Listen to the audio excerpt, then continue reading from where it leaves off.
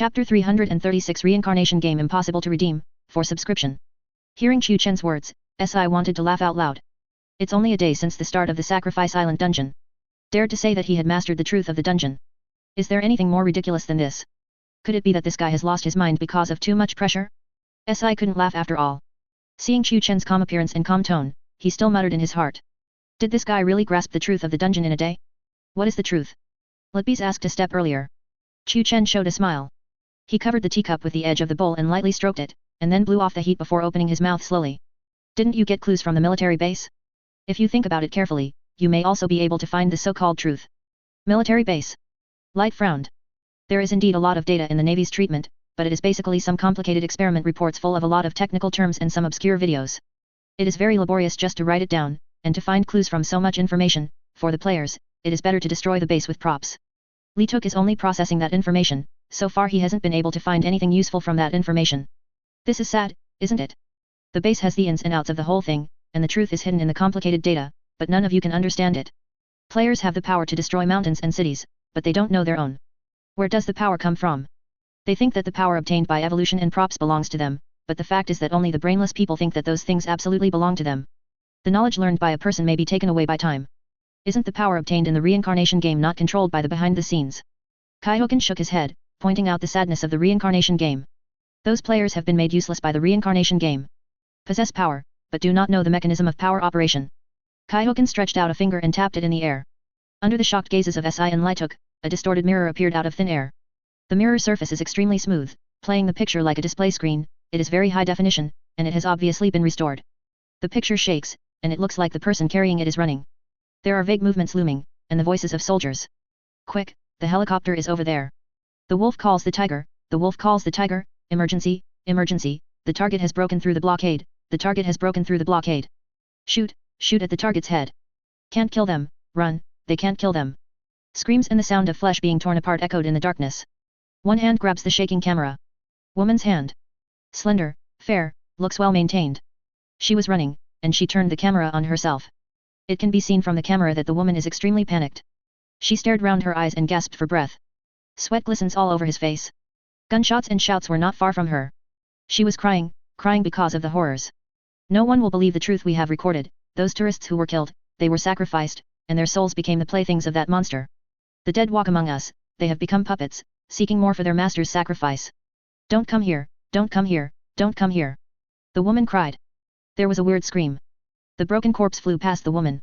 The woman looked out of the screen and let out a terrified scream. No. Don't come here, she yelled in despair, firing a pistol. The muzzle flash lit up her face. Some kind of indescribable object writhing in the distance. Can't see the specific appearance. The only thing I can feel is fear.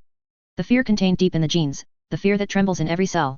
Countless human ancestors have faced it directly, leaving an indelible fear deep in their genes, warning future generations to run away. The woman put all the bullets in the opponent's body, but nothing changed.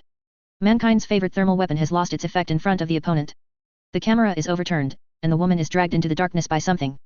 Before the camera was crushed, there was only a shrill scream coming from the darkness. Amidst the dark noise, the video finished playing. We've all seen this video. It just shows that there are monsters on the island. With such a video, you dare to declare the truth you know. Si showed a little disdainful look. Kaihoken took a sip of tea lightly. For you, this is just a fragment that records the events at that time. For me, the information contained in it is far more than that, and the truth can even be found from it. With Kaihoken's fingers sliding. As if a huge screen appeared in the air, the picture just now was disassembled frame by frame. Several of the photos were enlarged to reveal the starry sky behind the woman. The woman should belong to the base. Her background still has a starry sky.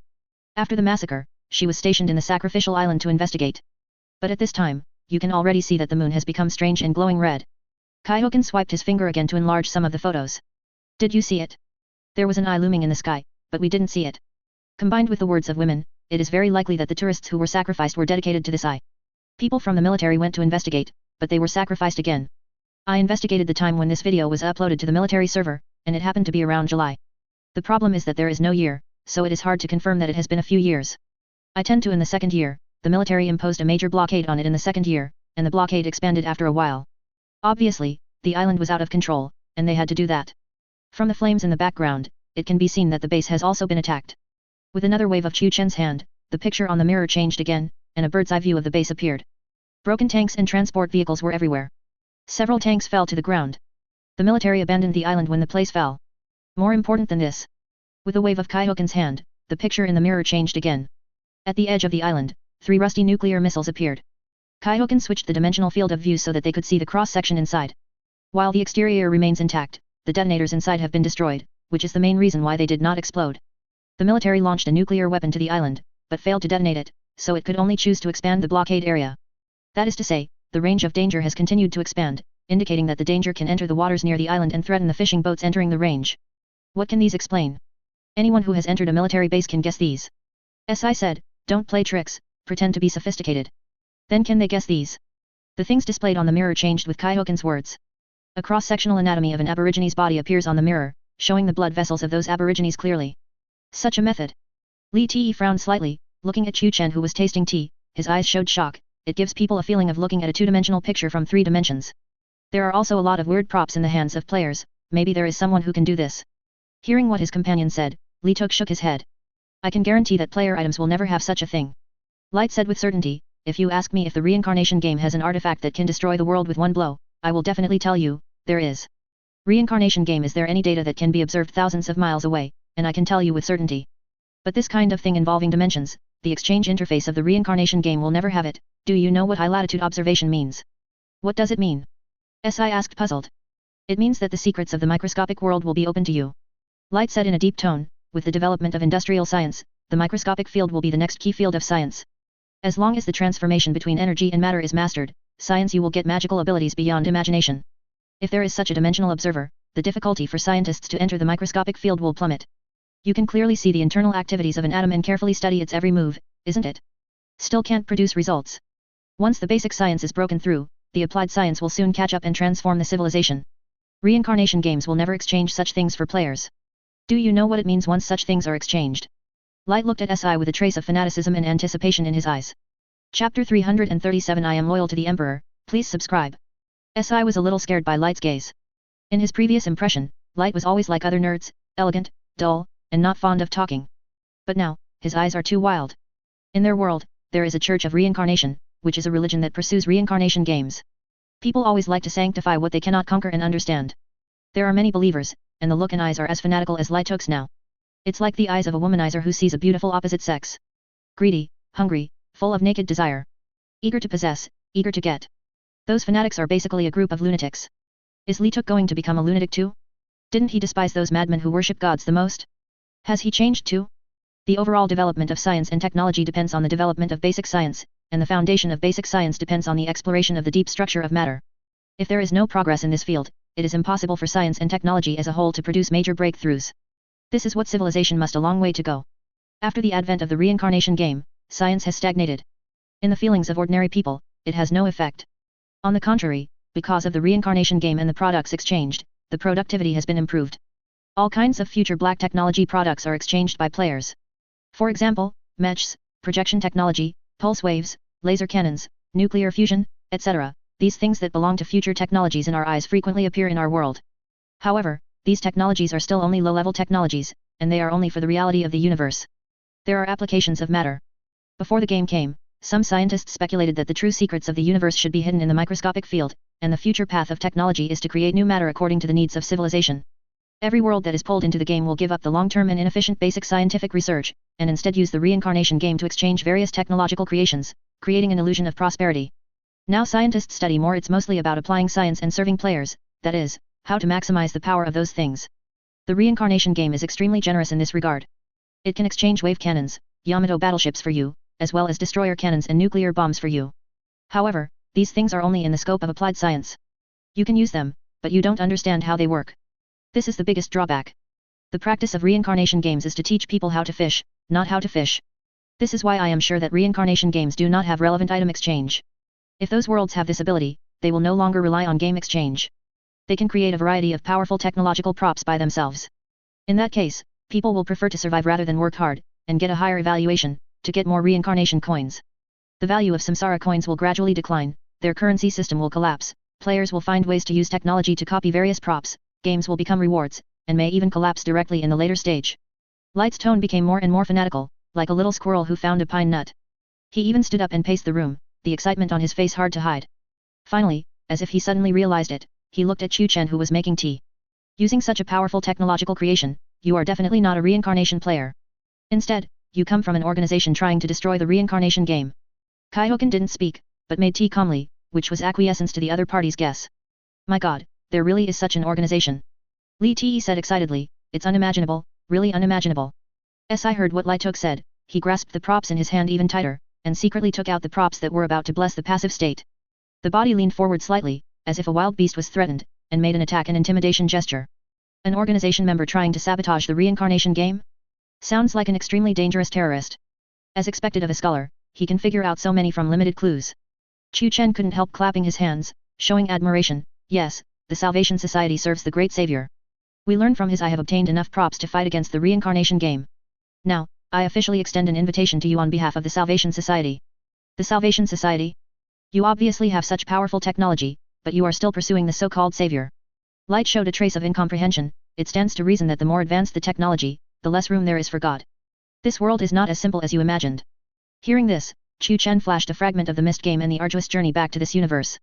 There are many things that are difficult to understand, whether it is from mythology or from a technological point of view, there is no way to explain those things. Many times, don't use your simple worldview to cover everything. Many things are very complicated, and there are many things involved. You only need to know one thing, that is, believing in the savior of the world is not harmful, but it will let us get prying eyes an opportunity for truth. If there is no faith, these technological creations will not only bring convenience to civilization, but also disaster. Will overdevelopment of technology bring disaster? Light asked puzzled. Chu Chen didn't answer him directly. Some things cannot be discussed, even if he is already a member of the imperial system, he will be pulled back to that country after death. But talking about that enemy in a different universe will still attract attention. Subspace is a mysterious place full of incredible things. What you think is true. The enemy of that one is already the kind of existence that will bring consequences just to talk about it. Some things cannot be explained, only through personal experience and witness can we understand. Light stared at Kaihoken, with a look of hesitation and struggle on his face. After a while, he seemed to have made an important decision. What benefits can I get from joining the Salvation Society? Are you crazy, Light, to join such an unknown organization? With a panicked expression on his face, Si grabbed Light, trying to stop him. Li Tuk was very determined. We have no choice, Si. If they can really fight games, this is the best way for us. Reincarnation games are not a way of evolution, it will only pull people into the abyss. We can get here, already it's not just a matter of our wisdom and strength, but also luck. Who knows how long our good luck will last? Look at the instance of Sacrifice Island this time. There are so many B-level players, are you really confident that you can win against so many people? They are more cunning and vicious than us. What chance do we have to win? A&D. Light after a moment of silence, I suddenly raised my voice, are you willing? I have been a player all my life, and my fate has been fooled by the other party. Reward. I admit that being a player has brought us a lot of benefits, but it has also cruelly deprived us of many things. We have no freedom, no emotions, we have become vicious, no longer trust others, no longer have kindness, and regard emotions for weakness. Is this all normal? Secretary. Our fathers were like this, do you think your descendants are like this too? Women who do not become players are breeding machines, just to provide enough players to avoid the fate of being destroyed. Men become slaves, and the world revolves around players. Our destiny is decided in the hands of reincarnation games, with those few poor samsara coins can make us kill each other and deceive each other. Hasn't it always been like this? Light. The muscular and amazingly fit Si said in a somewhat deficient tone, besides, what does what you said have anything to do with games? People's nature is like this, and reincarnation games just make people they just showed their true nature. Kitchen knives can hurt people, so are kitchen knives evil? People can choose to be good or bad. Light raised his voice, like a suppressed roar, you created a depression, introduced the water that originally flowed into the sea into the desert, and let it evaporate, but blamed the water's nature to flow downward, and you can't blame it. The saddest thing in this world is not the suffering, but the lack of resistance in the face of the suffering, but the comfort to myself that everything should be like this. Si faced with his companion's arguments, he couldn't say anything against him, and became hesitant. In a debate, he is no match for Li Tuk. There is nothing in this world, it is born as it should be. We should fight against this game instead of being fooled by it. Seeing his companion like this, Si was silent for a moment, then nodded. If you really want to join, then join. Si said, I trust your judgment. Li Te persuaded Si, and turned to look at Chu Chen. If we join, what benefits will we have? While the two were arguing, Kaihoken had been sipping tea, and he didn't answer until Light asked a question. Don't worry, the savior of the world is different from the reincarnation game. He will not draw strength from people's suffering. You will not. It is regarded as a plaything. If it is good, it will give you freedom and the opportunity to see the truth, and we also have enough strength to fight against the game of reincarnation, and we will not let you sacrifice in vain. Prove it to me. Light demanded, after all. Before he finished speaking, Chu Chen interrupted him. I know, you are not the first person to ask for this. I don't need to explain, I understand. Having attracted so many people to the Salvation Society, Chu Chen has long been familiar with it. According to what Daven explained last time, after implanting the imprint belonging to the Emperor of the Holy Empire, he showed the proton detector to the other party, and also showed the Empire's dazzling array of exchange items. All are good things. In addition to the technological creations produced by the Mechanikus, those regular props with special abilities are all fished from the depths of the subspace. It is much better than counterfeit and shoddy products like reincarnation games. The little girl's match, regular props, minor disaster level, is an old box of matches that exudes ominous and strong malice. When you touch it, you seem to hear the strange cry of pain and the desperate wail of the soul. Use it with caution or you will be one of the howling souls. In a small town covered with ice and snow, a lonely little girl walks in the dark street, unable to sell a single match. She is cold and freezing, and can only watch those people enjoying the hot meals in the warm house. When she was on the verge of death, without a trace of warmth, she issued a curse to let people feel the pain and severe cold she once felt. Function 1. Use it on the target. It can trigger the painful effect of the girl being frozen to death. After lighting the match, it will create a cold illusion, and the people who die in it will also be frozen to death in reality. Function 2. When used on objects, it can stimulate the girl's desire for warmth. Matches can ignite everything for warming. Tips: don't worry about the consumption of matches, the matchbox will be reset after every 24 hours. Warning: use with caution or you will become a match yourself. If you experience poor mental health or hallucinations, please do not continue to use it. The effect of the props made Lightook and SI look at each other in dismay. This so-called redemption is even scarier than the redemption page in Samsara space. This Salvation Society seems to be an amazing organization. According to the standard configuration of the intelligence personnel of the Salvation Society, you will get a proton detector. This thing is unimaginably small, only the size of a proton, and can escape the detection after entering the dungeon of the reincarnation game. The detection in the reincarnation game dungeon is very loose. Most of them are trigger detection. The proton detector will control the light to image in your eyes, so you don't have to worry about being seen by others. As long as you are careful and don't make a big deal of it, there will be basically no problem. Chu Chen introduced the intelligence personnel of the Empire benefits. Relevant personnel of the Salvation Society will be protected by the Lord of the World, which means that after your death, your soul will be drawn to that country, so you don't have to worry about being retaliated by the enemy after you die. Is there really a soul after death? Light asked. Otherwise, why do you think intelligence officers have this benefit? After you complete the exploration and recruit newcomers, you will get certain points, which can be used to exchange for props and enhance your survivability. Don't ask why you follow the point mechanism of the reincarnation game. Before Li Te and Si asked questions, Chu Chen interrupted them. The Salvation Society doesn't have enough manpower to monitor your work progress, so we can only use this method to maintain the operation. After uploading the information, you can get feedback after a period of time. After the Salvation Society officially takes action, new regulations will be promulgated. The imprint will burn your soul when you betray. It is best not to have that kind of thought, don't even think about it, let alone do it. The exchanged items will be delivered to you within a certain period of time through the reincarnation game's item mailing system. You can rest assured about this. Of course there will be some disguises, as long as you confirm receipt. Okay, sleep well now, clear the customs and leave tomorrow. Chu Chen drank the tea in the cup and said. You haven't finished talking about how to clear the level yet. Light said. When Chu Chen heard this, he seemed to be the same, and he digressed in the middle of what he said just now. At any rate, he can be regarded as the team leader of the intelligence department, but he still hasn't learned to speak and focus. Poured himself another cup of tea. With a wave of Chu Chen's hand, the mirror surface was divided into countless parts, and the body of the aborigine was also divided into countless parts. This is a very wonderful feeling. Through suspended mirror images, they saw enlisted aboriginal specimens in infinite detail. You can clearly see the bones and internal organs of those aboriginal people, and you can also see the bone marrow in the bones. You can see the flow of blood between the ventricles of the heart and the closing of the valves. You can also see blood flowing in the pipes. It is worth mentioning that the physical position of the organs of the aborigines in the three-dimensional world has not changed in any way. The skin still wraps the internal organs and bones. Through the dimension promotion of protons, they can observe each other's internal structure in a direction that does not exist in reality. Get all the data inside them without harming them. It's like looking at a two-dimensional painting in 3 dimensions. The two-dimensional villains cannot see the things inside the house in the two-dimensional painting. 3-dimensional people can see clearly. 2D has no way to block the gaze from 3D. Their organ structure is very different from that of humans. Light saw the problem at a glance. They have fish gills on their necks, which are organs used to breathe in water, and the structure of their lungs is also different. Aren't those aborigines human? Si Wang asked Chu Chen, who was still making tea. Kaihokan nodded, neither. Humans should have left after the defeat of the military. Those who remained have only 2 possibilities, and one possibility is to die. Another possibility? Si asked. He's dead too. Chu Chen said. As soon as these words came out, both Light and Si were speechless.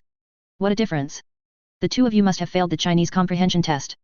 Chu Chen laughed a bit before speaking seriously. If you guess correctly, these aborigines should be the so-called sea people, and the fishy smell emanating from them is can understand this. Our task is to assist the Icelanders to complete the sacrifice, and then escape from the sacrifice island. This task actually has a prompt, complete the sacrifice, and then escape, which means that the Icelanders will not help the player to leave, or even prevent the player from leaving, so that's why the word escape is used. Under what circumstances do we need to help a group before fleeing from them? The word assistance is very subtle, which means that the target is in some kind of crisis and cannot solve it by himself, so he needs the assistance of others. This means that the island may not only the players and the Icelanders, but another force will prevent the Icelanders from completing the sacrifice, so we will help the Icelanders. Lightook and SI were stunned, they could deduce so much information from the mission requirements. This is a bit too scary. Deduce these clues, isn't the game copy very clear?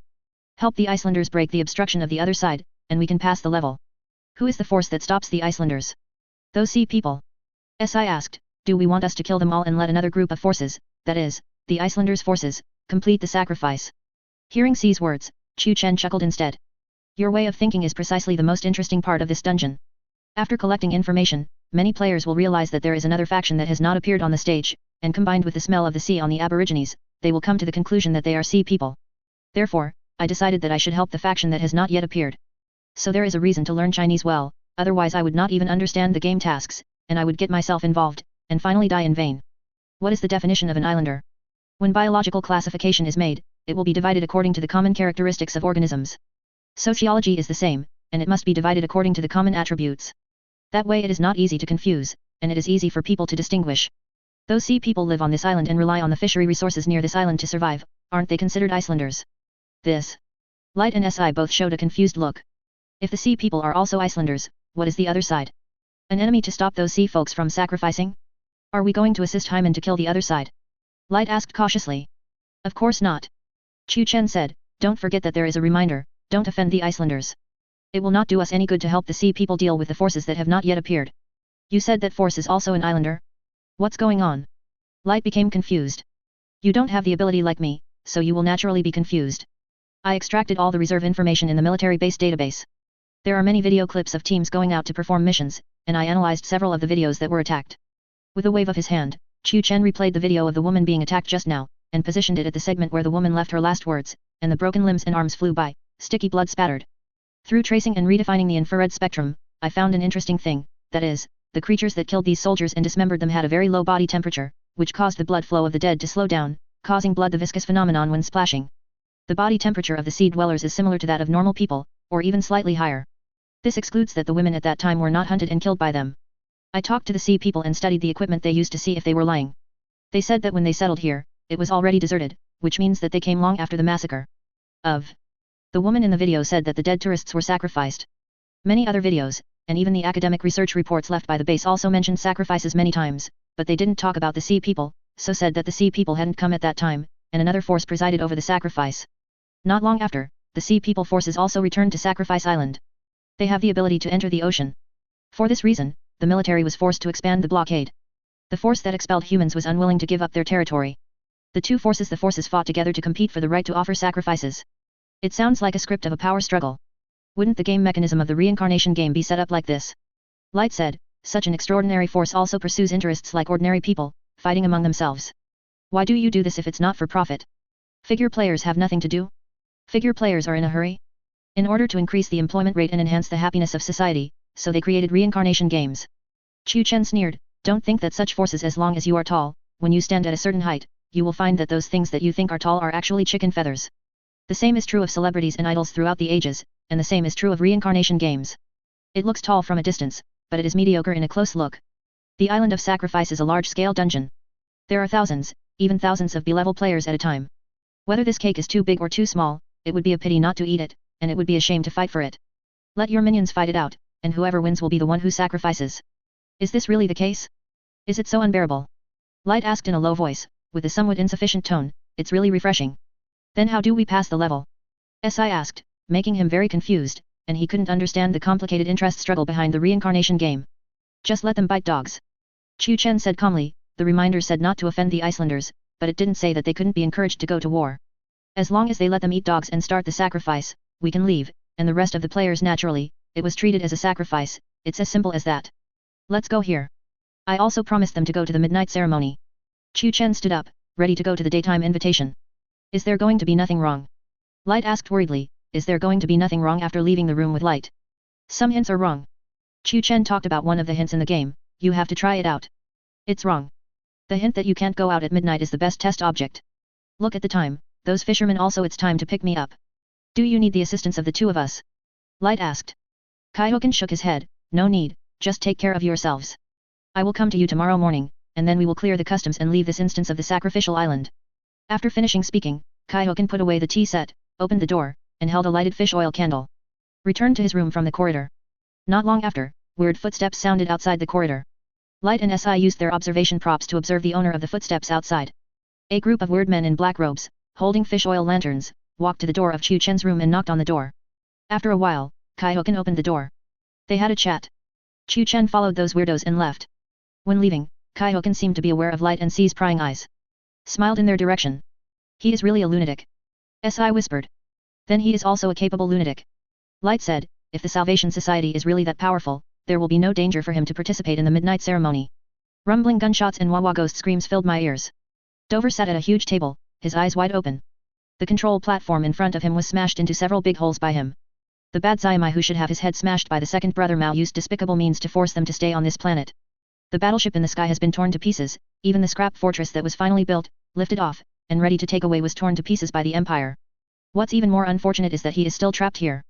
There is no way to go to heaven, and no way to go to Earth. The boss is not good, the boss is not good. An orc kid rushed to UFO, panting, the bad shrimp's fortress is gone, and the good shrimp has demolished their fortress. Hearing this, Uver's eyes widened.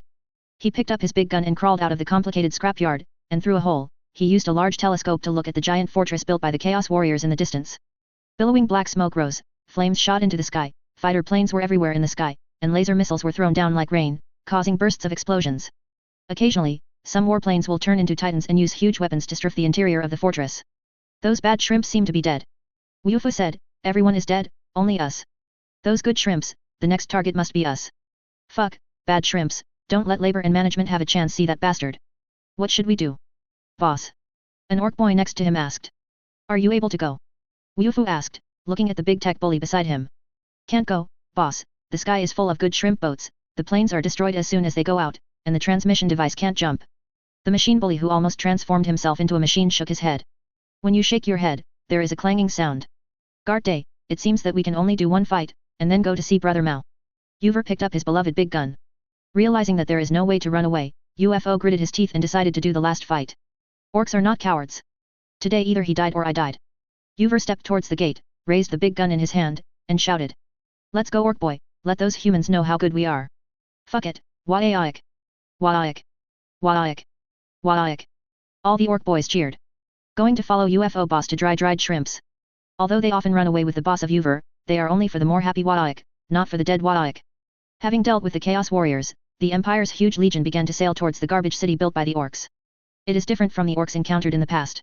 There is no brainless charge, and there is no Waaik shouting madly. Instead, they all huddled in the huge garbage city, and opened a huge shield. Only an orc warlord who is familiar with human attack patterns can make such an arrangement. Humans will carry out saturation bombing before attacking to weaken the enemy to the greatest extent and smash the enemy's deployment. All kinds of missiles and light spears are thrown together. In just a few breaths, there were many casualties. Ufer suffered a big loss before. Every time he was bombarded by the Empire indiscriminately, by the time the Empire officially attacked, his subordinates had already turned into various fragments and limbs. Waaik. Standing on a huge tower behind the void shield, Ulfud shouted, the huge voice was like the roar of a wild beast. Waaik. Waaik. Waaik. Countless orc boys followed him and roared. Yufra, who had already prepared for a desperate battle, kept roaring. But the two gods of Mao Mao obviously had other arrangements for him, and they didn't decide to let him die here. A spherical aircraft suddenly appeared in front of him. As he panicked and tried to take out the opponent with his big gun, a hologram popped up from the aircraft. The stubborn stone of the Empire Dorn, the commander in charge of this expeditionary army, appeared in the holographic projection. Surrender to the Empire, Orc Warlord, you will be forgiven. Dun's voice came from the aircraft, in the name of the Holy Emperor, don't make any unnecessary resistance. The orc's mind is more about picking up scraps, fighting, then picking up scraps, and fighting again. Their thoughts are simple, but it doesn't mean they don't have the ability to think about other things. UFO's head was born better than other orcs, otherwise he wouldn't be alive now. Head, this thing, it can talk, it. The orc kid on the side shouted, and was slapped away by UFO. The boss hasn't spoken yet, but you are a kid. Boss wants you to be good. Dream, I am loyal to the Emperor, and you Zayamai also want me to surrender. UFO showed a fierce look. Although he likes to run away, it doesn't mean he is cowardly. Run away if you can't win. So stupid to stay where you are and let others you? Brother Mao, his old man's big teeth, those orcs who don't understand this problem must have been squeezed through the door. If you can win, it. In the name of Gajita old man, them hard and make them cry like ass. If you can't do it, you can't run, so you can only do it. The problem is that you must not let yourself cry like a fart, or you will be laughed at by the kid. Fight for the glory of the orcs. If you live, you will form an alliance with the Empire. We will help you ascend to the position of Orc Emperor. We have learned from your subordinates that you have always been persistent in this position, and now there is an opportunity for you to achieve dreams. Hearing what the aircraft said, Dover, who was about to growl, froze for a moment. It sounds pretty good. Be the Orc Emperor. UFO showed a bit of cunning, help me become the Orc Emperor, Uzai will be so kind. Maybe there is something waiting for me, just dream, I am loyal to the Orc Emperor. Don showed a smile. From the pause just now, he noticed the wavering of the orcs. The Empire needs to form an alliance with you, so that the orcs will no longer be enemies of the Empire, but become allies of the Empire. If you don't regard Uzai as an enemy, then where are we going Wa'aik? Don't dream, big guy. UFO shook his head and said. The Empire will give you an endless Wa'aik expedition, and will provide you with weapons, equipment, and ammunition. You only need to enjoy the Wa'aik to your heart's content, and tear apart the enemies of the Empire in the carnival. Dorn said in a deep voice, for you and me, it's a win-win thing. You will have more scrap, more Wa'aik, and we can use your power to destroy the enemy. It sounds like a good deal. UFO said slyly, but you have to know, I am so loyal to the Orc Emperor, and how much the Orc Emperor regards me, and he betrayed him just for this, but not what a good orc should do. To show sincerity, this is a greeting gift from the Empire. The screen was switched to another shot. A huge set of giant equipment that can only be worn by orcs appears in the camera. The rough and savage original style design fully reflects the unique aesthetics of orcs. Steel bones, the exposed mechanical mechanism shows a sense of violent power. The two huge pipes on the back and the cannon mounted on the shoulders are even more fascinating. The eyes of many orcs are about to pop out. Boss, you can't be tempted by those shrimps, they are deceiving you. An orc leader next to him said, let me help you negotiate with the shrimps and put back that set of equipment. Uver turned his head and glanced at the leader who spoke. The opponent's Halazi almost fell to the ground. The eyeballs were round and round, and they were only one step away from flying out. This is called negotiating for yourself. I'm afraid I'll sell myself for that set of equipment. Uffer grabbed the orc leader and threw it aside. This set of equipment is very good, but do you want to exchange my loyalty to the Emperor with just this thing? UFO suppressed the greed in his heart and continued to speak. Of course not, there are also special weapons, giant machetes, and giant muskets. A huge gun lens made of brand new scrap material appeared in front of the orcs. The muzzle of the gun can put the brains of an orc warlord in it. One shot will destroy the tank. UFO looked at the big gun in the camera, looked down at his old buddy who had been with him for many years, and suddenly felt that he was not good. Is that all? Said Uver. Are you still not satisfied? The Eternal Wa'aik expedition, we provide equipment and scraps, as well as brand new weapons, let you become the Orc Emperor. But my loyalty to the Emperor cannot be replaced by these things. Long live the orcs, long live the Orc Emperor. If you are so greedy, then we can only replace you. Who else can you find? Your subordinates are very good candidates. They will definitely not refuse such a condition, and they are even willing to accept such a condition. As long as we get rid of you, it will be fine. Fart, they are loyal to me, as long as I say no, they will. Ufer spoke up, and opened his arms, trying to express how loyal his boys are. The subordinates did not respond to him. Look back. All the orc boys are laughing, looking at the big and beautiful armor, and the super big gun. Uver. Looking at the appearance of those guys, if I die, I'm afraid they will shout long live the big shrimp on the spot. The animal heart is not ancient. The animal heart is not ancient. Bonebreaker, I also want to fight to the end. But the shrimps gave too much, really too much. I can't help it. Can't say it's my fault. Who told you to give more than others? Damn, you have no backbone. Get out of here. UFO growled and drove away all the subordinates who had been yelling all over the place. What do you think? Orc Warlord. Dorn asked. Chapter 338 The strong should follow their heart and do whatever they want, please subscribe. Ufer stared at the image projected by the craft. He looks like any other orc warlord. Those scarlet eyes were full of tyranny. Every breath is a heavy snort. Huge thick and long tusks extend out, like ivory. There are centipede-like scars all over the face, which looks shocking. The orc boys who were always noisy also quieted down one after another. They wait for the boss to make the final decision. Several bosses have imagined that the boss will be heroic and unyielding, and then be killed by Xiamai, and enjoy the domineering armor and big guns all by himself. The animal life is not too happy. I will always be loyal to the Emperor. Uver said in a low voice. Don frowned slightly. Several leaders showed excitement. Just came close to shouting. Fuck it, boss, hurry up and let me inherit your position. The human empire will be eternal. UFO added. As soon as these words came out, Don smiled. The orc leaders were a little disappointed. You made the right choice, orc. Dorn said in a deep voice, you will get everything I promised. How do you help me become the Orc Emperor? This is the key to our cooperation. If you can't do it, then don't blame me for breaking the covenant. Ufer threatened to get his fair reward. Dawn didn't care about Ufer's arrogance, but smiled instead. We have our own way. You just need to cooperate. Letting you become the Beast Emperor is the key to fulfilling the covenant. If you can't become the Beast Emperor, then we won't waste time. This planet will be temporarily handed over to you, there will be a supply ship to transport you the scraps you want in the future. Orcs, don't think about breaking the covenant, otherwise, the price will definitely be unbearable for you. Ufer let out a low, menacing growl. Dawn shrugged and turned off the communication. The covenant between humans and orcs can be regarded as a preliminary conclusion. The rest of the work will be presided over by the Emperor himself. Dorn also didn't know what method Guilliman would use to turn an orc warlord into an orc emperor. Even if you want to challenge the current orc emperor, you need a lot of strength. Although the orc in front of him has the power of a warlord, he is still not qualified to face the orc emperor. Dorn participated in the Battle of Olaner, he knows what kind of concept the orc emperor is. The powerful Yaic force field makes the orc emperor almost immune to all damage, and only absolute power can break the opponent's defense. The emperor and many primarchs joined forces to finally wipe out that terrible orc emperor and ushered in the great victory of Olaner. Guilliman's ideas now are far crazier than the emperor's.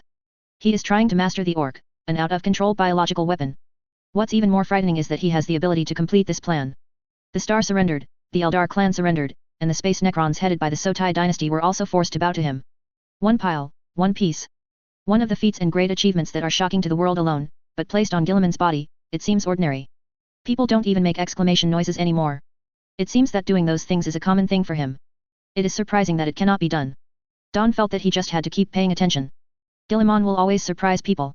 Having brought the orc warlord to his knees, Dorn wasted no time. After throwing the promised materials and equipment to the orcs, they left. The majestic human fleet tore through the subspace and moved on to the next battlefield. The Empire has entered a state of full combat readiness. Many armies are wrapping up their campaigns and heading to the Cadia battlefield to launch a final offensive against the enemies of the Empire. According to some rumors, the Emperor may, after regaining Cadia, send troops into the Eye of Terror, a malignant tumor in the real universe. Of course, it is limited to rumors. The Ministry of Military Affairs has only clearly issued strategic guidelines for the Cadia battlefield. Did not start a full-scale campaign. Ufer stood on the surface and watched the departure of those human warships. The joy of remaining alive after the catastrophe emerged in my heart, and there was also a little pride. It seems that Mao Ershan still protects himself very much.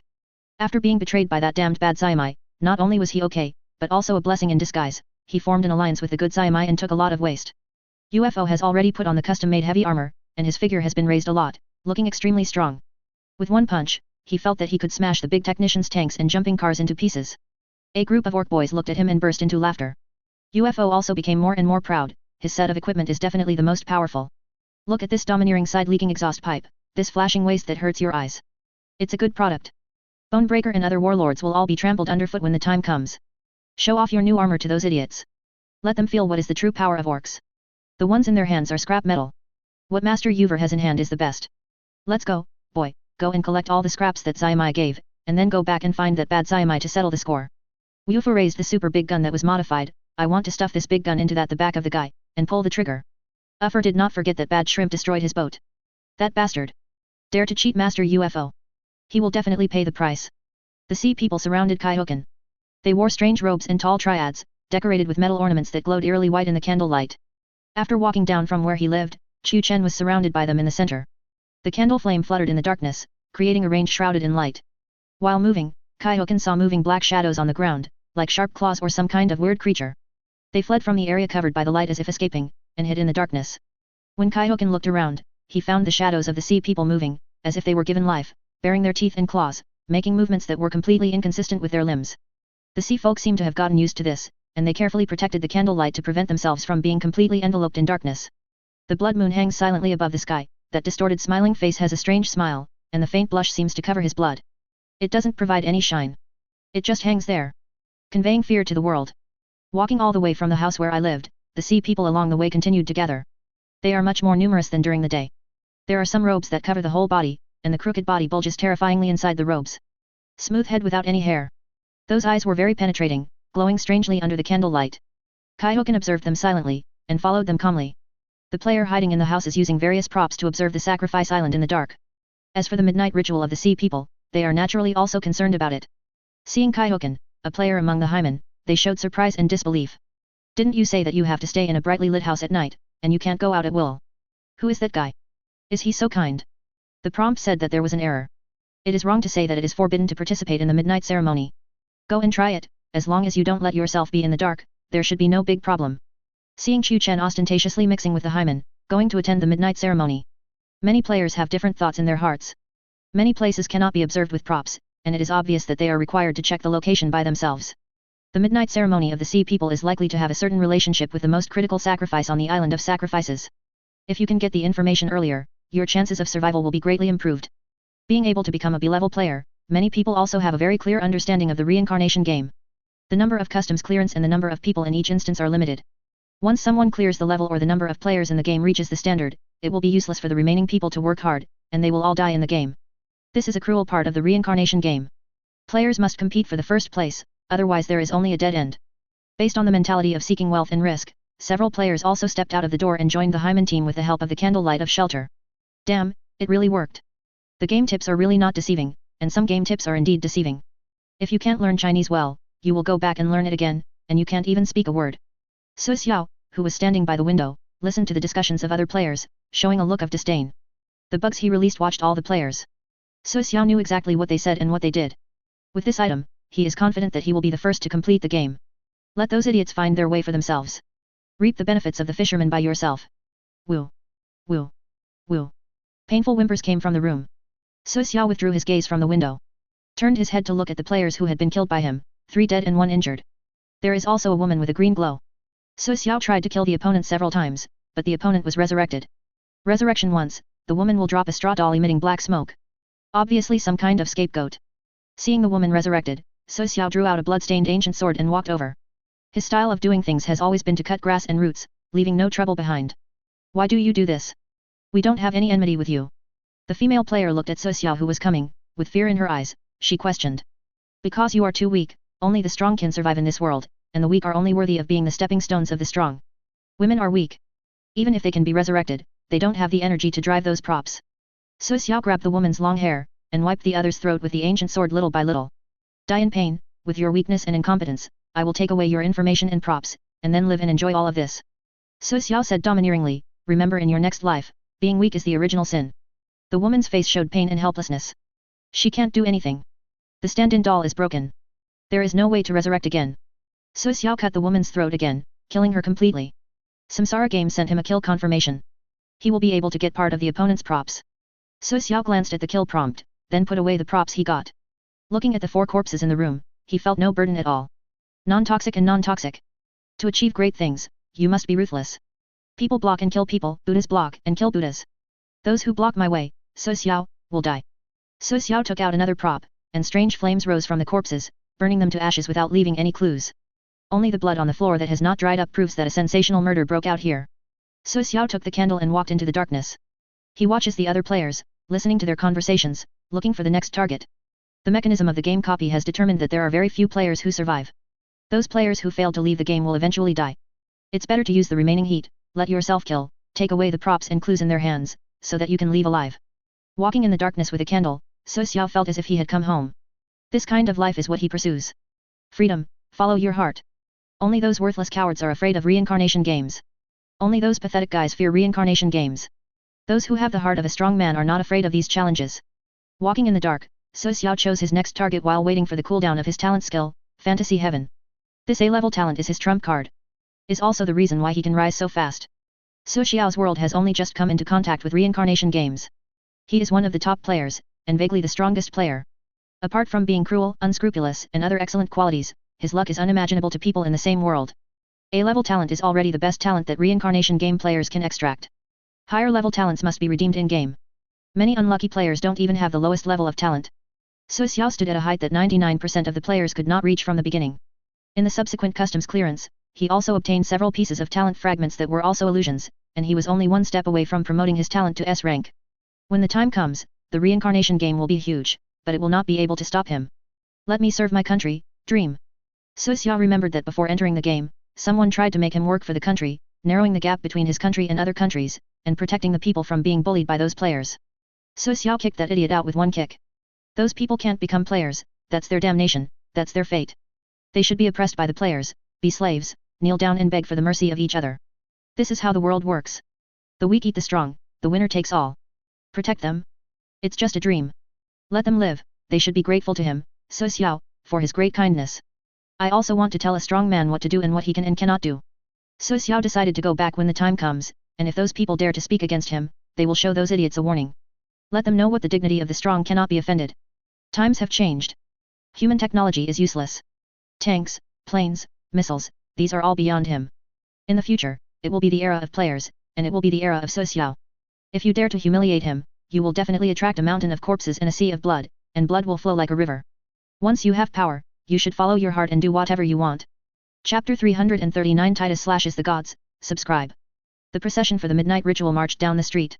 Walk past houses where many players are hiding. Let many players continue to associate. Many players mustered up their courage, took the first step, and stepped out of the house.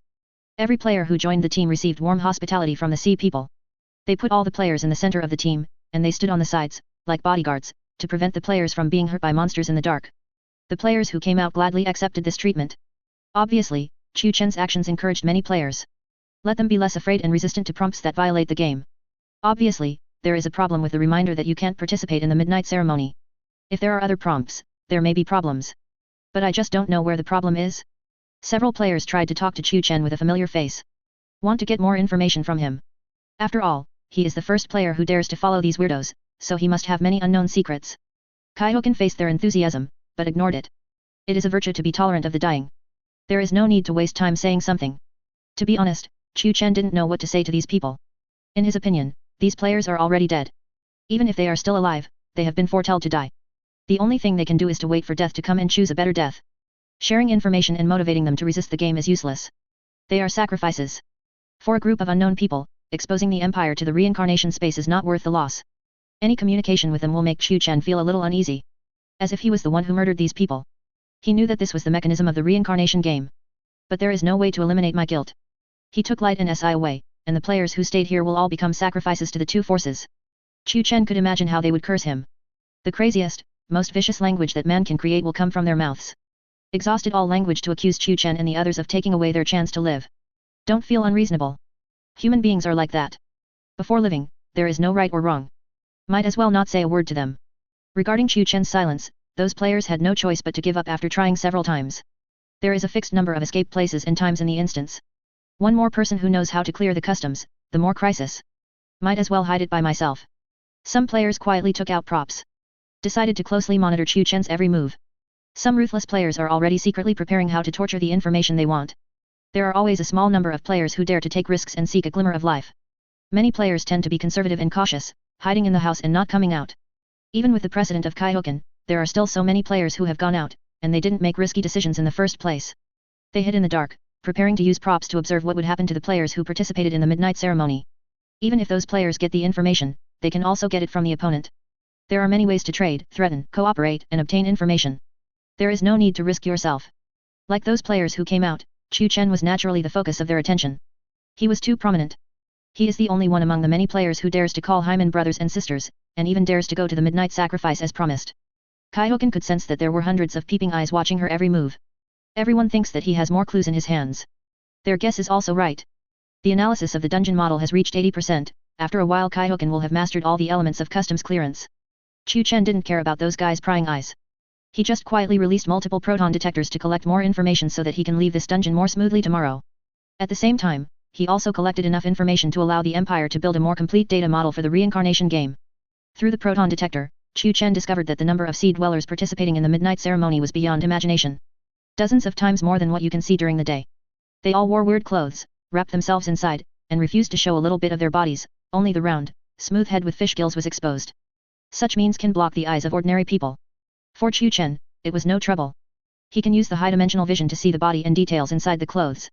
The concave and convex curves, the tall and delicate hump, the body covered with scales, and the dorsal fin growing on the back of the head and spine, all of which show the fact that these sea people are not normal humans. The body organs in the body are very different from humans, and even between them. Some people's mutations are very serious, while others are very mild, and human organs can still be seen. The body structure of those sea dwellers fully demonstrated the process of human beings gradually evolving into those fish-like creatures. Some are still in the early stages, some are deeper, and some are completely transformed. The ugly appearance of those sea people covered in clothes is disgusting and disgusting. Even with the high technology of the Empire, the fear and loathing of these creatures still grew uncontrollably from the bottom of Chu Chen's heart. It took him a lot of effort to keep the smile on his face and his tone calm. He is still chatting with those sea people, guessing more clues from their expressions and tone, and restoring the truth about the island of sacrifice. The team traveled a long way. The dilapidated streets, on both sides are decayed and swallowed by darkness, and only the horrible silhouette of the house can be seen. They lie on both sides of the street, accumulating years, and have become dilapidated. But they still stand tenaciously. Stare at those ignorant players and those sea people going to self-destruction. There were no lights or candles on the street, it was pitch black everywhere. Only eerie whispers and those wriggling shadows. Players are holding props in their hands, even if they are surrounded by sea people, there is no danger, they are always ready to make a move. The team walked out of the area where the sea dwellers lived and walked to the depths of the island. Strange howls sounded from all sides of the island, as if some ancient existence was declaring its territory. The team encountered some small problems halfway. Clashes broke out in the business district during the day, and the players who were killed were revived strangely. They appear near the line and try to join the line. At the beginning, players only thought that they had substitute death or resurrection items in their hands. This kind of props are very precious. But as long as you think of a way, you can always get it. But soon, the players discovered something was wrong. The wounds on those who came back from the dead did not heal. It was always on the body, and the flesh and blood turned out from the wound was still covered with dust. The only difference is that the blood-dried wound no longer bleeds and turns bruised purple. Their faces look weird, with hard expressions. When the player looks at them, they will turn around suddenly, meet the player's eyes, and then show a weird and hard smile. They stood in the dark, staring at the many players passing by with godless eyes, and showed strange smiles to those players who looked at them. Players who came back from the dead were not accepted. The sea people who maintained a welcoming attitude towards the players were very irritable to those people who stood up again. When they saw the dead approaching the team, they would make weird noises, with anger and fear on their faces. Seeing that the dead did not leave, the sea folk took out the amulets that depicted strange runes, and recited the strange syllables that humans cannot shout. Those bites are like some kind of ancient spell, which has a strange magic power. Hearing the voice of the sea people, the dead fled and hid again in the darkness. All this did not escape Qiu Chen's eyes. Through the proton detectors all over the island, he witnessed the whole process of those dead people standing up. Every dead player is resurrected. They moved the stiff corpses, some stood far away, watching the team of sea people, and some walked towards the ancient temple dedicated to the one-eyed stone carving. Several players who had just died were thrown there as sacrifices. The next road is fine. After expelling the dead once, those guys didn't get in the way anymore. The sea people brought everyone to the beach. In the middle of the night, the smelly sea breeze whistled like a knife, making people slightly painful. In one place a tall firewood pile has been erected. As the torch was put into the fire, the flames rose up, and the raging flames illuminated a large area. A majestic sculpture appeared in front of many players. Drenched, as if just returned from the ocean. The silhouette looks like an ape-like monster. The head is like an octopus face, covered with countless eyes. There is a large group of wriggling and curly tentacles at the chin position. Behind it is a pair of slender and narrow wings without feathers. This eerie sculpture, at first glance, is full of terrifying and extraordinary malice. The whole body still looks a little swollen. It stood on an ancient black bedrock, its weird feet clasped the front edge of the base, and protruded a quarter of its length to the bottom of the base. The eerie, oval animal head was arched forward, with countless eyes looking toward the ground. As long as the players look up, they will see those malicious eyes. Many players immediately regretted coming here. The statue made them very uncomfortable. But now there is no chance to regret it, they can only bite the bullet and continue. No one knows what the consequences of escaping the ritual will be. Maybe they will be killed by those dead in the dark. And now it's just uncomfortable, not a big problem at all. The seaman wearing a triple crown holds a strange scepter with intricate runes. He walked to the side of the fire. Several sea dwellers placed a stone tablet with complex graphics in front of them. With a hoarse voice, he chanted the spells that existed before human beings were born, calling for those weird envoys hidden in unknown places, begging for their coming and guidance. Kaihoken stood in the crowd, and the imperial intelligence system deciphered the spell that the sea dweller yelled. Funagurui, Mugurinafu, Fulhu, Ralia, Wagner, Fudagon.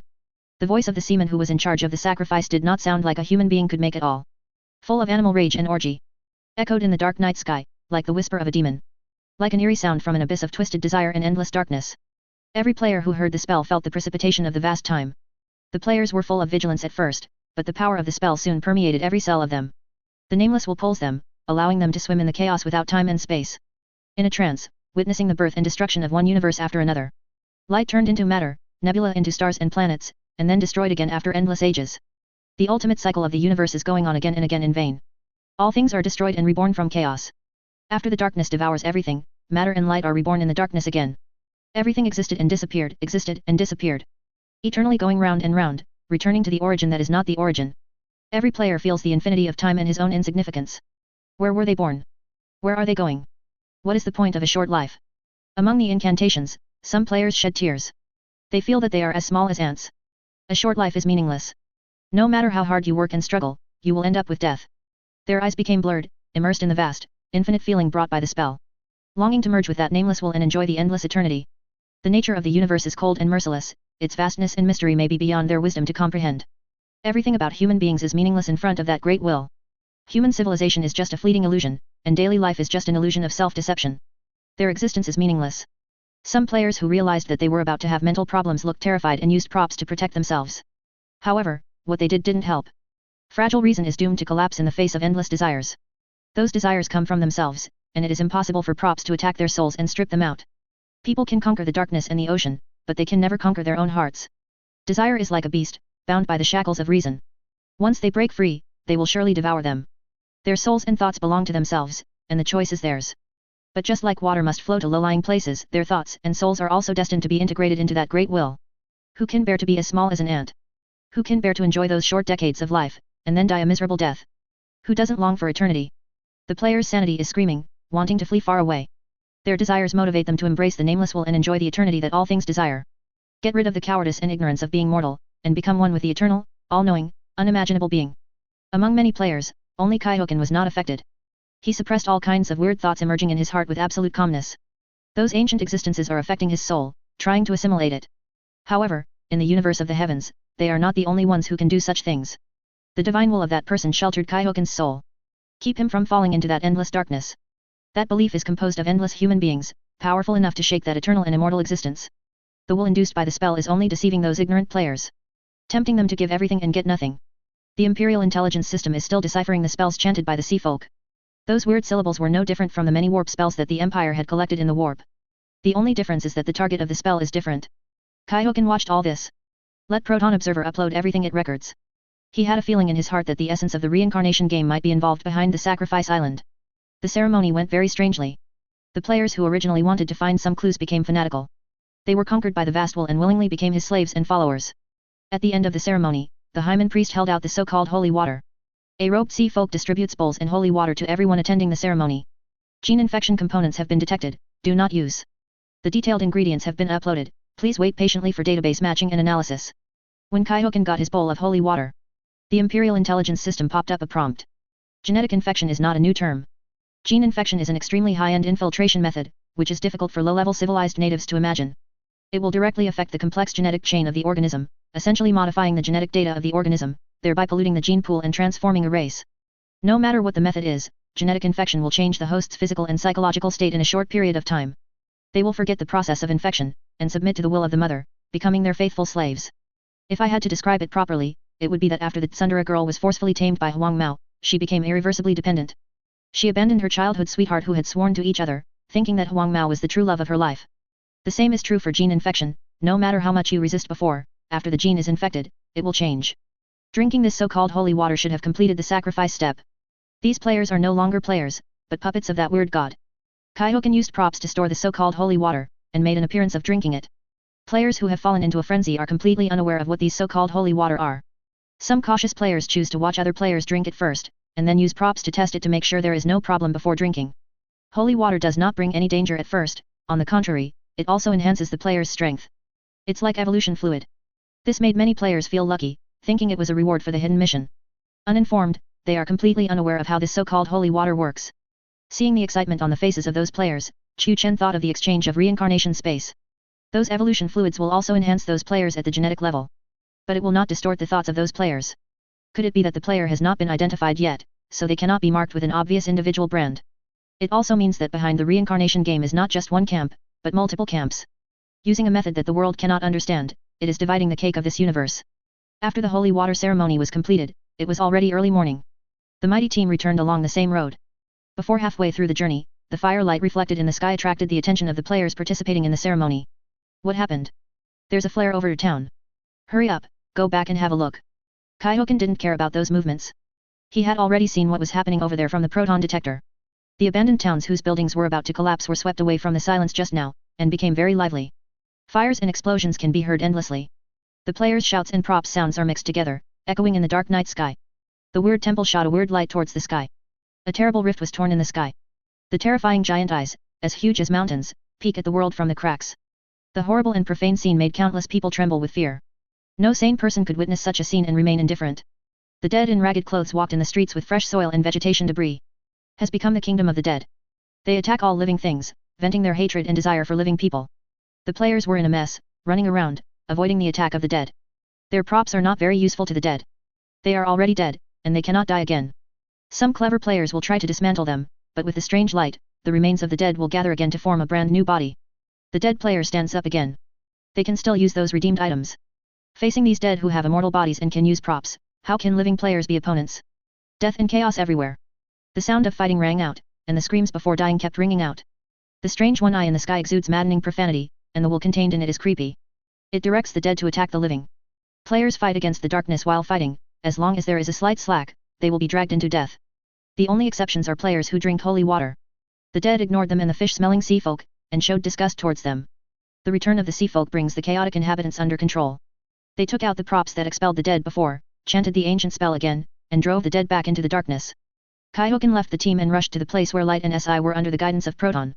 They are in a ruin at this time.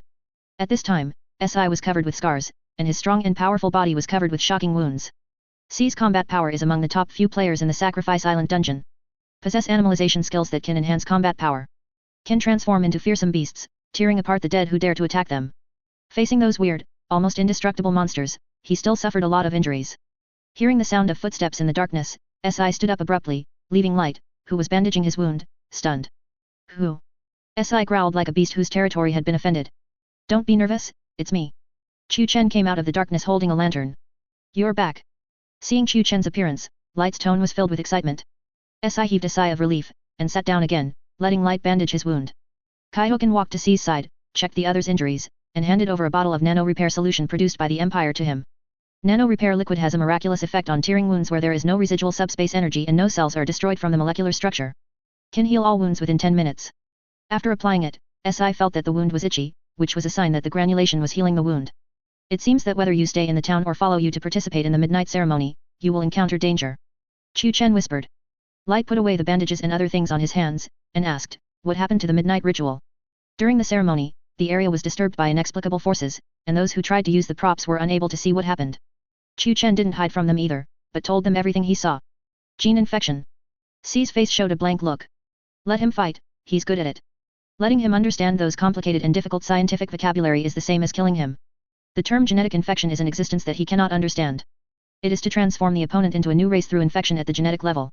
Chu Chen said in a low voice, this kind of biotechnology is already out of reach for you. Kaihoken didn't explain further. After letting the two out of the game copy, use what you gave to slowly understand. After resting for a while, the sky dawned. The sun did not come out, and a strange thick fog enveloped the entire island. If it exceeds 3 meters, you will not be able to see the road clearly. What's even more weird is that the dense fog also has the effect of absorbing sound, and shouting can't travel very far. After the battle last night, the number of players was reduced by 1/3, and the ruins and corpses left by the battle were everywhere. At night, these corpses will definitely be resurrected. When the time comes, it will be another terrible crisis. The players who drank the holy water went around, helping the injured players, encouraging them to attend the midnight ceremony at night. Several players tried to contact Kaihoken, exchanging items for more information. Kaihoken took Light and Sierra to get rid of them with thick fog and illusions, and those peeping eyes, used illusions to deceive all the props. The three of them headed straight for the temple. Kaihoken has collected the information he wants. Prepare to go through the customs clearance process directly and leave this instance. You said there are 2 gods enshrined on this island. Hearing Kaihoken tell the story of the sacrificial island, Light asked puzzled. Yes, 2 gods, one who transforms humans into half men and half fish and one who drives the dead. The players are sacrifices to them, and the sacrifice belongs to whose servant wins. Military base. The staff and the passengers who died tragically in the background were all dedicated to the who controlled the dead. Then the of the sea people returned to this place to the sacrifices of the players. Kaihoken briefly explained the mission mechanism of the Sacrifice Island dungeon. 2 gods? Snatching sacrifices in the copy of the game. C's face showed confusion. For you, it is a game dungeon facing a life and death crisis. To those behind the scenes of the reincarnation game, it is just a trivial sacrifice. Every dungeon is like this. Those game coins and props are all the bones that those guys give players after enjoying their feast. The pursuit of each dungeon is to make players desperate and powerless to the maximum extent, and then let a few players pass the level to survive and gain powerful power, so that people can see the hope of game clearance and the powerful power of those players, thus inspiring the desire of human nature makes them offer wonderful and sacrifices again and again. Kaihoken explained to the two the true meaning of the reincarnation game dungeon, while running tasks according to the process. Throw the corpse of the seaman to the altar of the one-eyed sculpture, and then depict the word runes in the temple of the one-eyed sculpture next to the word sculpture by the sea. Then steal the talismans of the sea people with word runes. Melee broke out. Without the protection of the amulet, sea folk no longer enjoy special treatment, and the dead come from far and wide, trying to kill everyone. After finishing all this, Chu Chen took the two of them to the military base. The way to leave the copy of the island of sacrifice is there. Assisting the Icelanders in the sacrifice is a multiple choice question. We can help the seamen or the dead. If we help the seamen, we will pour the dead into holy water during the second sacrifice and use the seamen. It's enough to dismember the dead with weapons and bury them in the ground. To save trouble, I chose the side of the dead, so I don't have to wait until night. Little. Manage. The players suffered heavy casualties and were unable to explore it. You are still picking and choosing here, and you need a trouble-free way. I didn't know you would come here. The goddess of fate really favored me and made me bet right again. Just opened the metal gate of the military base. A flat, confident voice came from inside. A man is sitting on a chair facing the gate of the base, playing with a dagger in his hand. He looked at the three people who walked in, his eyes full of amusement. It's as if everything is under his control. It was So Xiao who came. When Kaihoken created illusions, avoided everyone's sight, and started to go through the customs clearance process. So Xiao sensed something was wrong immediately. His talent is illusion, and he quickly found clues that did not match reality. He quickly guessed that the other party should be sure of clearing the level, so he avoided everyone's eyes. But the mist stopped him from looking for Zhen Kaihoken. Finally, So Xiao made a judgment based on the information in his hands. The last place to escape from the dungeon should be the base. The military set up a base there, most likely to study the weirdness of the island there and house some special things. Kaihoken glanced at him. The other party was playing with the dagger, and there was a look of playfulness in his eyes. As if everything was going to work the way he envisioned. So what if you guessed right? I won't take you away. Chu Chen said lightly, to be honest, if I were you, I would rather not know about this, so that I could die more happily. Now you knowing how to leave, but you can't leave, isn't this the saddest thing? You can't choose this matter. So Xiao stood up, a terrifying aura radiated from his body, and the air temperature dropped a few degrees, making people feel fearful. Kaihoken looked at the other party's appearance, couldn't help but burst into a smile. Then what do you want? Either take me with you, or die here together. So Xiao's expression darkened, and his eyes became colder and colder. The problem is that I don't want to take a rotten person like you away, and I don't want to die here. Can I trouble you to go away? Chu Chen said lightly. Don't eat the toast, you have to eat the fine wine. If you don't want to take me away, you can only knock me down and step over my body, but can you do it? When he said these words, So Xiao's body oozes out an extremely cold killing intent. No one can prevent him from living, and no one can prevent him from ascending to the supreme position of the reincarnation game. Those who stand in my way, So Xiao, will die. Die. Die. As you wish. Chu Chen shook his head, I've never seen such a request. As soon as the voice fell, he had already turned into an afterimage. He has fought in the foggy world for many years, and has received the blessing of many technologies from the Empire. How could a fool fooled by the reincarnation game be his opponent? No props were used, it was just a whip kick. So Xiao, who threatened, flew up. Crashed into a side wall. There was a loud bang. Bones all over his body were broken, and half of his body collapsed, embedded in the wall, which looked horrible. If it wasn't for the player's strong physical fitness and some protective props, he would have died suddenly on the spot if Chu Chen whipped his leg. The incomparable pain made So Xiao groan, and blood foam kept gushing from his mouth. He never thought that the opponent was so strong. A-level talent, many props were blown away by the opponent before they could be used. Kaihoken walked to So Xiao's side, dragged out the other's broken body, still in the middle of the passage, then stepped on the other's face and walked over. This is what you want, step on your body, don't thank me. Poof. So Xiao was so angry that he vomited blood again. Lai Tuk and Si followed closely behind, stepped on each other's faces, and walked over. You're welcome. You're welcome. So Xiao stared at those red eyes, such shame and humiliation made him almost go crazy. He coughed and fumbled for a bottle of potion, and poured it on his broken body with difficulty. This is the top potion he treasured, and he paid a lot of money to get it. Broken body visible recovery. He watched the few people who walked into the depths of the base, showing incomparable resentment. Chu Chen and the others expressed no concern about this. A self-righteous person who thinks that everything should revolve around a fool. Nothing to be concerned about. Below the military base, there are several layers of tightly sealed areas. Need key to open. This is not a problem for Chu Chen. They went deep all the way without encountering any crisis. The biological specimens soaked in glass jars on the lower floors also show that the military at that time had research on the dead and sea people. The half-human, half-fish creatures and those who died have specimens soaked in it. Kaihoken asked the proton detector to read the relevant data, packed it away, and handed it over to the professional department of the Empire for research. Follow the tunnel built at the base all the way, and finally come to a stone tunnel. Below the base is a very wide underground cave. There is a black portal made of unknown materials. Countless strange and incomprehensible obscure runes are scattered throughout the cave. This is the place to escape. Kaihoken inserted the obtained props into the huge groove of the portal in turn, activated the portal and prepared to leave. On the island of sacrifices, the massacre and transformation have reached their climax. The player who swallowed the holy water screamed in pain. The scales pierced through their flesh and covered their body surface. The position of the spine is bloody, and the fins grow from the back. After the teeth fell off, sharp teeth grew like steel needles. The sound made was also like the roar of other sea people. More and more dead crawled out of the ground, driven by the eternal will, to attack the living, biting their flesh and blood and soul. The will of the sea and the will of death have clashed. Their believers are also waging war at this moment. And all this is showing the essence of the reincarnation game, as well as the eternal existence behind the scenes to the sacrifices in those eternal wars. Following Chu Chen's operation, strange rays of light shot out from the sky, as if a cracked dam could not stop the flood. The cold darkness emerges from the depths of the base, revealing a rumbling hunger, longing for fresh flesh and soul. As soon as the three of Kaihoken leave, all the remaining players will become sacrifices. Two forces will rob these delicious souls that have been cultivated for a long time. Let them offer an unimaginable feast in despair and helplessness. Footsteps sounded in the corridor of the base. Su Xiao, who had recovered, ran wildly. The eyes are full of desire to live. When he stepped into the tunnel connected to the cave, he saw that the weird runes deep in the cave had been activated one after another, and the portal seemed to be covered with a black film. The way out is opened. The three stood in front of the portal, ready to leave the instance. I'm more useful than them, take me with you. Take me with you. Su Xiao growled. He rushed from the end of the corridor of the military base as fast as he could. Let me live, I beg you. Su Xiao roared, his eyes splitting. He couldn't die, he definitely couldn't die in such a place. He wants to live. Must live. He doesn't want to die. Extraordinary strength. The supreme power overlooking the whole world. Women who used to be proud but knelt before him. He has just tasted all these good things, why should he die here? He is not reconciled. Not reconciled. Howling Su Xiao exhausted the fastest speed in his life and rushed to the cave. When he reached the entrance of the cave, he was knocked into the air by an invisible force. With his back against the Empire, Kaihoken has unimaginably many props in his hand. There are still props to create an absolute barrier. Why do you want to do this? Su Xiao's tears and nose flowed together, beating the barrier and begging desperately, please, let me live, please. As long as I live, I am willing to do anything, I am willing to be your slave, to be your servant, please. Faced with the threat of death, Su Xiao, who was once proud, believed in the jungle and believed that he should do whatever he wanted, begged for a bone that would allow him to live like a wild dog thrown by the roadside. I said, I won't take a rotten person like you away. Standing in front of the black portal, Chu Chen said in a contemptuous tone, people like you are useless, and you have no mercy for the weak. Nor insist on the belief in your heart, let the greed and desire in your heart control yourself, but think it is freedom. What's more sad is that you don't even have the courage to face death, and you get a little gift from fate, thinking that you are superior to others, wantonly control the fate of others. I just want to live, what's wrong with me?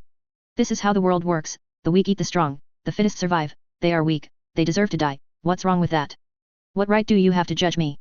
Su Xiao roared, everyone is like this, why use this reason to judge me, let me in, I want to live, I want to live. According to your idea, I am stronger than you, why can't I judge you? Chu Chen refuted the other party contemptuously with the other party's theory, you are useless, people like you are hopeless, wait for death, enjoy the desperate death brought to you by the reincarnation game you admire, when you look directly at the truth behind those deaths, I hope your crying will not be so desperate and loud. Kaihoken walked into the black portal and light and Si also walked in. The barrier is also gone. But the door to leave was also closed. Only empty black stone pillars were left. The number of survivors in the Sacrifice Island dungeon has reached the upper limit, and the remaining players will become sacrifices to appease the two terrifying beings. No. Su Xiao screamed with red eyes, his voice was distorted in hatred, and he let out a cry full of resentment and pain. His crazy emotions made those eternal beings entrenched in the strange abyss feel unprecedentedly delicious. Darkness poured in from the end of the corridor. The temperature became freezing, and tiny ice crystals appeared on the walls. Those malicious eyes shot out from the darkness, staring at Su Xiao who was screaming in despair, showing a silent grin. Endless fear seized the player who had delusional power and immortality. Su Xiao got up in embarrassment, he wanted to escape. How could those already hungry existences allow him to do so? When his soul was dragged into the indescribable abyss, and he saw the back of the samsara space, he screamed with unimaginable fear. There is no redemption, only eternal despair and pain. Creation Star is a branch of the new Protoss. These new gods wield great power. Their head is Heavenly Father. Anu with great power and wisdom. Heavenly Father and Darkseid who controls Apocalypse are brothers. Is the strongest new god, the son of Jiakon who was trapped in the Wall of Origin. Heavenly Father created his own utopia in the ruins of the old war, which is the Genesis Star. He is committed to maintaining the peace of the universe and eliminating Darkseid. After learning about the invasion of the Empire, Genesis sent some new gods to join the alliance formed by Dr. Manhattan in an attempt to contribute to the fight against the invasion of the Empire. Who would have thought that the Empire would be so powerful? Golden Superman and Dr. Manhattan died in battle one after another, the alliance was purged, and the Green Lantern Corps was completely wiped out. The new gods sent out did not return, and all died in the Battle of Prometheus. After that war, the Empire's ambitions expanded even more, and it launched a purge against many forces in the universe. Standing on the side of the Alliance, the Creation Star who participated in the Prometheus battle was naturally targeted by the Empire. The Creation Star is in other dimensions of the universe. Under normal circumstances, there is no way to enter. It can only be entered through the Sonic Boom passage. But the Empire has even killed many gods in the heavens to the point of blood flow. The remaining gods were either enslaved or decapitated by the Empire. How could a creation star escape the wrath of the Empire with that hidden trick? The huge legion soon descended on the Genesis star under the leadership of Titus. Titus asked the opponent to surrender in accordance with the standard procedure of the Empire, and to be loyal to the holy, bright, all-knowing and omnipotent Emperor of the Empire. Unfortunately, the conversation did not go well. Small human beings are trying to make great gods kneel. What a crazy joke. Heavenly Father refused the surrender from Titus without hesitation, and asked them to leave the Genesis planet immediately, otherwise they would usher in the wrath of the new Protoss. Let me surrender to a human dictator, are you dreaming? Invaders.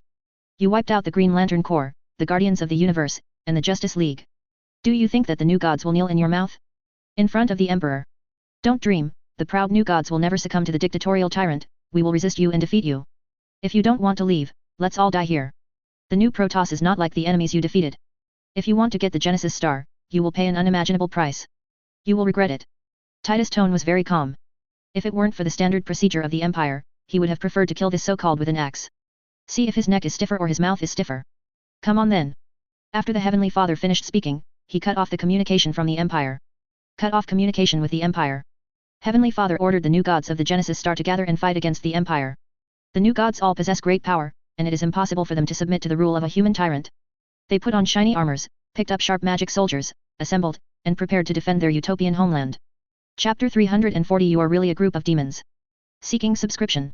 Creation Star can definitely be called the most beautiful utopian world in Universe 052. It is the ideal paradise dreamed by countless beings. Full of hope. The starting point of every building and every decision is for people's happiness. The huge celestial city is so beautiful that it is beyond the world's imagination of beauty. The pale golden sun shines on those gorgeous buildings, and once you take a look, you can't move your eyes away. Walls, temples, colonnades, and arch bridges are all made of marble with distinct textures. Wide squares and fragrant gardens are filled with gold and silver, and fountains that sprinkle colorful water columns. The wide streets are lined with elegant trees, flower beds, and gleaming marble sculptures. In the city, there are one after another exquisite art buildings that surpass human aesthetics. Every building is so beautiful. Enough to drive those scholars who are immersed in architecture crazy. The buildings are connected by cobblestone paths dotted with green grass. The city is a place of revelry for the new gods. Is a true paradise. The majestic horn sounded from the tall tower. The sound of beautiful and quiet music hits and collides noisily here. Following the request of the Heavenly Father, the new gods took up weapons, stood tall and straight on the city wall, and faced the Empire with a fearless attitude. The protective cover rooted in the power of the gods has been raised. This protective shield can prevent the Empire from indiscriminate bombing and prevent the Empire from using artillery fire to cover blows. Standing on the battleship, Titus stared at the floating celestial city. There was no expression on his face. He had already made psychological preparations for the rejection of the Heavenly Father, and even wished that the other party would do that. It is best for God to die. He whispered, in the name of the Holy Emperor, this world will be punished with extinction. His order was sent down the COMM channel to the ships. Teleportation flashes emerged from the ship. Those giants in heavy armor, armed with bolters and huge melee weapons fell on the majestic sky city. Tomahawks, spears, giant swords and so on, the only thing in common is the cold aura emanating from them. Each one is the elite of the Empire selected from the mountain of corpses and the sea of blood. They exist only for killing, and they are the sharpest swords in the hands of the Holy Emperor. When they appeared in front of the new Protoss warriors, a terrible killing began. Titus rushed to the front, holding a huge sword as big as a door in his hand. The body of a normal person may not be as big as his sword. The first new to fall was hacked to death by him. The new war armor that shone like glass, and held a long-handled weapon. The blade also shone with a palpitating cold light. Titus used the huge hammer-like hilt to smash the crystal shield made of unknown material in the opponent's hand. The crackling power sword swung, and chopped off the opponent's arm, and then cut off the opponent's body with a sword. The duration of a sequence of actions is astonishingly short. In just a second or two, he had already shot many times, cutting the opponent into two pieces. Titus withdrew his weapon from the corpse. Blood smoked and crackled on the sharp blade. The new warrior fell to the ground, the dark red blood soaked the marble floor, and was illuminated by the golden light like the rising sun. He tried to reach out to grab Titus' steel boots, but Titus stepped on them, making a crisp bone-cracking sound. The city wall of Sky City stands in front of Titus, majestic and shocking. More fighters emerge from the teleportation flash. They ran and rushed to the city of the new to reduce it to ruins. The new gods also lined up to meet the enemy, vowing to defend their city. 1,500 warriors of the new Protoss rushed towards Titus and the others. They were all wearing armor blessed with divine power. It looks elegant and luxurious, and looks very elegant. Titus showed an excited smile. The power arc of the weapon in his hand became brighter and brighter. Empire Heart goes into overload mode, making him go berserk. The long sword in Titus' hand drew a trick in the air, cut off the enemy's halberd, and tore the opponent's throat. The desperate, hateful eyes were fixed on Titus. This is the price you pay for resisting the Holy Emperor. Titus said in a low voice, flinging the dead man away. The sound of the bolt gun sounded, resounding throughout the battlefield. The bombs they use are specially made to restrain creatures with extraordinary power. Destroy their powerful regeneration ability from the root. The shell of the bullet is engraved with complicated and forbidden magic runes. The bullets also contain anti-magic materials that are specially used to destroy demons, extracted from the subspace, and combined with the soulless characteristics of the Silent Sisters. The body of a new Protoss soldier was shattered by a powerful explosive bomb, and half of his body was gone. He still tried to fight, but was beheaded by Titus' second-hand sword. While wielding scepters and unleashing berserkshanic spells, the librarians charged at the new gods, using the melee skills they honed on the battlefield to fight. Titus rushed to the front. His sword cut off his arms all the way, slit his throat, and rushed into the flock of sheep like a wild beast, killing without restraint. There are wreckage and broken arms everywhere, and there are many casualties. The new gods wailed mournfully. Human weapons possess a certain cursed power, preventing them from using their repair ability to repair themselves. A large number of soldiers quickly fell under the human butcher's knife. Titus' men lost very little. Only a few were stabbed by those weapons with strange powers, and died in the opponent's hands. The fighters of the new Protoss retreated steadily, trying to withdraw to the city. Titus and the others pressed on every step of the way, and followed them into the celestial city as they retreated. Heavenly Father calls on all new Protoss to act against the invasion of the Empire. His charisma caused countless residents of Sky City to walk out of their homes and put on armor and weapons. However, they knew nothing about the power of the Empire. If they could see how the warriors of the Empire slashed and killed those superheroes, they would definitely question whether the Heavenly Father's resistance to the Empire deliberately sent them to death. The inhabitants of Sky City were united and poured toward the invaders like a tide. There was a uniform sound of explosive bombs, and the people of God who had a long lifespan fell down in rows, and some were even blown to pieces. When the distance was close enough, many primordial warriors switched to melee weapons. If someone records the Battle of Genesis Star, they will definitely write the word massacre without hesitation. Even the combination of Dr. Manhattan and Golden Superman only resulted in a bitter failure. It is impossible for the new Protoss to fight against the terrifying Empire on their own. Many forces in the fourth dimension have suffered heavy casualties in the hands of the Empire. The ancient old gods will either surrender to the human empire and be branded as the Holy Emperor, or they will be completely destroyed and wiped out from the root. When the high-rise buildings in the city were destroyed, gaps appeared in the protective shield covering Tiancheng. The warships of the Empire also released bombing at the same time, widening the gap and turning Tiancheng into ruins. The new god clan put up a tenacious resistance. However, in the face of the violent offensive of the Empire, their persistence is meaningless. It serves no purpose other than bringing more despair. When Titus was slaughtering in the city, a team of 5 young new gods fell beside him. Except for those supreme beings who only exist in legends and transcend the universe, the new gods are already the strongest existence in this universe. Their power is enough to tear reality apart and shake the entire universe. Father's adopted son, Olian, is one of the best. According to the existing record, he can withstand the combined attack of Darkseid, Superman, and Wonder Woman without any serious problems. According to theoretical research, he can even move in the environment of 1,000 nuclear explosions a minute. His body has the power of the stars bestowed by talent, capable of destroying planets and shaking the sun. Also has the power from his biological father, Darkseid, the fury of the beast. The addition of the two powers gave him power beyond other new gods. Stop your evil deeds. Orion, who was wearing a dazzling armor and stepped on the star skateboard, slowly fell from the air, with the cloak fluttering on his body. Derived from the blood of Darkseid, he has the majesty of a king. The ring on the wrist exudes a faint light of stars. The 2 pieces of equipment were presented by his friends, which could allow him to better exert his own powerful power. Titus looked at the other party, and he showed a sneer under the helmet. Another freak who calls himself a god. I am not a freak, I am the adopted son of the Heavenly Father, Orion. Intruders, lay down your weapons, stop your atrocities, and stop killing on this sacred utopian land. Hearing this, Titus provocatively slit the throat of the soldier he had captured bit by bit, allowing the bright, divine blood with a faint halo to spurt out. Olian looked at the soldier who died tragically in front of him. The anger in my heart suddenly came up. The other party didn't take him seriously at all. Go to hell, thug, he growled. Raging power surged within his body, oppressing the surrounding space and distorting it. Starlight condensed on his fist, making it more crystal clear. His hair flew up, flying in the air. A beast-like roar emanated from his throat, strong and powerful, like snake-like muscles clinging to his body. His eyes shone with the utmost brilliance of divine power. With one punch, thousands of stars shone on the immortal body at the same time, as if billions of stars were hidden in his body. A terrifying aura of earth-shattering permeated the air. Countless new soldiers trembled. As the youngest and most powerful new of the new family, Orion's power is unimaginable.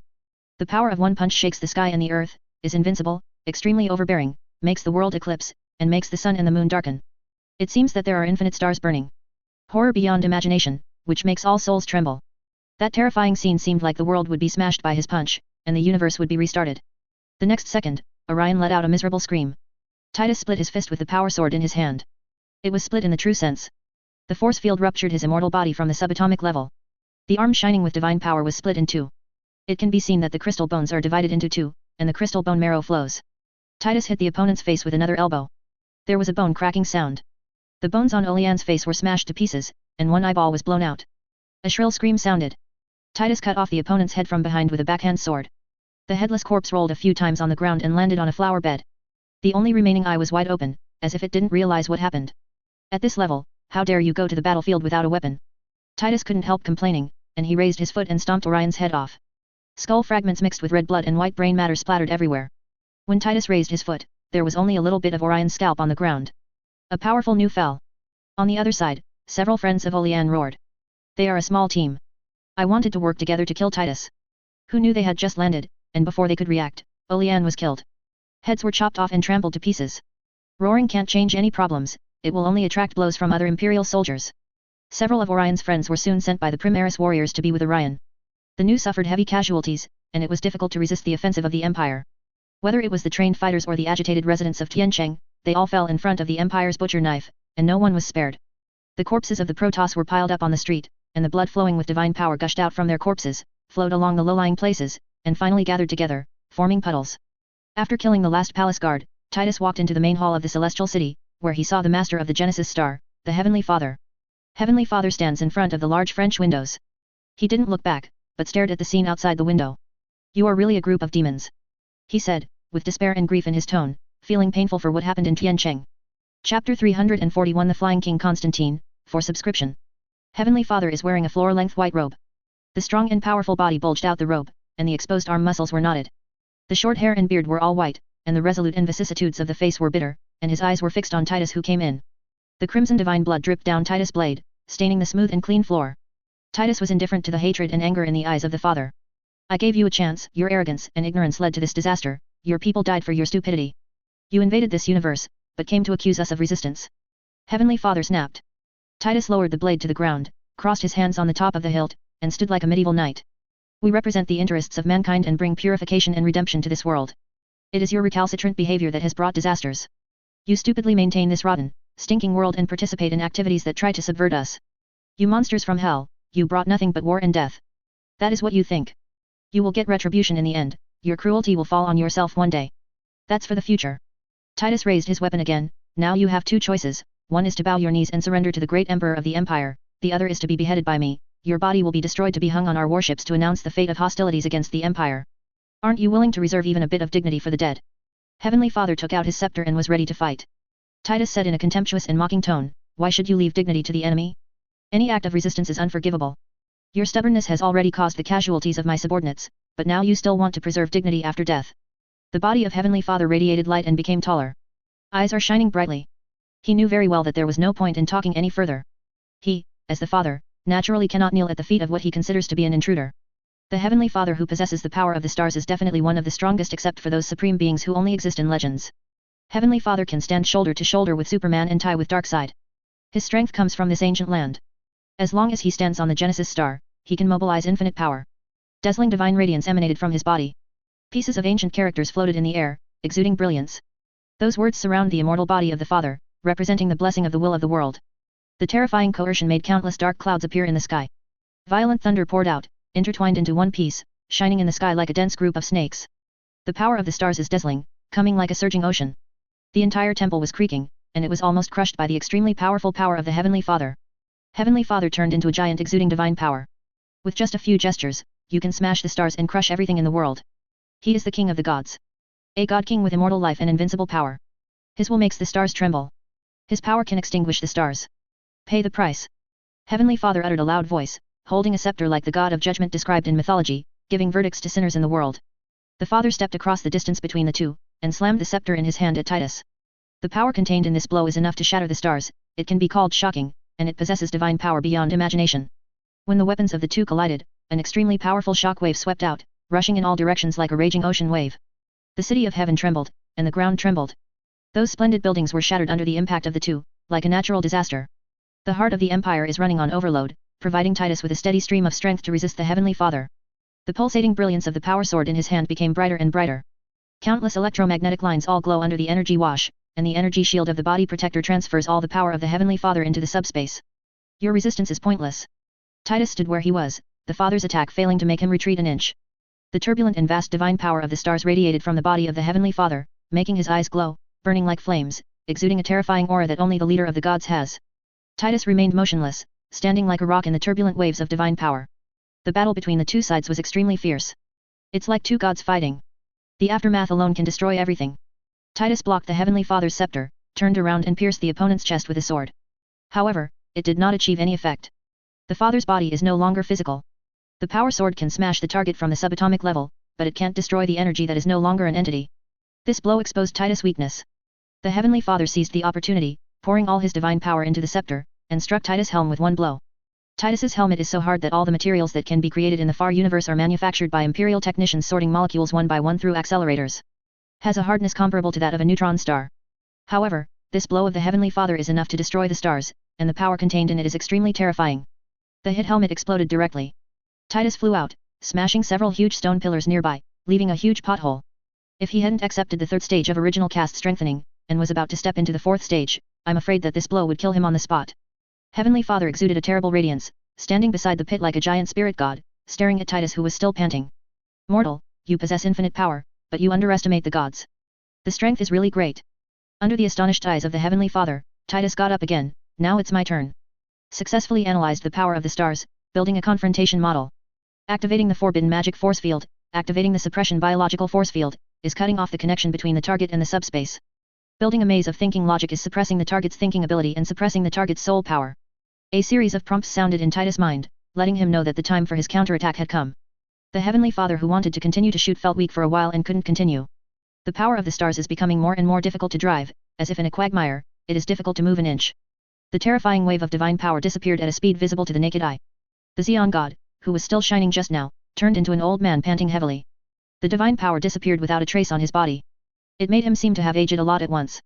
Just waving that heavy scepter had killed half his life. What's going on? My strength. Heavenly Father looked at his wrinkled hands with confusion in his eyes. How so? Endless perplexity arose in the heart of the Father. He didn't understand how this could happen. What about the vast and infinite power of the stars, which is enough to shatter everything?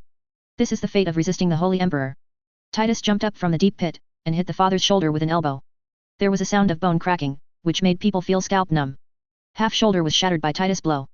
Bone and flesh are mixed with everything, blurred. The leader of the gods let out a scream of pain, staggered back, and then fell to his knees.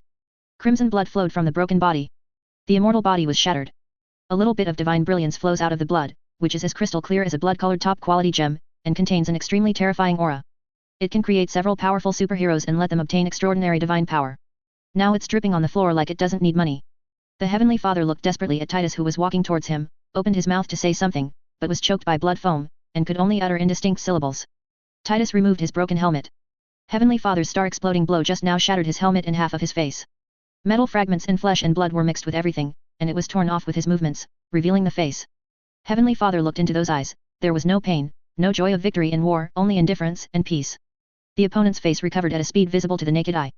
Granulation squirms like maggots in the wound. It is hard to imagine what kind of creatures can cast these demon gods that exist for killing. Do you have any last words? Titus walked up to the kneeling Heavenly Father and asked. Cough. Cough. Cough. Heavenly Father wanted to laugh, but coughed, and blood sprayed from his mouth. A sad smile appeared on his face. He peered through the broken portal. Tiancheng is dilapidated, those exquisite and magnificent buildings have been turned into ruins, and billowing black smoke rises, covering the sky. Countless Protoss corpses were bleeding, lying there with despair and unwillingness before death. This is all because of his attempt to fight the Empire. I curse you, said the Father, the day will come when the pain you have inflicted on this world will fall upon you. Titus cut off the head of the Father with a sword. The other party's curse before death made him feel a little ridiculous. When did our suffering ever end? Titus turned and walked out of the once magnificent temple that was ruined by the battle between the two of them. The flames of war have not stopped. Genesis Star is just one of the goals. There are still some rebels who need to be cleared. Gotham City. Huge projections suspended in various parts of the city are broadcasting the news of the Empire. Holy Light, the omniscient and omnipotent Emperor of the Empire, his eternal brilliance shines on our way forward. Here is the Imperial Daily, bringing you the latest information today. Frontline reporters have sent back today's news. Since the victory in the Prometheus Galaxy, the terrorist forces who tried to destabilize the Empire have been severely attacked by the Empire. The Imperial Army upholds the principle of eliminating all evil and defending the achievements of the civilization that the people of the Empire have worked so hard to build. The concept of military strikes against the Creation Star forces participating in the Prometheus Galaxy has achieved excellent results, effectively defending the dignity of the Empire, and deterring those enemies who tried to destroy the achievements of the Empire's construction. Now, let's connect with the frontline reporter, McCann, and let us learn about the latest situation on the front line. Hello, McCann. Hello, host. How is the situation on the front line now? The audience in front of the screen is looking forward to you bringing them the latest news. Hi everyone, I'm McCann, a frontline reporter. I'm standing right now on the battleship Glory of the Imperial Expeditionary Force. Behind me is the hostile force that participated in Prometheus, the Genesis star where the new god clan is located. Now it can be seen that the war is over, only some final battlefield cleaning is still going on, and the main force of the Imperial Expeditionary Force has left and rushed to the next battlefield. From the looks of it, it was another great victory. The Expeditionary Force launched an attack on the Genesis star with a thunderous offensive, successfully wiped out the terrorist forces headed by the Heavenly Father, effectively defended the interests of the Empire, and protected the human race in the universe. Survival. McCann, do you have any other news for the audience?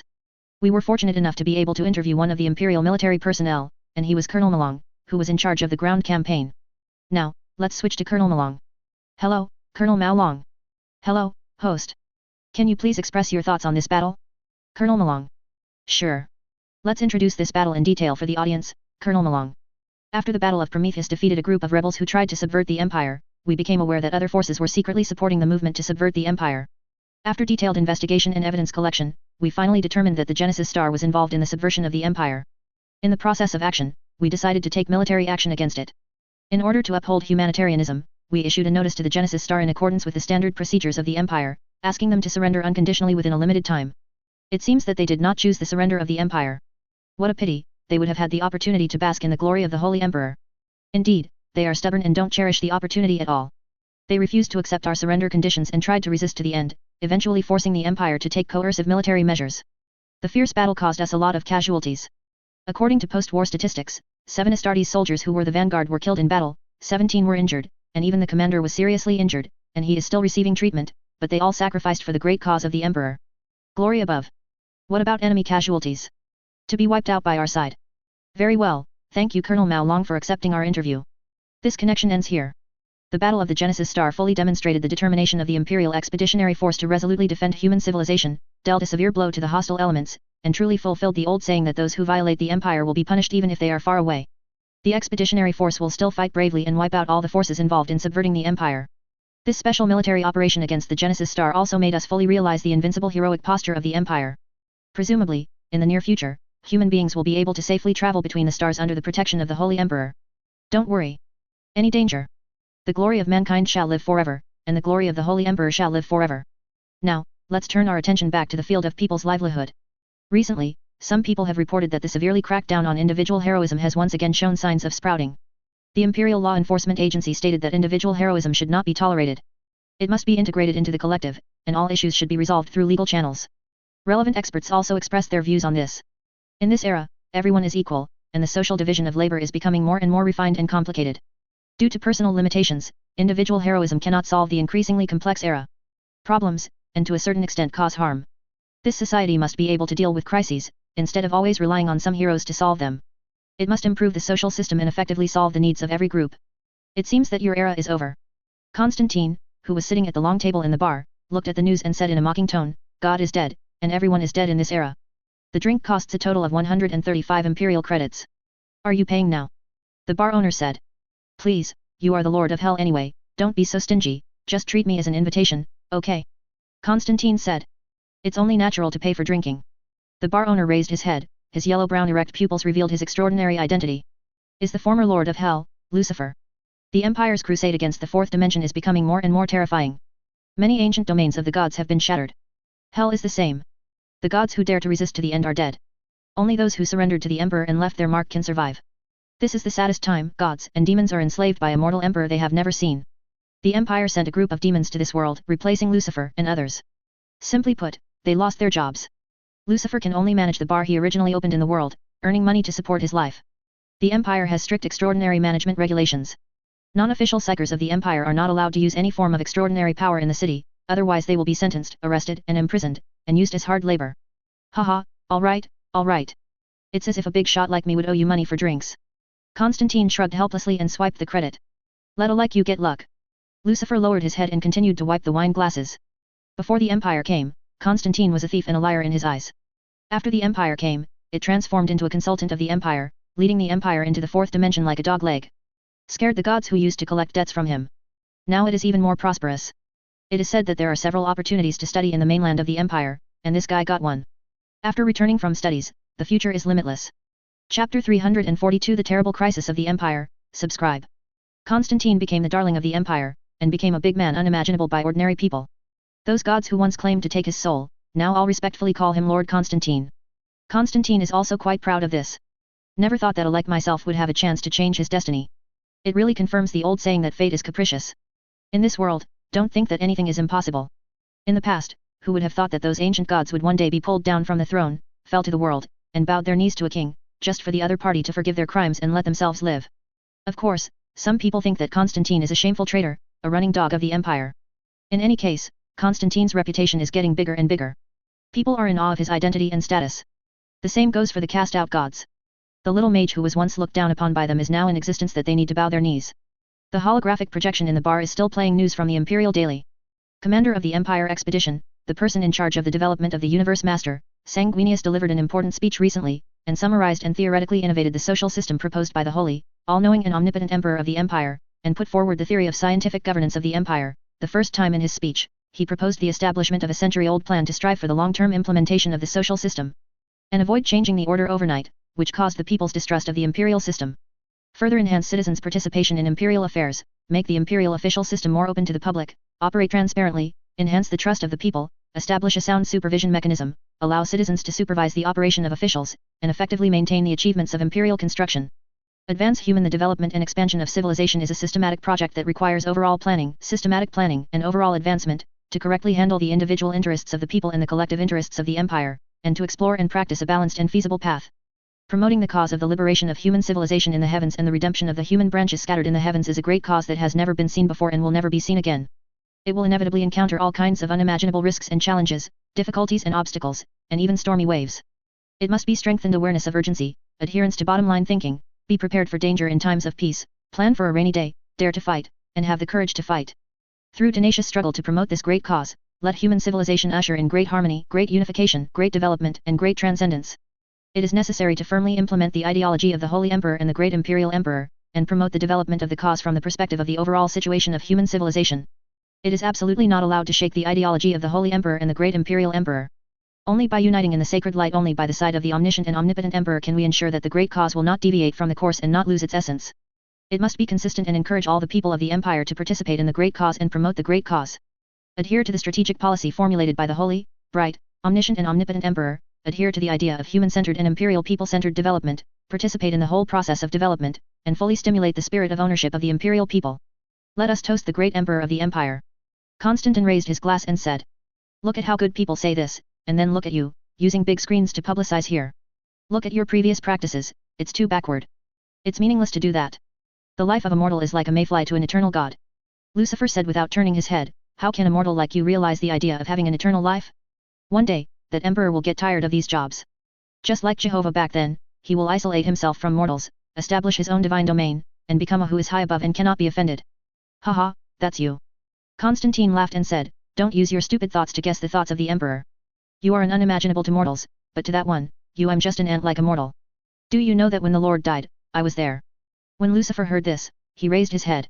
He was the Lord's helper, his left hand, and his strongest angel. After falling into hell, he became the Lord of Hell. Hearing the death of his former boss, he felt a pang of sorrow in his heart. The who was sought after by countless people, his legs were broken, and he was powerless to kneel before his throne. Countless angels roared and charged, trying to save their god. With the sword of the commander of the Empire's expedition next, the god's head was cut off, and the dark red blood gushed out. Under the light of the god, it was crystal clear. I will never forget that scene. The High died, and I witnessed it with my own eyes. In that sacred and beautiful heaven, the angels fell to the ground, their white wings were soaked in blood and blackened by the beacon fire. They fought desperately to the last moment, and then died. After finishing speaking, Constantine took a sip of wine. This is a whole new age, a godless age, an age no one has ever imagined. Lucifer silently wiped the wine glass without saying anything. Constance wanted to have a few more drinks. Zaydana came and took him. The train to the mainland of the Empire will leave soon. They have to be prepared. The candidates selected to study in the mainland of the Empire have been carefully considered. Make them fully aware of the crisis facing humanity and the efforts of the Empire. When the time is right, the passage between the two universes will be opened. Allow people to freely flow between the two universes. Walking out of Lucifer's restaurant, an unmanned hover car parked on the side of the road. When Constantine and Zaydana sat on it, they rose slowly and merged into the traffic like a school of fish. Today's Gotham City has undergone earth-shaking changes. All kinds of high-rise buildings stand everywhere, and countless suspended vehicles shuttle through the gaps between the buildings, like fish schools swimming among the corals on the seabed. No more slums, no more street crime everywhere. People are free to go out no matter when and where. No matter when, they can get safety guarantee. No need to worry about harm from criminals. After losing those superheroes, human society has not ushered in the end, but instead has a thriving upward trend. The gap between rich and poor is limited to the greatest extent. The ethos of money supremacy and individual heroism has been dealt a severe blow.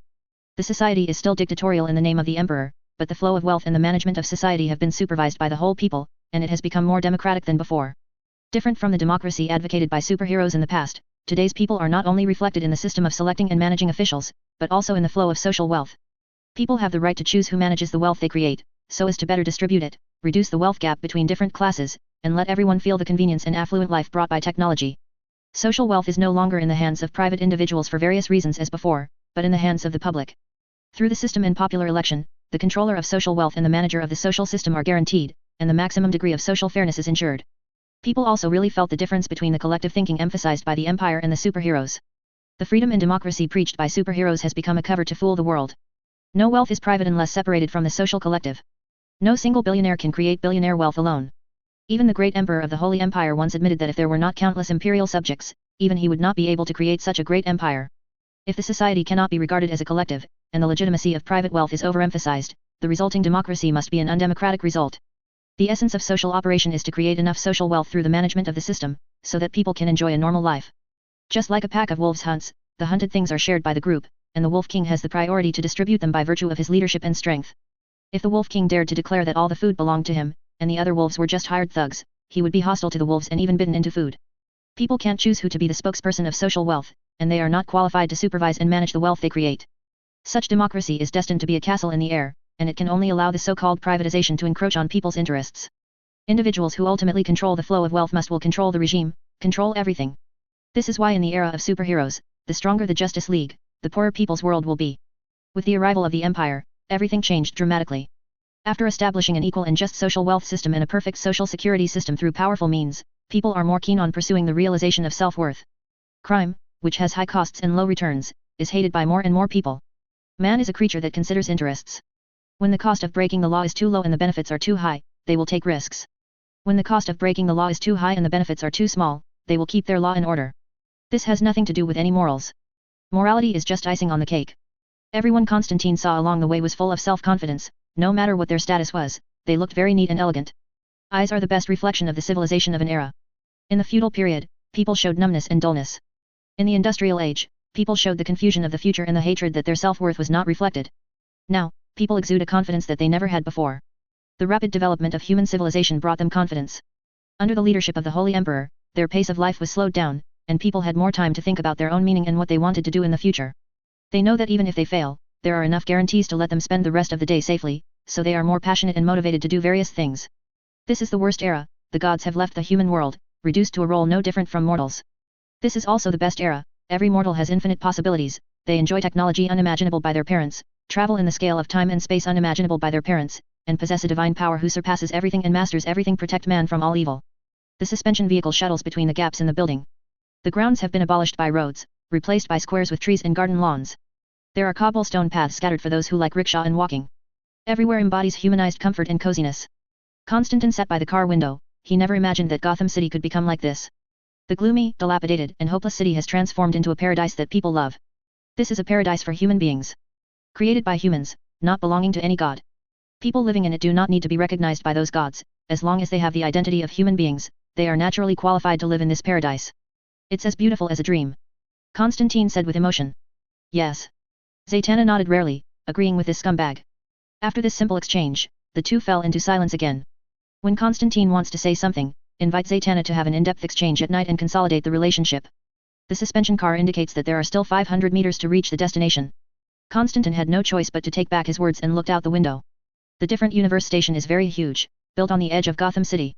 Like a majestic giant mountain range, towering into the sky. The highest point has rushed out of the earth, extending into the endless void. Anyone who comes to the station for the first time will really feel the majesty of the station, which is so huge that it doesn't seem like it was built by humans. His car is located at an altitude of 300 meters. However, this is only the lower level of the station. Looking up, you can see this majestic building towering into the clouds. When the ancient people saw this scene, they would exclaim that this is the ladder leading to the temple of the gods. The suspension vehicle entered the interior of the station from a dock and stopped on a huge platform. There are many people at the station, but they are scattered on the huge platform, which looks very sparse. A suspended servo skull flew from a distance and stopped beside Constantine. The golden double-headed eagle emblem on it represents that it has been blessed by the Emperor of the Empire. Citizen of the Empire, Constantine, Citizen of the Empire, Zaydana, you have been authorized to board the train to the territory of the Holy Empire. The estimated departure time will be 3 hours later, please follow me. Constantine and Zaydana looked at each other, then stepped forward. Middenheim has fallen. The great city became the territory of vampires and undead, and the living people fled in haste. When people were terrified that the end was coming, things ushered in a strange turning point. A group of creatures who don't know where they came from regained Middenheim with their powerful, godlike power, and began to rebuild the ancient capital. They refused to recognize the rule of the original Elector family over Middenland. Nor does Sigmar have religious status. Instead, all provinces are required to surrender to them and integrate into a brand new human empire. Also proposed to abolish the power of hereditary nobles, distribute land to the people, and encourage the bottom to participate in reforms such as politics. Such behavior naturally aroused strong opposition from many nobles. This behavior of blatantly corrupting the original tradition caused many nobles to regard the savior of Middenheim as a heretic like the vampire Vlad. But the strength of those mysterious people and their willingness to accept refugees have also won them a lot of supporters. Many mages and some aspirants who were tired of the endless infighting among the nobles set off for Middenheim. Rick Collar. This province is located in the southwestern part of the empire.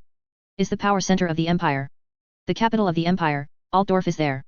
After Middenheim issued a notice to the provinces, the electors began to gather in Rekindled, preparing to find a way to kill Middenheim's enemies and prevent them from further destroying the tradition. A large number of peasant households were summoned, armed with crude weapons and their own dry food, and set out with the provincial army. The weather today is not very good. Thunder resounded through the sky, dark clouds filled the sky, and heavy rain fell on the ground. Ragged, blue-faced farmers walked on the muddy road wearing whatever they could find to keep out the rain. They pulled the skinny horses and donkeys, and carried the army's baggage and supplies and moved forward with difficulty. The heavy supplies made the beasts pulling the cart feel strenuous. Even though they tried their best, it was difficult for the car to climb out of the mud and continue to move forward. Gessler is also one of the unlucky ones. His whole body was soaked. The coir raincoat kept dripping rainwater into his clothes. It made him wet and cold, and he couldn't help shivering. Now his only thought is to find a dry place as soon as possible, and light a fire to keep warm. Continuing like this, he suspects that he will be frozen to death by the roadside, becoming a dry bone that no one can restrain. The soldiers were furious from time to time, and whipped the team that couldn't get away. Accompanied by screams, Gessler and his party walked forward in the rainstorm. After a long time, they got a chance to rest. The team stopped next to a dilapidated temple. Hundreds of people were able to raise the fire for a short rest and warmth. The torrential rain poured down, making everything between the sky and the earth foggy. Gessler rubbed his cold hands and dried his patched clothes by the fire. The surrounding ice-cold mist surged desolately, as if an evil elf penetrated into people's clothes, making them wet and cold. Even a fire could not stop them, and the farmers who kept warm couldn't help but shivering. How much longer do we have to go? Someone asked. Gessler lifted his ears to listen to their conversation while drying the laundry. We have already arrived in Rekindled, and the enemy is in Middenland. It is estimated that we will go for a month or 2. I really can't stand it. If we continue walking in such a horrible weather, I'm afraid we will die before we arrive.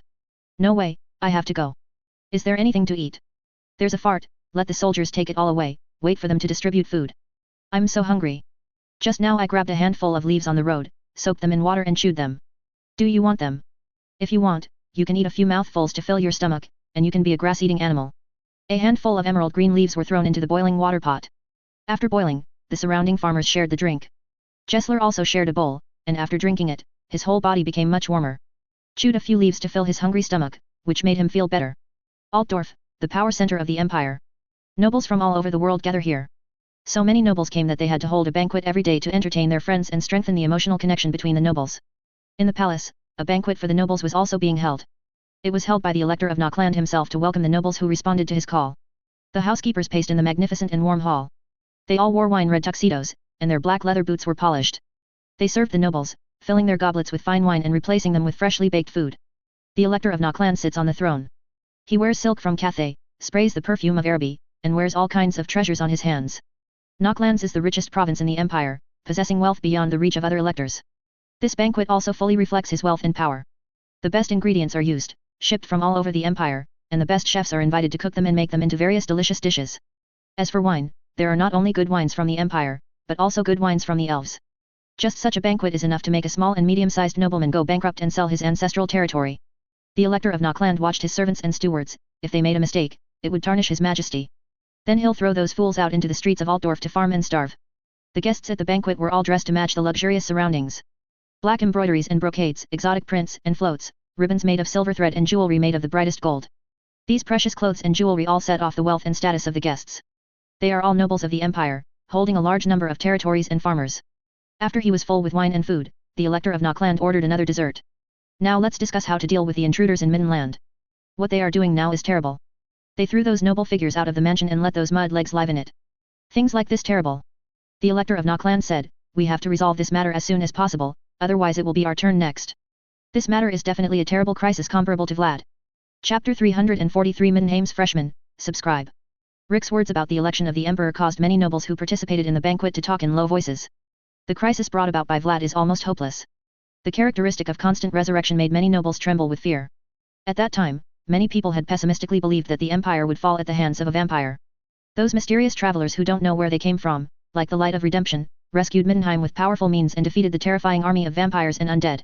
If those mysterious people simply wanted to become the emperor of the empire, the nobles would definitely raise their hands and feet in agreement. Nowadays, there are endless civil strife among the major electors, the position of the emperor has been vacant, the empire is fragmented, and there is a decadent atmosphere from top to bottom, unable to resist many threats from the outside world. Having an emperor with great power is undoubtedly a very good thing for them.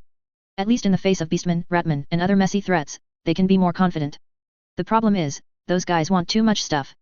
Actually thinking about banning the hereditary rule of the nobility, and handing over power to those foolish people who only know how to farm. In this case, it means that the nobles will lose their power. Such things are unbearable for them. Nobility is the cornerstone of the empire, with noble spirit and powerful strength, it is the first line of defense for human survival. They really couldn't figure out what kind of mental state the other party was in to issue the decree. The empire without nobles is like the of war without weapons, and the of love and beauty is an ugly monster. This is indeed a problem. Those people have challenged our traditions and shaken the foundation of the empire. It is very likely that the empire will be broken. Duke Arthur, the Elector of Nun Province, said, they have to be stopped before they do more damage. This matter is not that simple. It took only a few days for the people who occupied the Midden territory to capture Vlad and wipe out his army of vampires and undead. Vlad was once our confidant. Serious troubles have been easily solved by the other party now. What ability do we have to solve those guys now? How many days? I heard that it only took half a day for someone to turn Vlad's army into ashes with a burst of fire. In front of such a force, our army is as fragile as ants. The famous general of the empire, Earl Andrew, inserted a mocking tone into the conversation of the big men. If the information is true, our crusade against Middenheim will undoubtedly take those outstanding soldiers to death. That's really a bad thing. Maybe we should wash our necks and let those guys rush into our mansion with their muddy legs, and let them kill us all. Another nobleman taunted sarcastically, in that case, perhaps those outstanding soldiers will be able to survive. I'm telling the truth. Earl Andre glared at the nobleman and said, we are no match for those guys. We can't even deal with Vlad, so how can we deal with those mysterious people who are countless times stronger than him? What I said is also true. The nobleman said, since we don't resist, why don't we wash our necks and wait to die? Haha, we really should wait to die, so let's disband. Count Andre changed his mind. The people in the territory still have a good opinion of me. When they take away the property, they may leave me and my family's life. Unlike some people, those brutal decrees and punishments, tisk tisk, guess what they will use? How many kinds do you put on your body? The nobleman blushed from Andre's words, and fear appeared on his face. Okay, we are here to solve problems, not to quarrel. Westerland's Elector Sakal interrupted the argument between the two. I think Earl Andre is right. We are not opponents at all. Why don't we go back and distribute the family property to those mud legs, and then beg them not to kill themselves? The nobleman from another province said loudly, without any concealment. The joy of watching this debate for yourself. The discussion is meaningless, let's surrender. Another nobleman said. Enough is enough, arguing won't change anything. The shouts made everyone quiet. The nobles followed the voice and looked at the speaker with contempt and anger on their faces. The man was thin and strong, with piercing blue eyes and short blonde hair. Wearing a simple gown, a ring of exquisite workmanship is worn on a man's finger.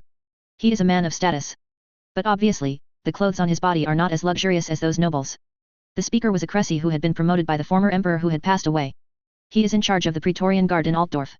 This guy doesn't come from a great background. Just a mudleg who was selected into the Praetorian Guard by luck. But in a hunting activity, he rescued the former emperor who was almost bitten to death by wild animals. In order to protect himself, the former emperor took advantage of the opportunity to promote Cressy as the commander of his imperial army. Avoid being assassinated again in the power struggle. After all, it is not a coincidence that a ferocious beast was put into the hunting ground like that. The previous emperor passed away, but the current emperor has not been determined for a long time. No one has the right to depose Cressy as commander of the Praetorian Guard. Even if there is an incumbent emperor on the throne, most of them will be drawn to Cressy. After all, a commander of the Imperial Guard who has no noble background is far more trustworthy than other noble children. Those dirty political games are beyond the imagination of ordinary people. The emperor also had to deal with the forces of all parties carefully and maintain a balance. Otherwise, it was not uncommon for him to die suddenly or fall into the water the next day. Cressy holds great power, but this does not prevent the nobles from despising this nouveau riche who has no family inheritance. He was so rude to several nobles whose families had a long history, it was a kind of atrocity, enough to go to the gallows. Be careful with your tongue. A rough-looking nobleman roared, putting his hand on his saber, be respectful, or don't blame me for being ruthless. Cressy's eyes flashed with anger. But after a while, he still chose to give in. The nobles may not be able to deal with the vampire Vlad and those mysterious people, but they are more than enough to deal with him. I'm sorry, I didn't intend to offend the adults. Cressy said in a low voice, it's just that a few noble adults are arguing so much, and it doesn't help to resolve the matter. Arguing really can't solve any problems. The host of the banquet, the Elector Louis II of Reichland, said, we have to be united, and Earl Andrei doesn't have to be so desperate. Of course those mysterious people defeated Vlad, in a way we can't imagine, but in a way that's not incomprehensible. What do you mean? Do you know how those mysterious people wiped out the vampires in Middenheim? Count Andrei looked at Louis II who was sitting at the head of the banquet table and asked. Aren't there few unreasonable things that happened in our world? The rise of the Skaven, the Great Vortex, if you are willing to read the ancient history and travel notes of adventurers, you will find many such things. Things. Louis II smiled, greasy wrinkles appeared on his fat face, and his whole face looked like a chrysanthemum. Those mysterious people in Middenheim are nothing more than using some kind of powerful magic or ancient artifacts. There is nothing impossible in this world. There is nothing invincible. As soon as these words came out, all the nobles discussed in low voices. Our problem is actually not difficult to solve. As long as we find a powerful enough artifact or seek the help of those high elves hiding overseas, we can easily destroy those mysterious people. Louis II expressed his opinion. Magic is ubiquitous in this world. However, the Empire does not recognize mages as potential corruptors. Groups that use the wind of magic can easily summon some life that does not belong to this world, causing a terrible crisis. However, those groups generally possess powerful power. If complex rituals are used and properly used, they can release unimaginable terrifying power and destroy all targets. Elector of Nockland Louis II's idea is very simple, that is to find those mages, or seek those terrible artifacts left over from ancient times, as well as high elves hidden overseas to assist them. Before the nobles gathered, Louis II was already implementing his plan. He ordered the scholars to look through the largest library in the empire to find clues to those artifacts. He hired money-greedy mercenaries from the Adventurers Guild to deliver letters for him. Also use organizations such as the Thieves' Union to collect intelligence for themselves. The reason for doing this is simply that Louis II felt that he might be able to use this opportunity to become the emperor of the empire. Even this banquet was held to show his financial power. Louis II has already made relevant preparations. Facing the doubts of other nobles, he handled their questions calmly and gave explanations. The direction of things is controlled by him. After all the nobles approved of his proposal, he took advantage of the situation to throw out the ultimate goal of the banquet. We have to choose a leader. In that way, we can coordinate the various forces and let us unite to fight against those enemies. Middenheim. After Fischer, who returned to the city defense system, handed over the patrol work to the successor guards, he planned to go to the Pig's Head Tavern for a drink. His steps are very brisk. The smile on his face did not disappear because of the exhaustion of this day. The sound of knocking and carrying came from both sides of the road. The workers are still working. They are all refugees from all over the world to participate in the reconstruction work. They talked excitedly while working. A scholar came to my house yesterday and told me that all the children have to go to school, otherwise the soldiers will knock on the door and send me to jail. They expelled the priests of Sigma and asked us not to trust any false gods, but only the emperor of the empire. This really confuses me. Isn't Sigma the emperor of the empire? Have you heard, the man on Whitecap Street, tisk tisk, his bear was cut off by his lover's husband just like that yesterday. His is white and sticky. I heard that those mages who practice witchcraft have been allowed to establish a college. It's really worrying. I heard that those guys often provoke demons. Everyone is discussing various funny stories and jokes. Vlad and his army of the dead are forgotten. People quickly recovered from the terrorist crisis brought by Vlad and regained their confidence in life. Those mysterious people declared that Middenland would no longer accept the rule of the nobles, and expelled all the nobles who fled before and wanted to return to the territory later, and those who stayed to fight against the army of vampires and undead gave them a chance to serve. However, the rule of the nobility has come to an end in Middenland. Those nobles who tried to resist were either expelled or sent to do coolies. As I was about to reach the bar, there was a rumbling sound coming from the center of town. A huge factory emitting billowing black smoke appeared in front of Fischer. That factory was an absolute behemoth to Fischer. It is much larger than the palace of the former ruling family of Middenheim. Those mysterious people who installed steel on their bodies carried out a comprehensive transformation of the original steam machinery, which greatly improved the efficiency. Steaming machinery is everywhere these days. Those mechanical devices made the reconstruction of Middenheim extremely smooth. In just 1.5 months, the ruined Middenheim has taken on a new look. Many streets have been renovated. Residence houses were also rebuilt. The only fly in the ointment is that the population is not as large as before. Fischer firmly believes that rebuilding Middenheim will usher in a new life. Soon, this ancient city will recover its population before Vlad invaded. Nowadays, there are tourists coming from all directions every day, wanting to stay in Middenheim. Unrecognized mages, serfs who escaped from the nobles, freedmen who could not afford taxes, and businessmen trying to make a fortune. There are all kinds of classes. They all want a new life in Middenheim. The decoration of the bar is not bad, it was opened by a businessman from Nun province. Even now, all the nobles have issued notices requesting that merchants not be allowed to come to Middenheim to do business, and to isolate this alien who is trying to destroy the tradition. However, in the face of the drive of money, merchants still came from all directions, exchanged various goods for the special products of Middenland, and sought wealth in the ruins. Have you heard? The ruler of Middenheim is going to sell some steam machinery in exchange for ore and coal. This is a good business. The steam machinery of the Empire is simply useless. The steam machinery of Middenheim is much better than that of the Empire. If you can get it, you will definitely make money. The conversation between the two merchants made Fisher look at them more, and then he went to the bartender and asked for a glass of ale. Drinking the cold ale in one gulp, Fisher was relieved from the day's exhaustion. He ordered another glass, but this time he didn't drink it in a hurry, but listened to the conversation between the two merchants to see what the latest news was. Chapter 344 Sanguinius Goes to Death, subscribe. Buy some steam machinery and equipment, and sell them elsewhere, and you will definitely make a lot of money. The only fly in the ointment is that those people only accept coal, minerals, and other things for trading, and do not accept the currency of the Empire. If you want to buy theirs, mechanical equipment is quite troublesome. It's good if you can make money. If it's troublesome, there will be fewer people doing it, and you can make a lot of money. If it's easy, there will be more people following the trend, so you won't make much money. It's still easy to get some coal and iron ore. It's just that the transportation is a bit troublesome. I know there is a road, along the way, we can buy coal and iron ore, and there are also big customers who can eat the steam machinery and equipment we bought. The problem is that the road is a bit risky, and there are often robbers and beastmen haunted. If you have the guts, we can cooperate and earn 50% of the income. I can guarantee that I will definitely make a lot of money. I have no other advantages as a person. The only advantage is that I insist on the idea that everyone who has money can make money together. Of course we must cooperate, and rely on friends when we go out. At that time, if we can think of a way to sell these mechanical equipment to Rick, we will earn more. Why do you say that? Didn't you get the news? What news? Fisher focused and pricked up his ears. Many nobles gathered in Rekindled, and they all led troops there, planning to attack Middenheim. They must be short of armaments, and this is an opportunity to make a lot of money. A businessman said mysteriously. Ah! Another businessman exclaimed, looked around nervously, saw that no one was looking at them, and then asked in a low voice, the crusade against Middenheim? Why did those nobles do that? Do I have to ask again? Those mysterious people in Middenheim are too much. They want to take away the fields and properties of the nobles and distribute them to those mud legs. How can those nobles accept it? Oh, it's ridiculous, how can such a thing be done? If this is the case, the empire will be destroyed. Without nobles, who will expel the beastmen? Who will expel those monsters? Relying on those who know nothing, farmer. Who says it's not? The people in Middenheim are good at everything, but they haven't considered this point well, and it's estimated that there will be turmoil for a long time in the future. How could they do such a thing? Those vampires have just been beaten away, and the days are finally getting better, and now they are going to mess up again. There's no way, he's ambitious, and people like us can only take one step at a time.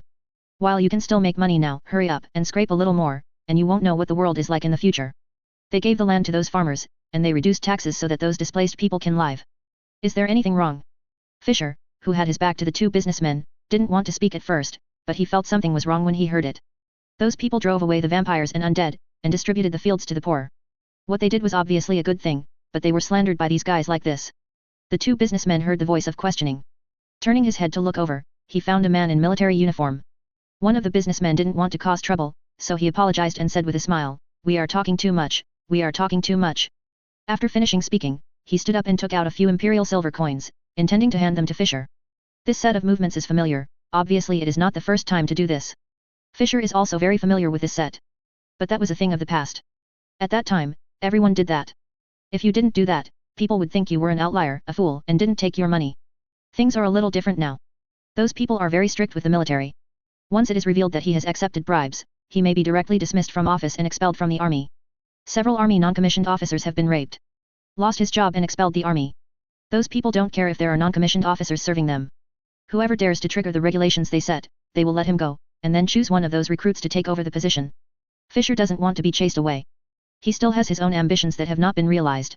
You guys have to make it clear, is there anything wrong with this? Fisher said persistently, Middenheim is getting better, don't you see that? The other companion of the businessman may be impatient, or he may have some background. He has no fear of soldiers like Fisher, so he said, the nobles have the power of the territory and the responsibility to protect the territory. These are the long-standing traditions of the empire. Has been passed down for so many generations, is it really appropriate to say that it is abolished now? These are the wisdom left by the ancestors. If we discard these things, does it also mean that we have abandoned the glory of the ancestors? Fisher laughed angrily at what the other party said. Such things can also become the wisdom of the ancestors. That kind of tradition is backward and ignorant, and should have been abolished long ago. Fisher refuted the opponent with the words of those mysterious people. Those in power should consider the interests of all people more than the so-called tradition.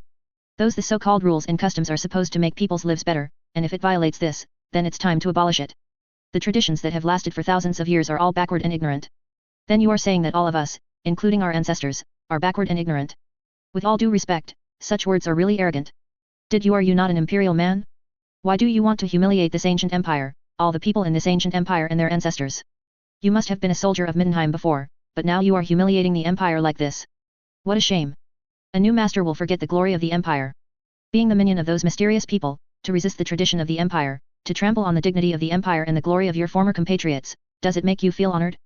With all due respect, in the past, people like you should have been handed over to law enforcement officer. I may also get 50 copper coins as a reward for exposing traitors to the empire. The businessman graciously seized some small problems in Fisher's words and magnified them. Fisher was blushing. He obviously didn't mean that. The other party insisted on giving him such a big hat. They established a whole new system, respecting civilians and slaves, allowing them to gain power and participate in the construction process. Everyone is happy and cheering for such a thing. Go and see those farmers and laborers. I never haven't seen the smiles on their faces today. They are genuinely happy with their work because they know that everything they create belongs to them. You can say something like that. Why do you represent all? What about people? Don't you agree with those traditions that exploit others? Is it against the glory of the ancestors?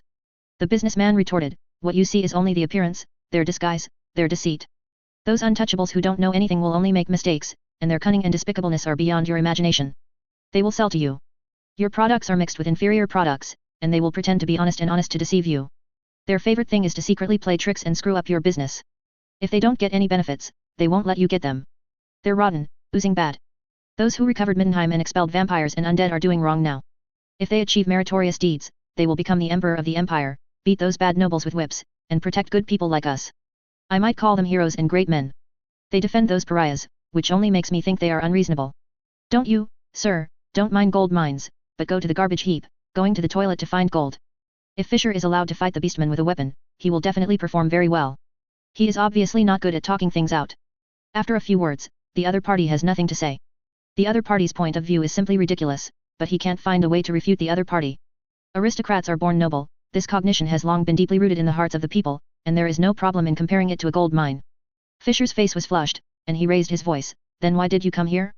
You look down on this place, why do you still come here? This is the paradise of the untouchables in your words, and it is the home they built. You despise them, and delusional thinking about earning money from them. If you want to earn their money, then you should respect them. Contempt is my attitude, and making money is my duty. The businessman said, even if I insult those people in front of them as fools and pariahs and slap them in the face, they may hate me at first. And even wanted to kill me. But as long as I take it out, they will beg me to give them a chance to work.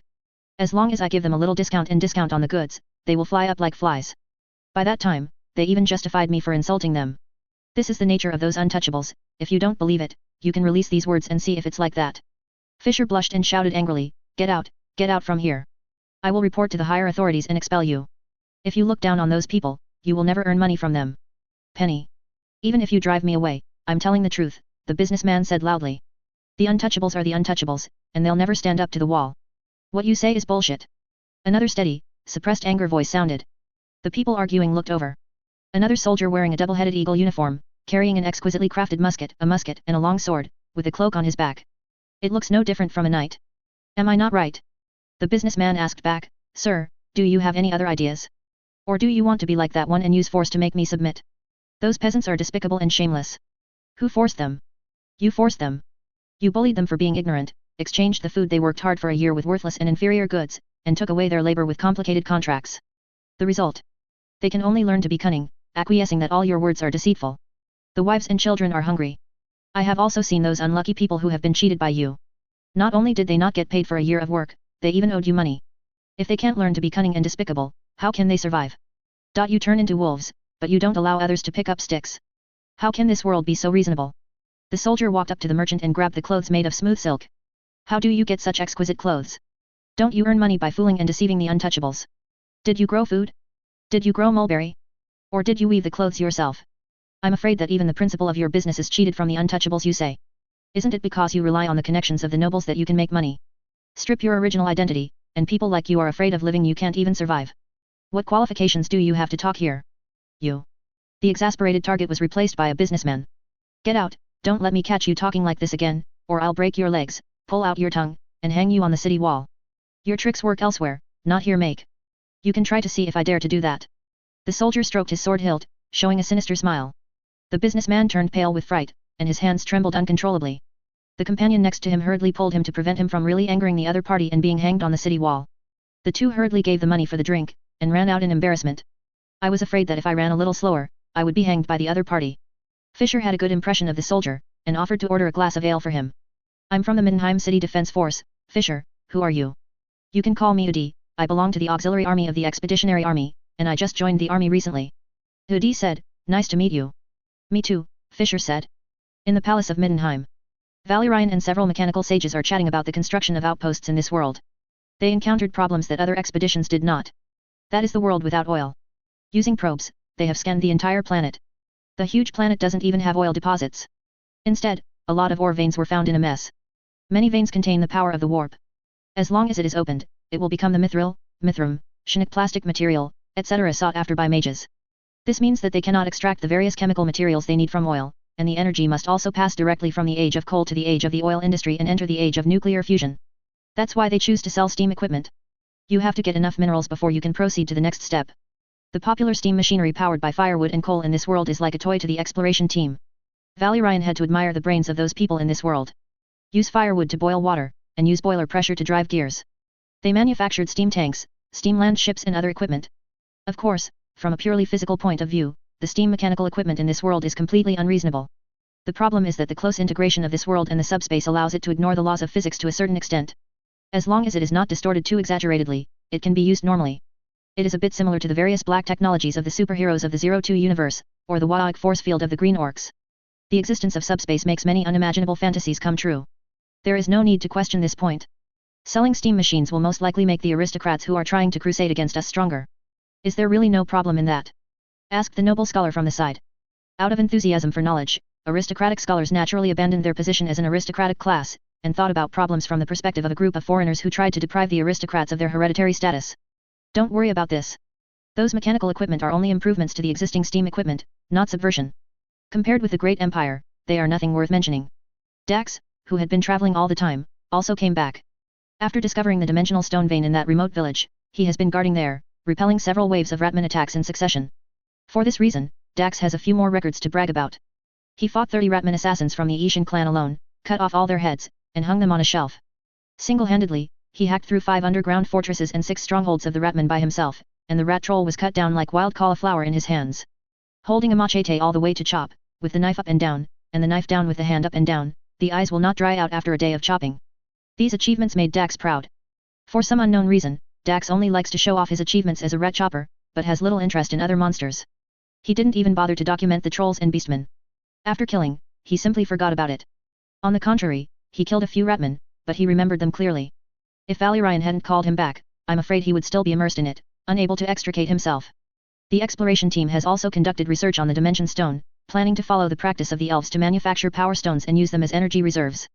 Naturally, a large amount of dimensional stones are needed for research, and at the same time, they are used as chenic materials. Dimensional stones are very dangerous for human mages. The chaotic energy contained in it can easily distort their minds and souls, causing them to fall into a dark abyss where they cannot extricate themselves, and eventually they are dominated by the power of chaos and become containers for those without life. For the Empire, the problem is not very big. The Empire has established a complete theoretical system of subspace, and has a set of mature and efficient theories to analyze chaotic energy and transform it into harmless spiritual energy that humans can use. If a psychic system can be established using the dimensional stone, the speed of development will be greatly improved. Some materials that cannot be obtained through physical technology can be replaced by spiritual materials. It is also of great help to the exploration team entering the era of fusion energy. Among the many exploration teams, Valerian's team can be said to be one of the most harsh conditions. No help from the native world, not even oil. They not only need to systematically train a group of workers who can be used, but also find ways to bypass the era of the oil industry. As for the equipment for transmitting the construction base from the mainland of the Empire, this point is a bit outweighed. More expedition teams set off again.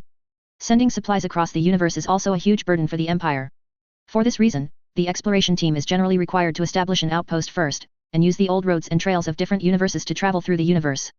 Wait until the tunnel is repaired by the different universe project, then stable communication will be established, and it will even be included in the political map. The connection between Valerian's team and the Empire is limited to exchanging information.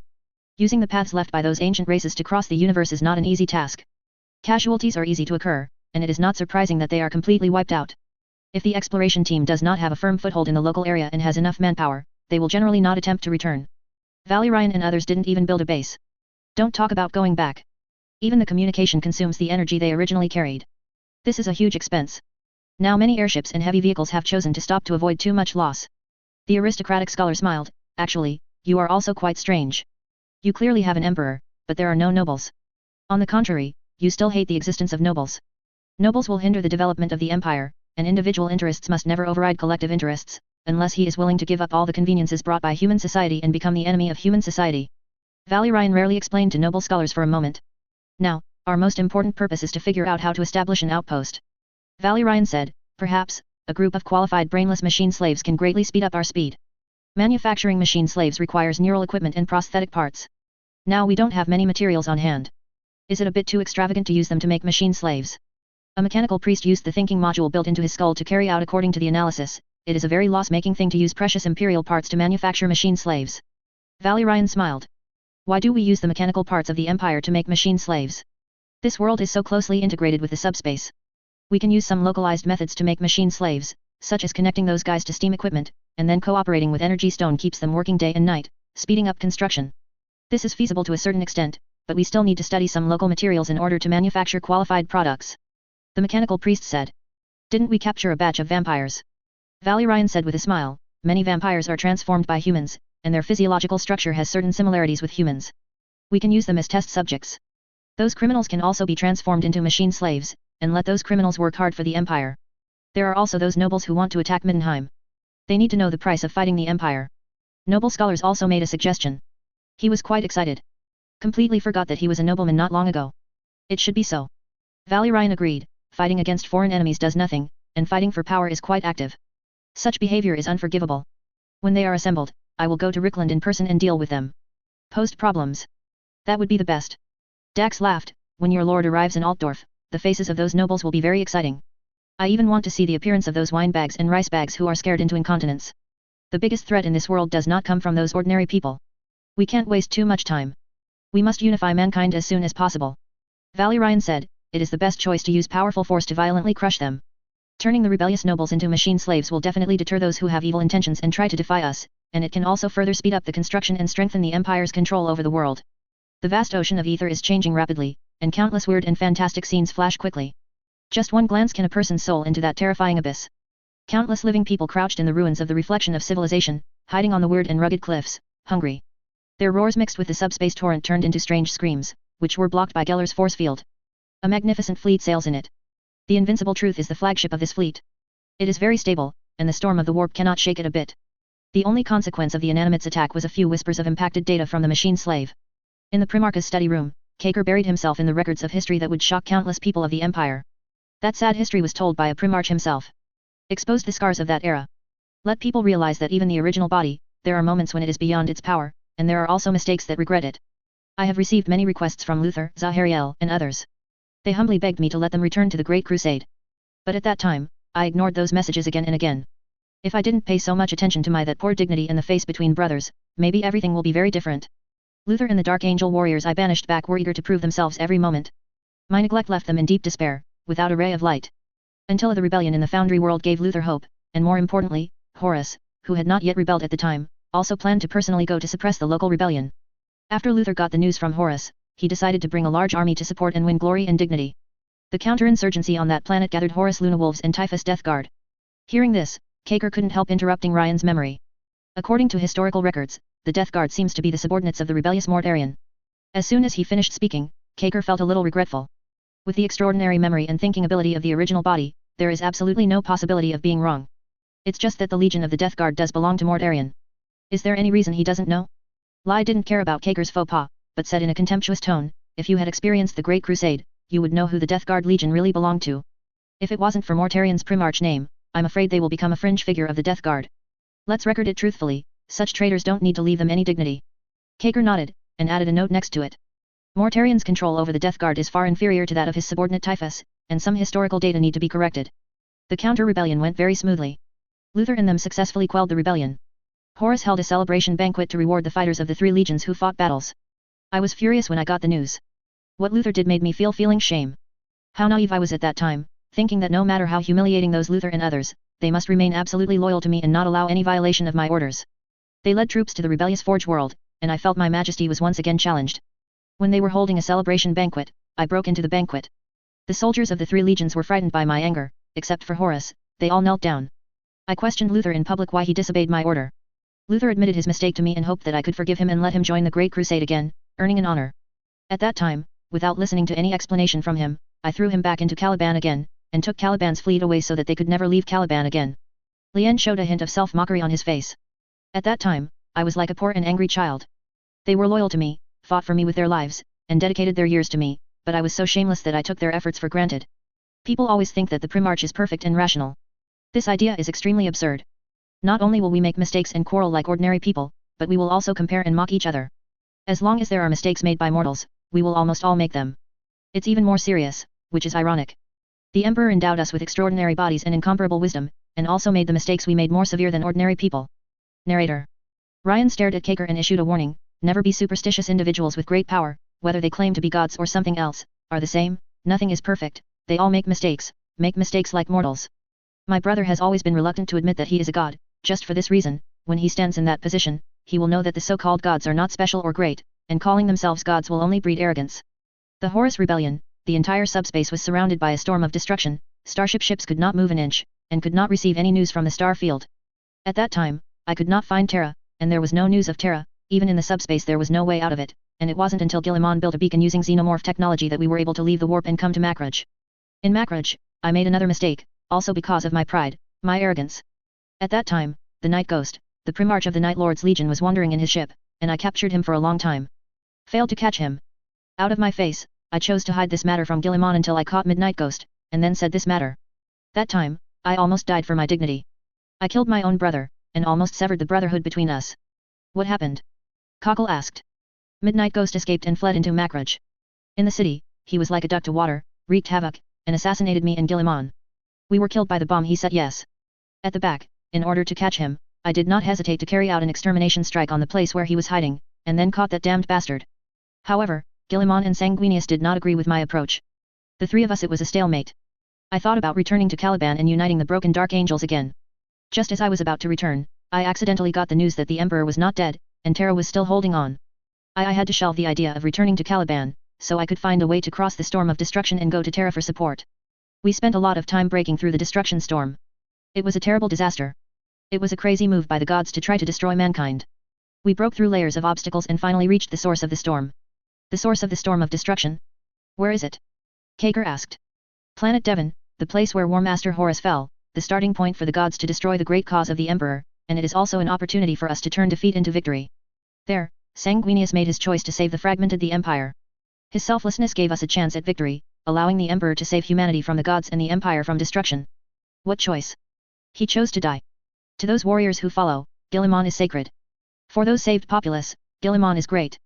For Selego, who has experienced the Battle of Heaven and the Great Fall, Guilliman is crazy. Even facing the god of war Cain, Selego has never felt that kind of madness. This madness is pure and extreme. Everyone who saw and felt was terrified. Horrified that the madness will consume itself. Guilliman controls the power of the entire empire. Countless imperial technicians and mechanical priests work for him. He can mobilize the resources of millions of planets to realize his plan with a single sentence. He has terrible mobility. For the goals that have been set, he will quickly put them into action. For example, changing a warlord for an orc. He is pushing forward in an orderly manner. So far, it seems that everything is going very smoothly. Dawn has sent back news and contacted the chosen orc warlord. The other party declared their loyalty to the Empire quickly. Guilliman did not fall behind either. Guilliman has mastered all the knowledge about the old sage's production of biological weapons stored in the Black Library. With the help of a group of villains in white robes, they gathered various resources and knowledge, built a bunch of mechanical equipment with a strong Martian style, and prepared to complete the biological weapon plan that the ancient sages failed to complete in the past. Located on the surface of the Royal Supreme Celestial class battleship, the mechanical throne, which looks like a majestic mountain, is only the terminal of a huge system. To some extent, the entire Emperor Supreme Celestial class battleship is part of the mechanical throne. Through complex mechanical equipment, Guilliman was able to build and control the warp firewall. In the era when human spirits are interconnected and the imperial system has begun to be promoted, the Emperor Supreme also serves as the central system and central database. Now this huge celestial class warship has ushered in another important mission. That's mastering the wreaking. Wreaking is a mental ability unique to green-skinned orcs. The old sage established a secondary network independent of the subspace through unknown means to avoid the dangers brought by the subspace, trying to use it as a trump card to reverse the battle of heaven. It's a pity that they self-destructed before they succeeded, and the rest didn't know where to escape. Now what Guilliman has to do is to complete this vision of the old ones. Under the mechanical throne, countless mechanical devices have been assembled together. Selego stood behind Guilliman, terrified by the scale of those machines. As huge as a mountain range, countless panels on the continuous giant equipment dance with binary codes, and the pointer of the gauge swings back and forth. The huge reaction column crackled, and the energy matrix released brilliance. The curly and entwined materialized electric charge light ball was sent into those flasks after being filtered by the sawtooth, dancing and jumping in it. Flickering electric sparks bounced between the giant machines that maintained the flow of energy. The huge device inlaid with silver rune circuits hummed, and the never-ending pistons were reciprocating back and forth, pushing those mysterious and special liquids into the designated pipes. In the center of these devices, there is a huge energy pool emitting green light. Very weak, but very pure. Tens of thousands of orcs were imprisoned in cages, and their bodies were connected by countless devices. They revel in the illusion created by the tech priest, unleashing wreaking. In addition to giving them hallucinations, those devices also have a purpose to deprive them of their wreaking. The indicator lights of the brain array flickered. Huge data streams poured into the huge brain of God, analyzed, disassembled, reassembled and output again. Input the obtained results into the information window in front of Guilliman. The analysis went very smoothly. If there are no accidents, the reverse analysis of wreaking can be completed in a month. At that time, this equipment can be used to inject enough wreaking into the orc warlord to make him eligible to seize the position of the orc emperor. The mechanical sage at the side reported the results to Guilliman. Guilliman remained silent, just staring at the jumping data in the information window. After a while, he spoke. The wisdom of the ancient sages is really unimaginable. Through the principle of subspace transforming emotions, a secondary subspace is established outside the subspace. The idea and design are on top of my firewall plan. This may also be a good way to get rid of the method of the subspace. Chapter 345 The so-called Omniscience and Omnipotence. Seeking subscription. The creation of the Old Ones, the unique wreaking force field of the green-skinned orcs gave Guilliman a new inspiration. Using the same method, whether it is possible to create a special force field unique to human beings, so as to avoid the potential threats brought by subspace. Adds another insurance policy against the corruption of the warp. On the one hand, it can add another powerful means to human beings, and on the other hand, it can also resist the threats brought by the gods. It's just a thought, a thought. If it is to be implemented, it is estimated that the price to be paid is extremely huge. The green-skinned orcs were created by the Old Ones, and their genes were edited from the beginning, just like a well-shaped weapon. Human beings are very different, they were not programmed from the beginning. It evolved from a complex and severe natural environment. There is no such condition as the green-skinned orc. To transform this race so that they have abilities similar to those of wreaking, it means that efforts must be made to shape both the genetic field and the spiritual field. The bigger problem is that this transformation also has potential risks. The madness of the green-skinned orcs is brought about by the wreaking force field. If you want to transform humans, you have to consider the side effects of wreaking. Guilliman suppressed the thoughts in his mind, and just included this matter in his to-do list. After reporting the data, the mechanical sage retreated. In the center of the machine, the digital orcs were sent near the wreaking energy pool. Several robotic arms firmly fix them on the operating table. The mechanical priest wearing a red robe operates those interfaces and adjusts the parameters. With the roar of the machinery, wreaking energy was injected into the orc's body. The orc who was used as an experiment let out a deafening roar. The loud sound made the technical priest's ears ache, and the sound wave receiving devices jumped out of the warning. Wreaking energy is like fertilizer, allowing the bodies of those orcs to grow at a speed visible to the naked eye. A few hours later, those orcs were more than twice as big as before. The armor originally worn on them was abruptly cracked, revealing the muscular, green, and strong body like cast iron. The orc boy has been enhanced to the little orc boss. The technical priest next to Guilliman said, scanning the body data shows that all body data are in line with the data collected by the Empire, and the second phase of testing is underway. Application experiment is a very boring thing. It is necessary to verify the results of previous calculations a little bit. Guilliman is very sure about the results of his calculations. But in order to avoid mistakes, application experiments still have to be done to avoid any possible mistakes. After staring at it for a while, Guilliman no longer paid attention to the operation of the huge machine. Instead, he looked at Selego who was standing aside and asked, "What do you think about this?" Thoughts. Selego hesitated for a moment before saying, "Naturally, I am overwhelmed by His Majesty's foresight and vision. I never thought that I would talk like this. I'm asking about the wreaking force field," Guilliman said with a smile on his face. Selego was slightly stunned, and said, "The wreaking force field generated by this majestic machine is no different from the wreaking of the green-skinned orc itself. As for the actual effect, you have to verify it yourself to know. How can these idiots who play witchcraft objectively evaluate this kind of thing?" The miniature nether dragon on Guilliman's shoulder stood up and spread its wings. The silver body with sharp lines reflected dazzling silver light under the light. "A fool who plays witchcraft." Selego looked at the nether dragon and repeated it in disbelief. "Such words are simply shameful slander, you, a guy who can't even use the subspace and clearly perceive, have a great understanding of this world. How incomplete is your cognition? What qualifications do you have to say such words? Because I can trample you, idiot, on the ground and rub against it. The mini void dragon showed a defiant look, full of contempt and disdain.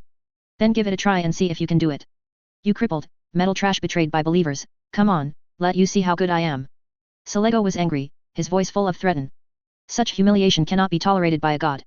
If he doesn't respond, he's basically not eligible anymore. The two god-level existences glared at each other, and if they disagreed, they would fight like a battle in heaven. Enough. Guilliman said, shutting up both gods, I'm not interested in witnessing your duel, and don't talk about these nonsense anymore. After quieting the two gods, Guilliman handed over the work to those technical experts. They will continue to test the Yaic force field to make sure nothing goes wrong. Guilliman and the others went to another meeting room. A huge line box is suspended above the meeting room. It is the entrance of the small universe that is anchored here. The Cadia battlefield is very likely to be the last battle between the Empire and those enemies. After the end, we will be able to completely control the entire galaxy except the Eye of Terror.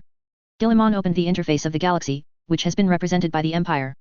All the colors were dyed, except for the Eye of Terror in many areas around Cadia. The technical experts of the Empire have proposed a solution to the Eye of Terror and the Great Rift. At that time, we need to use the anti-subspace device to weaken the etheric power of the Eye of Terror, reshape the complex physical laws, and restore it to the original state of the universe. Look. At this stage, our task is to assist that Orc warlord to become the Orc Emperor. That machine can extract the Yaic energy that transforms orcs, but that is not enough. We still need to create more green-skinned orcs for that Orc warlord, so that he has enough power and army to challenge the current Orc Emperor. For this reason, several technical experts have proposed an idea, which is to use a small universe that can control the flow of time to breed orcs at a high speed. Guilliman walked towards the main seat, and at the same time introduced the small universe suspended above the conference hall. The number of orcs that can give birth to an emperor is very large and terrifying. Eldrar, the great prophet of the spirit race, said in a low voice, will it bring a new crisis if we do that? The orcs are difficult to control. If the Orc warlord gets the army but is killed by the Orc Emperor, those orcs are likely to be controlled by him and turn against us. Selego also spoke. He is the leader of many prophets of the Eldar, warriors, and leader of the surviving Eldar. After all, he is the only left in the entire Eldar who can move freely. Eldral and the Avatar of Death are far behind him in terms of prestige and power, so they are naturally unable to challenge his position. While Selego spoke, the Eldar remained silent. This matter is naturally somewhat difficult.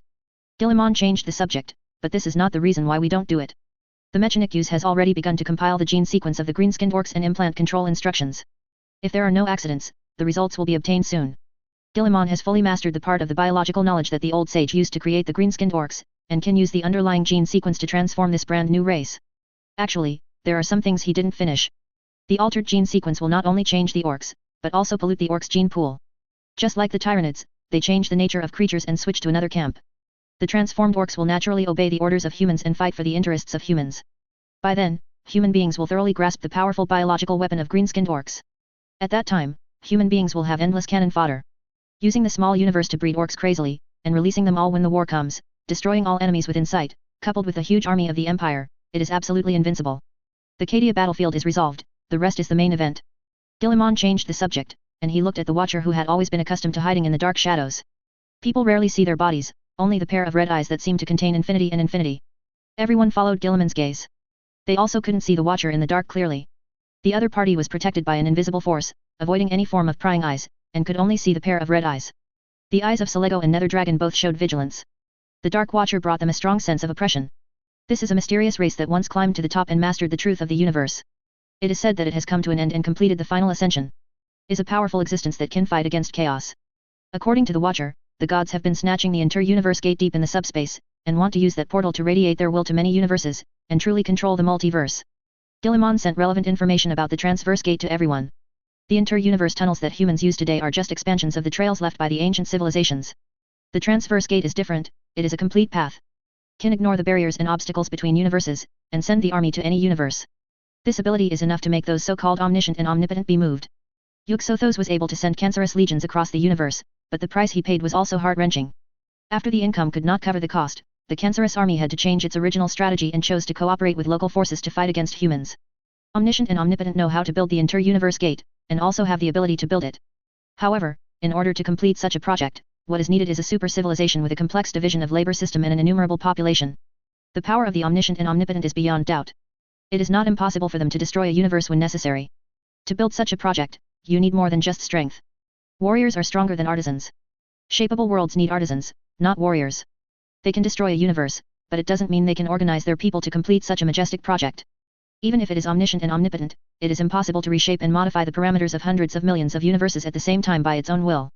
Omniscient and omnipotent in the eyes of mortals also has its own limitations for the level of infinity and infinity. If mortals live in a barren, closed village, a down-and-out alien drove a spaceship and entered the village from the outside. Relying on the spaceship, the aliens can easily identify the ore, know all kinds of gorgeous magic tricks, and know how to make fertilizer to increase the output of agricultural products. Such an alien is omniscient and omnipotent in the eyes of mortals. Calculate everyone's question, he knows the answer. He can easily solve the troubles of ordinary people. He can also predict tomorrow's weather. It also possesses powerful force, which can easily deal with the terrifying beasts that the villagers feel weak when they see them.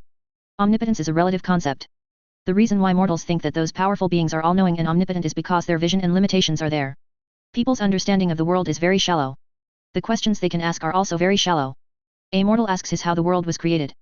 Just ask a farmer what the engineer used to build this house. Mortals feel that their question involves the creation of the universe, which is an unimaginable question. Only an omniscient and omnipotent God can answer such a question. To God, such questions are very shallow. No details, no detailed parts. As the farmer's question is to the engineer, how is the house built? Because of their own limitations, ordinary people and farmers asked seemingly profound questions, but they were actually superficial.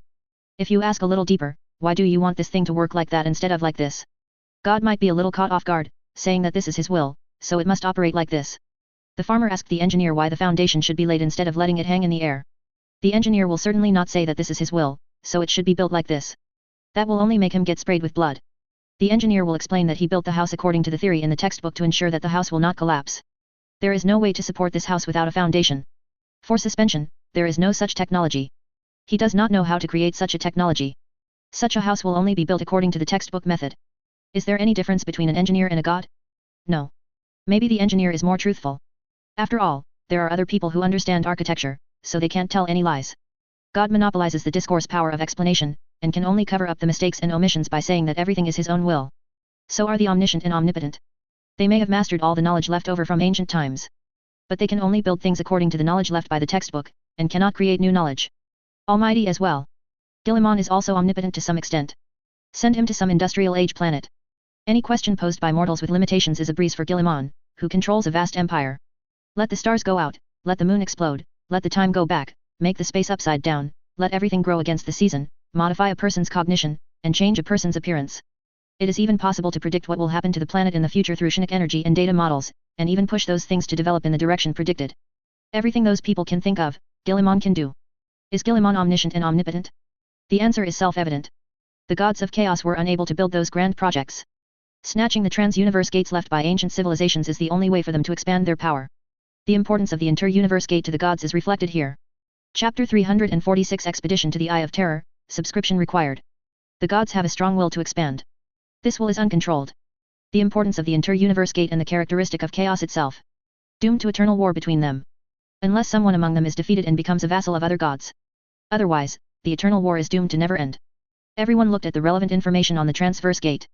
Some of the information is very important. Only some warp gods with great power will know what the eternal war between the four gods represents. In the information that Guilliman gave them, there were also related introductions. Even Nether Dragon and Selego were stunned by the information given by Guilliman. The Nether Dragon is a realistic race, possessing great power and infinite knowledge. He has lived from a distant age to the present, but his knowledge of the warp is not much better than other mortal beings. The Cetan, like the Necrons, are insulated from the warp. Their power comes from the application of the rules of reality. Use realistic technology to distort the webway left by the ancient saints or slide in the boundary between reality and illusion, so as to achieve superluminal movement. Selego knows a little more than the Nether Dragon. He knows how terrifying the four gods of the subspace are. The four gods are not actually an individual, but a continuum that exists in disjointed time and space. Those demons are only part of them. The Lord of Brass, the Prince of Pleasure, the Lord of Changes, and the Lord of Plague in God's domain are just one of the fragments of the four gods. They are like the seeds of weeds, drifting along the ether, and then find a fertile land to take root and grow rapidly. The birth of Slaanesh, which caused the fall of the Eldar gods, hides secrets beyond the reach of ordinary people. The so-called birth is just a noun to describe from the narrow perspective of the real universe and the perspective of mortal souls. Many times, the chaos gods are in a state of unobservable non-existence. Only when the waves of the real universe stir up the storm in the Kia space, will it attract the attention of the chaos gods. When the chaos gods are in an observable state, a certain concept of birth is formed. The subspace is too large. Universes are nothing but bubbles in an ocean of warp space. No one knows how many terrifying things are hidden in the depths of the warp. Chaos Four Gods is just one of them. In the past, they didn't pay attention to this universe, but were immersed in their own battles. Until the fluctuations erupting from terrifying wars disturbed them. They come smelling blood like sharks. The time when these sharks were observed is considered to be the time when the sharks were born. The reason is that this type has not been seen before. The problem is that sharks have always existed. It just cannot be seen by the microbes inside the bubble. Selego's grasp of the information of the gods is limited to this. The information in Guilliman's hand contained even more details than his. Obviously, Guilliman is well prepared for this war with the gods. Already transformed into a chess player like the gods, learning and delving into the opponent's routines in the game. The importance of the cross-universe gate to the gods is self-evident, but these seem to have little to do with us.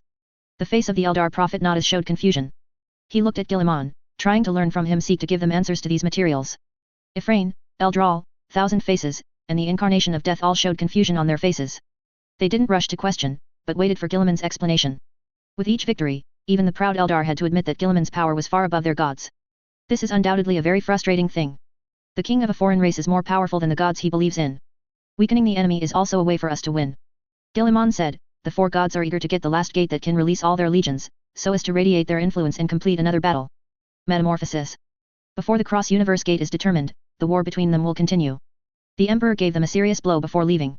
I don't know what impact it had on them, but since then, the intervention of the four gods in reality has been greatly weakened. If it weren't for the existence of the Cancerous Legion, the human empire, the cause of unifying the galaxy, can be completed in a shorter time. Then do you want to prevent them from obtaining the cross-universe gate? Selego asked. The problem is that it is difficult for us to enter the depths of the subspace, which is the territory of the gods, and entering there requires an extremely heavy price.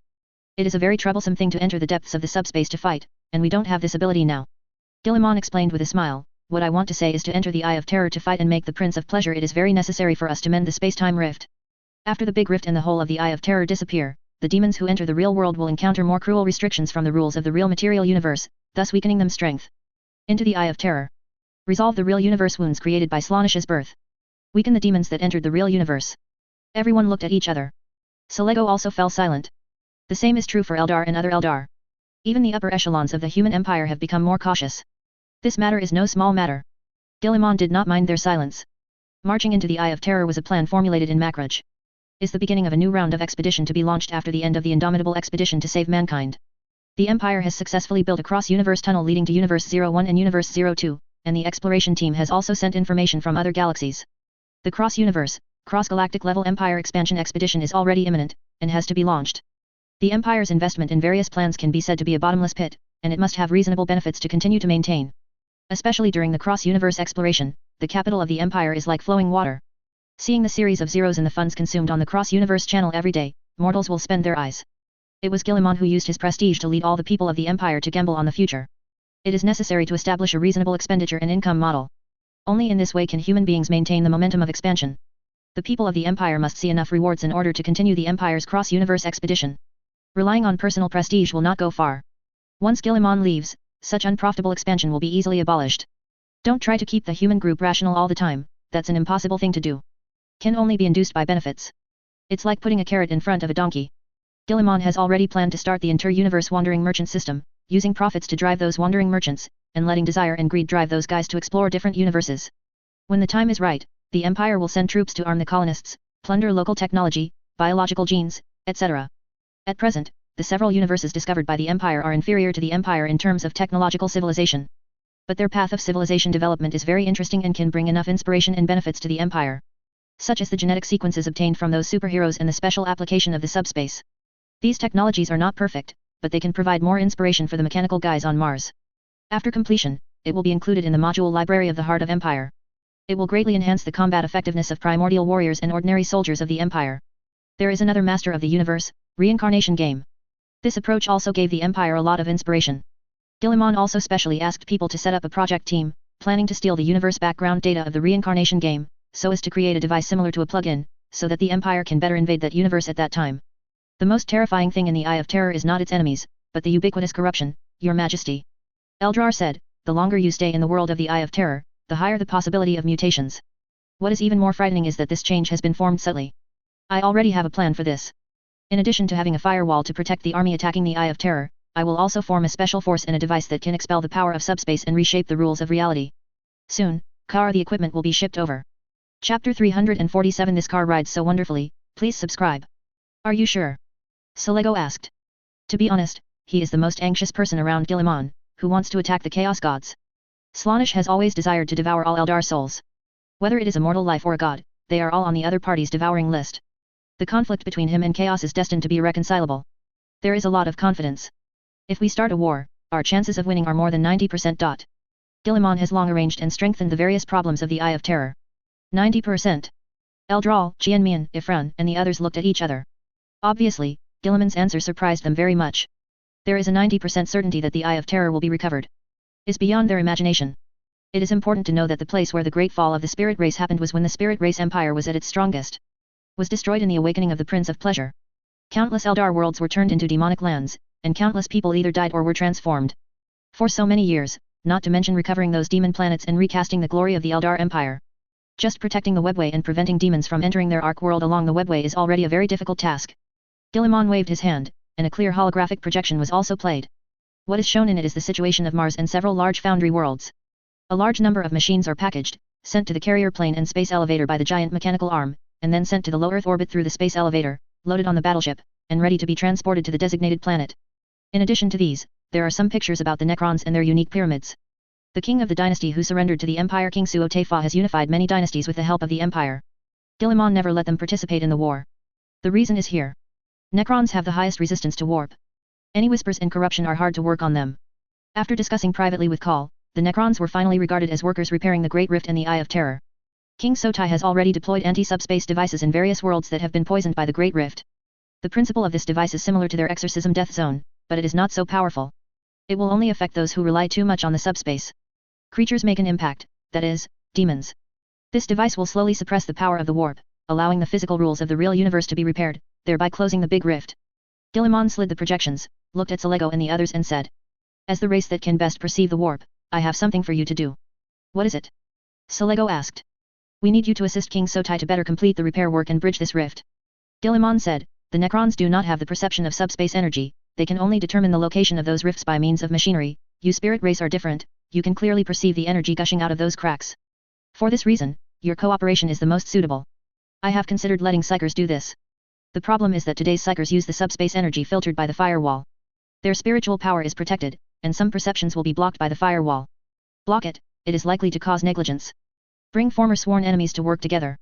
Even Guilliman has the courage to say it. If someone else said it, I'm afraid the matter would fall through immediately.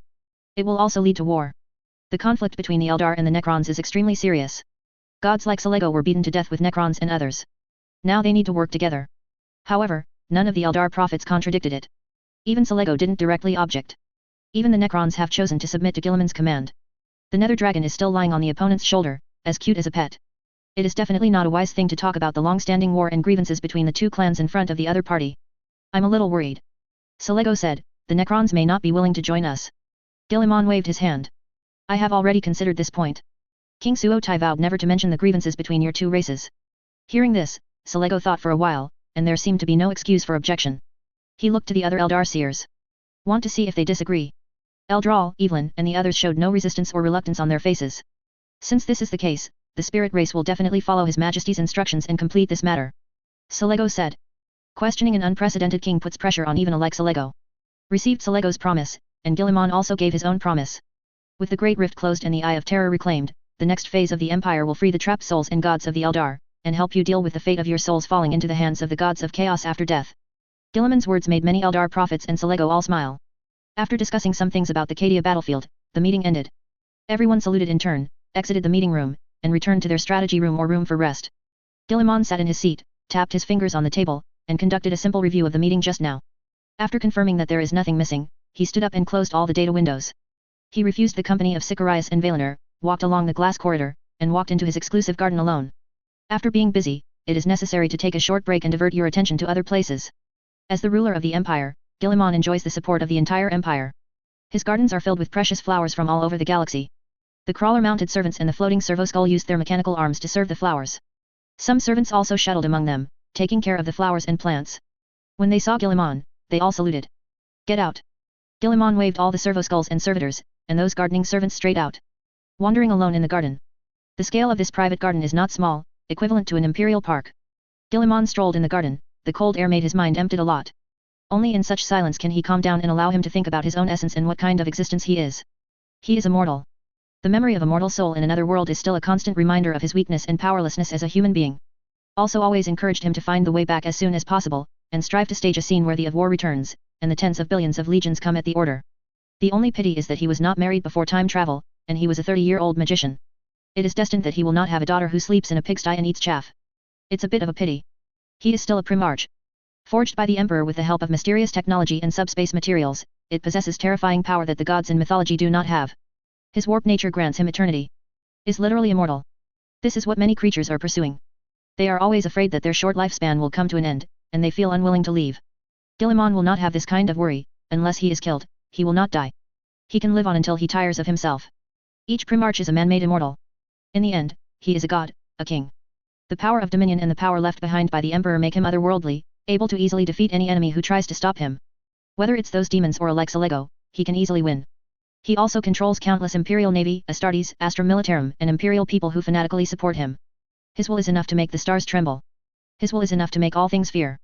As long as there is an order, countless people will give their loyalty and sacrifice their lives for him. Guilliman stood by the porthole, staring at the countless floating battleships, with a trace of confusion in his eyes. Even if you have mastered such a powerful force, he still feels lost. Seeing those mortals who gave their lives to win the war, and those staggering, emotionless casualty statistics, Guilliman also thought about whether he was qualified to use those sacrifices in exchange for the future of the Empire. The gods were trapped in the warp after being severely wounded by the Emperor. Yog-Sothoth's Cancer Legion is in decline. The space undead headed by the Silent King are already dying. Green-skinned orcs will soon become biological weapons controlled by the Empire. The tentacles of the Tyranids entering the galaxy were basically cut off, only the void far away from the galaxy still had signs of them, and it was no longer a threat to the Empire. The galaxy has no enemies who can fight the Empire. Under such a good situation, there are also some voices preaching peace in the Empire. I hope that all localities will shift their economic focus to people's livelihood, instead of maintaining a state of war, pay more attention to people's happiness, and further improve the quality of life. Guilliman didn't have much reaction to this, he just asked people to guide these voices from becoming mainstream. If he is an ordinary person, he will inevitably make such a request. Putting the productivity originally used to develop armaments in the field of people's livelihood will inevitably improve the quality of life of the people of the Empire again. It only takes a few hours for each worker a year to basically meet the needs of survival. Nowadays, most industrial achievements have become consumables for war. It is true that people always want a better life. But when Guilliman really stood in the position of the ruler of the race, only then do we truly understand that peace and happiness are the biggest lies. War and suffering is the only way to perpetuate the race. Pursuing peace is just putting the rope of suicide around one's own neck and tightening it a little bit. The security of the human empire comes from the expansion and colonization of the universe. No matter when and where, only outward-looking civilizations can survive. What kind of technology and power you have, if you live in a corner, you will eventually perish. Guilliman was thinking while walking. When a petal of one of his flowers fell, he bent down and gently caught it. He looked at the petals in his hand thoughtfully. Petals are also regarded as a kind of peace symbol. People always look forward to ushering in peace and a peaceful life amid flowers and cheers. Sadly, petals do not represent peace. Guilliman's garden has many kinds of flowers. Some of these flowers are aggressive and deceptive. Those beautiful flowers are bright red and tender, and they look pitiful. But if you look carefully, you can see that there are steel needle-like teeth in the beautiful gem-like flower core. When the prey is greedy for the beauty of the petals and approaches, the teeth will stab out violently, injecting toxins into the opponent's body, and then the corpse will slide into the petals and be swallowed into the digestive sac for digestion. There are some flower species that are even more terrifying. They are not only beautiful, but also have a sweet taste.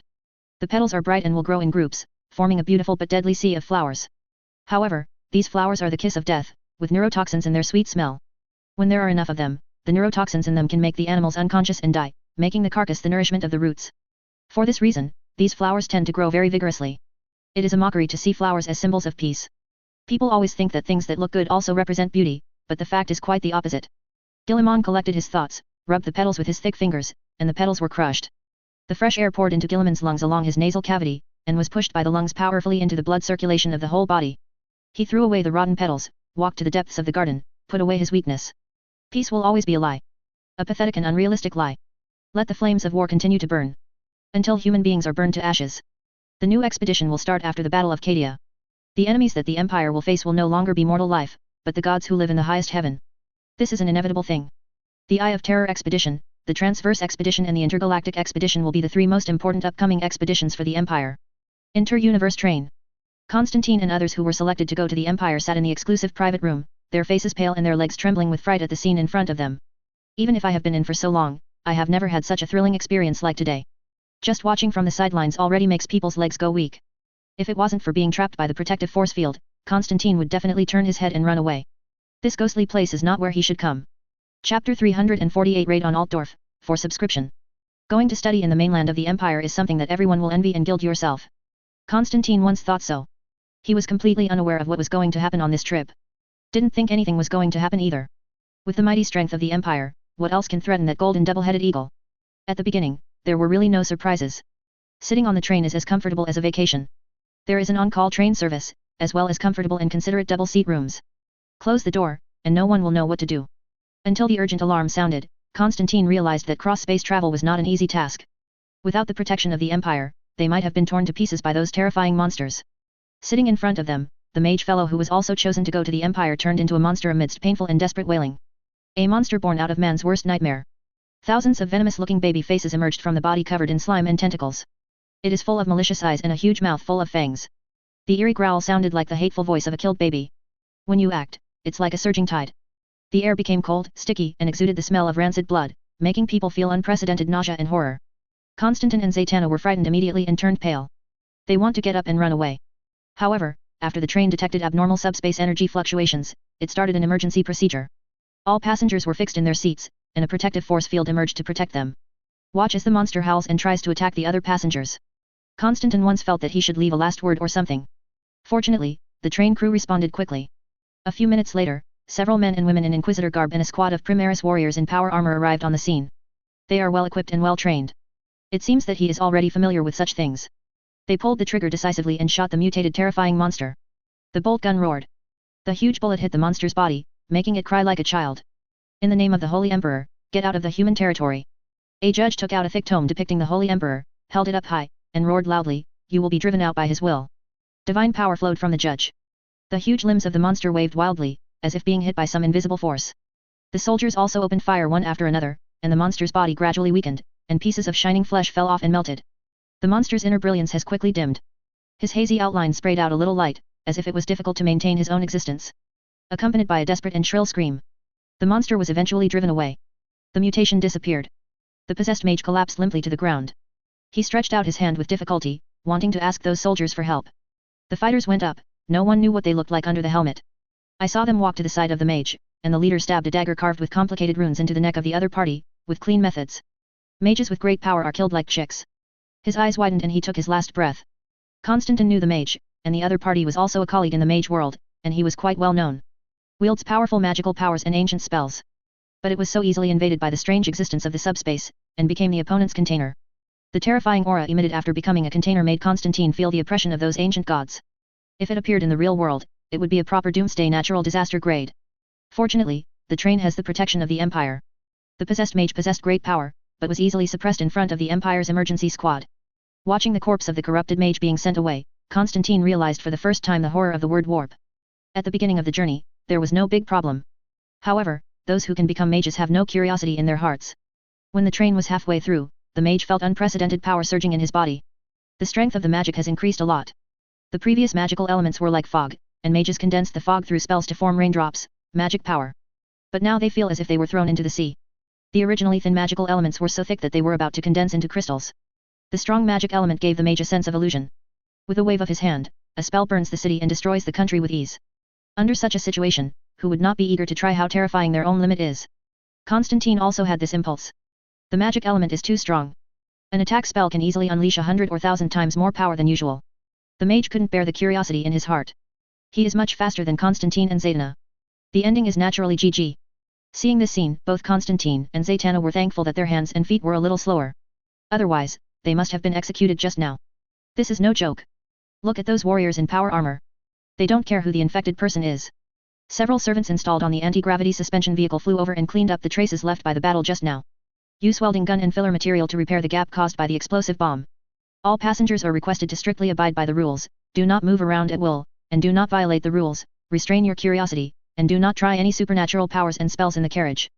There are thousands of rules: safety first, dishonesty in the car, tears in the eyes of relatives. The voice of the flight attendant came out along the loudspeaker in the car, warning everyone to be careful again and not to move around at will, which violated the rules. Zatanna's face was still in shock. It's terrible. Constantine hugged him in his arms and comforted him softly. It's okay, I'm here. Where did this train tunnel pass? Zatanna asked with lingering fear. As a member of a magical family, she is not poor in knowledge. With the collection of books at home, Zatanna can be said to be a master in the field of mysticism. However, what happened just now made her feel extremely horrified. The mage just wanted to mobilize the ubiquitous magic elements, and there was such an accident. Without even having time to react, the godlike terrifying will instantly snatched his body and used him to enter the train. Constantine shook his head. He looked towards one direction of the train, where there were only bright lights and seats protected by protective force fields. The train is very huge, and there are no windows or anything. Can't see any scene outside the tunnel at all. Maybe, we are walking under the eyes of those monsters. Once we show any opportunity, they will attack without hesitation and devour our souls and bodies. Zatanna's face became even paler. She knew that what Constantine said was very likely to be true. The Empire built a road in the realm of monsters that could lead to other universes. Altdorf. The methods of Lewis II, the Lord of Rekindled, are amazing. He actually made contact with the hidden high elves, and made an alliance with them on an absolutely tempting offer. Elves have a much longer history than other races. It is said that they are the second sons of the old sages. After creating the lizardmen, the old sages created the elves. It is also said that the ancient sages did not create the elves, but taught the ancestors of the elves so that they could gain the enlightenment of civilization. The scientific research scholars of the human empire have studied the information sent back by Valerian and others, and tend to the latter guess. Elves, like humans, exist in many universes. Even if there are no enemies of the old ones, elves will appear. For this reason, it is very likely that the old ones taught the elves. It is also possible that their elf genes from other universes were brought to this universe. The existence of elves is very extensive, and it is impossible for all of them to be created by the old ones. The old sage created 2 stargates in this world, allowing them to travel between different universes and planets. They worked to cleanse the warp of evil and attempt to restore peace to the warp. Unfortunately, their plan ultimately failed. There are many reasons, from the destruction of the warp space, and it may also be the influence of the Battle of Heaven, the ancient saints finally failed. Chaos energy poured into this world along the Stargate. The old sage was forced to withdraw to avoid attracting more attention from the chaos gods. The old ones are like blood-smelling food that will keep attracting sharks until the world collapses. The old ones chose to leave, leaving only their creations to live alone. Fortunately, the chaos gods didn't pay attention to this world, and it can be said that they didn't care. Their prey is always the old ones. However, even if the chaos gods did not focus on it, the aftermath of the arrival of the gods alone brought heavy disasters to this world. In 4000 BC, the world was attacked by demons pouring in from the Stargate. There were heavy casualties and wailing everywhere. Countless souls were captured into the realm of the chaos gods, tortured and became food. In this doomsday moment, lizardmen, dwarves, and elves united to save the world. Under the guidance of the lizardmen, the elven mages created a magical vortex that absorbed the influx of chaos energy and weakened the demon. After many years of war, those guys were driven back into the warp. Since then, the elves and dwarves have established a huge empire. Experienced a series of complicated battles and wars. The lizardmen are hidden from the world, guarding the legacy of the ancient saints wholeheartedly, and preparing for the war against chaos. After a series of events, the population of the elves has been greatly reduced, and the fertility rate cannot be raised. They can only choose to withdraw from the hegemony of the mainland after the rise of human beings. The dwarves hide in the deep mountains and concentrate on mining, and have no interest in human dominance. As time goes on, elves and dwarves become less and less common. Many farmers may never have seen these two races in their lifetime. Those damned goblins and halflings were the most they saw. When the elves entered Altdorf at the invitation of Lewis II, the Elector of Rick, it immediately caused a huge commotion. Elf, look, it's an elf. Some children shouted excitedly. The onlookers talked a lot, with curiosity and excitement on their faces. Looking at the tall figures in silver armor, blonde hair, white skin, and tall figures riding horses through the stone arch, they entered the square. The square was crowded with civilians who came to watch the ceremony. The civilians who saw the elves for the first time were very excited. Some high-ranking officials whispered to each other when they saw the gorgeous attire of the elves, discussing the exquisite craftsmanship used in those armors enviously. Especially the elves at the front of the queue, the decorations are even more luxurious. The shining silver-plated armor is inlaid with gold, or it looks like wings, or ears, or flames. The helmet is flat, tall, and pointed, shining in the sunlight. The cloak behind him is made of fine leather, embroidered with exquisite patterns. Some are rare and exotic animals, some are forest flowers and plants, and some are the sun, moon, and stars. The elf knight headed by it has a tattoo of a flying dragon with 2 wings. Even the sides of his helmet are inlaid with silver dragon wings, which looks extraordinary, majestic and majestic. Lewis II greeted these allies in the center of the square with many nobles.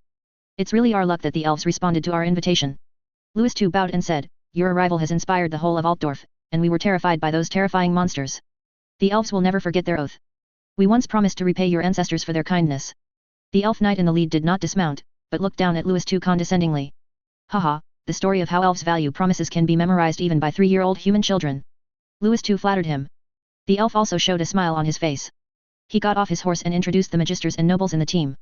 Lewis II also took the opportunity to introduce some cronies and nobles. In addition to bringing mages to join the battle, we also brought some helpers. Those dragons who live with us on the island of Ulthuan are willing to participate in this war. For this reason, we chose the 3 most powerful dragons, as a helper this time. Please also prepare some food for them. As soon as the voice fell, 3 huge black shadows appeared on the surface. According to legend, a giant dragon with power comparable to that of a appeared above the crowd, causing a burst of screams. They were all covered with silver blue scales, and when the pair of wings stretched out, they left a huge shadow on the ground. The sharp claws are as sharp as steel, reflecting light under the sunlight. The huge body is also covered with armor, especially on the tender belly. The overall look is even more ferocious. Just standing there, the feeling of oppression is oncoming. Louis too showed excitement the first time he saw the dragon. With such a powerful helper, why worry that the coalition forces will not be able to capture Middenheim? Preparing food is not difficult. I will send a supervisor to you. If you need anything, just greet him directly. We will definitely meet the requirements of our allies as much as possible. Hearing what Louis too said, the leading elf nodded. Then leave it to you. You are very exhausted from the long journey. Let me take you to the guest room to rest. Tonight is the welcome banquet. We will talk about business tomorrow. Louis too said. Middenheim. Valerian stared blankly at the assembled team in front of him. Udi, Fischer and others are all in the team. They are all ordinary people, following the steel giants to raid Altdorf, and are responsible for handling the follow-up work of the execution of the nobles by the giants. Those giants don't waste time trying to appease the civilians and maintain order. These tasks can only be handed over to Udi and others. Waiting until the ordinary people had assembled, Valerian said. The raid on Altdorf this time is only to destroy the nobles' will to resist. First, innocent civilians are not allowed to be attacked, and second, burning, killing and looting are not allowed. The only enemies we attack are nobles and army commanders. Lair. Chapter 349 The Dragon is Dead. The sound of humming came not far from the team gathering. Several technicians are overhauling vehicles and heavy firepower units used in warfare. The light emitted by the engine of the vehicle was extremely shining, and the scorching arc was reflected on the face of the mechanical priest covered with mechanical gears. Valerian, who was wearing golden armor, was still talking about many things about the expedition. But he didn't pay attention to listen. Out of the corner of his eye, he glanced at the monster-like hover vehicle in the distance. Each head is very huge, suspended half a meter above the ground. There is an invisible anti-gravity magnetic field stirring between the ground and the vehicle. If it is thrown into the vehicle at this time, it will be smashed to pieces in just a few breaths, turning into a disgusting lump of rotten meat. Watching the hovering airships undergoing final testing and debugging, Udi couldn't hide his excitement. He had seen the horrors unleashed by these airships. In just a few breaths, endless enemies were destroyed. Those zombies and undead were all destroyed under the terrible sky fire. Now, he will be a passenger of these vehicles with the power to destroy the world, and go to Altdorf, the largest city in the old empire, to announce the end of their era to the nobles. Udi and others will call the empire ruled by the nobles the old empire. The empire mentioned by Valerian and others is called the new empire. This is used to distinguish the difference between the two empires. Some people don't care. Instead, they will use two forces with the same name as a joke. The empire is about to be destroyed by the empire. The sarcasm contained in it always makes the listener laugh out loud. Destroy the nobles and fight for the great human emperor. Destroy the nobles and fight for the great human emperor. Destroy the nobles and fight for the great human emperor. The sound of shouting continued to sound. Udi hurriedly withdrew his gaze, and shouted along with the other companions. Wait until the pre-war oath is over, and they go to the assigned hovering airship according to their serial numbers. Udi and Fischer, who had become friends, stayed on the same airship. The airship has a large capacity. Apart from the stored weapons, ammunition, and various system devices, it can accommodate 120 soldiers. This time a total of 5 hovering airships were dispatched, with a total of more than 500 soldiers. 89 out of 10 of them are auxiliary troops recruited locally. The others were the clerk who received Altdorf and a battle party led by Valerian. The exploration team is severely understaffed. Many members of the exploration team have been assigned tasks. It is not easy to build a base in this place that has no oil and is still in the backward feudal era. They have to search for enough materials, train workers, and supervise factory production, all of which require a lot of manpower. Valerian also spent a lot of effort to assemble a small team to solve the resistance of the local forces. They are the main force of the battle. The auxiliary army recruited can only be used to maintain law and order, maintain order after the absence of nobles, and prevent Altdorf from falling into chaos and people fleeing on a large scale, which would be very bad. To build a civilization, population and resources are essential. The population of Altdorf is crucial to the exploration team's next plan. After everyone boarded the hovering airship, Valerian ordered the pilot to set the route to Altdorf. The speed up of the hovering airship was terrifying. It broke through the sound barrier within a few breaths, leaving circles of white airwaves in the air, spreading little by little in the air. The hovering airship disappeared into the sky and turned into a shining dot. There is nothing unusual about Udi, Fischer and others inside the airship. There is no overweight phenomenon due to the acceleration of the hovering airship. When the aircraft is accelerating, it will exert a backward force on the passengers in it. The suspension vehicle uses the gravitational field to offset this force, forming a balance. Assembly up to now, Fischer has not spoken except shouting the oath. The task of capturing Altdorf still made him quite excited. His waist wears the long sword and strong shield used in the past. Also carrying a weapon that can release a beam of light, which looks like a fire system. The weapons were distributed by members of the Valerian expedition. It is powerful and has a long range. Those beastmen, halflings, these targets that required great effort to kill before. Now it only takes one shot from a long distance to kill it easily. We are going to capture C. Altdorf. It is said that the city has never had a history of falling from its establishment to the present. Udi whispered beside him, his tone full of excitement. Hearing this, Fisher nodded, expressing his agreement with the other party. Many forces have tried to capture this city, but in the end they all failed and returned without success, only making more bones under the city wall. Fisher didn't want to say anything, but kept rubbing the long sword in his hand. He just echoed the words of his good friend Udi. The speed of the hovering airship is very fast. Even for the ordinary soldiers of the vassal army, it took only a few tens of minutes to cross the long distance and reach the sky above Altdorf at a reduced speed. Hover airships are vehicles built for global strikes. During the time of all-out war, it can reach any position on the planet within 2 hours to strike the enemy. If you look at it with the eyes of people of this era, Altdorf is undoubtedly a majestic city. The city wall is towering, with a thickness of more than 10 meters, surrounding the entire city like winding mountains. On the city wall, there are also huge steam gates, and the muzzles of each gate are extremely amazing. The flags of the major nobles are hung on the city wall, flying with the wind. Outside the city wall, there are stretches of tents, which look filthy and stinky. All the conscripted farmers gathered there. Lack of food and effective management. The nobles didn't care about their lives at all, they simply pulled them out to collect heads and serve as cannon fodder. It is already a miracle that those farmers can survive to the battlefield and come back alive. The guards patrolled the camp, unaware that disaster was coming. The nobles shuttled back and forth to chat with their allies at the banquet, drinking, enjoying the fine wine of the elves and the exquisite food presented by the court chef. The first to discover the abnormality was the giant dragon brought by the elves. In addition to the food provided by the human nobles, the 3 dragons are all soaring in the sky. The dragon race is a race favored by the creator. They have their own dragon language magic, their bodies are covered with scales comparable to the hardness of metal, and they can easily fly to heights that mages cannot reach even with flying skills. If they weren't too rare, they would be the overlords of this world. With the amazing eyesight of Long Tong, the 3-headed dragon saw the high-speed flying hover vehicle. Incredibly fast, much faster than all of them. After feeling the threat, the 3 giant dragons let out a huge dragon roar. The clouds in the sky were dispersed by the roar of the 3 giant dragons. People looked up in amazement. The figures of 3 giant dragons appeared high in the sky, and powerful magic power shone on them. This is how the dragons entered the battle mode. The elves and nobles came out of the castle where the banquet was held with puzzled faces, and stood on the balcony looking at the dragon. Several elf mages sketched the runes, trying to appease the dragon, and investigate the reason for the abnormality of the dragon. Gessler, who was under the city wall of Altdorf, also raised his head, looking at the sky like the other farmers. The clothes on his body already gave off a sour smell, and his face, which was so hungry and pale, was also very dirty. Just by looking at this, you can tell that he has been in a mess during this time. Compared with those exquisite nobles, they are simply a world apart. What happened? Why are those dragons flying around? It looks like something went wrong. Where are the elves with long ears? The farmers talked a lot, and the dragon roared one after another, making their faces look frightened and uneasy. They hold crude weapons and give themselves a little courage so as not to collapse in fear. Gessler also took out his own fork, which is used for farm work and can fork up bundles of straw. Nobles will not give them weapons. The conscripted farmers must get weapons and armor by themselves. Sometimes, you even have to bring your own food. What happened? Louis II on the balcony of the castle looked at his elf allies and asked puzzledly, why is your dragon like this? Is there an enemy coming? I don't know either. The elf-headed said, but don't worry, the mages will solve everything. Don't worry, even if there are enemies coming, the power of the 3-headed giant dragon is enough to repel any enemy, don't doubt their power, this ancient race has the power comparable to the gods. The elf headed by him has a calm face. He has absolute confidence in the dragon, and the elf mages he brought are also a force that cannot be ignored. Unless those beings in the myth came out, he couldn't think of any kind of existence that could defeat them. The 3 giant dragons attacked at the same time, flames swept across the sky, and the powerful dragon language magic set the entire sky on fire. The terrifying magic power made even the wizards tremble. Louis II and other human nobles were even paler, and the scene of burning the sky was like an apocalypse. If the 3 giant dragons join forces, it will be enough to burn Altdorf to ashes. Fortunately, they are allies with the elves. Pray for those who dare to oppose the elves, Louis II said silently in his heart. The same goes for other human nobles. However, fate played a huge joke with them. Intense glare overshadowed the entire sky. The cloud layer was torn into 3 channels, and the scattered red light dyed the cloud layer red. The dragon language magic of the 3-headed dragon stagnated, and the powerful magic power dissipated invisible.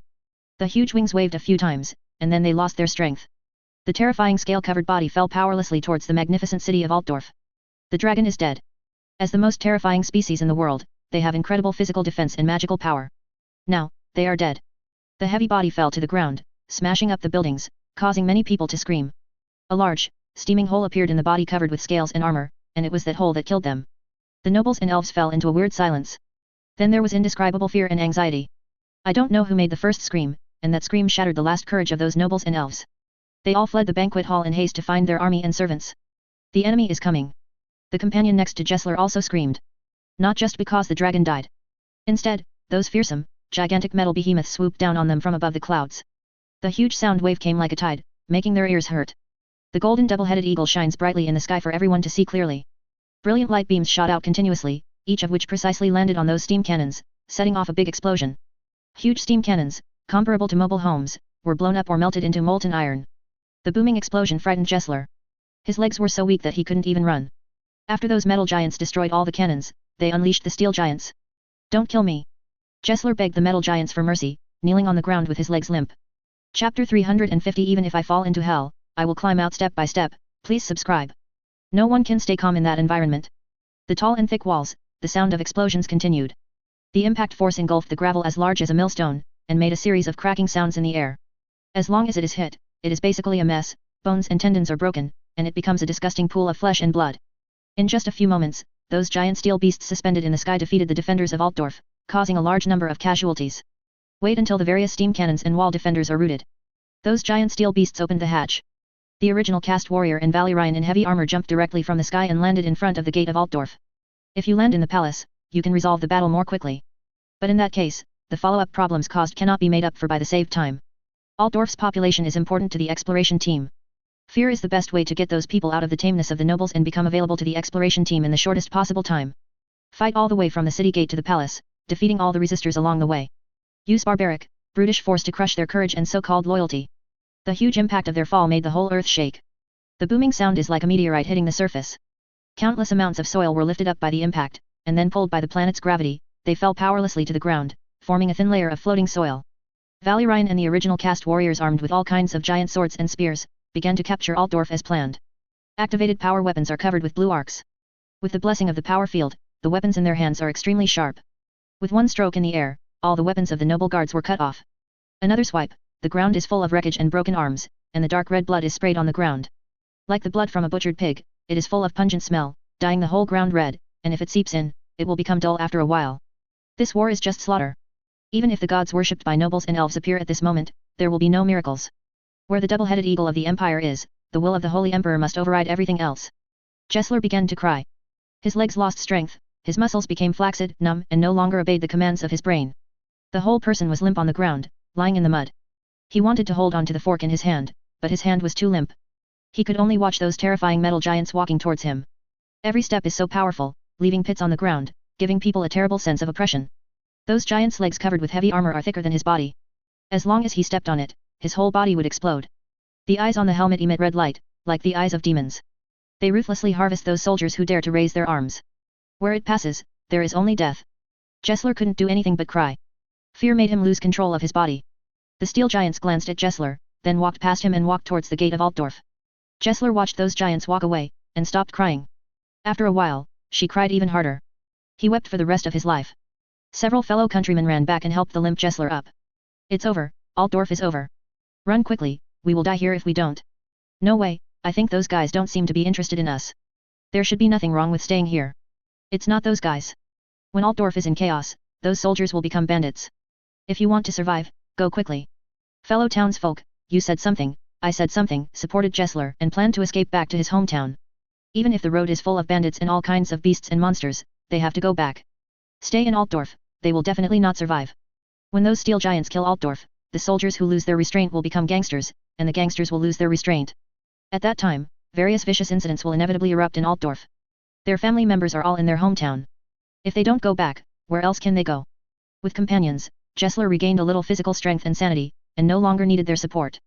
The group simply took the food and the weapons left by the soldiers, and prepared to leave. Just reached the edge of the camp, something happened. A levitating steel monster lowered its height and blocked the front of the road. Its thick muzzle was aimed at the farmers and soldiers who were trying to escape. One after another beams of light shot out, falling on the hills and trees on both sides of the road, causing bursts of explosions. Damp soil mixed with broken sawdust and flying green leaves. The desperate man who wanted to escape let out a cry of panic. Like sheep being driven away, they dare not move on, nor dare to run away. A group of soldiers wearing strange uniforms with the same golden double-headed eagle tattooed on them as those steel giants slid down from the hatch of the steel giant. They pointed at the farmers with fire-like weapons. A man in robes who looked like a scholar held a piece of parchment and shouted, "In the name of the Holy Light, the all-knowing and all-powerful Emperor of the Empire, you have been conscripted to serve the Empire. Anyone who tries to escape, leave, will be regarded as deserters and executed on the spot." The other party used the local language, and Gessler and others understood the meaning without any effort. Some begged for mercy, others yelled in terror. Gessler is also begging for mercy. He doesn't want to be in this place anymore. This place is horrible. He just wanted to go home and see his miserable wife and 2 emaciated children. If they die here, they will have no hope. Unfortunately, the other party didn't want to hear what they had to say. Return to your camp and post, and wait for the next arrangement. Return to your camp and post, and wait for the next arrangement. Return to your camp and post, and wait for the next arrangement. The soldiers with strange weapons shouted and approached the terrified people step by step. Several people tried to escape, fleeing from both sides of the road. After a few warnings, the soldiers were no longer polite. The fire system in their hands released light and hit the fleeing man's leg. A thumb-sized, scorched black penetrating wound appeared on the leg, causing it to let out screams of pain. Their cries made Gessler and others lose the courage to finally resist. Driven by the soldiers, they obediently returned to their dirty, foul-smelling camp. There was chaos in the camp, mixed with people's terrified cries and crying. Farmers are not professionally trained. They leave tents or places where they sleep, and they look terrible. After walking a few steps, I can still see the excrement. The ones that are more particular are covered with soil, and some are left just like that, exuding a disgusting stench. Didi was also one of those soldiers who drove them away. He was appalled at how messy the camp was. Having seen how the exploration team kept Middenheim well organized, clean, and hygienic, you can feel the huge difference between the two. When Middenheim was just recovered, all the buildings had been reduced to ruins, and the bodies of the dead were everywhere. Refugees returned to that city from all directions. The water source is also polluted by the dead left behind. Food is in short supply. If this situation were replaced by other nobles, famine, plague, and riots would definitely be indispensable. The exploration team easily solved these problems. They used powerful laws and systems to divide refugees into different teams. Collect supplies, purify polluted water, transport those corpses for centralized incineration, and maintain law and order. Get everything organized in just a few days. Fischer seemed much calmer. As the city defense officer of Middenheim, he knew very well that existences like the expeditionary team were different. This kind of messy camp is the reality.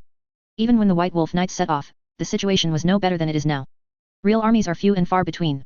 The size of the army of the nobles will only be maintained at a level that can deter the people of the territory and prevent them from making trouble. When it comes to war, they will launch a call to gather farmers to fight. The expenditure of raising a professional army that is out of production is extremely terrifying. The agricultural tax collected from farmers and serfs is not unlimited. There are many things that the land can produce. The nobles had to ensure their decent life and hold various luxurious banquets. All the money is used to support the army, so their life will be hard. For this reason, few nobles are willing to raise a purely full-time army. Let these untrained farmers go out, it is not surprising that such a situation occurs. Using the terrifying performance of the Valyrian team just now and the weapons in their hands, Dudi, Fischer and others easily deterred the captives. According to the original plan, each vassal army soldier selected a dozen of these captives to form his own team. More than 400 soldiers transformed into captain-level existences. Pulled out an army of 6,000 or 7,000 people. Such a team is more than enough to maintain order in the camp and block the gates of Altdorf. Other captives were driven to complete the work of collecting all the supplies, organizing the camp, treating the wounded, and burying the dead. According to the original plan, Dudi and others quickly moved the captives in an orderly manner. After encountering the first wave of attacks, the defenders of Altdorf showed the qualities of a professional army. They gathered quickly from all over the city. The officers shouted various instructions to coordinate them to establish a line of defense. Several strong men beat the big clock with huge hammers. The loud bells rang throughout the city. Well-trained soldiers ran back and forth, picked up armor and weapons, and went to report to their troops. The women closed their doors and hid in the room shivering with their children in their arms. The engineers of the Craftsmen's Guild worked together to push out huge crossbows from the warehouse and fix them on the main street. These crossbow machines can use complex mechanical structures to continuously eject huge crossbow arrows that are enough to penetrate heavy armor. The huge force will make the arrow shaft make a harsh sound in the high-speed vibration. Even a half-meter thick earth wall can pierce through. The Forestry Guild moved boxes of arrows and weapons from the warehouse to the city. The arrows and weapons were wrapped in oilcloth, and they smelled like iron. The tip of the arrow is shiny and sharp, which can easily cut through the skin of the carrier. If it is handed over to a skilled archer, it can easily take the life of the enemy with just a pull of the bowstring. The Physicians' Association organizes various medical supplies. Let apprentices and physicians save those wounded. The elves also armed themselves, picked up their rune-inscribed weapons, and ran to the battlefield. Altdorf is not only a wealthy city, but also a well-defended fortress. The well-known design masters of past dynasties have strengthened it to a certain extent. Relying on crazy financial resources, they relied on the mountain to build 2 front and rear city walls. The 2 city walls are facing south, but because of the difference in the direction of the mountain, they are scattered and crossed. The wall in front of it is high in the east and low in the west. A city wall behind it is higher in the west and lower in the east. The place where the slopes of the 2 city walls meet is the central street that runs through the giant city of Altdorf. The central street leads all the way from the city gate to the highest palace. Those enemies have penetrated the city gate, broken the defense of the outer wall, and the steam cannon installed on it has been destroyed. Nobles can only use inner walls and palace walls. Altdorf is easy to defend but difficult to attack. That makes it difficult for siege equipment such as ladders to work. Even if the enemy has worked hard to build a long ladder, it is easy to be overthrown by the defenders. The defenders stood on the city wall, condescending, and could easily shoot and kill the enemy with bows and arrows. With its towering city walls, unique geographical location, and combined with crossbows, Altdorf can easily block enemies dozens of times larger than the defenders. The enemies who came this time were completely different from before. There are no banners covering the sky, and there are no figures all over the mountains and plains, only a dozen or so people. Each one of them was wearing heavy armor, holding a sword comparable to the weapons of the gods, fighting all the way from the city gate to the palace, pointing directly at the many nobles in the palace. Elf mages and human soldiers stood on the second wall. The enemy's speed is very fast, and they have already penetrated several temporary defense lines in a row. A dozen people killed tens of thousands of defenders in Altdorf. The bodies of the 3 giant dragons fell on the urban buildings between the outer wall and the inner wall, overwhelming many houses. Many residents were injured, and the cries and shouts were all mixed together. Precious dragon blood containing powerful magic power flowed out of the huge dragon corpse like money, causing weak arcs and flames to shine in the air. That is a special phenomenon caused by the dissipating magic power of dragon blood. Dragon blood is an extremely precious raw material in the alchemy market. With so much dragon blood, it would have been comparable to a treasury before. Now it is flowing like this, no one cherishes it. The faces of several elf mages couldn't hide their grief. The 3-headed dragon has a good relationship with the elves. Now he died tragically in Altdorf. They vowed to make the murderer pay. Several steam tanks emitting black smoke from their huge chimneys rumbled and drove out from the gate of the inner city. The steam tank is the most powerful and fearsome creation of war in the Empire. They always rumble towards the enemy, unleashing deadly shells from their steam-powered cannons. A metal tank whose whole body is covered under heavy metal armor. It's scary just looking at it. Neither the arrow nor the blade can hurt it at all. Any enemy who tries to block them will be crushed by the huge steel body. In order to fight against the enemies of Middenheim, Louis II spent a huge price to obtain these steam tanks from the engineering guild, and planned to use them to attack Middenheim. It's a pity that those mysterious people in Middenheim have even more powerful steam machines. According to some merchants, those mysterious people even created steam steel giants to collect trees and minerals. This news made the coalition forces who had obtained the steam tanks feel afraid. Instead of attacking immediately, they chose to wait for other allies. These steam tanks have been placed in Altdorf, waiting for the moment to go out. Who would have thought that these steam tanks were not used to attack Middenheim for the first time, but to defend Altdorf? This is somewhat ironic. Louis II showed a little excitement on his face. The appearance of the steam tank made him quite proud. Convincing the old guys at the engineering guild was a bloodbath for him. But everything is worth it. Look at this huge steel body, even without that terrifying cannon, just relying on that terrifying body is enough to crush all enemies. As long as he can win and let his reputation as Louis II be publicized, he has earned it. He is the man who will become the emperor of the empire. Seeing these steam tanks, the other electors will inevitably elect him as the new emperor of the empire. In that case, all goals will be achieved. However, after a while, the calculations in Louis II's mind were completely eroded by fear. A golden demon came all the way from the city. Wherever they passed, all those soldiers were beheaded. The charging heavy knights were cut off directly, and even their horses and men were cut into several sections. Nothing can stop his pace. Elf mages and human nobles all set their eyes on the golden figure. The spear danced with an electric arc, and the bright light represented the extraordinary power of the spear. Cut iron like mud, blow hair, and break hair. Even hoplites covered with heavy armor were cut open like tofu. A group of charging knights were hacked and killed by him, leaving only wreckage and desperate howls everywhere. The golden demon rushed all the way to the gate of the inner city, trying to completely defeat the defenders. Steam tanks and other steam vehicles attacked at this moment. The roar of the cannon shook the ground. The shells that flew out landed next to the opponent, causing an explosion. For a while, gravel splashed and smoke enveloped. Some nobles cheered. Being hit at such a short distance, even a demon would have to walk around. A moment later, the golden figure walked out unscathed. He ran, swung the spear in his hand, and knocked off the steam tank closest to him, chopping it into a pile of burning, steaming wreckage. Every nobleman was shocked by the scene. Steam tanks are the treasures of the engineering union, and have repelled the attacks of countless powerful enemies. Was chopped into pieces in front of the golden demon god. No power can stop such a wild force, everything is reduced to pieces. The huge bed crossbow shot out a long arrow that shone with cold light. A long arrow of that size is enough to penetrate the scales of a giant dragon. But only a series of sparks sparked on the opponent's golden armor. Not even a trace was left. The human nobles and elf mages on the city wall were all frightened. Does such an existence really belong to the mortal realm? It is more like the incarnation of those unimaginable and terrifying gods who descended on this world. The elf mages screamed those ancient spells hidden in the deepest part of the Sea of Souls. Terrible magic power was released from them. The staff engraved with runes is glowing. They all wore the magic weave armor of the elves. Those lines are very ancient, have extraordinary symbolic meaning, and can appease the power of the highest heaven. Magic weave armor can greatly enhance the control of magic by an elf mage. They join forces to unleash a giant spell. A spirit of light emitting light appeared in the air.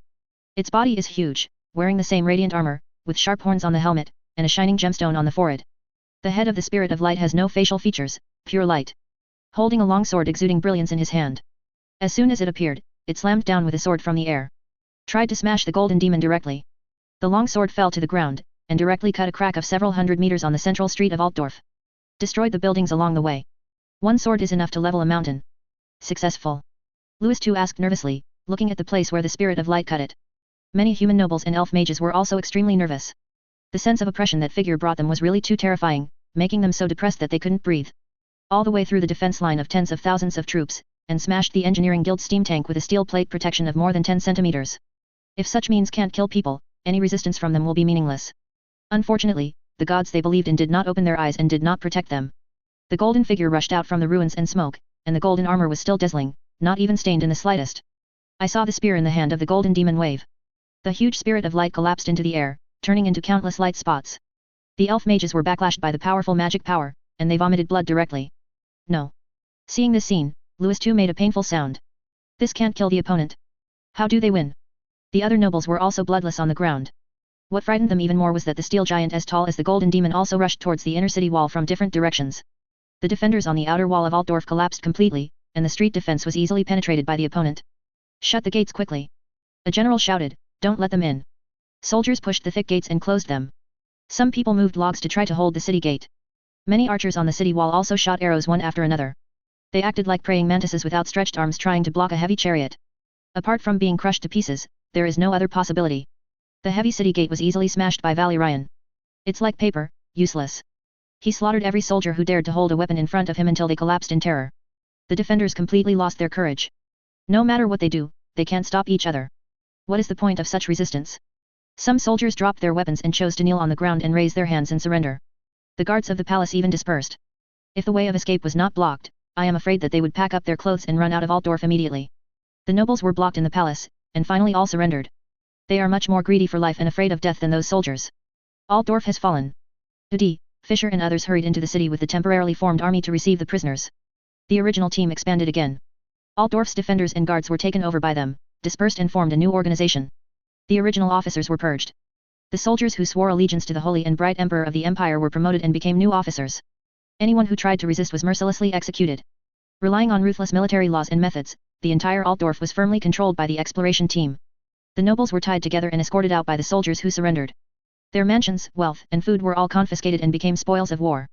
Even their families were driven out, and the servants were dismissed.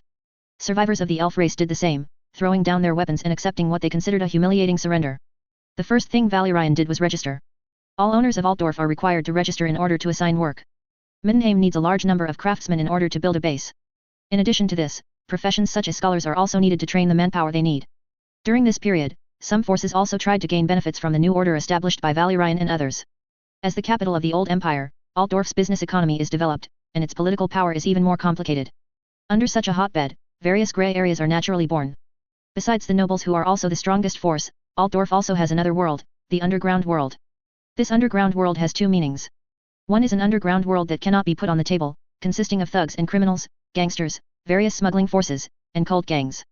One is the real underground force, that is, the underground world composed of Skaven Ratmen. Skavens have lairs beneath every human city. A wealthy city like Altdorf is no exception. For these forces that want to gain benefits, Valerian's approach is simple and rude. Those who tried to make trouble secretly and took advantage of the opportunity to make a fortune were all executed directly. The head was hung on the city wall, and the body was thrown into the wild. This cruel style has greatly deterred all forces that are about to move. All kinds of gangs and cult gangs were destroyed simply and roughly, the leaders were killed, and the gang members were treated as coolies. Gessler thought he was dead. The so-called Holy Light, the all-knowing and omnipotent emperor of the empire will inevitably treat them as slaves, drive them to work, and exhaust them all to death. The lives of these people are so bitter. Enslaved by the nobles, enslaved by the rich, and now he is enslaved by the so-called divine light, omniscient and omnipotent emperor. What is unexpected is that not only did such a thing not happen, but good things happened one after another. In the past, eating meat and wearing new clothes, unless it was a holiday, I didn't even think about it. As a result, after those people took control of Altdorf, he ate meat and put on new clothes. Gessler was overjoyed even if it was just the clothes taken from the noble's house. Those are all good materials, and many of them are silk from Gendan. Even the price of a piece of second-hand clothes is unbearable for Gessler. The meat he ate was only thumb-sized pieces, which made him feel very happy. He was glad that he failed to escape, otherwise he would have no new clothes and meat to eat. If he escapes back, he has to find a way to pay the land tax of the Lord. After a year, it is already a very happy thing to have a few meals of rice and meat. If there is a famine, gnawing bark and mud will be involved. Gessler really couldn't figure out why those people captured Altdorf and liquidated the nobles, but distributed all the wealth to poor people like him. What kind of king is that so-called divine light, omniscient and omnipotent emperor? Throwing the wealth of the noble lord to the mud legs, such a thing was unimaginable before. After a busy day at work, Gessler got today's meal from the supervisor. It is still a dish of fragrant white rice and meat and vegetables. He and a few fellow villagers squatted next to a boulder, watching the excitement not far away. From time to time, some nobles were taken to the street to show the public. Today is no exception. Today, the Emperor-elect of Reichland, Louis II, is on display. That guy's plump body is covered with drooping fat, all white. Is in stark contrast to the skinny guys like Gessler. His head protruded from the opening of the prison car, screaming hoarsely and distressly. You have to stand up and resist, and you can't let those damned invaders take away our land, take away our women, and take away our wealth. People of the Empire, don't be fooled by the small favors of the invaders. They are outsiders. Do you want outsiders to trample you under your feet? Where is your courage? Everyone is responsible for the rise and fall of the country. Stand up and resist, my compatriots, the people of the Empire. Let Louis II howl. The crowd watching did not pay attention to his words. Some even laughed out loud. Gessler ate with big mouthfuls, stuffing meat and vegetables into his mouth together, and when there was a gap, he laughed along with those people. You stupid people are so indifferent to the demise of your own country. One day, you will regret it. Louis II cursed fiercely, and he was completely disappointed. These stupid mud legs have no honor, no dignity. Their country was destroyed, and they didn't have the slightest idea of resistance. Still laughing there. They are so insensitive and stupid. There is no cure for these people. The headquarters of the Salvation Society moved from the dimensional dimension to the small universe. In order to avoid the attention of the mastermind behind the reincarnation game, members of many exploration teams have built a huge outpost here. This universe has its own serial number, Universe 03. The inter-universe tunnel will connect this universe in a few years. At that time, the Empire will officially colonize and seize control of this universe.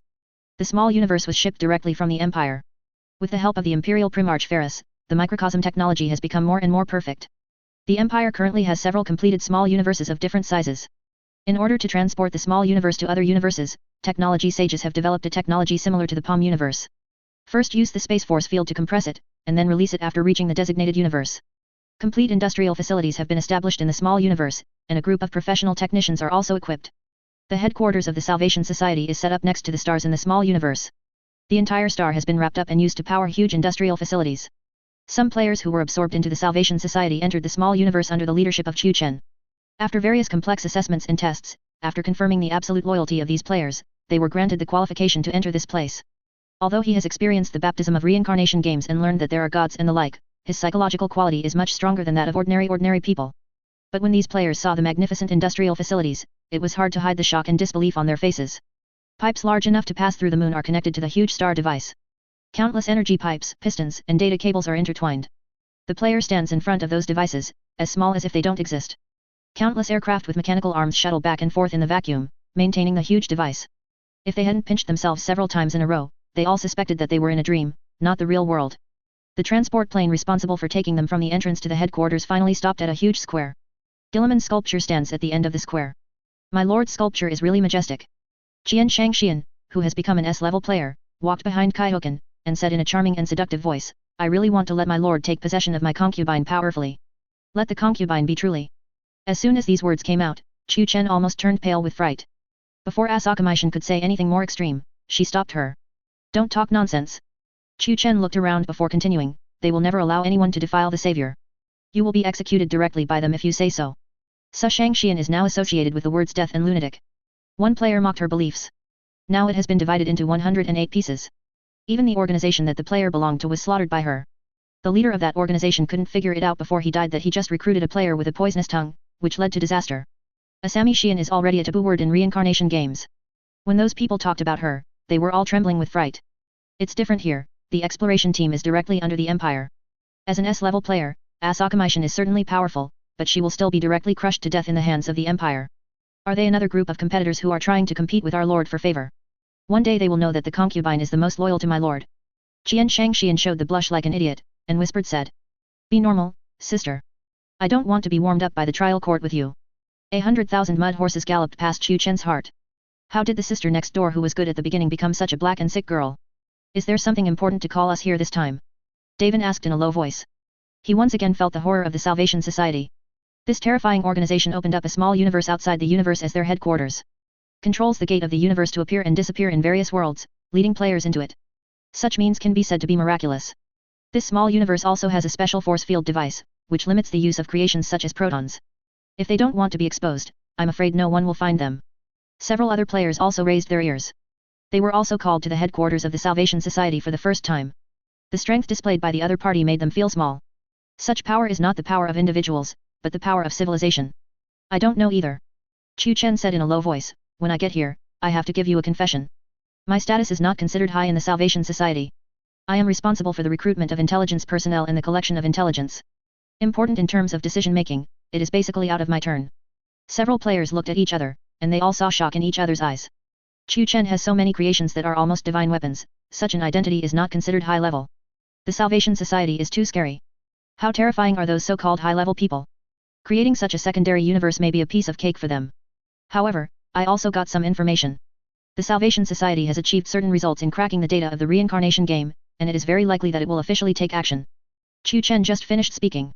A servo skull flew over from a distance, and the loudspeaker it carried made a sound. Intel staff, please follow me, the meeting is about to start. Let's go. Chu Chen said, soon, we will know why we are here. Reincarnation game, an unknown world of ruins. The blood moon is flying in the sky, and the strangeness is rampant. This place is no longer the domain of the living. A man staggered out of the emerging black mist.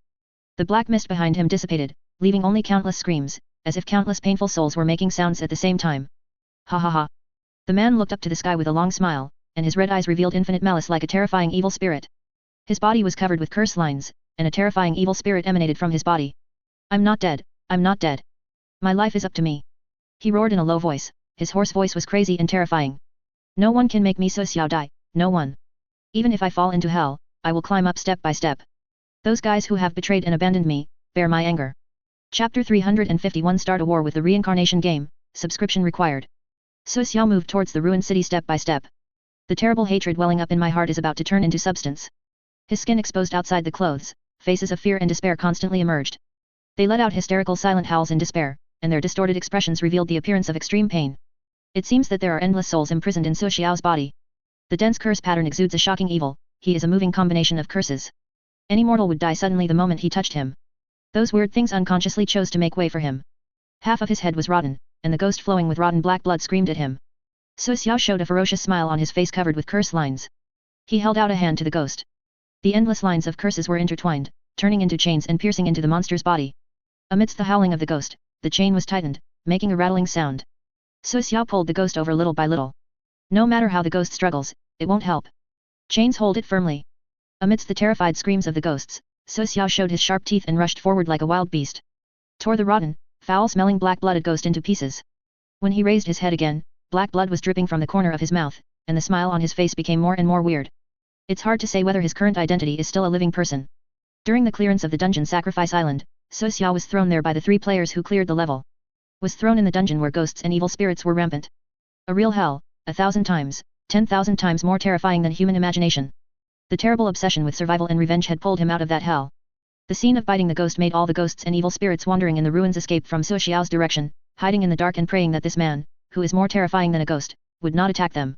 Su Xiao walked forward step by step. Dragging the cursed body, walking on the barren land. Pass through those ghosts and evil spirits, and walk towards a city that has become desolate and dead. The high-rise buildings in the city have collapsed. Dried heads and scattered bones can be seen everywhere. A large number of inverted crosses stand on the ground. Bound those still writhing headless corpses, their souls still imprisoned inside, still not freed. The ruins that have not yet collapsed are left with black blood stains and traces scraped by human hands. It is conceivable that this city must have encountered an unimaginable disaster. Su Xiao went all the way from this hellish world. Went all the way to the center of the ruined city. 5 stone pillars exuding a simple atmosphere were found there. Those stone pillars are very old, standing just like that among the ruins. Like the 5 fingers of the underground giant stretching out to the ground.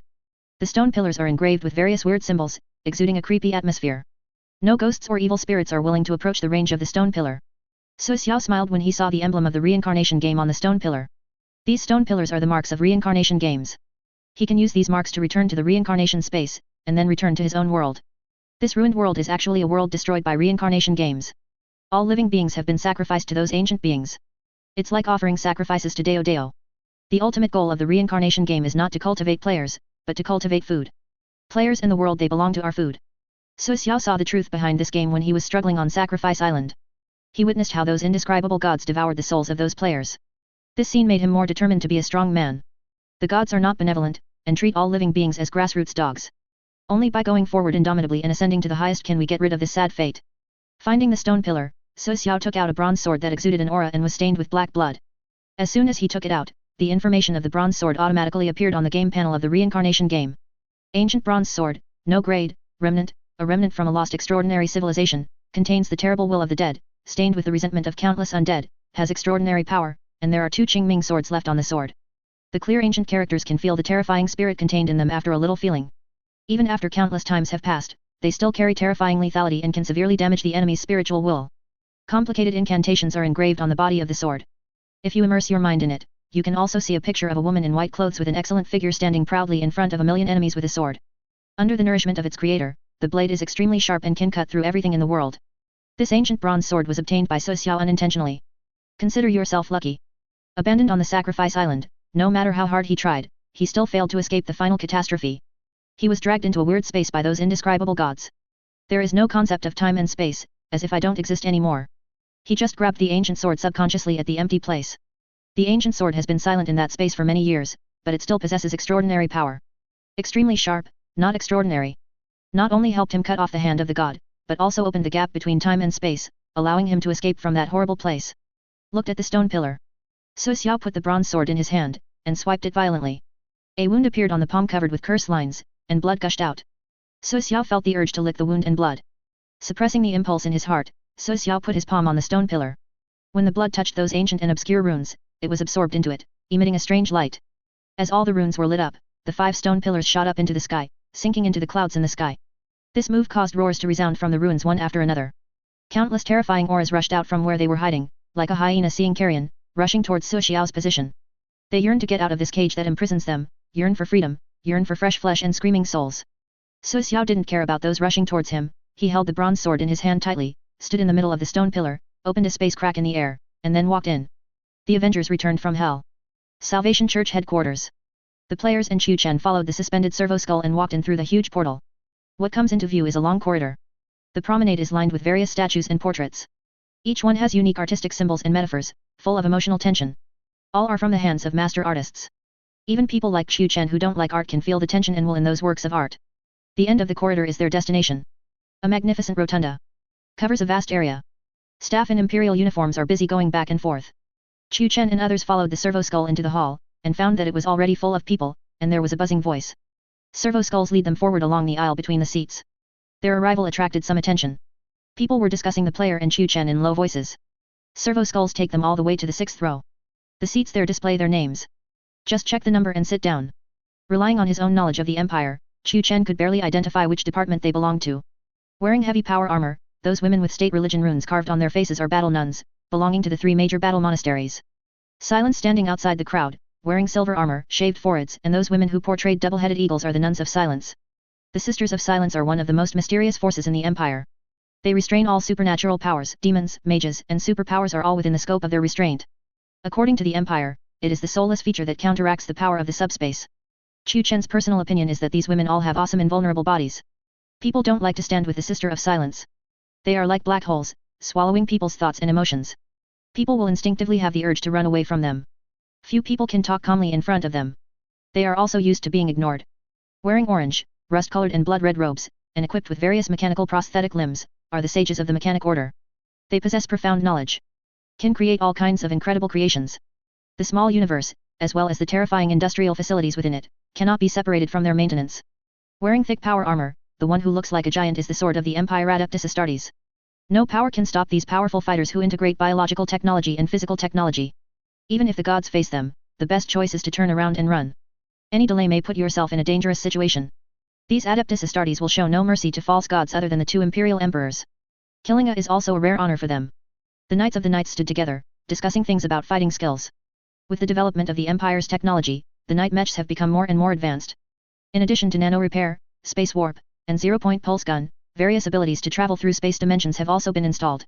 The combat power is so strong that it can be said to be incredible. 10 Knight mechs dispatched is enough to slaughter a world in the industrial age within a few hours.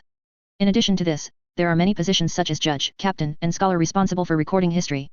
Li Tuk, Si, Asaka Shishin and other players watched this scene in astonishment. The strength of the Salvation Society is far beyond their imagination. Masters all kinds of incredible technology and knowledge, and so many creatures serve it. The identity of their savior made them even more odd. If A is hiding in the light and pretending to be a ghost, they may still be a little contemptuous. The more fancy things are, the more fancy they are. It is a common trick of the gods to play some magic tricks in front of those believers who don't understand, and to fool them. Such things, they can do now. What's the use of a like that? The savior never appeared in that image from beginning to end. Not even in front of them. What the players see most is the statue of the opponent. But so many warriors and scholars gathered here to work hard for the great cause of the savior is enough to prove that he is extraordinary. A truly powerful disdains to use such despicable methods to fool uninformed believers. The servo skull brought Kaihoken and his party to their positions, then turned and left. Its mission is over. Kaihoken and the others looked around for a while, then sat down. Their places are all made of smooth alloy. Desktop is a touchscreen data terminal. You only need to tap lightly to see the icons and projections that emerge. A group of players sat cautiously in their seats, as if an 18-year-old girl went to a small hotel with her boyfriend for the first time to discuss life in depth. Chu Chen looked up and looked around the round meeting room, and he saw many acquaintances. Still beautiful and moving, a living saint with a gold and blue halo, Celestine. And Sister of Silence, Aaliyah, and Grey Knight Mentor, Clovis. These people were all met by Chu Chen in the world of Mist, which is the No-01 universe controlled by the Empire. Later, he followed the exploration team and returned to his own universe, so he lost contact. Didn't expect to see them again here. Clovis has a good memory. When he saw Chu Chen, he smiled and motioned to him. This made Chu Chen secretly happy that such a small person like himself has not been forgotten by the other party. Are these all believers of the savior? Light asked in a low voice. Chu Chen nodded. Yes, in order to save those fooled beings, the savior established an extremely powerful empire, and planned to use this empire to save everyone. Empire. The players discussed in low voices. Seeing the suspicion in their eyes, Chu Chen explained again, don't regard the empire as a regime established by those greedy for profit. The empire is a means for the savior to save many universes, not an end. The gods we are going to fight against are so powerful it is hard to imagine that if you rely on stragglers, it is impossible to defeat the opponent. Instead, you will be defeated one by one, leading to the final defeat. The venue fell silent, and the living Saint Celestine walked towards the rostrum. She has extraordinary charm. Exudes a pure and flawless light. Just seeing her appear is enough to heal the pain in my heart and fill me with courage. When the living saint appeared on the battlefield, it often represented the victory of the empire. Chu Chen also felt the tension in his heart. Being able to have the living saint come in person, it seems that the things to be announced are extraordinary. The fate of many people will undergo earth-shaking changes. Celestine on the rostrum looked around the venue and said, according to the will of the divine, all-knowing and omnipotent emperor, the purpose of convening all colleagues this time is to discuss the redemption of Universe 03 and help our compatriots get rid of that misery. Destiny. Every colleague has noticed the fact that the game of reincarnation induces greed in people's hearts through economic and military means, thereby stimulating our compatriots to go to extremes, and regard it as a harvest. For them, the life of this universe is it's like being kept in captivity for them to feed on at any time, and our compatriots who are lost here have no dignity at all. We have all sworn to the divine light, the all-knowing and omnipotent emperor, that we will carry forward his will and save the compatriots lost in the universe. This is the moment to fulfill our oath. Celestine's voice echoed in the hall. Everyone listened silently. They watched as Celestine unfolded a piece of parchment bearing the emperor's biological seal and read out the orders on it. After the holy light, the all-knowing and omnipotent emperor of the empire, as well as the Ministry of Military Affairs, the Ministry of Administration, the Imperial General Chamber of Commerce, the Imperial Prime Minister Council, the Imperial Mechanic Society, the different Universe Development Department and many other departments signed the war order, and it is officially effective at this moment. The Empire will launch an all-out war against reincarnation games to save our compatriots who are lost here. After Celestine finished reading, she put away the parchment and performed a skyhawk ceremony. The glory of the Empire will last forever, and the glory of the Emperor will live forever. All the people present scrambled, stretched out their hands and made a sky eagle salute. Countless voices roared loudly, repeating Celestine's last words. The glory of the Empire will last forever, and the glory of the Emperor will live forever. The glory of the Empire will last forever, and the glory of the Emperor will live forever. The glory of the Empire will last forever, and the glory of the Emperor will live forever. Chu Chen couldn't help shouting too. Several players didn't want to shout at first. Unknowingly, he also shouted. In such a frantic environment, unless you are a very fickle person, it is impossible to keep calm. After everyone cheered, Celestine stretched out her hand and pressed down, motioning for everyone to be quiet. Start to assign combat missions now. For the redemption of Universe 03, the original caste warrior who has completed 4 generations of upgrades will be the commander of the Legion, responsible for the battle, and the Knights, the Star Army, the Titan Legion, and the Omnic Legion will serve as assistants. Combat nuns, Sisters of Silence, Grey Knights and judges will form special teams to target the incarnations of gods hidden in the dungeon. In addition to continuing to collect information, the intelligence team will also be responsible for all defected players and local indigenous legions coordination and naturalization. The priest of the state church is responsible for missionary work and bans all illegal religions. General administrative matters are handed over to officials of the Imperial Administrative Department. Religious cases are handed over to the state church for adjudication according to procedures. After preaching the opening document, the meeting continued for a long time. It is mainly to assign combat tasks and explain some details clearly. All legions will attack at the same time. Their task is to smash the copy world and defeat the incarnation of the gods. The task of Kaihoken and others is to control the player's world, reorganize the local social order and clean up the rebels. In addition to this, there are also issues in the fields of business economy, culture and education, and social systems. The purpose of the Empire is to control these worlds, not to beat them into ruins and leave, but also to be responsible for the follow-up security work. For the current Empire, security work is the top priority. Those players who will be deprived of the power of their masters may not be willing to accept the rule of the Empire. Reincarnation game copy, Zombie City. A group of novice players who had just been pulled into the game copy all showed excitement. Yamura Yiben is also one of the novice players. If it weren't for the fact that there were people beside him, he would have screamed excitedly. Being pulled into the reincarnation game is definitely the most surprising thing in life. It is also his only chance to change his fate against this guy. From now on, he is a noble player. A high-flying player. At that time, those women will sleep one and abandon one, and sleep one and abandon the other. Wake up every day and see something different. Out of the game, it's time to spend money like water and indulge in vocal music. On that day, just thinking about it made people drool uncontrollably. He has made a decision. As long as he can get out alive and become a player, he will punish the female boss who scolded him on the spot in public. Thinking of the bumpy and hot figure of the female boss, Yamamura couldn't help drooling. As long as he can successfully survive in this novice trial dungeon, Zombie City, his status will undergo an earth-shaking change. At that time, the female boss will not be a piece of meat on his chopping board. He can strike whatever poses he wants. Yamura Yiben took a look at the surrounding environment and found that he was in a bedroom at the moment. The room is about 80 square meters, with white walls on all sides and tiles on the floor. There is a bed and a desk in the room, and there is a computer on the desk. At this moment, the computer is sending out occasionally mixed with other voices. Looking over, a cooking tutorial video is playing on the computer. A man and a young and beautiful girl are in a program, introducing a cooking tutorial about. Shanken Iben went out and found that there were 3 men and 2 women in a room, a total of 6 people. Everyone has their own room, looking at each other and guarding each other. Separated a certain distance from each other while observing the surrounding environment. Yamura Yiben looked at a few people, and a sneer and contempt appeared in his heart. These guys are trash at first glance. I have been exercising in order to survive in the game. He will definitely survive. Just want to observe the environment. The game interface pops up.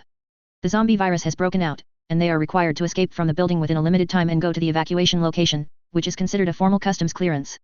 Seeing the mission prompt, a faint smile appeared on Shanken Yiben's face. Such a task is simply a piece of cake for him. Let's act together. A girl said, if there are more people, we can take care of each other, and the chance of customs clearance will be higher. Okay, I support this proposal. A man said, everyone is together, and the safety factor is much higher. Yamamura Iben shook his head, then turned and walked back to his room to see if there was anything he could use. Their current time should be when the zombie virus just broke out. The sooner you leave, the better. Only fools will stay here. Yamura Yiben was very fast.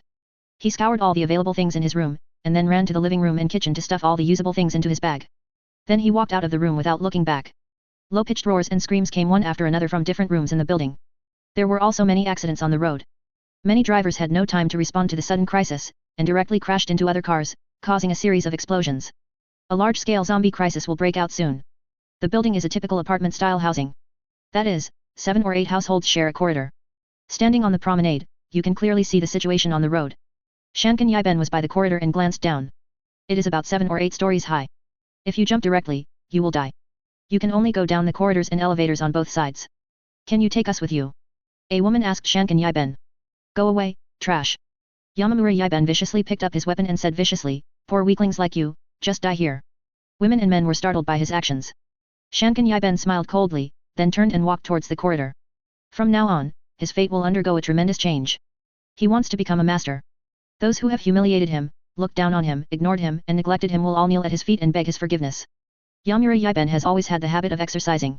Long-distance running to train endurance, boxing to train explosive power, Rubik's Cube to train thinking ability, etc. His life was prepared to enter the game. While those wastes were still thinking about how to escape the cruel reincarnation game, Yamamura Ispan had already shown his persistence in entering the game. This is the best chance to change his destiny. The elevator is broken. Mountain Village Book 1 can only take the corridor. Although it was only 20 or 30 meters short, it was not so smooth. There was a corridor where 3 or 4 people died. When the Shanken family walked down, those corpses just turned into zombies. Bringing blood all over their bodies, they rushed towards Iben and the others in the mountain village with claws, and kept making all kinds of weird howling sounds. After a while of fighting, Yamamura Ispan successfully escaped. He ran out of the building. The few remaining people were still on the building at this time, obviously not daring to move. Yamamura Ispo ridiculed those cowardly and incompetent guys more and more in his heart. Congratulations, you have successfully completed the task of escaping the building, and the task is being updated for you. There are still certain preferential treatment for novice levels. The customs clearance prompt is very appropriate. Please go to Beep Square, Beep Rescue, Beep. In the name of the Holy Emperor, this domain should be purified. When Shankan Yiben saw this prompt, he was taken aback for a moment. How come there are garbled characters and noises in the reincarnation game?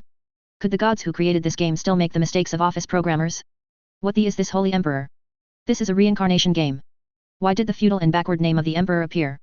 Data error, data error, data error, copy has been compromised, data error, copy has been compromised. In the name of the Holy Emperor, this domain should be purified. Data error, try to correct it. In the name of the Holy Emperor, this domain should be purified. A series of prompts sounded in a hurry. The game interface is also flickering. Under the watchful eye of Yamamura, the game interface flickered in his eyes for a moment, and then disappeared directly. It was as if someone had pressed the power off button. What? Shankan Yiben was sluggish. Never heard of such a situation. How is this going? What about the game interface? What about such a big game interface? The roar of the zombies also became manic, and the surviving people screamed. Their skins disappeared like pieces of lit paper, revealing the terrifying appearance covered with bone spurs and fangs. The modern city, which was still prosperous just now, fell into a zombie crisis and decayed at a speed visible to the naked eye, as if it had been accelerated for hundreds of years at once. Became eerie, full of dilapidated, black fungus-covered ruins. The sunlight in the sky also became scarlet, as if it had entered a ghost. Shankan Yiben's face changed drastically, and he yelled out of fright. I suddenly regretted why I didn't go with other players, and insisted on being a lone wolf. Now there are those hideous skinless monsters everywhere, and there is nowhere to run. How did the good dungeon suddenly become a gloomy ghost? Several players who hadn't escaped also screamed. Obviously, this sudden change made them terrified. Crack sounded in the air. A crack was opened. The tens of kilometers long metal battleship rushes out of the crack, magnificent and magnificent, like a winding giant mountain range suspended in the air. The monsters howled towards the sky. Some monsters flew up and rushed towards the magnificent ship.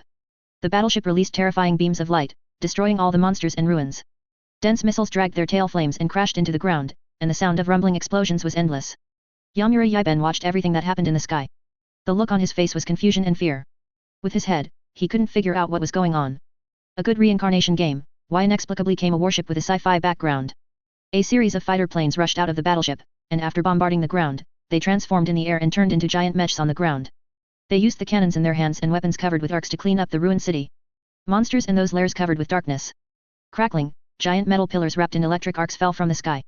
Every time one fell, those monsters would howl, each time more tragic and terrifying than the previous one. It was as if those metal pillars were some kind of special force field dismembering them. Several metal giants jumped from the battleship to the vicinity of Yamamura Yiben and other players. The monsters rushed at them frantically.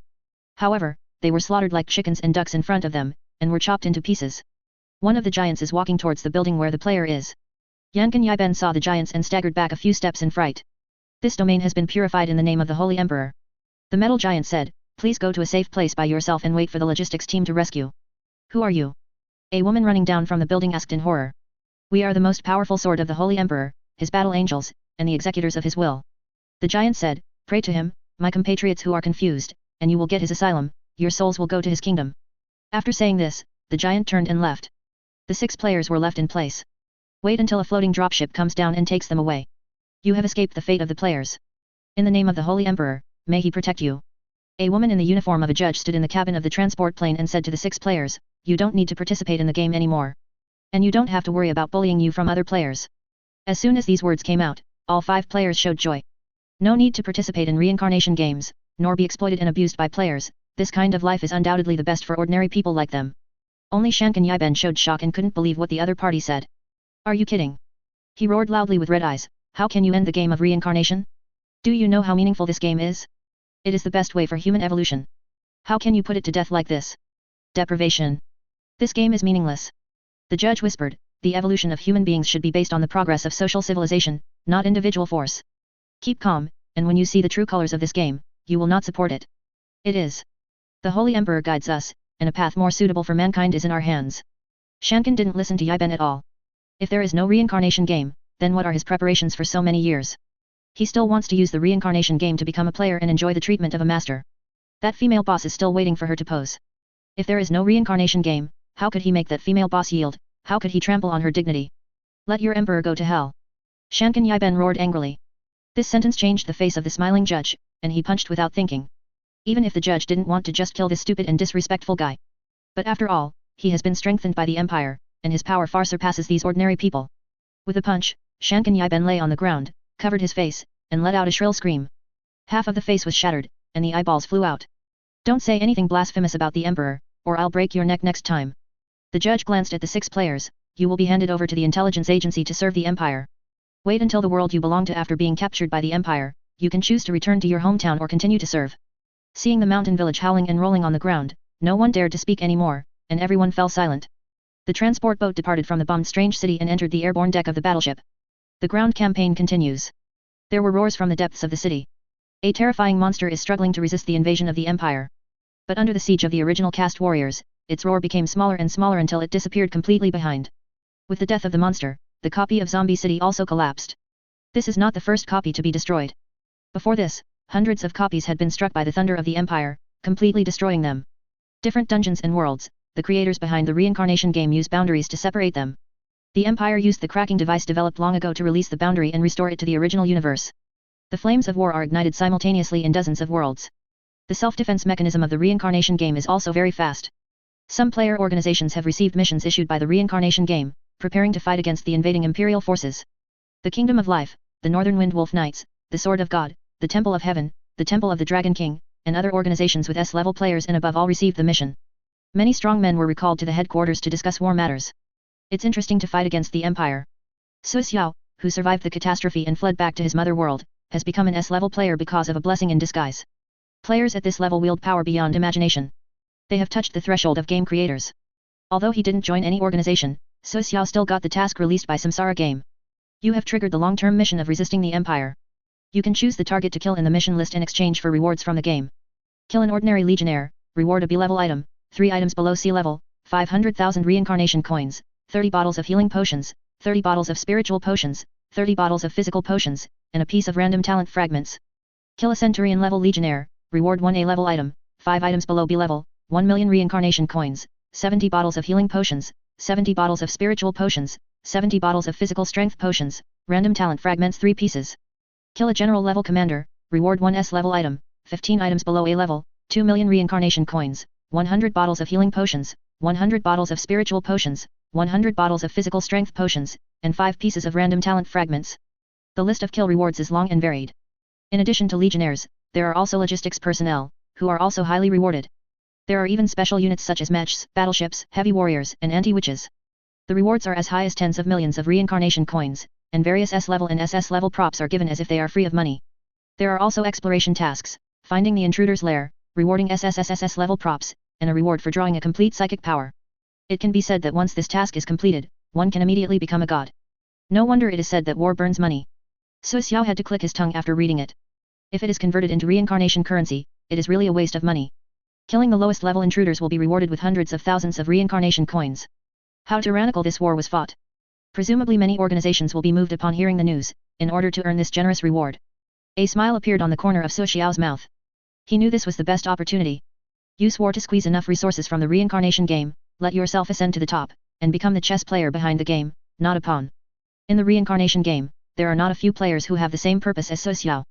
The generous rewards given by the reincarnation game made them all go crazy. Changing fate against the sky depends on this battle.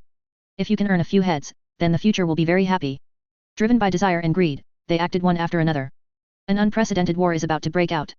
Senior players who have been hiding for many years will also be dispatched, setting off terrible battles. Chapter 352 Jian Shangxian hacked and exploded Shura Temple, subscription required. Drowsy, dark. The whole world is shrouded in thick dark clouds. The dense darkness makes people feel very depressing. Even in the daytime, this world is still grey. People who live here have forgotten how long they haven't seen the sun. There are some young children who never see the sun even once they are born. Since a force formed by S-level players appeared in their world. Here is shrouded in darkness. The darkness of the sky and the darkness of the heart envelope them together. People can only live in cities built using reincarnation game technology, and their work focus has also undergone earth-shaking changes. That is to serve the faction established by that S-level player. Offer slaves, women, wine, and food to that power. No one dared to resist that terrible force. Even if someone becomes a player, they dare not resist, but instead want to join in and become a master. This organization is Shura Hall. A terrorist organization that terrifies countless players and trembles when they hear their name. The headquarters of Shura Temple is built on the highest mountain in the world.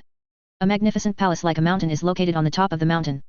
The palace is magnificent and luxurious beyond imagination. In the central main hall of many halls, a young man wearing a white shirt, blue jeans, and a handsome face like a monster is sitting in the main hall. He couldn't see his true face clearly, and the terrible blood entangled him. It's like a terrifying blood coming out of a sea of blood. Only those eyes full of majesty and indifference can be seen. This young man is the founder of Shura Hall. A man called taboo by countless players, a man who makes players tremble and tremble. When the children heard his name, they were too frightened to cry. This young man is Shura. No one knows his true origin. All I know is that it only took him 10 years to go from an unknown kid to a Shura who made countless players tremble step by step. Single-handedly formed the top force in the reincarnation game, Shura Palace. There are 5 heavenly kings, 9 war gods, and countless top players under his command. Let countless forces and players tremble.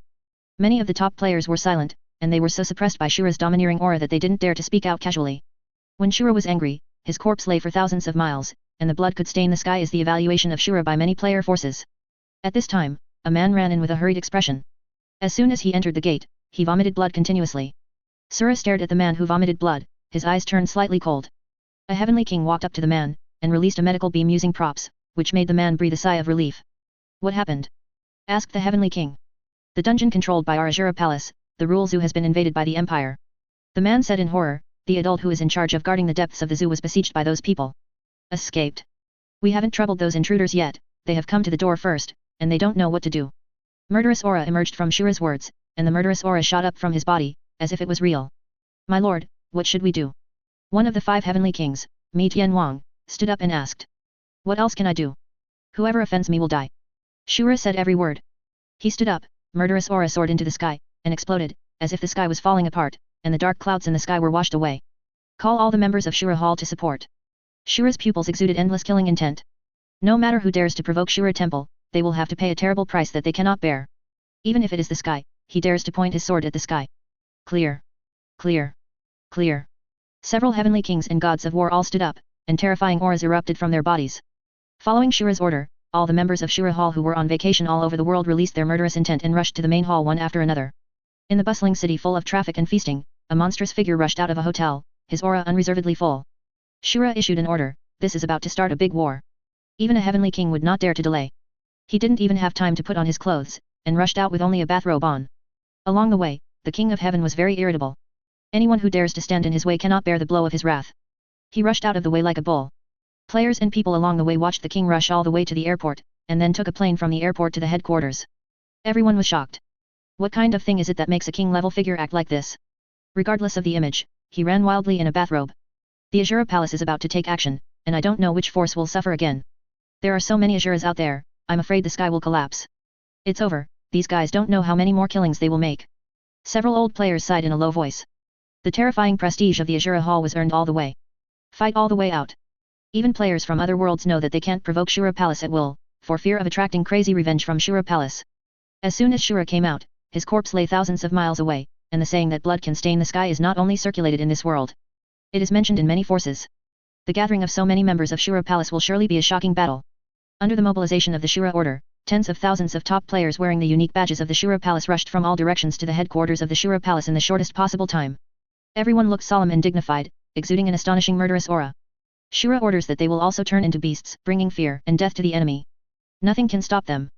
Those who offend the Azura Palace will die. It is beyond doubt that. Wait until your subordinates are assembled. Sura came out from the main hall. The moment he stepped out of the temple gate, the members of Shura Hall all knelt down, shouting Shura's name. Anyone who offends my Azura Hall will die. Come out. Azura's voice was low. He just wanted to order an expedition to wipe out those damned imperial invaders. Let them know that Shura Hall cannot be offended. Before he finished speaking, he was interrupted by a crisp and sweet laughter. Laughter is full of frenzy and madness. You are so good, you are all gathered together. A girl in a black complicated gothic dress floated above the headquarters of Shura Hall. Her appearance is extremely handsome, and her pitch-black pupils add a touch of enchanting beauty. 2 bare white and tender feet, just stepped on the air like that. Holding a giant long-handled sickle several times larger than her delicate body. It is the tone of shallow poetry. The dungeon battle doesn't need her. Those monsters that hold the original power of the universe can only be resisted by primordial warriors and the elite troops of the Empire. The task of Asakamation is to prevent the minions of the reincarnation game from interfering with the main force of the Empire. Who are you? Shura's tone was so cold that the air was frosty, and a murderous intent appeared in his eyes. The dead don't need to know the name of the concubine. You monsters who have been completely distorted by the game of reincarnation have been declared by the Empire as irredeemable. In the name of the great people who are loyal to the concubine, the concubine will give you purification. Arrogance. One of the 5 heavenly kings, King Slaughter, stood up and yelled angrily at the girl in the sky. He shot. As the top player of Shura Hall, King Killer masters all kinds of terrifying props. Destroying the city with one blow is nothing to him. All the power in King Slaughter exploded. A terrifying force turned into a world-destroying dragon with monstrous force and blasted towards the girl standing in mid-air. Asaka Shion just raised the sickle in his hand and swung it violently, and the world-destroying dragon disintegrated in the air. You're done, now it's my turn. Qian Shang Xian took a step forward, her figure dissipated in the air, and in the next second she appeared next to King Killer. With a wave of the giant scythe in his hand.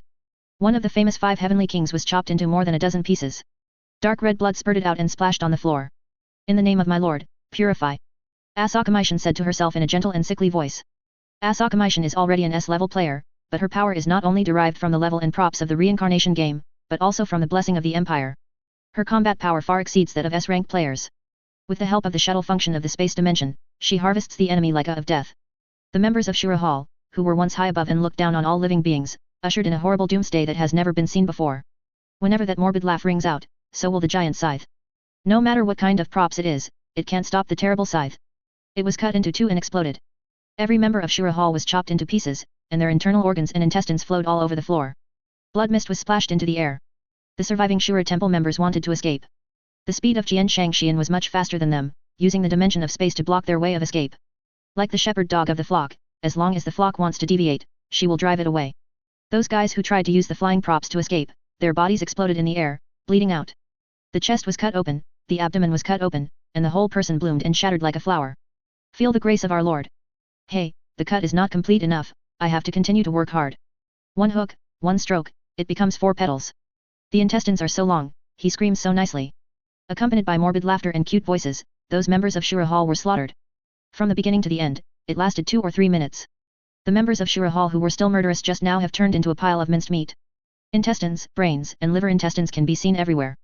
The 5 heavenly kings and the 9 gods of war were all cut into pieces. I'm afraid their mother would not be able to get the pieces together when they came. Shin Asakamai stood in the center of her masterpiece, raised her head and smiled sweetly at Shura. That delicate face is so beautiful, like the perfect masterpiece of the creator. It's your turn. Qian Shang Xian said in a low voice, let this concubine think about it, what kind of method should be used to make you bloom more beautifully. A trace of panic appeared on Shura's face. The arrogance, and confidence that everything is under control just now have disappeared without a trace. The terror and sickness of the opponent made him feel great pressure, and he no longer cared about maintaining his strong demeanor. Maybe we can sit down and talk. Shura said, we are not necessarily enemies. It's really boring, why don't you resist to the end? It can be a little fun that way. Qian Shang Xian said with some disappointment, I will give you a suggestion, anyway, you are dead anyway, why don't you be more stubborn? It looks better too. Shura stared at the beautiful girl, and then he made a move. The speed is extremely fast, and the aura on his body has also climbed to the extreme. Terrifying blood emanates from his body, making him even more extraordinary. The name of Shura can only be used by the top climbed out of the mountain of corpses and sea of blood. Shin Asakamai showed a smile, and rushed towards the other party with a sickle in hand. That battle was earth-shattering, even in the outer area of Shura Hall, everyone felt the terrifying power fluctuations. After the war subsided, a few brave guys secretly went to the headquarters of Shura Palace. The former Shura Hall has been destroyed. Only the pieces of wreckage and broken arms remained in the magnificent palace. Peerless powerhouse Shura was chopped into hundreds of pieces, and his head was hung at the gate of the palace. Upon hearing the news, all the players were dumbfounded. Just now, when I saw the assembly of the Shura Hall, I felt that the sky was falling. Now, the sky is not falling, but the members of Shura Temple have been slaughtered. The S-level player was beheaded and placed at the gate of the palace. Such a move is undoubtedly a warning.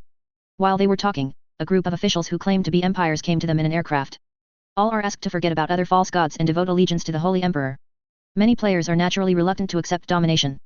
They have extraordinary power and props, why should they bow their knees to those officials? Until Asakamai Shion appeared again, chopping a troubled player into pieces, deterring those players who were ready to move and pretentious. The news of the destruction of the Azura Hall quickly spread. If it was in the past, it would definitely cause a big sensation. The complete annihilation of a force formed by an S-level player is definitely a major event that shakes the entire reincarnation game section. Now it doesn't stir up many waves. The Empire has launched an all-out war against reincarnation games. The destroyed player organization was not just Shura Hall. Many established forces have also encountered their own difficulties. Under the choice of being loyal or dying, many forces were forced to surrender to the Empire. These forces were all assigned to the intelligence team managed by Chu Chen, forming local legions to fight with the main force of the Empire. Excellent performer Asakamishin was also nominated to be the head of the local legion. Chapter 353 The Grey Knight's Great Mentor violently kills the Blood Race. Subscribe. No one can deny this glorious moment. No one can deny the great cause of the Emperor. A close study of human history reveals that the only thing comparable to this moment is the Great Crusade launched by the Holy Emperor 10,000 years ago. In the years before Horus rebelled, the Emperor turned the tide and united the lost humans in the galaxy again, created the Empire, and laid the foundation of all glory. Both are great wars that changed the history of mankind. Of course this is only comparable in meaning. The Emperor single-handedly started the war between humans and the gods. However, in terms of scale and difficulty of war, the two cannot be compared. Under the efforts of the Emperor, even though human beings suffered all kinds of suffering and struggled in darkness and despair during those 10,000 years, they still maintained their independence and did not submit to any gods. This is rare and valuable. Now the Emperor of the Empire, Guilliman, has pushed the cause of the Emperor to a whole new level. He started a grander expedition involving more worlds and more humans. The Great Crusade across the universe will forge an unprecedented golden age. Just being in it was enough to make Clovis feel excited. Every warrior who participated in it is destined to be sung in poetry until eternity, until everything decays, until even the name of God disappears in the eternal time and space. The purpose of the great expedition across the universe is to unite the lost human race compatriots in the heavens and the universe. It's like the Emperor's great crusade of yore. Unite the lost fellow humans of the galaxy. The same goes for the goal of an interstellar expedition. The glory of the Empire will reach a level that no one dared to imagine. The so-called gods acted as thwarters in this terrible crusade. Whether they are out of good intentions or malicious, for the Emperor of the Empire, they will be enemies. Those so-called gods either knelt before the Emperor of the Empire and offered eternal loyalty to him. Either they will be smashed by the Empire with a powerful offensive, and they will be pulled out of the domain of the gods. Cut off its head and throw its body into the vast ocean of ether to bury it. Their names will be erased and replaced by the true of mankind, the divine light, the all-knowing and all-powerful Emperor of the Empire and the great Emperor. Standing on the strike cruiser Revenge, Clovis stared at the holographic projection suspended in front of him. Inside, there is a boundary wall created by the creator of the reincarnation game to separate different worlds and instances. The boundary wall is invisible to mortal eyes. When they looked up, they could only see the bright endless starry sky. Only when they have enough strength to cross the void, will they truly feel the barrier of the boundary wall. Of course, according to the current observation of the Empire, only a very small number of top players can use props to travel through the void. The rest are basically ordinary people. With their level, they can't touch the boundary wall at all. Reincarnation civilization is deliberately suppressing the development of those civilizations.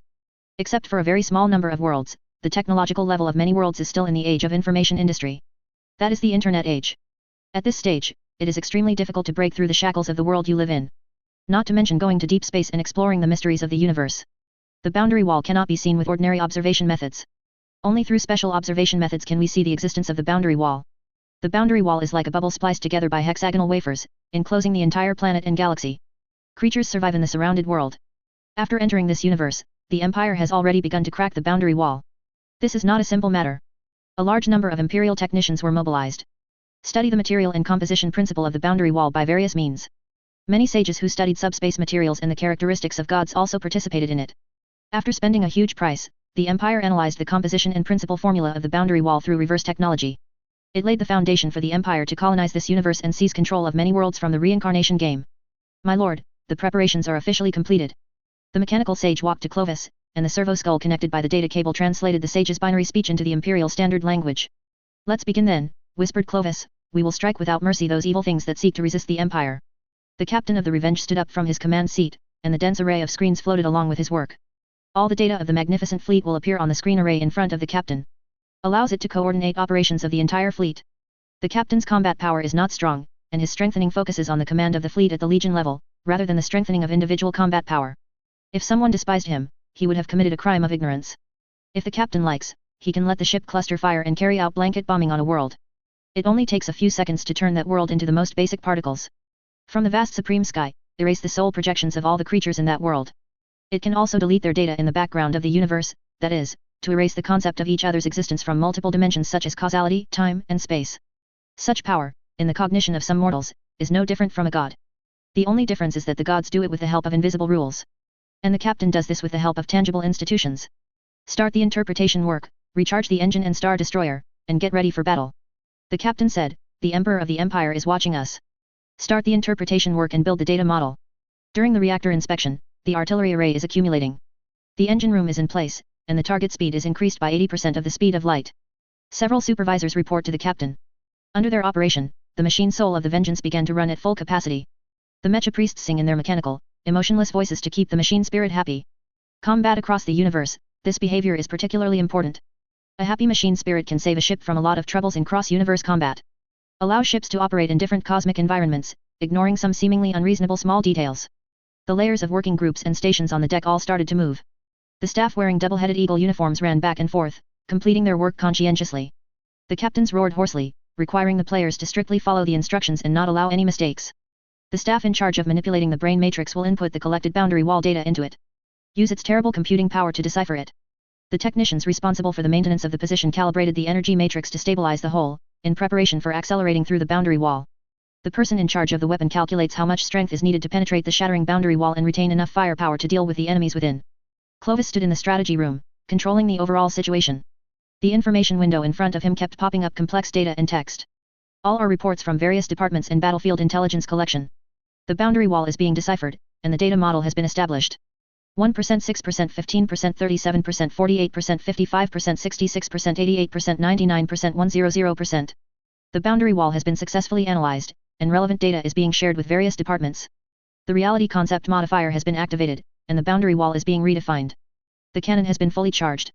The definition is complete, the gap has been created, the strike concept is completed, and the boundary annihilation beam will be launched in 10 seconds. 10. 9. 8. 7.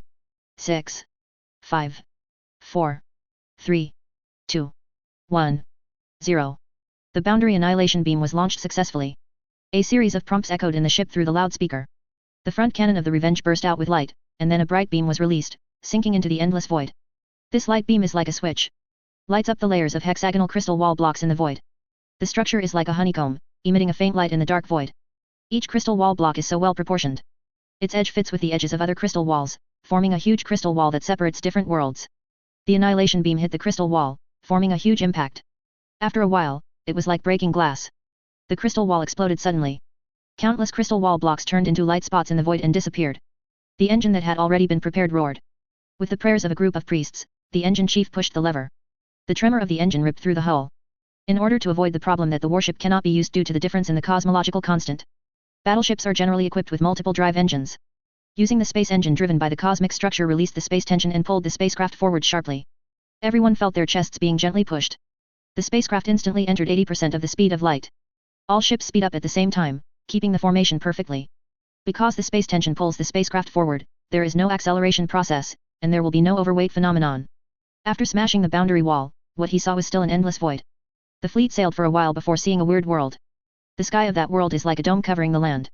The sun, moon, and stars are no longer celestial bodies, but spheres and inlaid fragments suspended in the sky. Such a world is in line with the cognition of the ancients. Maybe also from the hands of ancient creatures. Those who can create reincarnation games, it is not difficult to create such a world. After experiencing so many things, Clovis no longer thinks that the world should look like a planet. Steel can fly in the air like a bird. What is impossible? Never use your own cognition to cover the whole world. In the vast universe of the heavens, the human empire has a very important advantage, that is, it is humble enough. The scholars of the empire will tirelessly learn the strengths of each world, and study those different universes, celestial bodies, and worlds. That weird world was suspended in the void like that. The observation instruments of the battleship can still see big, thick, and long beams of light going in and out of that world. The beams of light entering that weird world are several times more than the beams of light leaving that world. Thanks to the intelligence work presided over by Chu Chen, Clovis has a certain understanding of the reincarnation game. He knew that those beams of light were all players, who were sent to this world by the reincarnation game to participate in those dungeons with extremely high mortality rates. Players who have successfully cleared the level will naturally be able to leave. The players who failed to succeed are naturally. By stealing the background information of the universe, the Empire can easily grasp the situation of each copy. This weird planet in front of me is naturally no exception. In this world, there are many copies of Bloody Castle, Bloody Wasteland, Midnight Escape, Bloody Feast, and Carnival Midnight. There are large and small copies, all of which are related to vampires. Because there are a group of vampires living in this special world. They believe in the of blood and live here following the 10 ancient ancestors. Those dungeons are all used to sacrifice to the blood god. High-quality players are constantly being sent from various places. Struggling desperately in various games set up by vampires, pursuing the poor life, and presenting a wonderful sacrificial performance for the blood god. There are many real performances such as betrayal, struggle, despair, hysteria, and so on among the players. In addition to vampires, there are also a group of blood slaves living in this world. They are all made up of ordinary humans, raised by vampires as food. When the warship appears above the vampire world, countless vampires ran out of their dark castle, howling towards the sky. Start the battle. Clovis whispered and said, in the name of the Holy Emperor, purify them. A Grey Knight squad that has completed 3 generations of upgrades and 1,000 original cast warriors from various chapters are ready. The teleportation flashes continued to light up, breaking through the secondary boundary wall established by the dungeon, and entering it. Orbital bombing also started in the sky, focusing on attacking places where vampires are concentrated. As for those dungeon areas, the primordial warriors will handle them. Only by completely destroying the imprint of the reincarnation game can the copy be destroyed. As long as the imprint is still there, they can rebuild the dungeon effortlessly. At most, they will issue a few missions to continuously fool those players who don't know the truth to their death, and weaken the power of the Empire. Clovis has completed 4 generations of upgrades, and his task is to solve the incarnation of the blood and the ancestor of vampires. The transmission device of the battleship was extremely advanced, and Clovis and his party directly broke through the restrictions of the blood and descended to the core area of the vampire world. A huge castle shrouded in terrifying evil forces. It is also the top copy that only SS level players are eligible to participate in, Bloody Castle. Once the level is cleared, it is possible to obtain the divine fragments of the blood and embark on the road to becoming a god. The castle is shrouded in a terrifying force that has never been seen before. Even the detection instruments of the Empire cannot pry into the details. Only by relying on loyal warriors like Clovis, can those evil forces be broken and the glory of the Empire spread on this land. The castle covers a vast area. Very old, full of dark walkways and high marble domes. Around the castle is a terrifying forest covered with ghostly vines and grotesque giant trees. The forest is full of sharpened stakes that exude a pungent smell, piercing the players who died of suffering and the travelers who strayed into this place. Pickled stakes impaled victims, torturing them. Their arms, legs and torsos are wrapped with barbed wire. Logically, they should all be dead. But those corpses are still writhing, struggling in endless, unimaginable pain. Their souls will never be redeemed, and they will suffer and suffer in this terrible hell. Absolutely no language can describe such a sight. These poor guys have been tortured to the point that there is no trace of humanity left, only endless pain is left to them. When Clovis and his elite team arrived, hundreds of vampires rushed out from the magnificent palace castle. They wore scarlet armor, showing their fangs, and their scarlet pupils exuded hateful malice. Even though the helmet had a filter, Clovis could still smell the stench of the monsters. The smell is as disgusting as rotting soil mixed with chemical exhaust. Do you think you can get rid of the fate of blood slaves by wearing armor? The blood of these big men must be very sweet. The voices of the vampires echoed in the air. They are extremely arrogant, thinking that they will tear apart the enemies who dare to invade the castle. They all hold powerful power, have long lifespan and abilities. They are the servants of the blood and have been blessed. Over the long years, it absorbed the blood of countless elite players and evolved perfectly. The power is far beyond that of vampires in other universes. The ranks of vampires are divided into the last blood family, Baron, Viscount, Earl, Marquis, Duke, Prince, and the most terrifying ancestor. The higher the level of the vampire, the more terrifying the combat power. What's even more frightening is that they also possess various abilities. And blood magic.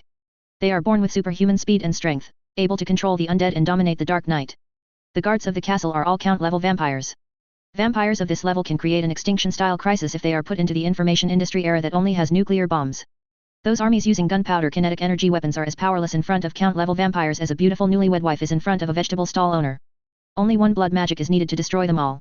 Unless there are hidden psychers, it is absolutely impossible for an information industry era to fight against a vampire count. Hundreds of vampire counts are enough to repeatedly humiliate and conquer a world in the information industry age, until they fall into evil and become the shape of vampires. Just from the strength of these guards, one can feel how terrifying the strength of Bloody Castle is. The screams of the vampires mingled with the tortured on the pickets, making the air vibrate. Clovis' helmet automatically turned on the sound wave filter. Mathematical formula.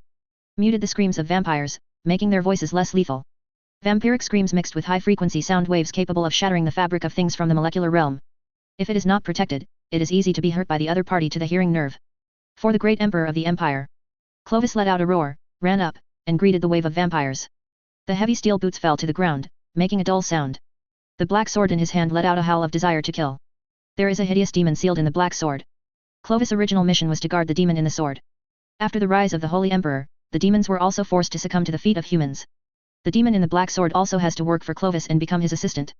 The methods used by the Imperial Inquisition to torture demons are not less than the methods used by demons to torture humans. If you don't want to live a life that is worse than death and suffer all kinds of torture, then it has to be honest. The demon sword shone with a power arc, and the precisely calibrated power field easily tore apart the bodies of the vampires, igniting their souls and ectoplasm. Every torn vampire let out a shrill scream, and the arrogance just now turned into a dying fear. Clovis brandished that sword, harvesting those vampires while roaring. A forward stab, and a backhand draws a wide arc in the demon. In an instant, the bodies of 3 evil vampires were cut into pieces by the blade. The demon inside the sword let out howls of excitement. It encourages Clovis to kill more vampires, so that it can get satisfaction from devouring the souls of these idiots. Members of team rallied around Clovis. They carry psychic cannon fire against supernatural beings. While Clovis went on the killing spree, those psychic cannonballs continued to streak across the battlefield, tearing the howling vampires apart in spectacular explosions. In the continuous bombardment of Chinook bombs and Chinook cannons, the magnificent castle and the forest of misery burned. The heat of the flames rose up, and there were flames and the sound of war everywhere. A female vampire howled and became Clovis' opponent. Her face is pale and very handsome, with bright red lips dotted on her pale face, making her look extraordinarily bewitching and charming. The figure is so good that it explodes, the front is convex and the back is warped, and the tights are stretched to the extreme. It seems that if the movement is too big, the line will collapse. Just relying on this body alone can drive countless men crazy. Clovis and his battle brothers were unmoved. In their eyes, vampires are just monsters that need to be purified. No matter how beautiful it is just a disgusting skin. A terrifying sound wave spewed out from the female vampire's mouth. The Grand Instructor raised his hand, and an energy shield appeared in front of him, deflecting the opponent's sound waves away. A wall was shattered by sound waves and turned into a sandy substance. The original masonry structure was directly decomposed into molecules. Seeing that her attack didn't work, the female vampire stretched out her hand again. A bewildering red light lingered in her hands. Blood appeared out of thin air, rushing in the air, supporting her hot body. The power purified from the blood made her levitate. Go to hell, intruder! The female vampire yelled, and as her gestures changed, the blood turned into a sharp blade, spinning and flying at high speed, stabbing at Clovis with the sound of piercing the air. In the name of the Holy Emperor, all supernatural powers should not harm those he protects. Clovis yelled. The light of the anti-subspace force field emerged from his body. The dreaded blood blade has been stripped of its ether power. Collapsed in the air. Turned into puddles of foul-smelling blood. The anti-subspace force field acts on the female vampire, making her stagnate. Clovis seized the opportunity and rushed forward. The black sword in his hand easily cut through the body of the vampire, and chopped off the opponent's head. Go ahead. Clovis flicked the blood on the sword, and issued an order in the communication, get their ancestor and blood out. The team headed towards the castle. They are fast. In just a few minutes, the hundreds of vampire counts have been killed to the point of collapse. The surviving vampires saw the strength of the invaders. Only those vampire dukes and vampire princes can be awakened. When Clovis and the others walked in front of the castle, a prince-level vampire and several duke-level vampires appeared, blocking their way. Each of them was pale, like a wax figure, with red eyes, and the evil eyes revealed malice, which was extremely terrifying. There is no nonsense on both sides. Clovis and others fired explosive bombs, which contained special substances aimed at these undead creatures. The prince-level vampire turned into countless shadow bats under the bombardment of the bomb, and rushed towards Clovis. Evil breath lingers, and the shadow bat reorganizes into a prince-level vampire. He waved his claws and grabbed at Clovis. The imposing manner was overwhelming, and there were bursts of sharp piercing sounds in the air.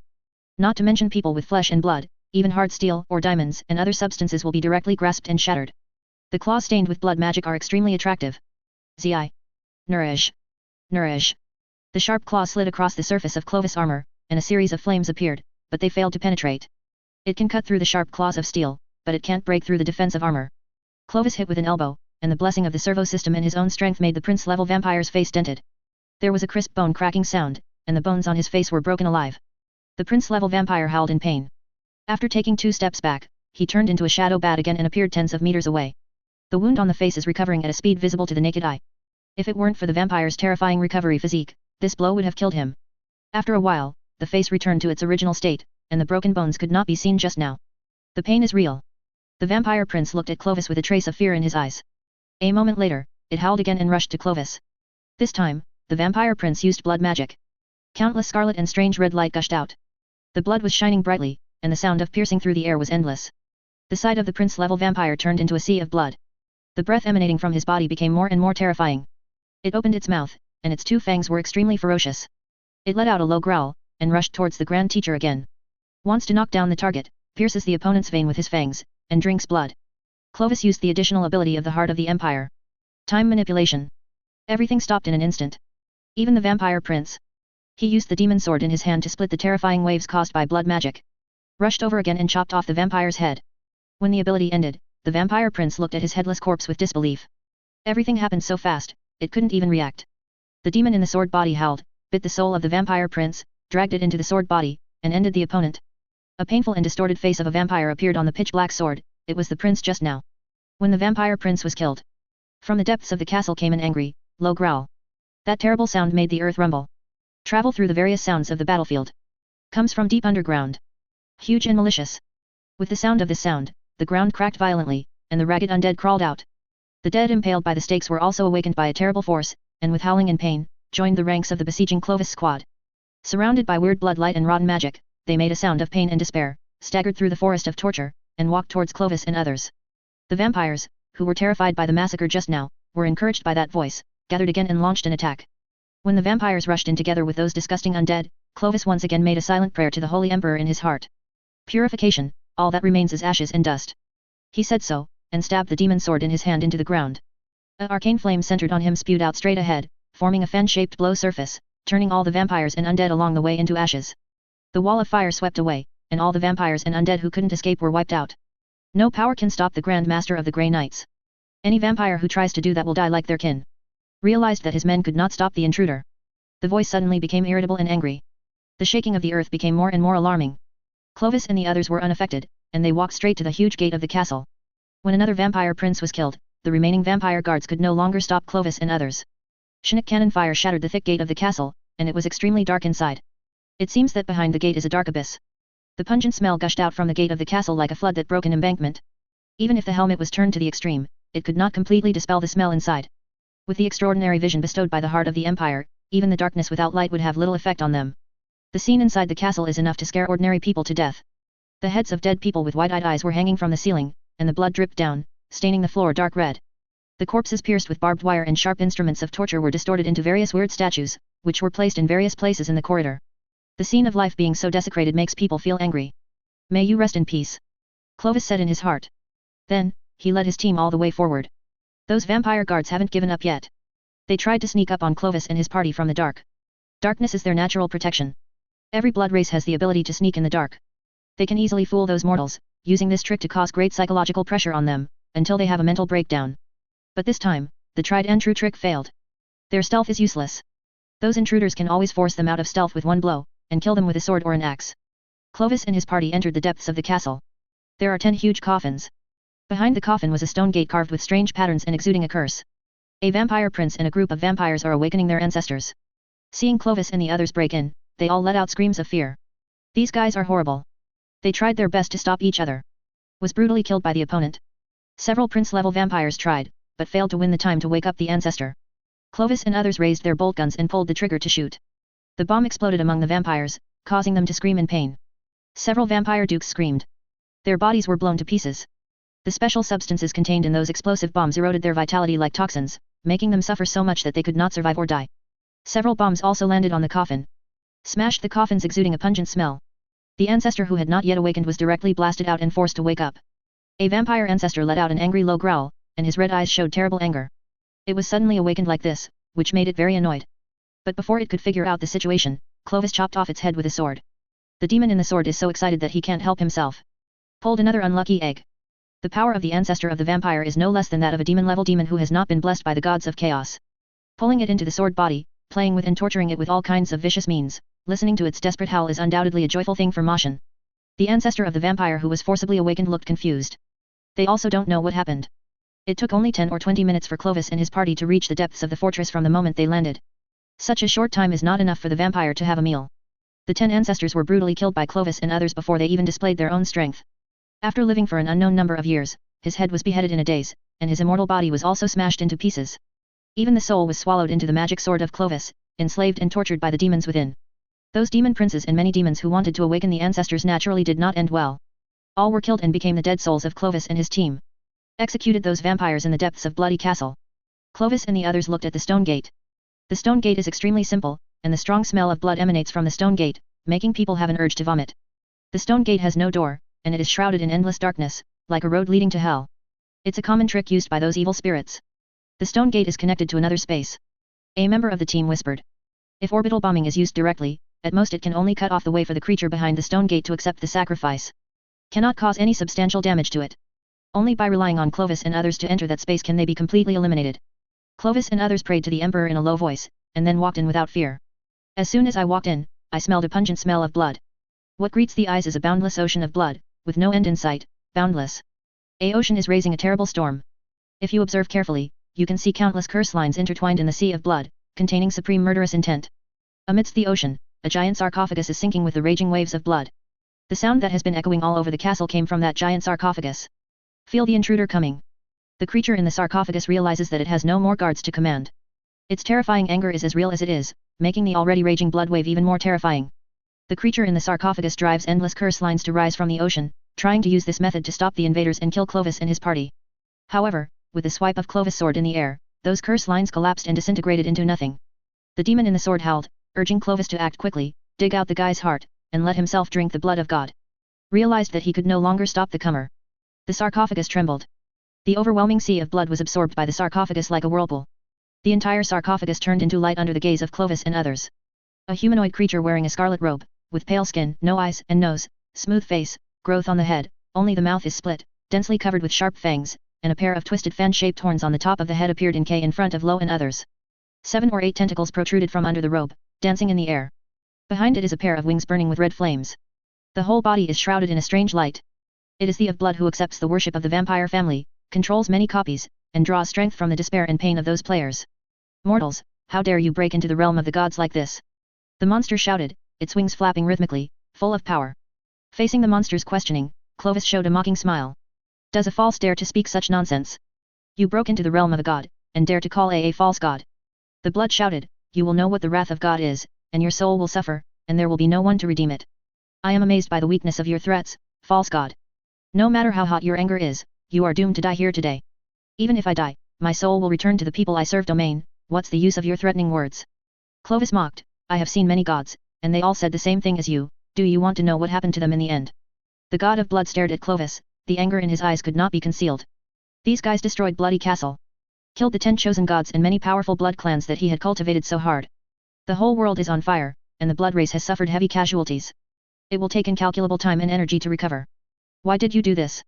I don't know you before, why did you start a war of gods? Aren't you afraid of attracting sanctions from those people? You regard my fellow race as playthings and food, but here you question why I want to go to war? When you got the power, didn't your brains become a little smarter? Clovis shook his head, in order in the name of the Holy Emperor, false god, you will be punished with extinction and purification. P.S. Typos and personal errors are directly evaluated, and they will be modified when they see them. If the writing is ignorant, and the software does not prompt for modification, such errors will occur. Chapter 354 The immortal Lucius was hacked to death, subscription required. It is undoubtedly a huge provocation to announce the death of the other party in front of a god. Being humiliated by mortals like this, if you remain indifferent, I am afraid that your majesty as a will be directly swept away. When Clovis said that he would exterminate the blood god, the blood let out a furious roar. The air is like a calm pool into which stones are thrown. Sound waves visible to the naked eye were released in front of the blood god. The terrifying power shook the entire space. Blood waves rolled, and endless divine power gushed out, pouring down like an endless sea of blood bursting a dike, filling the entire space. Infinite power turned into a monstrous wave of blood and rushed towards Clovis and his party. Endless wailing sounds appeared in the blood wave. The waves turned into desperate and painful faces, all of which were the creatures and players who were sacrificed in the past. Tortured for eternity, trapped in the realm of the blood god, becoming his plaything and for entertainment. I swear that I will take your soul and put it in eternal purgatory. You will not be free until the moment everything decays. The blood god uttered vicious curses from that tusk-ridden mouth, venting his terrible rage enough to set the world ablaze. Clovis did not care. Even if the other party is a god, so what? He wholeheartedly serves the holy light, the all-knowing and omnipotent emperor of the empire. Strong faith makes him fearless. Even in the face of terrifying false gods, he can swing his sword firmly without any wavering. The wave of blood swept towards Clovis and his party. The great instructor raised his hand and recited the scriptures of prayer. Using the regular power of the heart of the empire to distort the raging blood wave, causing it to collapse into a misty blood mist. His teammates couldn't do that. They barely completed the 3-generation upgrade, and they still have some difficulty facing a furious god. The 2 warriors were engulfed by the terrifying wave of blood, and their heavy bodies were sucked into the wave of blood. If it weren't for the strong power armor to remove the impact force, and the self-protection ability of Empire Heart's twisted rules, I'm afraid they will be crushed alive by the blood god. Blood waves layer upon layer, one wave stronger than the other. Clovis stood still like a rock in the sea, and those blood waves approached him, directly turning into blood mist that disintegrated. Clovis's comrades in arms were wrapped in blood waves and rushed to the distance, relying on the protection of the Empire's heart and power armor to support them. Using waves of blood to separate Clovis' battle brothers. The god of blood no longer wasted his divine power, but rushed straight to the great teacher. As a god, the god of blood knew very well that there was no way to defeat the opponent by relying on witchcraft or other tricks. The opponent has the ability to dispel the power of ether. Even if his divine power can crush the stars, he can't shake the opponent even a little bit. The waves can erase the sand castles on the beach, but not the stones on the beach. Only by using the most primitive way can it be possible to kill the opponent. The blood god's body became huge, and his tentacles became hard and thick as if they were covered with a layer of black scales. The tip was still shining with a strange blood light, and it danced in the air a few times at random, and then there was a whizzing sound of piercing the air. Several tentacles turned into spikes and slammed towards Clovis. Clovis dodges a few tentacles. Used the magic sword in his hand to block the terrorist attack of one of the tentacles. The collision of the 2 sputtered sparks. The power field intertwined with the weird blood light, making crackling noises. The servo system of the power armor emits a whining sound, and only when it is running at full strength can it release all the power and prevent it from collapsing. I despise you, miserable false god. Clovis roared, you will be purified under the wrath of the great emperor. The blood god is much taller than the Grey Knight in full gear and 4 Primaris upgrades. Hearing Clovis roar, the blood god's weird, smooth head bowed slightly, as if there were eyes on it. Let your dog emperor die. The blood said angrily, his mouth full of fangs roaring. The god of blood released a sound wave, and after being dodged by Clovis, he waved his tentacles again and slashed down with one blow. Clovis used his space ability to move himself away, avoiding the opponent's attack again. The space was shaken by the terrifying blow of the blood god. Clovis seized this opportunity, using the time ability to slow down the movement speed of the surrounding things, and then jumped up, slashing at the opponent's head with the magic sword in his hand. The blood was not affected by Clovis' time ability for long. As soon as it entered stagnation, the opponent got rid of the influence of the slow flow of time and regained normal mobility. The gods who have been in the subspace for a long time have their own time force fields. When they enter the real universe, they only adjust their time flow rate to be consistent with the flow rate of the real universe, and will not be affected by the time flow of the main universe or other creatures. Force field effects. The time control ability is extremely lethal to those creatures that are surrounded by the time of the real universe, but it has little effect on these creatures that have their own time force field. It seems that the economic sanctions of a certain mangy dog can cause a devastating blow to companies that rely on the global industrial chain, and have little damage to those companies that have the entire industrial chain. The restored blood dodged a blow from Clovis. However, his body is too large. Even if he gets rid of the influence of the slow flow of time, it is difficult to completely avoid Clovis' sharp blow. The sword slashed into his scarlet-robed shoulder. The demon in the sword let out an excited howl, and bit the blood god's soul with one bite. The blood god let out a painful growl. His tentacles waved wildly. One of them hit Clovis, sending him flying along the stone door, breaking those ancient stone pillars stained with scarlet blood. The god of blood entered the castle along the stone gate. Being severely injured by mortals made him even more angry. Only by crushing the other party to ashes can he relieve the depression in his heart. The tentacles slammed again at the downed Clovis, but again the Grand Master dodged the blow. While dodging, he pulled the trigger. The high-speed explosive bomb caught the blood by surprise. The special substance in it is extremely harmful to the spirit and divinity. Make the blood miserable. The bleeding didn't stop. Clovis seized the opportunity and cut off one of the opponent's tentacles. The shining blood of the god splashed out from the wound and fell to the ground with a sizzle. Mortal. The blood roared to the sky, and sound waves visible to the naked eye came out of his mouth. The entire giant castle shook. Buildings collapsed like blocks. Clovis was sent flying again and crashed into the wall. Even with the protection of the heart of the empire, Clovis still felt that his internal organs seemed to be displaced, most of his bones were shattered, and even the servo system of the armor wailed in pain. Go to hell, mortal, you will be cursed by me forever. The blood turned his tentacles into weapons and stabbed at Clovis. Bang! Bang! Chinook flames flickered in the air with the sound of bolters. The explosive bomb exploded on the blood god. Chinook flames set him on fire, too. The combat brothers who were knocked into the air just now climbed up again. The blood was beaten back again and again. Clovis managed to get up, raised the demon's sword, and limped forward. Amidst the scream of the devil's excitement, he pierced the sharp sword into the back of the opponent's heart, piercing into the heart. The blood wailed in pain, his huge body trembling. The demon gnawed at his soul, and blood gushed out along the blade. The god of blood swung his tentacles and knocked Clovis into the air. The other combat brothers fired one after another, and the bombs continued to explode on the blood god, making him howl again and again. The huge body swayed from side to side. The divine blood gushed out and sprinkled on the ground. His rationality was overwhelmed by pain, and he could only follow his instinctive attacks. Clovis dodged the attack of the tentacles, grabbed the hilt of the sword again, and slashed hard, splitting half of the blood god's body. Then the sword turned and slashed at the tentacles used by the opponent to support the body. Amidst the impotent and furious roars, the blood finally couldn't hold on and fell to the ground. The other combat brothers all rushed up, hitting with explosive bombs, slashing, poking, and chopping with weapons, making the blood and bloody, screaming again and again. Quick, kill him! Kill him! Kill him! The demon in the sword trembled with excitement, encouraging Clovis to kill the god. This is the fate of heretics. Clovis limped up, his body was in sharp pain, but he was suppressed by his strong will. He raised the magic sword and shouted, "This is the fate of being an enemy of the empire, and all false gods who dare to stop the great cause of the emperor of the empire will be like this." As he spoke, Clovis' sharp blade whizzed down, beheading the head of the blood god. Blood with radiant divine brilliance spewed out suddenly. The limbs of the blood struggled, as if they were fighting against the eternal nothingness. After a while, it stopped struggling and completely lost its life. The body was ignited with raging flames. Divinity, spiritual matter, soul, and flesh and blood were all turned into fuel for the fire of destruction, and turned into pieces of fly ash. A thus died. Mortals are mortal. Hurrying over, Grom, who hadn't had time to rest, stood in front of his aging friend. The other party has reached the moment of death. The natural aging of the body has reached an irreversible level. It's just that the other party is still holding on, and it seems that there is still an unfulfilled wish, so it has been a long time since he accepted the embrace of the emperor, and went to sleep in the eternal kingdom. Grom's resolute face showed a trace of invisible sadness. That once beautiful woman has declined. The genetic technology of the empire can only extend the lifespan of those individuals with powerful souls. Those with fragile souls need to enter the emperor's domain to sleep until their souls are revived before they can reshape their bodies and be active in the real universe. This is a different kind of death. Means that they may never meet again. Even if the empire has continued, the holy emperor has always led them. The time of sleeping and waking up will also be staggered. The memory of both parties will become blurred with the passage of time. Thousands of years, 10,000 years later, the emotional bond between them may be gone. Slumber is undoubtedly another form of farewell to the people of the Empire. Forcibly living is also something that the Empire does not allow. Will bring crisis to the continuation of the entire race. Those demons are the best example. Not all the living beings in the subspace are born from the emotions of creatures, and some are races that have completed ascension and detachment. Now, they have all become abominable monsters eager to the pain and soul of others. Immortality is not difficult for races that have mastered genetic technology. Using genetic technology to modify the genetic material that controls cell division can resist aging and death. The question is whether the soul can bear it. The soul is a very special existence. The joint efforts of soul and flesh and blood create a complete person. Flesh and flesh need food, and the soul is also eager to be stimulated and filled with various emotions. A clear example is the Dark Eldar.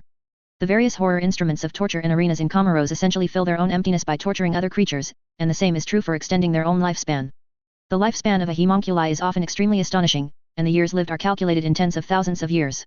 It is to torture those guys through various extreme methods, so that their souls can get enough food to live forever. The longer one lives, the human nature of the creature will be gradually obliterated. Longing for all kinds of extreme, moral, and ethical crazy entertainment. In order to fill the emptiness in my heart. In the end, it will become an existence like the inanimate. Possesses immortal life and terrifying power. Was tortured by endless hunger, thirst, and emptiness. At every moment, they are eager to torture those souls and devour flesh and blood for satisfaction. If all members of the Empire live forever, the final outcome is to enter the subspace and become a demon. Guilliman became the new god of chaos, and the people of the Empire became his devil minions, forming a new whole. In order to avoid that fate, it is to prevent individuals whose souls are not strong enough to live forever. When the time comes, let their bodies die naturally, and their souls will be sent to sleep in the firewall. This is a helpless choice. Prevent humans from going crazy and become a new race of demons. Grom is not opposed to such a system, but only mourns the loss of his friend. I'm glad, Grom, you can still come to see me. The old man raised his head, his wrinkled face no longer had the fair look of the past. For a woman, the aging of her appearance is unbearable. The old man was very calm about this. Her expression carried a contempt for death and old age. You are my friend. Grom said, the enemy of the Empire has been expelled to the Eye of Terror. I was ordered to return to my home planet to recruit a group of recruits to prepare for the final battle to unify the galaxy. Grom, who has completed his treatment, has already returned to the front line. Re-enter the Black Dragon Flight Service. When he left the battlefield, he received the news that the female doctor who had assisted him in his psychological treatment was dying. In these years, he has never cut off contact with the other party. The occasional exchange of letters between the two parties brought him great comfort. The friendship between a primordial warrior and a mortal female doctor, no matter how you look at it, the two will not become friends. But fate is so ingenious. The female doctor became Grom's bosom friend. Long-term research on human psychology, the female doctor can always point out Grom's confusion sharply, and guide him back to the right path again. Let him understand that the meaning of war is not to kill the enemy, but to protect those precious things. One should not derive any pleasure from such things as killing enemies and disrupting order. That way you will fall into the trap of your enemies and become a potential corrupter of the chaos gods. Happiness and joy should only come from those good emotions. Having such a good friend made Grom feel unprecedented peace. His heart is extremely strong, no amount of evil can shake him in the slightest. However, now this good friend has reached the limit of his life. The insight into the evil of human nature and the ambivalence of longing for beauty made her physically and mentally exhausted. Prematurely drained her soul and made her exhausted. In the end, she was unable to pass the assessment of life extension surgery, and was required to die naturally and return to the embrace of the Emperor. After witnessing all kinds of inferiority and meanness of human nature, it is more difficult than killing the enemy to remain passionate about one's original intention. The female doctor has reached the limit. If you keep going, you may go into darkness. For this reason, the best choice is to end life and sleep until the wound of the soul is healed. It's really good news. The galaxy will eventually be unified, and the glory of the Holy Emperor will shine on every world. The old man smiled, and she stretched out her hand. Grom chose to kneel in front of her, allowing the old hand to touch his scarred face. Grom caressed the other person's face, and the old man shed crystal tears. She paused for a moment before continuing, actually, there is one thing I have never been able to say, and that is that I love you, your steadfast soul and your strength. Unyielding belief. I thought about failing your evaluation form to keep you. Then why didn't you do that? Grom asked softly. I can't be so selfish. The final destination of a great warrior belongs to the battlefield, to his monarch, and to the people he protects. I can't keep you for my own selfish feelings. The old man said softly, Ge Roma, the one I fell in love with, I bless you, and may the Holy Emperor protect you forever, so that you will never be harmed again. Grom didn't speak. After the old man said the words that had been accumulated in his heart for many years, the old hand hung down feebly, accepted the embrace of the Holy Emperor, and went to the Eternal Kingdom. The automatic sensing equipment in the room sensed the departure of the old man, and made a low buzzing sound, like an invisible machine soul mourning the departure of the master who had been with him for many years. Grom laid the old man's body flat on the bed, stared at the peaceful face, and sighed softly in his heart. He didn't speak, nor did he make any response. Instead, he turned and left. The home planet is not too close to this place, so he has to save time from other places to come here to see his friend for the last time. Several black dragon warriors were waiting for Grom outside. My lord, I don't understand why you waste so much time to see an old man who is about to die. A battle brother of the Black Dragon chapter asked puzzledly. Grom walked between them and turned to look at the room. Several social agency personnel have entered the room, preparing to dispose of the body in accordance with standard procedures. Fight so that you don't forget why. Grom whispered, to tell yourself that you are human. Emotion is not a weakness, it makes us stronger. Let's go, the chapter master is waiting for us. Grom turned and left. Just like when he left after getting the certificate of passing the assessment. Several battle brothers of the Black Dragon squadron looked at each other. Master Grom, doesn't he like that woman? A recruit asked in a low voice. Don't talk nonsense, Mr. Grom is a veteran who has served for several centuries. I heard that he was also a fearless soldier. How could he like an ordinary person with a short lifespan? A veteran rebutted the recruit with a stern tone. Don't you like running thousands of light years just to see one last time? The recruit muttered in a low voice, and finally chose to shut up under the stern gaze of the veteran. We serve the great emperor with all our hearts, remember this. Mortal is of no use to us. The veteran whispered. In a warship covered with traces of blasphemy. The booming gunshots can be heard endlessly. With a distorted face, the terrifying Lucius was directly knocked out by the powerful and tyrannical force. The heavy body hit the flesh and blood bulkhead, making a deafening sound. The gorgeous long sword in his hand came out. There were several gaps in the sword, and it was only one blow away from breaking. Even his demon whip was broken. The howling soul armor that imprisoned thousands of souls on his body was also in tatters, with several dents punched out by brute force. Lucius has been killed by the Empire several times. But relying on his own strange blessing, he was reborn and escaped from the pursuit of the Empire. As long as the person who participated in the killing of Lucius feels a little satisfaction in killing the other party, Lucius can be resurrected on the other party's body. The key is that this range is also very large. Even if he was bombarded to death by a battleship without self-will, every cheering sailor in the battleship will be regarded as the target of his resurrection.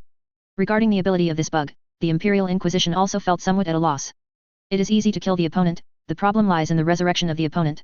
Using soulless people to kill each other has the same outcome. There is nothing wrong with the soulless, but the one who ordered it suffered.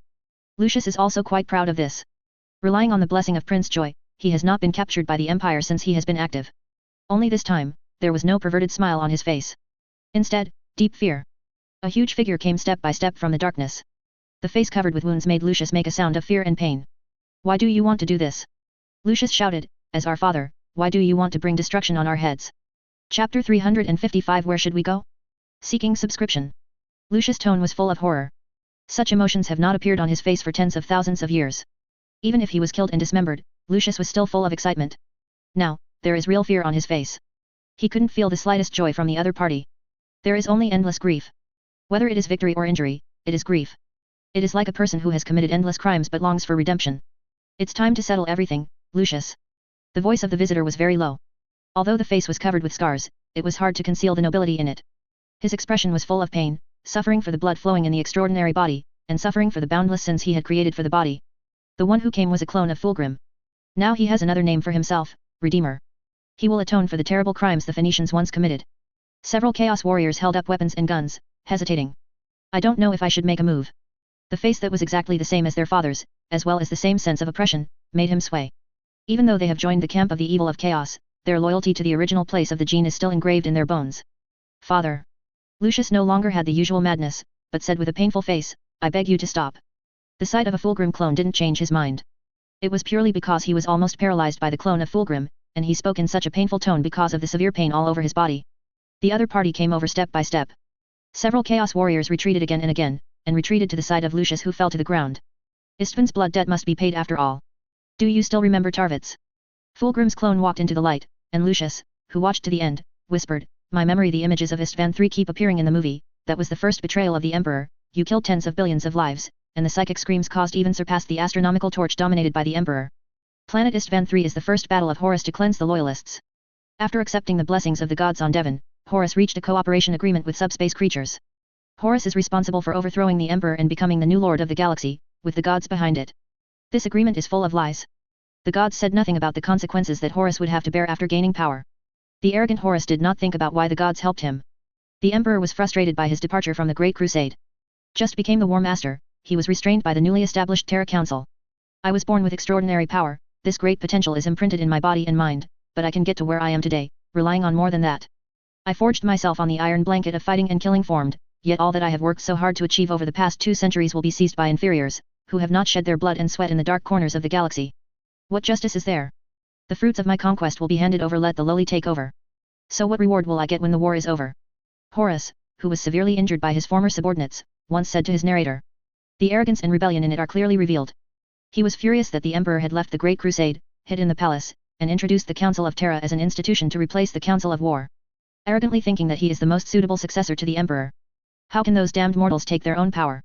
When he was sent into Dawn's temple, when he saw the so-called truth and the future, he betrayed the emperor without hesitation. On Istvan III, Horus, Angron and Fulgrim, the 4 primarchs joined forces to purge those loyalists who were loyal to the great cause and the emperor in their respective legions. Planet Istvan III was the beginning of the fading dream of the Great Crusade. Was the beginning of the fratricide of the legions Astartes. The carnival of the gods also began at that moment. The dream that the emperor created for mankind was also slowly shattered from that time until it was burned to ashes.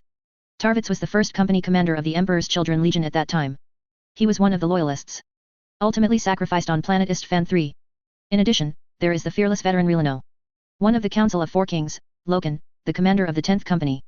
And another member of the Council of 4 Kings, the commander of the 2nd Company Togaitan. And more than 1/3 of the Astartes monks of the 4 legions.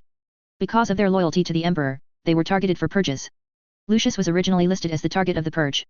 However, out of jealousy that Terwiz was supported by the loyalists and his inner weakness of wanting to live, he chose to betray the loyalists who were hit by the virus bomb.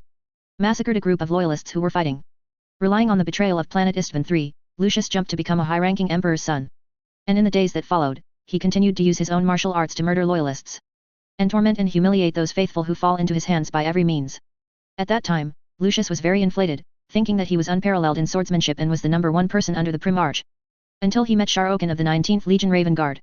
Lucius was severely beaten by Shar-Okan, leaving symmetrical wounds on both sides of his face, and 2 hearts were pierced. Somehow, he was blessed by the gods. Even if you die, you can come back to life. For this reason, Shailujan failed to kill him completely. Just let him lie down for a while, and then he was resurrected again. Lucius participated in many battles during the Horus Heresy. Even the greatest war on Terra he was active in, committing countless crimes unimaginable. During the siege of Terra, those civilians who did not have time to escape to the palace to accept the protection of the emperor and the loyal Primarch became the objects of torture by him and many of the emperor's children. They created a feast of massacres and torture. For example, tie heavy objects to the captive's legs and let him sit on sharpened stakes. The heavy object will drag the living person down a little bit, and the spikes will pierce the opponent's body, crush those stomachs, and then pierce them out from the mouth and nose. The most terrifying thing is that those people were still alive during the whole process. They will scream all day long, making fun of the emperor's children. In addition, they will also inject the target with potions that increase nerve sensitivity and peel the skin with extremely exquisite skills to ensure that the target can live long enough and the screams they make are harsh enough. All the cruel skills that humans can think of and the cruel skills that humans can't imagine are brought into full play in their hands. When the Battle of Terra was over, the soldiers who went to clean up fainted from terror just by seeing all the horrors created by the emperor's children. Lucius is the leader of these tyrannical acts. After the Horus Rebellion, Lucius did not restrain himself, but became more and more crazy. Carrying out massacres and horrific artworks in different worlds one after another. The number of people who died at his hands is inexhaustible. Every city he visited was shrouded in endless terror. Those blasphemy and horror works made of flesh and blood can be seen everywhere. Bodies and scraps of flesh filled the sewers of those cities.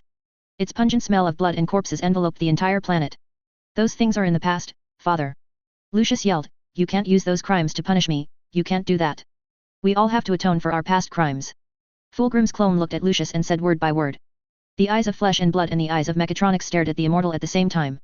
While meeting Guilliman, he attempted suicide and lost an eye. That's why Guilliman gave him a chance. If he can clean up the traitors who are still wandering outside, then his clone has a slight chance of being redeemed. It is undoubtedly unfair to attribute the fault of the main body to the replica. However, this is the best ending for him. Whoever inherits Fulgrim's memory will be pained by the terrible crimes committed. Fulgrim's crimes are unforgivable. Those innocent people who died tragically at the hands of the Emperor's children suffered unimaginable torture, and it is difficult for human language to describe the slightest bit of it. Fear and despair appeared on Lucius' face. If there is a mirror, then he must feel very familiar. Such an expression often appeared in front of his abusive opponent in the past. Boom. Boom. The sound of explosive bombs sounded. Those Chaos Warriors could no longer bear the sense of oppression brought by the clones. They screamed in terror and pulled the triggers of their bolters. At this moment, several Emperor's children bearing the emblem of the God of Chaos rushed out from the corridors on both sides.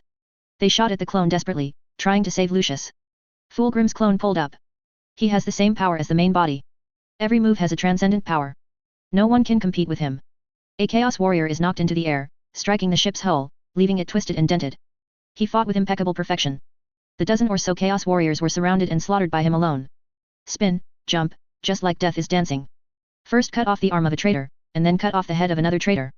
The Fulgrim clone leapt back from a ferocious thrust, gracefully kicking the sword out of its attacker's hand. Crouching down slightly and then swung the sword upwards, the attacker's internal organs were scattered all over the ground. Another group of warriors enters from behind the Fulgrim clone.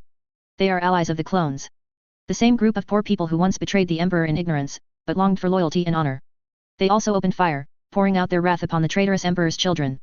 Father, why are you killing each other like this? Lucius got up and shouted in despair. We have no honor to speak of, only redemption. The clone said compassionately, chaos will surely perish, accept this fate. Lucius wants to stop the massacre of clones. But even he couldn't stop a Primarch's attack. No one knows how that lunatic Fabius did it. He reproduced the Emperor's greatest masterpiece. He is sent flying again, smashing a profane statue. 2 Chaos Warriors were dismembered in front of him, and blood and internal organs spurted out and scattered on the deck. In the melee, more and more Emperor's children traitors came from all directions. 2 Hell Beasts joined the battlefield. Fulgrim clones have no fear in the face of such terrifying warp creations. He is full of fighting spirit, and together with his many companions, he launches an attack on the enemy. Those companions all turned their back on the Empire, and then realized that chaos is a worse existence than the Empire. They are eager to return to the Empire, but they have long been included in the list of traitors. Can only wander in the Empire and chaos, until the lonely death. Some people fell under the bomb attack of the beast. The armor that had been in disrepair for a long time was directly shattered by the terrible explosive bomb, and even the flesh and blood inside it exploded. But as long as there was breath, they kept on shooting until their heads were knocked off and blown to pieces. There is no honor in their sacrifice. The Emperor's gaze will not rest upon them. The double eagle banner will not be draped over their cursed bodies. But they are happy, this is atonement for the past, this is the only way to rest their painful souls. The clone of Fulgrim slew the Emperor's children with the unremarkable weapon in his hand. In order to atone for the sins of the ontology. To atone for the crimes of the Emperor's children. He must fight with all his might until he falls. The beast was pierced by the melt beam, and even the cursed soul inside was blown to ashes. The end of Lucius has also come. The continuous blows made his arm numb. The final blow from the clone made him stagger a few steps before dropping to his knees. That magnificent sword was broken. His demon whip was also cut off. The clone beheaded Lucius. The headless corpse fell to the ground, twitching unconsciously. Red, rancid blood spewed out. The hideous and terrifying head rolled on the ground. The remaining Emperor's children were also cut down. Put an end to their sinful life. The clone stared at the head of Lucius whose eyes were not closed. There is no joy in my heart, only sorrow. There is no honor for him in such a battle. Just making amends for a horrible crime committed in the past. Even if those crimes were not committed by himself, but by the main body. Still tormenting him. He turned to look at the other companions, and the same was true on their faces. As redeemers, they no longer rejoice in their victory. This kind of battle is just to make up for my past mistakes, what face is there to fight for honor for myself? May your soul rest in peace. A warrior grabbed the hand of his seriously injured companion and prayed for him in a low voice. They dare not hope to pray to the Emperor and the current Emperor of the Empire. A sinful soul does not deserve to enter that holy resting place. May he forgive me. The seriously injured soldier shed tears, I regret for my ignorance and ignorance. After leaving such a sentence, the soldier died. The clone stared at the warrior who died dying for forgiveness. The grief in my heart became more and more intense. They are all destined to meet such an ending. Bearing eternal guilt, fighting to the death. My lord, where should we go now? A companion walked to the side of the clone and asked, Lucius has been executed, who is our next target? Chapter 356 I am loyal to the Emperor, please subscribe. Hearing his companion's question, the clone's eyes showed a moment of confusion. The other party asked this unintentionally, but it made him think about his future. Whether he, who is burdened with the original sin of his body, can get his own redemption in this dark universe. Blow up here, and then we'll head to the Eye of Terror, said the clone. To the Eye of Terror. The warrior repeated in confusion. There are fewer and fewer traitors wandering in the real universe, go to the Eye of Terror, let us meet the final challenge. The clone whispered, use blood and sacrifice to cleanse our sins, let us wait for the painful soul rest in peace. Several soldiers fell silent. Their eyes are the same as those of the clones. Burdened with sin, no more honorable mercy. Let's go, take our sacrificed brothers, their bodies left in this world should not stay here with those traitors. The clone leaned over and picked up Lucius' head. The round eyes were full of unwillingness and despair. The blood from the incision on the neck kept dripping, staining the scarred power armor of the clone. All will pay for past crimes. No one can escape the sanction of fate. The soldiers gathered up the bodies of their comrades who died in battle. Their expressions were solemn, as if they were doing a sacred thing. Some corpses were torn apart and broken in the battle just now. The attack of the beast is enough to tear steel into pieces. Even with the protection of power armor, it is difficult to stop the firepower of the beast. The strong body was torn apart and scattered on the messy battlefield. The soldiers picked up the flesh and blood fragments, and used the heavy industry slaves to take the corpses away. The armored body was extremely heavy. It is not easy to carry them back to the battleship. Slaves with industrial hydraulic arms are the best choice. Gather the corpses of comrades in arms together. The clones began to evacuate with the surviving fighters. The corridors are full of profanity and traces of fighting. Chaos symbols smeared on the marble floor. A cushion made of the skin of a living person. Horrific artwork and furniture made of flesh and bone. Obscene murals outlined in an unknown liquid. The fall of the Emperor's children is horrific. Each sighting saddens the clone, making him aware of the consequences of the originals deeper and deeper down that horrific path. Go out along the corridor you just burst into. The clone group ignored the corpses. Chaos War Gang has been completely defeated. Only a few mutants and cultists who serve the Emperor's children's lunatics are still hiding somewhere on the ship. The clones have no urge to find them. Those guys have no chance of surviving in the detonated battleship. No matter how they hide, it will only delay the time of their own death. Leaving the heavily corrupted battleship, the clone returned to its own battleship. Several ships hauled from the ship's dead graveyard, covered in patches. When sailing in the starry sky, people wonder whether these ships will disintegrate and collapse in the next second. These ships are already all clones and others. Was the best ship they could find. You must know that they do not have their own industrial world, nor their own territory. It is very difficult to get a new ship. Only from those ruins can we find usable parts and supplies. The ships of the clones and others are extremely simple, with exposed cables and cold steel structures exuding a cold industrial aesthetic. These ships have no disgusting chaotic atmosphere, they are very clean. Although these warriors were declared traitors by the Empire, they did not submit to chaos. Many of these fighters were fooled into betraying the Empire in ignorance. Some of these are the high ranks of the chapter corrupted by chaos, resulting in entire chapters being declared traitors by the Inquisition. Some people are fighting outside without knowing what is going on, so they become traitors for no reason. Some of them were caused by the power struggle. The power struggle and collusion of the former High Lord parliamentary system affected all aspects of the Empire. In order to suppress the reputation of political opponents, they did not hesitate to sell information and directly sold the military forces supporting the opponent to the enemy. Some Astartes chapters will also be drawn into the struggle for power. In order to cover up their secrets, the powerful party directly declared the warband as rebellious, and sent other warbands to hunt and kill. Never think that such a thing will not happen. In that magical age, anything can happen. For the sake of STC, the mechanical sage even did not hesitate to open fire on the original mother group like the Dark Angel. One can imagine how chaotic it was at that time. After encountering injustice, these fighters chose to abandon the Terra Council. Some have fallen so thoroughly that they have turned to the Chaos Gods. There are also some empires who don't like the rule of the High Lords, and don't like the evil deeds of chaos, so they choose to fight alone in the name of the Emperor among the stars. With the awakening of Guilliman, the living space of the Chaos Warband was extremely compressed. The entire galaxy is about to usher in a true grand unification. These warriors wandering between the Empire and Chaos are also at the moment of extinction. The clones gathered them, pursuing the final honorable death. All warships of Lucius Warband are equipped with anti-ship bombs. Accompanied by bursts of flames and shock waves visible to the naked eye, the ship disintegrated silently in the air, bright and eye-catching. Countless fragments were engulfed by the impact force and rushed to the depths of the universe. They will always fly with inertia in the dark universe until they are captured by a celestial body. The mutants and cultists hiding in the depths of the ship died screaming. Either be swallowed by the flames, or thrown into the void, frozen to death by the low temperature. The flagship, the Redeemer, is suspended in the air. It was a scrap strike cruiser thrown into the void graveyard. The clone made it work again with its own wisdom. A brief ceremony was held in the ship to see off the brothers who died in battle. The clone went to the bridge and asked the captain to set a course for the Eye of Terror. This is a very dangerous decision. But they carried out the order without hesitation. Everyone is guilty. Betrayed their own race, betrayed the Emperor who sheltered them. Whether out of intention or helplessness, it is a kind of betrayal. Death is their only way to be free. The shattered ship was left behind, and the burning flames finally turned into faint spots of light. The clone looked out the porthole of the bridge at the dark sky dotted with stars. The great rift across the galaxy still exists. Is already much smaller than it was at the beginning. The governance of the Empire has worked. Chaos' ability to interfere with the real universe is being weakened.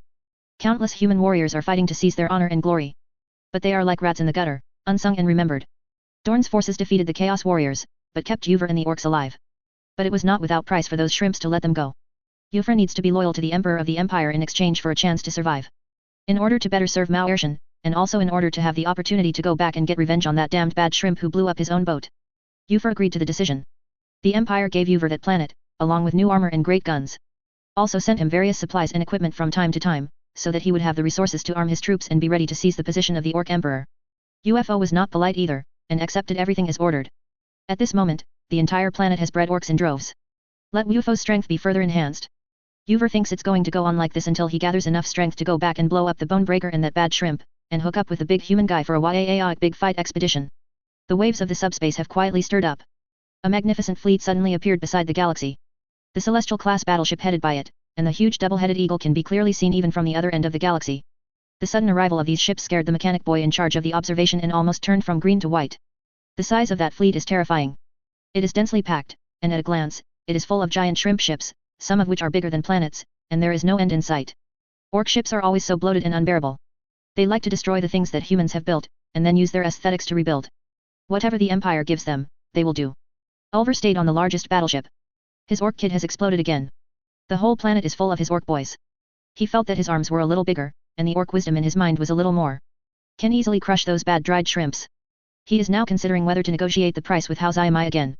It was the previous price before, but now that I have become a more powerful big guy, I should use the new price. He wants more Waaiaic armor and big guns. And a warship bigger than a planet to place his throne. Boss. The grit who was serving him ran all the way in from the hallway. The short legs run like a small whirlwind electric fan made by the tech masters, whizzing fast. It yelled in a crying voice. The shrimps are here again, there are so many boats, boss. It's just in time. Uver stood up suddenly, raised his shiny big gun, and threw away several orc boys who were lying on the big gun with idiot faces. I have to talk to them about the price. Master Uver wants to raise the price. Yes, increase the price. Boss, I want more big guns and scraps from Zayamai. Boss is wise. All the orc boys cheered. Encourage the boss to ask humans for scraps, big guns, and armor. If you don't give it, let those good shrimps know what it means to be powerful. Suddenly, the patched console in front of him flickered a few times. UFO's most admired subordinate. Dajiba appears in the holographic projection. Boss, the situation is not right. Those big guys who like shrimp are here, that is, they're emperors. Dajiba said. It's just in time for me to talk about the new price, and tell that big guy to put a place for me next to his throne, and I want to talk to him about cooperation. UFO said domineeringly, otherwise, I'll let that big guy know what it means to provoke Mao Ershan's anger. This may not be possible, the boss will take a look at this first. Dajiba passed the captured picture to Ufer. The smile on UFO's face froze a little bit. Overwhelming shrimp spaceships. Some are bigger than stars. Any ship can easily crush the fleet in his hand. It is thousands of times more terrifying than the fleet of bad shrimps I saw before. My dear boy. UFO was stunned for a moment and said, I will always be loyal to the Emperor. He kicked away an orc boy next to him who was encouraging him to negotiate a price. I will beat anyone who dares to say something disrespectful to the Emperor. Remember that we are all loyal to the Emperor. The Emperor Supreme. Countless magnificent imperial ships hovered around, guarding their sovereign. Absolutely no power can break through this terrible defense and hurt the Lord of humanity. Even the gods have to die in front of this magnificent army. Hundreds of war horns were sounded at the same time, making a sharp and hoarse roar. The deafening roar echoed on the Emperor Supreme. These horns are hollowed out from the tusks of some sort of space monster. Each giant beast has a body comparable to that of an imperial battleship, which is extremely huge. Wandering in the void, with rough skin and thick flesh, can survive in the cold void. Can also destroy the ships of the rogue traders and the warships of the Imperial Navy with his own power. Those giant beasts were killed by Gilliman's army, made into horns by the hands of skilled craftsmen, and placed on the tower of the Emperor Supreme. The banners of each company were hung on tall buildings and machinery.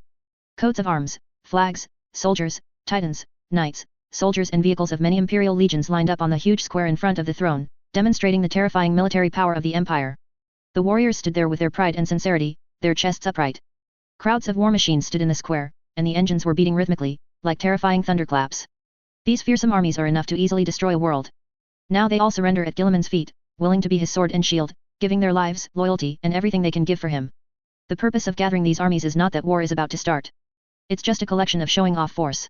The object of showing off is not the enemy, but the orc. Accompanied by several strong rays of light in front of the high platform of the throne.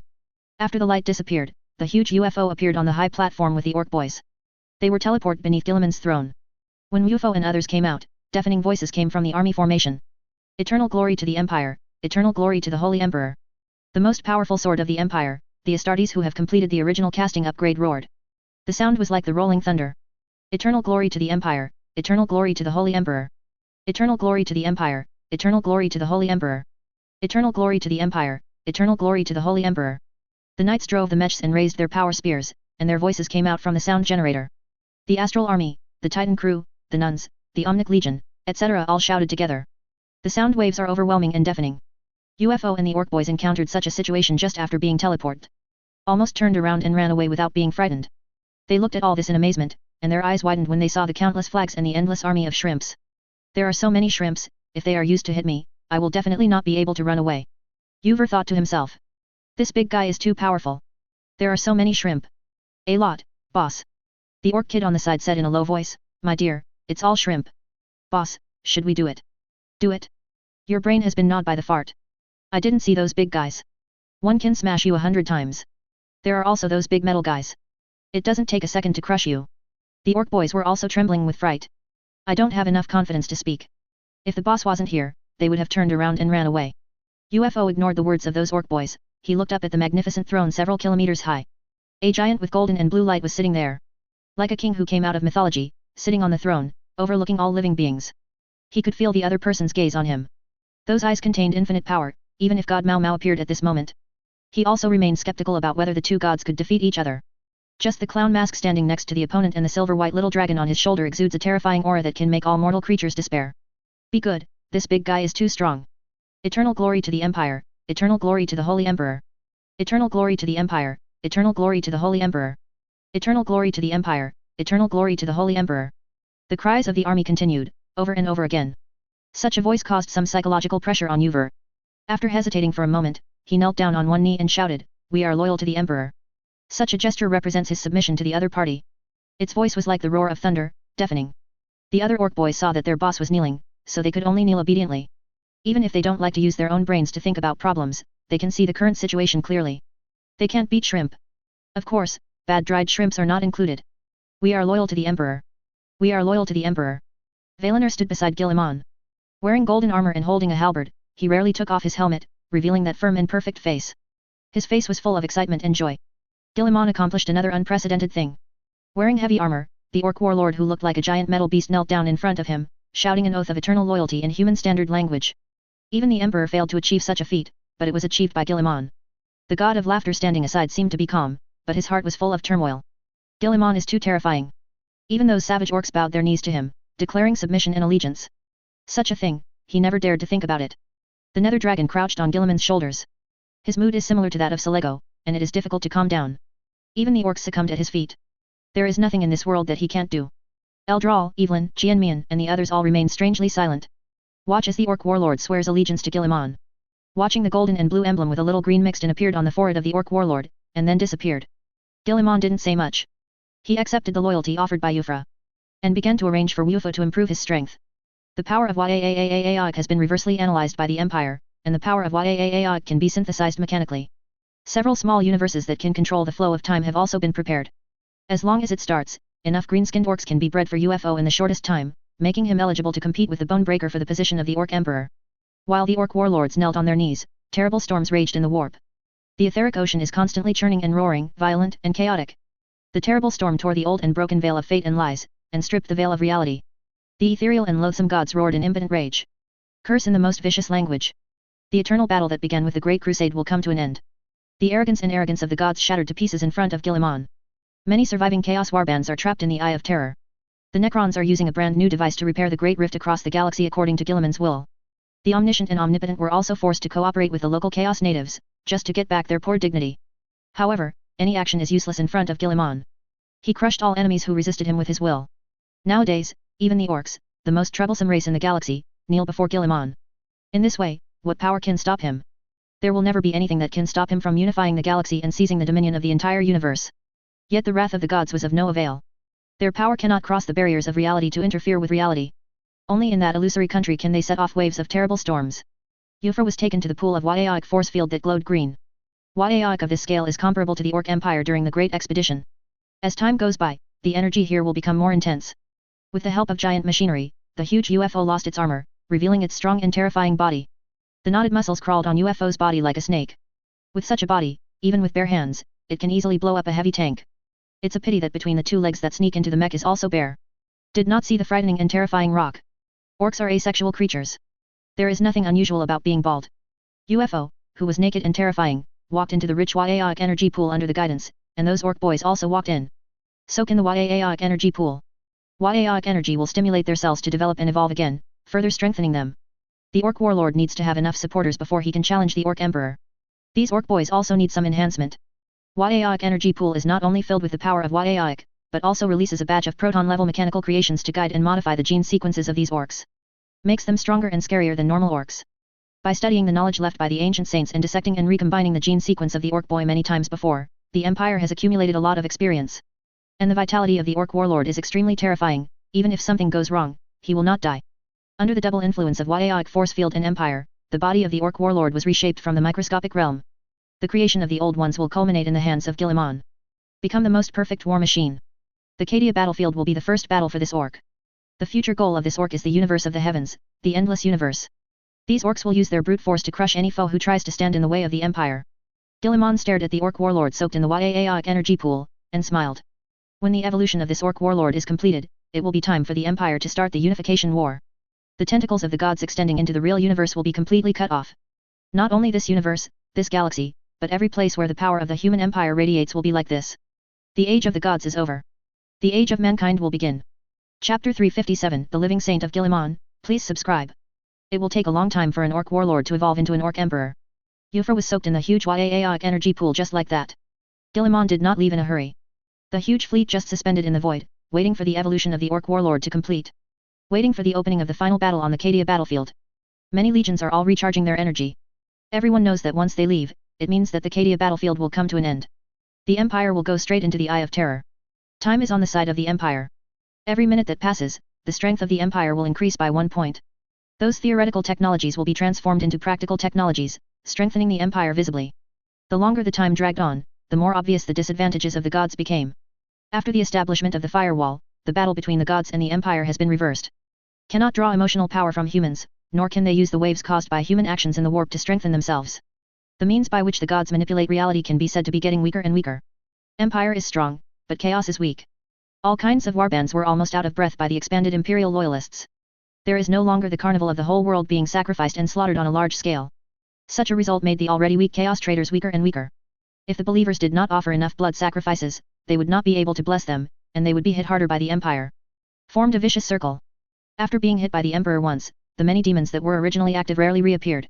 All hide in the domain of the gods, repairing the terrible scars left by the cursed ones.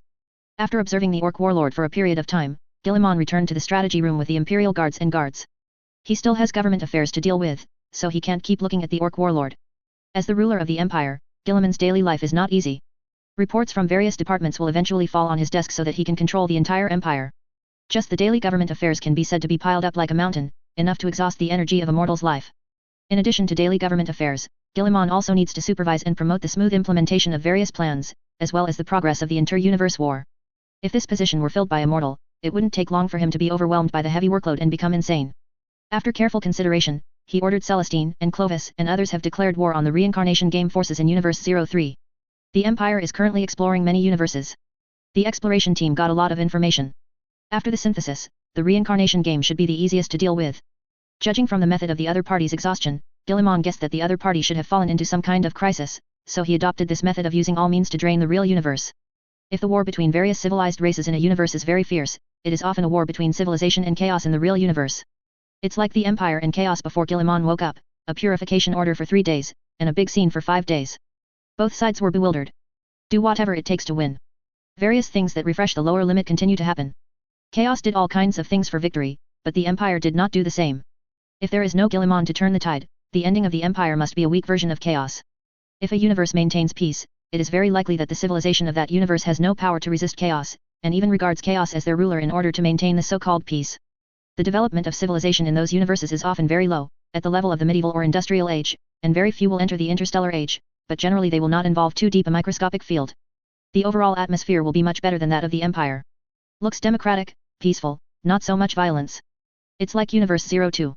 Divided into so-called multi-parallel universes, those superheroes wear tights and do all kinds of supporting justice things. Harvest in a relatively soft way. The essence of chaos gods is non-divided, that is to say, they themselves have no distinction between justice and evil.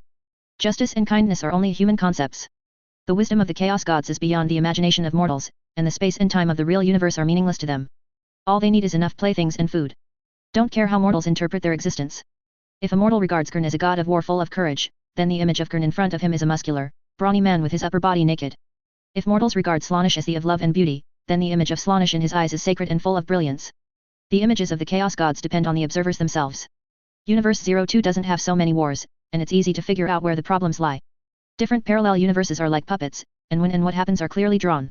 Is like a program. The entire universe has become a breeding ground. The turkeys in the wild were all driven to the farm and harvested in captivity. Naturally, the farmer no longer broke out with the turkey. Even if a war breaks out, it is not a farmer's war that the turkeys in the farm can know. The reincarnation game behaved very strangely. Use those copies to reshape the values of the players, thereby making them crazy, distorting the world they belong to, and making everyone live in a world of depression and despair. Such an approach can easily lead to a subspace storm caused by intense emotions to break through the barriers of reality, and eventually the barrier between the entire real universe and the subspace will collapse, leading to the destruction of the entire universe. Like the Eye of Terror in Universe 01. In the fallen orgies of the Eldar Empire, those twisted emotions exploded with the birth of Slaanesh, tearing down barriers and forming the Eye of Terror. Universe No. 01 is completely eroded by chaos. The laws of physics collapsed, as did concepts such as biological races and civilizations. In such a universe, there will be no new races and new civilizations. The only function is to keep the undead reveling for eternity. Universe 02 looks easier to deal with than Universe 03. But it's just an illusion. In the report sent back to Guilliman by Sanguinius, they basically fought against the so-called superheroes, and there was no behind the scenes. In other words, the Empire dealt with a group of captive turkeys from beginning to end. Such a victory is at best a loss of property for the farmer. For things like turkeys, as long as we increase the breeding efforts and encourage 3 or 4, 5 or 6, then we need to have as many as possible. For this reason, it is a very unsafe thing to declare war on Universe 02. Reincarnation games are different. The copies of the reincarnation game are behind those farmers. What they do is to squeeze those worlds as hard as they can, with no regard for whether those worlds will perish in despair and oppression. A company unscrupulously cuts leeks, even shaves the roots of leeks, injects growth hormones into leeks, and desperately wants to extract the maximum benefit in the short term. The only possibility is that the company is going out of business. Those shareholders want the last cash. Or it's almost too late to last, and I can't take care of cultivating leeks. Maybe you can't compare gods in a company. However, these seemingly irrelevant things often follow the same law. Many things seem incomprehensible, but if people can see the hidden chain of interests, they will suddenly realize that those abnormal and weird things are actually the most reasonable. No matter what happened behind the reincarnation game, they couldn't hide the fact that they were in trouble. Beating a dog in the water is a low-risk thing. Guilliman stayed alone in his exclusive strategy room, thinking about how to let the Empire get the most out of this inter-universe war. At this time, an information window popped up. Valeno sent him a new message. Your Majesty, those inter-universe travelers have arrived, and they are waiting for your reception. Their timing is ingenious. Guilliman laughed. Your Majesty, are you meeting them? If not, I will ask someone to arrange a place for them to rest. Let them come here, Valeno, after all, they have traveled so far, proper respect can reduce some resistance to the Empire's local rule. Guilliman said. I understand, I will take them to your strategy room in half an hour. Who I am? Where am I? Where am I going? Constantine's mind fell into a state of confusion from the moment he stepped out of the magnificent inter-universe train. He has a very grand vision of the power of the Empire. But when he witnessed the countless warships occupying the entire starry sky, he still opened his mouth wide, staring dumbfounded at the giant battleship that exudes light like a star. Everyone is so magnificent. Is a giant that even the gods cannot create. Those miraculous technological creations and otherworldly spiritual things appeared in front of Constantine, making him feel like a primitive man entering a modern city. Everything was so mysterious, full of mysteries he couldn't comprehend, operating on a principle he couldn't imagine. Zatanna is not much better. She felt deeply ashamed. I felt that my previous self was so ignorant and ignorant. The supernatural knowledge passed down by the family can be seen everywhere in the Empire. Any book that records the supernatural is 3 years of Shinnik energy and 5 years of meditation learning Shinnik energy from entry to entry 30 days for you to learn to use Shinnik energy in the name of the Holy Emperor. The spiritual prophet tells you how should Shinnik energy be used 100 Shinnik spells available for multi-universe verification and so on. Open it and take a look. The top secret knowledge that magical families and forces regard as inheritance is about to rot. After getting off the car, the inter-universe passengers boarded the ship directly after being checked, and went to the Emperor Supreme to be received by Guilliman. Then, they will go to Terra, the sacred homeland, to study. After the ship docked at the port of the Celestial class warship, a series of complicated inspections were completed again. A group of warriors in golden armor escorted him to the surface of the Supreme. The magnificent throne sits on the surface of the Supreme. Right under that huge artificial light source. It stands on the horizon like a majestic mountain. Majestic. Arriving here, Constantine and the others also became tense. They were about to meet the greatest of the Empire. Greater than Sanguinius with white wings. His prestige and achievements have been sung by countless people. Walking along the way, I have seen countless statues of him. Fortunately, the other party did not choose to meet them on the throne. Instead, they were given some preferential treatment, allowing them to go to the private strategy room to have an audience. Walk all the way to the end along the wide corridor, and arrive at a huge room. The door is carved with gilt murals. A huge, balanced scale and a huge sword. Constantine believed that this mural implied the just rule and the determination to protect this justice. Both of these are great qualities that belong to a ruler. Perhaps it is some kind of self-encouragement or self-admonition. Constantine said in his heart. The door was slowly opened. Surprisingly, there is no luxurious decoration inside, and there are no scenes that radiate light. Very ordinary and simple, no different from ordinary people's study. The only difference may be that it is very large, built to the size of a giant, not a mortal. Constantine and his party walked in. A giant sits at a desk, watching them come in with a smile on his face. I don't know why, Constantine felt his face was a little warm, and when he reached out to touch it, his face was already full of tears. He cried. Constance never thought he would cry. Even if you fall into and suffer. Abandoned by those hypocritical angels of heaven. Betrayed by lover, friend. He never cried either. He just raised his fingers to despise those guys, and straightened his lower body, telling those idiots that as a man, he would not be defeated. But now, he was crying. Just seeing the giant for the first time, his tears fell uncontrollably. Constantine turned his head to look at the others and found that they were the same. Zatanna's face was full of tears. Damn it. When she broke up with me, she didn't shed a single tear, but now she's crying like this for a stranger. A trace of jealousy rose in Constantine's heart, but he took it for granted. Who can keep calm in the presence of such a great man? The glory of the empire will last forever, and the glory of the great emperor will live forever. I will always be loyal to His Majesty the Holy Light, the All-Knowing and Almighty. A fellow traveler performed the eagle salute and roared his oath of loyalty loudly. Constantine did the same. Before, he felt that it was a shameful thing to roar his allegiance like this. But now, he feels happy. To be able to declare my allegiance to such a great man is a happiness that no one else can imagine. Don't be so reserved, please sit down. Guilliman said softly, I am just a mortal, you don't need to have any fear, just talk to me like a friend. Guilliman's words didn't make these people stop crying, on the contrary, they cried even harder. Constantine became more and more determined in his heart. This is a true god. Only a true will not prove his nobility and status by intimidating and threatening believers. It is many times more real and noble than those high-ranking false gods who always use a posture of contempt for mortals. He can completely show majesty and inviolability like those false gods, and use all kinds of clumsy tricks to deceive those stupid and ignorant believers. But he didn't. He just sat there, without any pretentious gestures, nor any condescension. He can extinguish a star to declare his might. He can bring down 7 days of plagues on a world to claim his holiness. He can send floods to those who offend him to show his greatness. He can do everything the gods can do, and he can also do everything the gods cannot. Yet sitting here talking to them like a mortal. Isn't this a manifestation of the true God? I'm glad you can endure the fatigue of the journey and come here. Guilliman saw the excitement of these people, and knew that there might not be any meaningful topics to talk about today. This is our honor. Constantine said, this trip has benefited us a lot, expanded our horizons, and made us realize how sad our previous cognition is. All of this must thank you, Your Majesty the Great Emperor, it is your kindness that allows us to have this opportunity. Yes, everything is thanks to you, Your Majesty. Zatanna also spoke.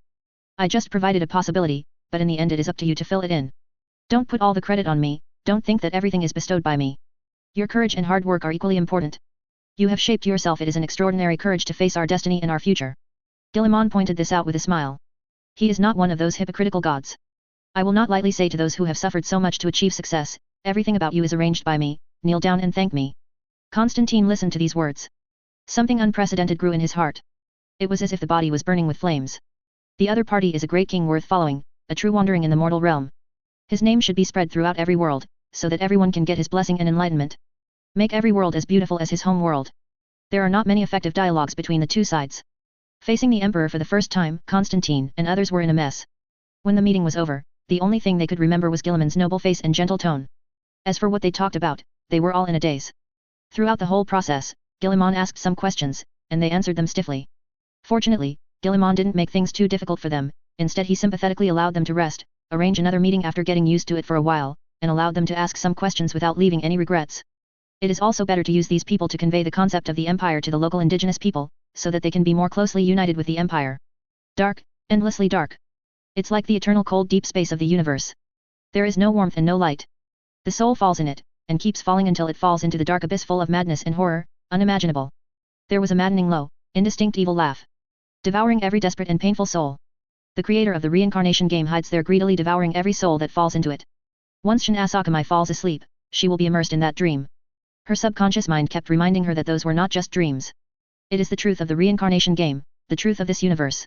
Whenever she fell asleep, she would be drawn into that dream, repeating that horrible experience over and over again. The most terrifying thing is not that she was swallowed by the endless abyss. It is to re-experience those once beautiful memories time and time again, but now they have all turned into despair and pain. Xian, don't always have a sad face, you have to learn to laugh, you know? Laugh, and everything will pass. A tired man in military uniform looked dotingly at the crying little girl in front of him. Okay, give me a hug, Dad, stop crying. The more you cry, the more those children will bully you, because crying is showing weakness, understand, Xian. When she was 8 years old, the world she lived in was pulled into the reincarnation game, and the player appeared for the first time. Some players who gained power chose to act recklessly. In order to maintain the final social order, after the father who was a soldier went out for the last time, only the tortured corpse came back. The reincarnation game starts, and the power of players rises. The conflict between the players who master the props and the ruling forces who use hot weapons is becoming more and more intensified. Individuals with power are unwilling to compromise with the interests of the collective, and start planning to put individual interests above the collective, creating a ruling class dominated by players. Conflicts between the two sides became more and more frequent. Until after a military operation. The players used props to ensure the sanity of a group of captured soldiers, and they tortured the soldiers captured by them live. They skinned and cramped, cut off their fingers, and tortured for dozens of hours before the last prisoner swallowed his breath. The players used the most ruthless means to defeat the armed forces of a regime, completely smashed the government's attempt to maintain the old order, and established a new order. Asakamashin's father was one of those soldiers. At the age of 8, she watched her father being tortured to death by the first batch of players. 2 years later, her mother was involved in a player fight, and half of her body was smashed. Qian Shangxian remembers it very clearly. That day, my mother was wearing a white dress and planned to take the two of them to eat some delicious food. This is a rare happy event for them who have a bad life. After Dad died, they didn't get any compensation. The old social system was abolished. Those soldiers who stood up to protect the civilians and died at the hands of the players turned out to be diehards who prevented the players from saving the world. It is a good thing that there is no liquidation, so how can there be compensation? Xian, you can't act too cowardly, you can't cry when you encounter things, you know, otherwise you will be bullied. Brother, remember to take good care of your sister, how will this idiot survive without you? After leaving this sentence to my brother, my mother died. No one is responsible for this. When she was 13 years old, she entered the reincarnation game. Brother entered a year earlier than her. Even if it is difficult for her to exercise very hard, she tries very hard to get rid of her cowardly personality. But she is still just an oil bottle for her brother. Brother has been in danger many times in order to protect her, but he has no complaints. Asamishan asked her brother to give up her many times. My brother never did that either. Instead, she has been trying her best to ensure that she can survive in the dangerous dungeon, even if she puts herself in deep danger. Until her cowardice and stupidity made her brother fall into a trap and be ambushed by other players. Until the moment of death, my brother was still worried about whether she could survive. Remember what I taught you, Xian. Remember not to cry. Crying is a sign of cowardice. You have to learn to laugh at your enemies, like a madman. When her brother closed his eyes and lost his breath, Asakashishin collapsed. In dreams, these scenes will reappear again and again.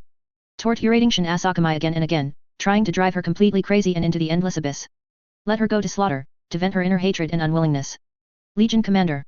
A voice awakened Asakashin from her nightmare. She slept on a chair in the strategy room of the Imperial battleship.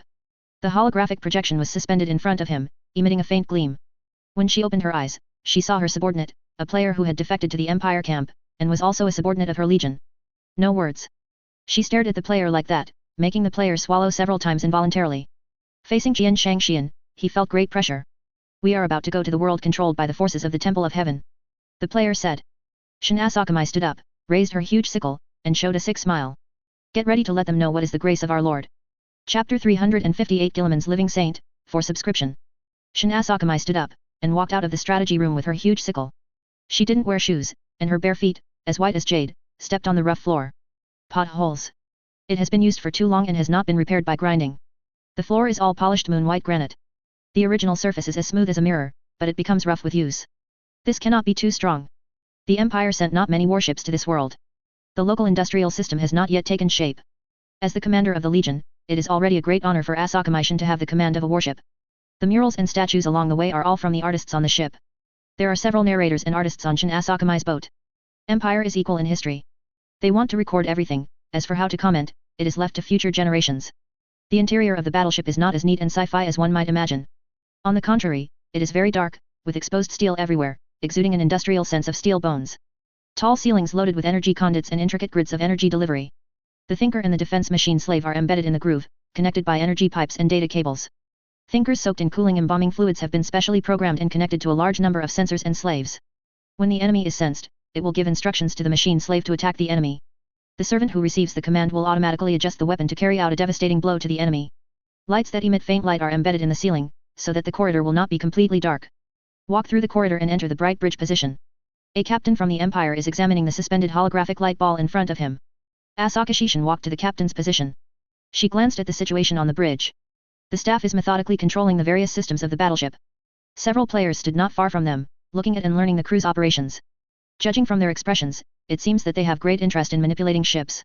I want to learn from those staff members who perform population interface operations, and use data cables to directly send the information that needs to be read into my brain. The captain stood next to his actions, and several cables were connected to him, inputting all the data of the entire ship into his brain. They have crossed the wall of the reincarnation game and approached a planetary world suspended in the void. It is not the world of round sky and place, but the world of elliptical celestial bodies.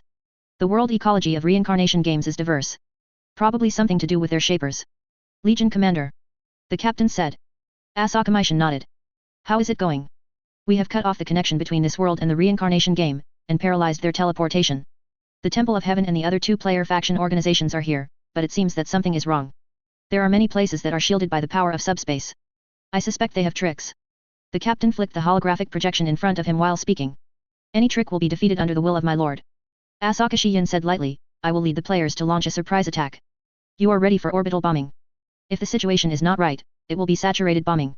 I understand, said the captain. Asaka Shiyin walked towards the gate of the bridge. Let all the players gather and go to the teleportation hall, it's time to work. The players assembled quickly. The huge teleportation deck was full of people. They were talking to each other in low voices. The whole body is wearing the uniform of the imperial double-headed eagle. A world conquered by empires. The surviving players don't have many choices, either give up their abilities, or accept the call of the empire. Like the reincarnation game, the empire also gives a large number of item exchanges. Part of it is various relics excavated from the construction of the interstellar tunnel. All are things left over from the shattered universes or civilizations in ancient times, with terrifying power of rules. The other part is made in the factory on the other side of Universe 01. Universe 01 has been completely eroded by chaos. The Empire has unique conditions to manufacture these supernatural props there. With the help of a large number of props and the truth of the reincarnation game, the Empire also recruited a group of game players and let them fight for themselves.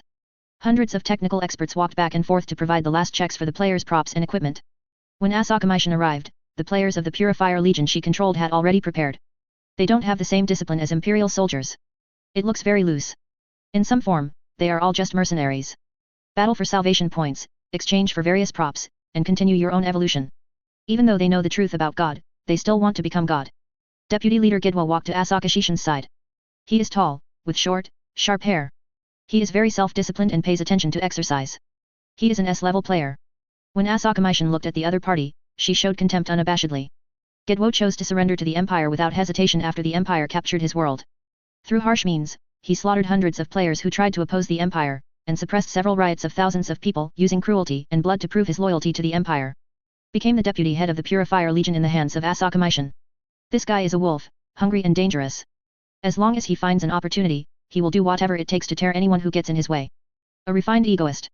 Asaka Shin can see the ambition of the other party, and she doesn't hide her dislike for it. But she still promoted this guy. Because this guy's ambition and greed can boost the Lord's career and accelerate the collapse of the reincarnation game. The cause of the Lord is above everything else, including one's own emotions. Ready? Gertie Wo. There was a faint smile on Qian Shangxian's face, pure and gorgeous, too beautiful to behold. Combined with a dark gothic dress, it has a feminine charm.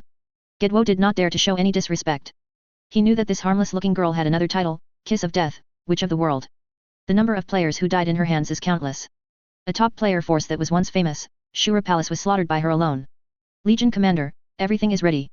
We will start in 6 teams, and the enemy will have nowhere to escape this time, Gedwo said. Very good, fight for the Empire, start the teleportation. Shin Asakamai shook the sickle in her hand tightly, signaling the technical priest to prepare to teleport all players. Following Asakamai Shin's order, all the machines on the teleportation deck buzzed. Huge pistons reciprocating back and forth. The thick energy pipeline is filled with the brilliance of energy flow. The gauge and reading pointer turned. The reaction column inlaid on the bulkhead crackled, providing energy for the space device, so as to distort the space structure and make the 2 space coordinates overlap. Countless machines are like an ensemble. As the rhythm moves towards a climax, the light released by the reaction column becomes more and more intense. There were bursts of deep groans from the space structure. It sounded like it was distorted by an invisible force.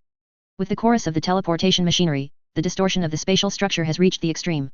The 2 space-time coordinates are superposed together. Accompanied by a flash of light, Asakamai Shion and the others had already stood in front of a magnificent palace, on a stone floor. A statue with both hands clasping the hilt facing upwards and the tip of the sword facing downwards is hundreds of meters high. The 3 large gold-plated characters of the Temple of Heaven are written on the body of the sword. This player organization is one of the most terrifying forces in this reincarnation world group. The founder of the organization is the fearsome SS player Xiao Tian. He claims to be omnipotent and in control of everything. There are 3 top S-level players, Long Shui, Hu Shui, and Feng Shui, under his command. There are 3,000 top generals. The strength is terrifying. The Temple of Heaven already knew that the invaders were coming. All the members of the Temple of Heaven are ready to fight. The 3 war masters were wearing battle armor and cloaks, sitting on chairs on the high platform, staring sharply at the intruders who appeared in the square of the main hall along with the teleportation.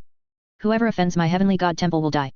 Hu Shui, who was sitting in the middle, stood up, with his hands behind his back, his domineering aura was fully displayed, and he looked down on the world and smiled proudly.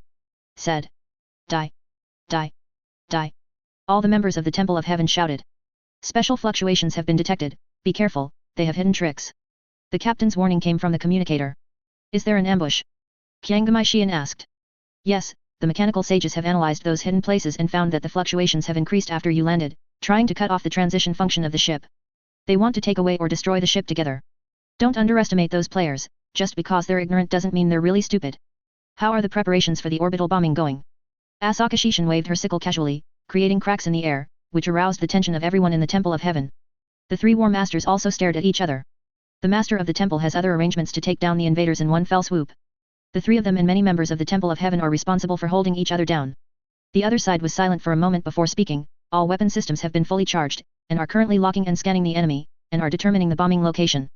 Don't be sure, just bomb in front of me.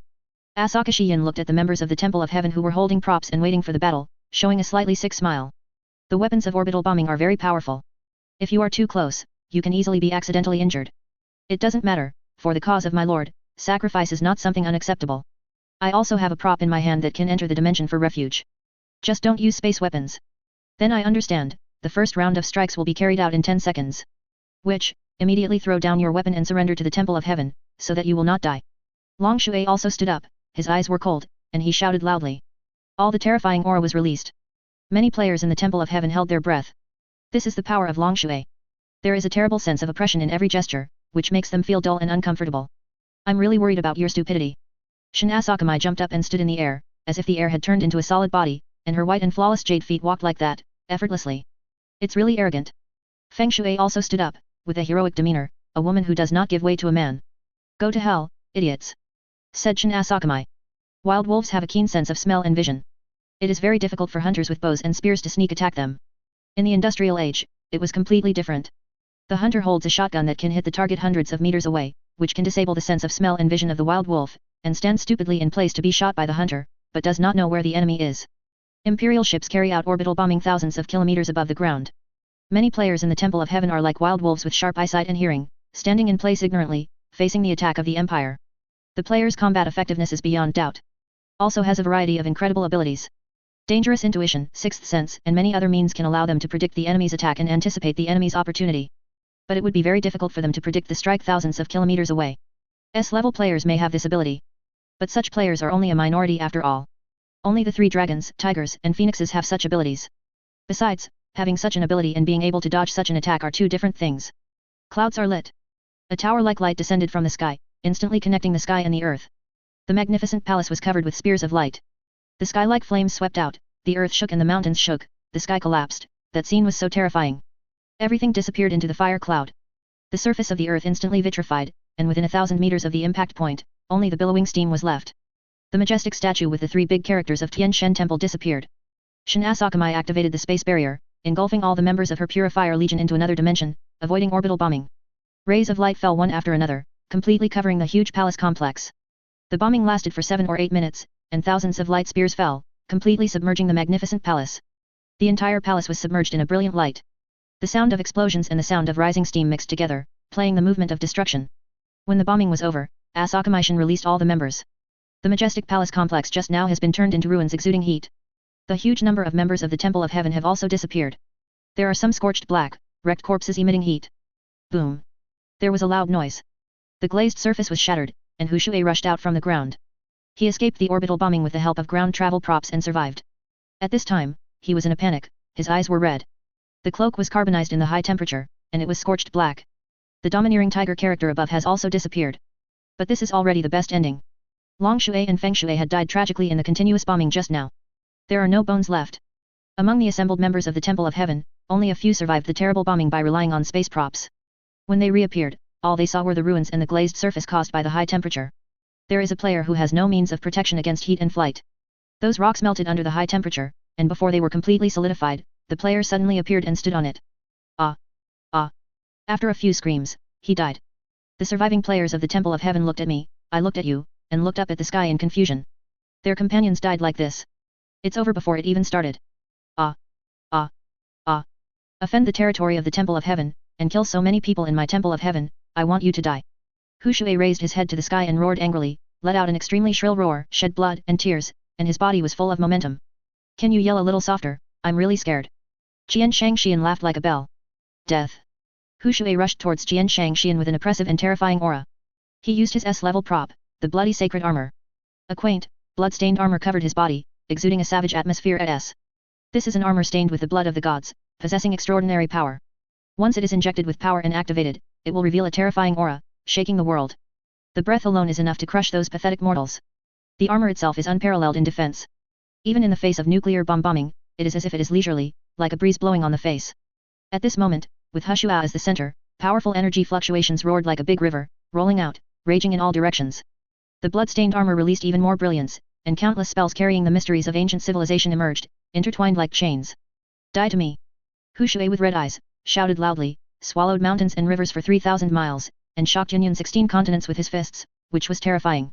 The distance between the two was shortened in one step, and the fists were so fierce that endless cracks appeared in the space. His fists are shining brightly, and his breath is terrifying. One punch fell. There was a loud bang, and a large pit several meters deep appeared on the ground. The tyrannical aura of destroying the world swept across the gravel and shot in the air, leaving behind countless crackling sounds, rushing in all directions. The power of one punch is terrifying. If the other members of the heavenly god temple were still alive, their faces would all change in surprise, marveling at Hushua's invincible might. Hushue shot two sharp rays of light from his eyes. Through the tumbling smoke, he wanted to find the other party's body that was beaten to pieces by him. However, nothing was seen. There is only one deep pit, and there is nothing in it. It's really powerful, such a big hole, such a powerful fist. Qian Shangxian's voice came from behind Hushue, full of ridicule and teasing. It is very important for everyone to be able to leverage such a powerful subspace power. It's pretty good for a domain creature. Kill. Hushue scolded lightly in his heart, and blasted out his fists violently. The surging punches were like a vast ocean, terrifying and astonishing, as if they were pushing endless stars, rumbling, astonishing the world. The holy armor on his body also shines with unparalleled light, which has the potential of eternal immortality, which makes ghosts and gods frightened and all spirits tremble.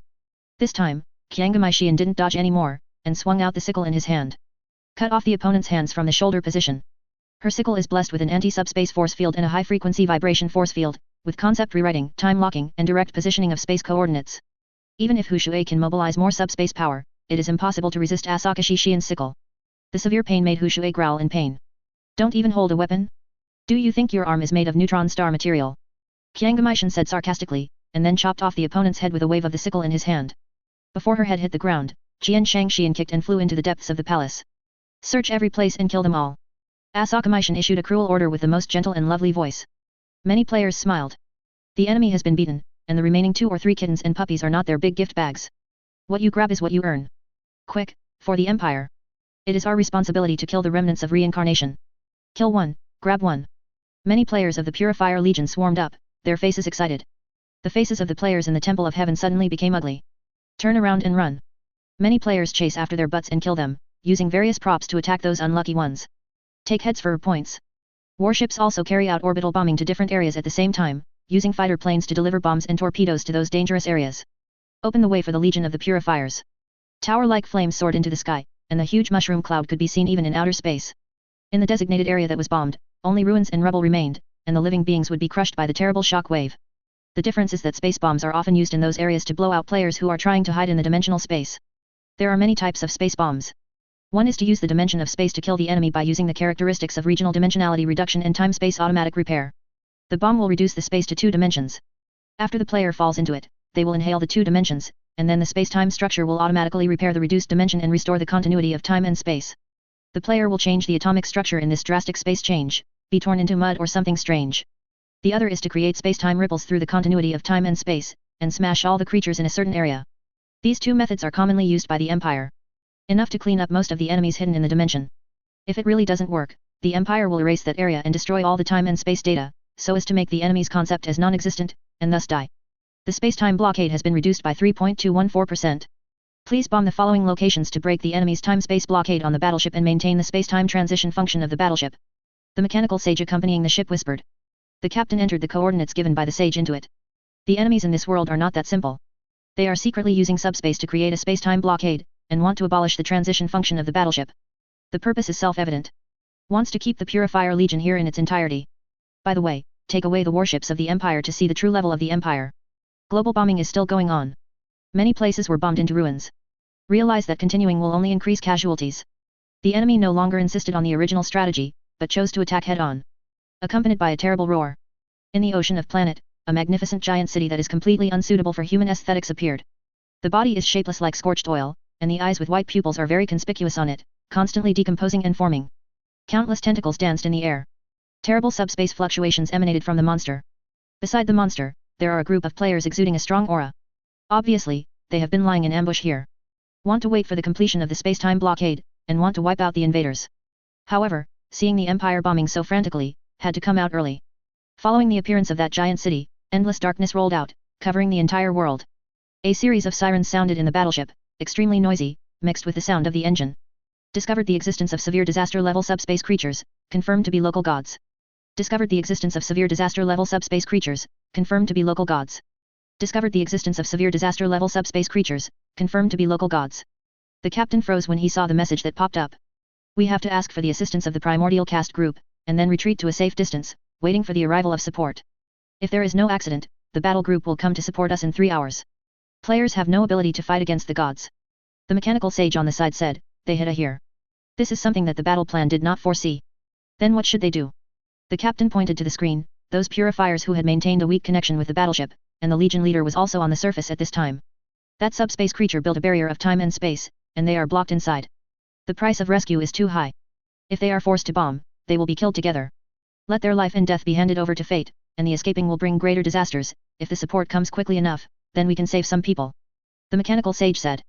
The captain was silent for a moment. We can't just leave them like this. We were asked to fight together. If we survived and they died tragically on the surface, there would be no honor at all. You go to the communication strategy room to send a message for help, Sage. Let the plane dispatch, fly at high altitude, let them bring a repeater, and see if they can contact the army commander. I understand. Sage looked at the captain twice with the electronic prosthetic eye, and the sage shook his head, turned and walked out to debug the space-time equipment and send a message for help to the nearest battle group. When darkness emerges, Shin Asakamai and her subordinates were all pulled into another space. Appeared in a giant city that does not belong to humans. Your Excellency is really cruel. It is really cruel to think that I, the commander of Dragon, Tiger, and Phoenix, plus 3,000 generals and hundreds of thousands of members, will be wiped out by your gesture. A majestic, tall, and thin man appeared in front of Jian Shangxian, with murderous eyes. He is the terrifying SS player, the man who controls everything and claims to be the sky, Xiao Tian. Besides him, several other top players also came out. Either S rank or SS rank. All hold top-level props in their hands. Su Xiao was also among them, with a ferocious smile on his face. This siege has been planned for a long time. The Empire must pay a heavy price, and these guys who dare to betray this universe should pay the price. A strange roar sounded. A terrifying figure moves from far to near. The god who blocked the whole world also came. Thousands of weird eyes just stared at Jian Shangxian, making no effort to conceal the madness and confusion in it. Can you beat me with more people? Facing such a scene, Asakamashin tightly held the sickle in her hand, and there was no fear on her face, but a smile on the contrary. I will kill you today. Xiao Tian took out an old, yellowed notebook and said domineeringly. Su Xiao saw the notebook in Xiao Tian's hand, and immediately opened his eyes wide. SS level props, cursed diary, causality props. Chapter 359 Gilliman's Living Saint 2, subscribe. Su Xiao showed a hint of envy. SS level players have reached a level that other low-level players cannot imagine. They already wield the power of the rules. Becoming a is no longer an unattainable goal for them. All it takes is one chance, and they may embark on the road to becoming gods. That is something that countless creatures have dreamed of for a long time. Casual law props, the cursed diary is said to be made from the flesh and blood left by a who masters the characteristics of fate. As long as the enemy's bad luck ending is written in the book, the opponent will die as recorded in the diary. The other players all showed apprehensive expressions when they saw the diary in Xiao Tian's hand. The horror of the law of causality props is hard to describe in words. Without knowing it, a person's life can be easily taken away. Playing with each other's fate between applause. Offend my heavenly god temple, die. Xiao Tian stepped forward, and a terrifying aura poured out, making the world tremble and making people feel extremely depressed. He regards himself as the sky. His arrogance is naturally supported by strength. Master the fate of all lives and watch the ups and downs of the world with a smile. Do whatever you want. Kneel down now and let that battleship give up resistance immediately, then I will spare your life. Xiao Tian shouted, his eyes flashed with terrifying light, showing his invincible posture. The open diary was in his hand, standing there, like a master of heaven in charge of destiny. The momentum is unmatched, making people frightened and trembling. Su Xiao began to slander in his heart. SS level players are so terrifying. Asamishin did not speak, but smiled. These guys want to gain control of the battleship by controlling her. Their ambush failed. They don't understand how the Empire fights. Thought that the Empire would only foolishly parachute soldiers and engage in land warfare. So they left those players in the Temple of Heaven, trying to delay time in this way. The orbital bombing of the battleship caught them by surprise. Many players in the Temple of Heaven were wiped out in just a few minutes. The plan to seize the battleship also fell through. Now, I want to force myself to surrender, and then use other methods to control the battleship. Unfortunately, they made the wrong idea. After her brother died and she became the Emperor of the Holy Empire, Asakamashin's IQ seemed to be unsealed. Possess super high logic and judgment ability. From the other party's conversation, she has already guessed the other party's thoughts. If it was the cowardly Jian Shangxian from before, their plan might have succeeded. Unfortunately, the cowardly and incompetent Asakamashin who killed her brother died. The reincarnation game and those players who believed in Darwin's law killed that Jian Shangxian. Now there is only the fanatical believer of the Holy Emperor, Jian Shangxian. She stepped out, disappeared, and appeared behind the opponent in the next second. The sickle in the hand draws a semicircle. Xiao Tian, who was domineering, really did. Half of his body and his SS-level props were cut in half like that. Xiao Tian lowered his head in disbelief, the diary in his hand slowly slid down, and the incision was neat and smooth. A line of blood also appeared on his body, running through half of his body. In the next life, don't talk so much nonsense. Qiangamai Xian added another blow, completing a symmetrical cross, cutting the opponent into 4 pieces. The dead Xiao Tian stared. His end was so swift. It's unbelievably fast. As an SS rank player, this is the end. There are still so many props, so many methods that have not been used yet, so it is over. Obviously someone had made a prophecy, but he was the destiny in the legend. Why did it end here? With endless unwillingness, Xiao Tian died. The man who claimed to be Tian was chopped into 4 pieces. This scene frightened several players who were going to kill Asakamashin just now to back away suddenly. The fear and horror in their eyes distorted their faces. This is still human. Killed an SS player in just a few seconds. Jian Shangxian did not intend to let them go. Her figure became blurred, and the sickle in her hand waved an afterimage. Crisp, beautiful laughter is like the voice of death. When sounds, it is the beginning of the player's death. Shin Asakamai's sickle has been recast. In addition to the original materials, various empires' most powerful technologies have been added, manufactured by the empire's mechanical sages. The reason why those cutting-edge technologies can be obtained is that the sages helped to recast the weapons. It stems from the favor and recognition of Jian Shangxian by several big nuns. She was able to become the head of the legion, and the opinions of the battle nuns also played a big role. A female warrior who is absolutely loyal and fanatical to the Holy Emperor will be the best publicity target for the battle sisters to recruit soldiers in this world. Several major nuns even think Asakamashin is a potential redemption nun. The only shortcoming is that it has not undergone the baptism of redemption. If she can maintain her fanaticism as before, the big nuns consider that when the time is right, they will baptize this girl from another universe in the name of the Holy Emperor and the Great Emperor, so that she can become a true redemption nun, fighting under the gaze of the Holy Emperor. The Sister of Redemption is a fanatical, near-suicidal female warrior. They only wear robes without any protective ability, and hold warmers and giant swords to fight against heresy. Under the blessing of fanatical faith, they have extremely terrible lethality against demons. The power of faith shelters them, even if they are wearing cloth robes, they can survive on the terrifying battlefield. Asakashin's fanaticism for the Holy Emperor and the hidden darkness in her heart have given her the conditions to become a redemption nun. Recasting the sickle for it and adding various imperial technologies is its prepaid reward. Hopefully she survives and proves her faith in more battles. At that time, the big nuns will hold a ceremony for this woman and accept her into the congregation. Accept purification, enemy of our Lord. The smile on Jian Shangxian's face became brighter and brighter, her handsome face was stained with blood, pure and strange. The sickle in his hand slashed continuously. No shield item can withstand her slashing. Anyone who tries to block her with props will be split in 2. The high-level players under siege are all elites honed from various dungeons. The death of that idiot Xiao Tian also proved to them how terrible Jian Shangxian is. They all tacitly opened a certain distance, using various teleportation and flying props to besiege Jian Shangxian. In the case of fighting with all their strength, the life-saving ability of these top players can be called terrifying. As a substitute prop for the whole card, the healing props were constantly taken out, and escaped from Asakamashin's hands again and again. Asakamashin slashed down with one blow, and the player turned into mist with a bang, leaving only a doll that was chopped into pieces. It's really disgusting to always run away like a mouse. Asakashin swung the heavy sickle sharply, drawing an arc of light in the air, forcing the 2 sneaking players back. The next second, her shoulder was hit by a beam of light emitting a curse, and her skin, which was originally as delicate and white as milk, quickly became dark and dry. The severe pain made him let out a low hum. Shin Asakamai swung his sickle and slashed at the back, forcing the player away. Her men are basically entangled. The battleship couldn't be contacted like that, the god had already used his word power to blockade the entire planet and cut off the communication. No one can save her. Knowing that she was in a dangerous situation, Shin Asakamai smiled instead. She is no longer the crying little girl she used to be. Death does not frighten her. When you die, your soul will return to the realm of the Holy Emperor and sleep in his arms. He is kind and fraternal, and will kiss every warrior who has fought bravely to the last moment and bless them. During the interview her time, said a big nun. It's a good ending to return to the embrace of my lord. Asakamashin's offensive became even crazier, her movement was like a ghost, and her sickle was like the kiss of death. Her vitality is passing, but she doesn't care, only thinking about those players. And those players who didn't have time to escape were chopped to pieces by her. Su Xiao was almost hacked to death by a sickle several times. Several times he narrowly escaped death, causing extreme fear to appear on his face. cursing this crazy woman in his heart. If it weren't for the generous reward of being able to be promoted to the SS rank, he would have definitely run away. The wages of avarice is death. In order to become a master, So Xiao can only participate in this siege of narrow escapes, carefully avoiding the attack of that lunatic, and shoot from time to time, sneak attack and harass the other party. The god also joined the battle. It makes a horrible sound. The tentacles were waving in the air, and a terrifying spirit was impacting Shin Asakamai's brain, trying to drag herself into the chaotic, crazy dark abyss. Don't think that I will succumb. Qian Shangxian taunted the with a laugh, and she raised her sickle and rushed towards him. The sharp sickle slashed at the opponent's slimy and disgusting body, causing him to cry out in pain. As a counterattack, the opponent released a terrifying mental shock.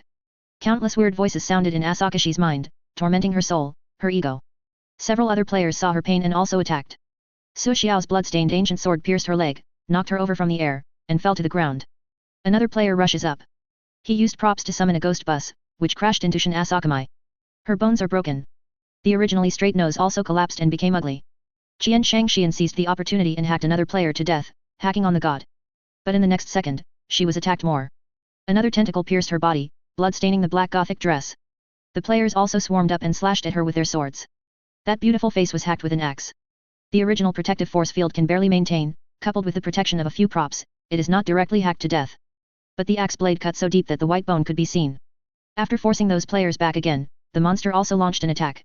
She was thrown away, her originally tall had sunk, and her sternum had been shattered. The severe pain mixed with the monster's mental shock, tore apart her brain together. She can only stay sober by exerting all her willpower. For my lord! Asakashishin yelled while vomiting blood, trying to get up. The great one who redeemed mankind. The one who sits on the throne. I pray to you. My master. The people I serve.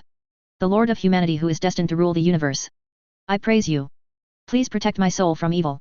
She recited the prayers she had learned from the nuns, supporting her broken body with a sickle. The communicator placed in the body, the sound coming from this time. Legion Commander. The captain's voice sounded, thank God, we finally got in touch with you. We lost your coordinates and couldn't teleport you. The fighters of the Skyhawk chapter have responded to our call for help. They will arrive in an hour, please find a way to protect yourself, we will try our best to save you. Shin Asakamai looked at the player holding the props and the monster in front of him, no need, I won't last until then. Please be persistent. The big nun of the Order of the Rosary once privately told me to take you back. A pious believer who has no reservations about the Holy Emperor is precious. You should not sacrifice here. I'm sorry to let her down, but it seems that my mission is to end here. That hateful monster has locked me, and it won't let me escape. Asakashi Yin said, for the sake of my Lord Kudos, I'll unleash my psychic powers later and overload all embedded devices to create a beacon for you and orbital bombard it. The other end of the communication fell silent. After a long time, the captain's deep, sad voice sounded. May your soul return to the embrace of His Majesty, Qian Shangxian, you are a brave warrior, and the Empire will remember your sacrifice. The communicator is embedded in the nerve, for this reason, the communication between the two is very fast, and there is no sound. The players looked at Asakamaishin who was struggling to get up, not knowing that the other party had already completed a communication. Surrender now, you can still survive. A top player said, let the battleship in outer space give up resistance, and we can guarantee your safety. Dream. Asakamaishin showed an ugly smile. Her face was bloody, half of her face was shattered, and one eye was blown out alive. When he laughed, he looked extraordinarily terrifying. Asakashin received systematic training from the Empire, and also focused on developing her own psychic power. Shinnik ability is the advancement of the natural ability of the reincarnation game. Players gather talent fragments, and after getting the full talent, they can upgrade the full talent to get the castrated version of Shinnik power. For example, what is the dream of heaven, the will of fire, etc.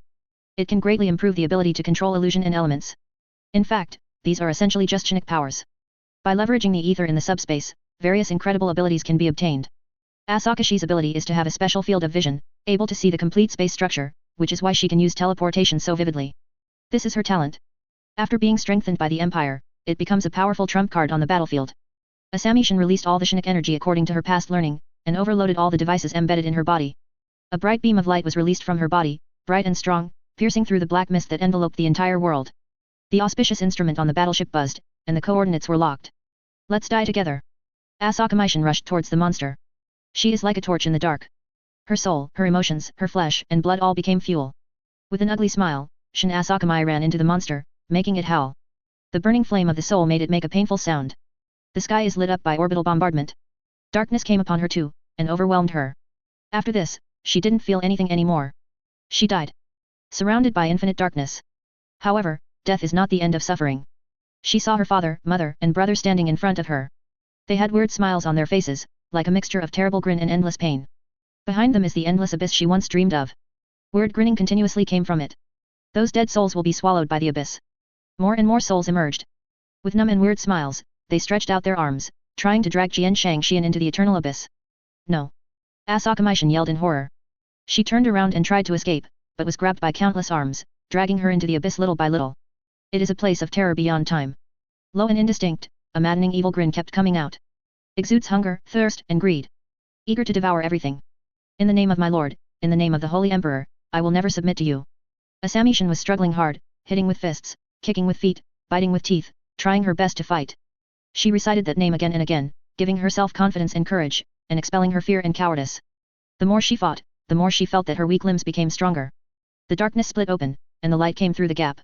The dead wailed. The laughter of that terrible abyss became an angry growl too. Chapter 360 The Duel between Guilliman and Yog-Sothoth 1, subscribe. The darkness is collapsing and shattering like glass. The light poured in like a flood, further expanding the crack. Jian Shangxian suppressed the fear and panic in her heart. Chanting prayers pointing to the Holy Emperor in a devout spirit. Master of mankind, please sympathize with my humble soul and show me the way forward. Ruler of all worlds, please protect my soul and keep me from being harmed by evil things. Holy Emperor, I am your warrior and your servant. No hypocrisy, no lies, no conceit. Remember the hatred, keep the hostility, build up the anger. Give those unclean things death in your name. Protect me, Holy Emperor, the only Lord I can trust. Powerful faith gives words unexpected power. Power kept gushing out of her body. Filled her chest. Let her whole body emit a strong light. The dead with hideous smiles howled and receded in front of her. Their limbs melt away screaming. Parents and elder brother were crying, begging Shin Asakamai not to treat them like that. The terrible abyss is also shaking. The hideous beings who sleep in it are angry at being offended. Angry at being deprived of his food. It is a source of darkness and despair. An immortal existence. Experience the birth and death of countless universes. Witness that the heavens and worlds exist and disappear again and again, exist and disappear again, and go round and round forever, returning to the origin that is not the origin. Its rage is enough to make thousands of worlds collapse. Just thinking of its name is enough to cause the souls of countless creatures to collapse and their sanity to be damaged. If it appeared in the real universe, it would be enough to cause everything to collapse and go extinct. No one has ever dared do its stuff like this. The gods knelt lowly before it and begged for salvation, and for its terrible wrath not to come. Those mighty beings willingly become its servants, spreading its chaotic thoughts, sowing despair and pain in every world, just to please it. Nowadays, someone is offending it. It's food. The abyss roared, and that terrifying power was enough to restart the universe, causing everything to collapse and re-evolve. But at this moment, there is nothing he can do. The master of that light is so powerful that he manifests in this world through his followers. Created a field that is not controlled by it. The belief of endless beings blesses that ray of light, giving it the power of immortality, and the power that overrides everything. His will is the law of the universe. His word is the pulse of the universe. He is not the Lord of creation, but he is far beyond the Lord of creation. I am his sword, his messenger, and his warrior. The huge sickle appeared in Asakameishan's hand. A double-headed eagle intertwined with gold and blue and embellished with green emerged from the black Gothic dress. A golden, blue, and green three-petal emblem also appeared on her forehead. Hundreds of millions of voices sounded, singing for her, cheering for her. The singing is so divine, full of strength and hope. Let people bravely go to the future. She waved the scythe in her hand to expel the last darkness. That was her fear, the nightmare that haunted her. She fought against it countless times, so that she would not fall into the eternal abyss. Belief in the Holy Emperor allows her to anchor herself in madness and chaos. My soul belongs to him, not to you, twisted false god, go away. In the name of the one I serve, get out of here and away from my side. Jian Shangxian shouted, his words were pious and full of faith. The bright light completely occupied everything, filling every soul and flesh of Jian Shangxian. She is bathed in light, all is purified. Only a pious belief and a fiery mission. The darkness is completely shattered, defeated by the light and faded away. Shin Asakamai walked into the world of light. Everything is so holy. Her bare feet stepped on the soft lawn, beside which was a stream as clear as crystal flowing cheerfully. The scent of flowers filled her nostrils, the rustling of leaves and the pleasant chirping of insects. The sun gently touched her skin. Those trees were full of fruit everywhere. The flowers are also in full bloom, extremely beautiful. It's all so beautiful. Countless creatures curled up like unborn fetuses, sleeping in the world of light with serene expressions. Sleeping under the trees, sleeping in the flowers, or sleeping in the big leaves, floating with the stream. Asakameishan also had an urge to sleep here. However, there was a voice in her heart telling her that before she fell asleep, she still had her own mission to complete. She walked along the path as if she had been summoned. There are some of light with wings of light flying in the world of light. Bring those lost souls into this special realm and let them choose a favorite place to sleep. There is also a ball of light circling Jian Shangxian, laughing like a child. When they got close enough, Jian Shangxian could see that those of light were children with wings. With cute smiles on their faces, they make various tumbling movements in the air. My comrades are still fighting, how can I abandon them? A man who is led forward by a ball of light looks sad. Is my mission really over? I haven't helped him win the Cadia battlefield, how can it end like this? My soul is too fragile, why can't I be as strong as those warriors? Asaka Shishin looked at the man, who was wearing a military uniform with a double eagle emblem on his body. You are too tired, Colonel Class, fall asleep in the arms of the Holy Emperor, and when the time is right, you will fight for him again. The ball of light leading the man said, and sang happily, sleep, sleep, regain your strength. Don't worry, sleep. The evil gods watch the weary soul, and their claws long to drag the ignorant to the abyss of eternity. Sleep, only with the power of recovery can we fight against the evil whispers, and we can fight against the eternal darkness. The singing has the effect of soothing the soul, and the man laughed. I understand, this is not the end of the mission, but a rest to accumulate strength. I will accumulate strength again, and I will return to the battlefield and serve him again. The man no longer entangled or worried, but chose a quiet place and fell asleep deeply. Asaka Maishin watched all this, with a smile on her face. One day, will she also come to sleep in this infinitely magnificent place? She and Asakamai walked straight forward, following that path under the calling of her heart. She saw countless sleeping people. Their souls are restored in deep sleep. When they have accumulated their strength, they will be awakened and devote themselves to his great cause again. She didn't know how long she had been walking. There is no concept of time in this mysterious kingdom. No matter how long you walk, the sun is always there. The light always shines everywhere. Finally, Asaka Maishin saw a magnificent giant city. The huge city shone with beautiful golden light in the sun. Walls, temples, colonnades, and arch bridges are all made of pure white rock. Wide squares and fragrant gardens sprinkle colorful fountains.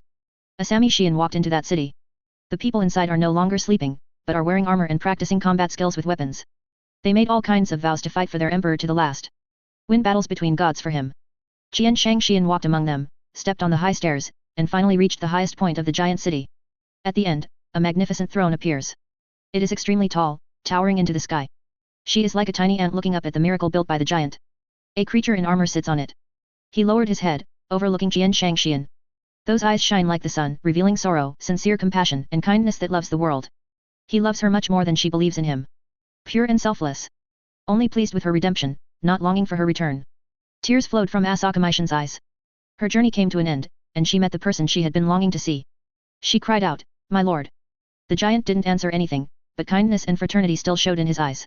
He slowly raised his arm and pointed behind Qian Shang Xian. A giant light door opened behind her. On the other side of the light gate was her broken, charred corpse. There are also monsters crawling out of the ruins and advanced players. Asaka Xian's brain flashed like a lightning bolt. Understood his command and will. Death was too much of a luxury for her. The mission is not over yet. The tearful Asaka Maishin gladly accepted this fate. She will return to the world of suffering, and fight for him until he accomplishes his great cause. She walked towards the light gate, and then jumped away. Su Xiao crawled out of the ruins. The shock on his face couldn't subside no matter what. A series of light spears and torpedoes fell just now, turning the area they were in into ruins. Only a few players survived. Even the exuding a terrifying aura became depressed at this time. This time the ambush to the Empire can be said to have suffered heavy losses, but gained very little. Originally thought of executing those traitors, and then seized the warship suspended in low Earth orbit. Who would have thought that a series of changes would occur?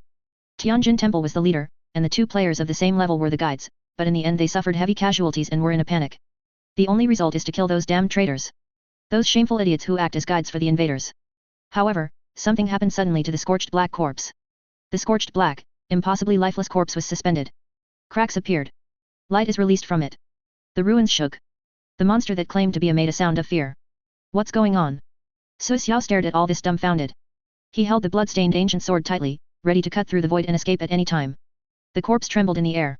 The broken, charred face looked up at them. There is a terrible will that is crossing everything and injecting into this body. It's like being reborn from a cocoon. The black coke was broken like a shell, peeled off, and fell to the ground. The faces of several players were terrified. On the battleship, several investigators also discovered anomalies. This is His Majesty's brilliance. A priest said excitedly, may he bless them. That devout believer has been chosen to become his messenger, the spokesperson of his will. The captain stared at the jumping gauge. The machine spirit sang with joy, cheering the coming of its creator's will. Many sages recite the names of those they serve. He is the immortal lord of mankind. He is the direction to guide people forward. He is the divine emperor, the sovereign destined to rule the myriad universes. The monster also noticed the abnormality, and he tried to completely eliminate the opponent before the opponent was resurrected. However, it cannot move. The scorched corpse shone with light, and the holy flame rose up. Beneath the scorched black shell is white and smooth skin. Flesh, muscles, and bones are being rebuilt, with new blood surging. The pure and flawless naked body was shrouded in light, without any appearance of being hurt.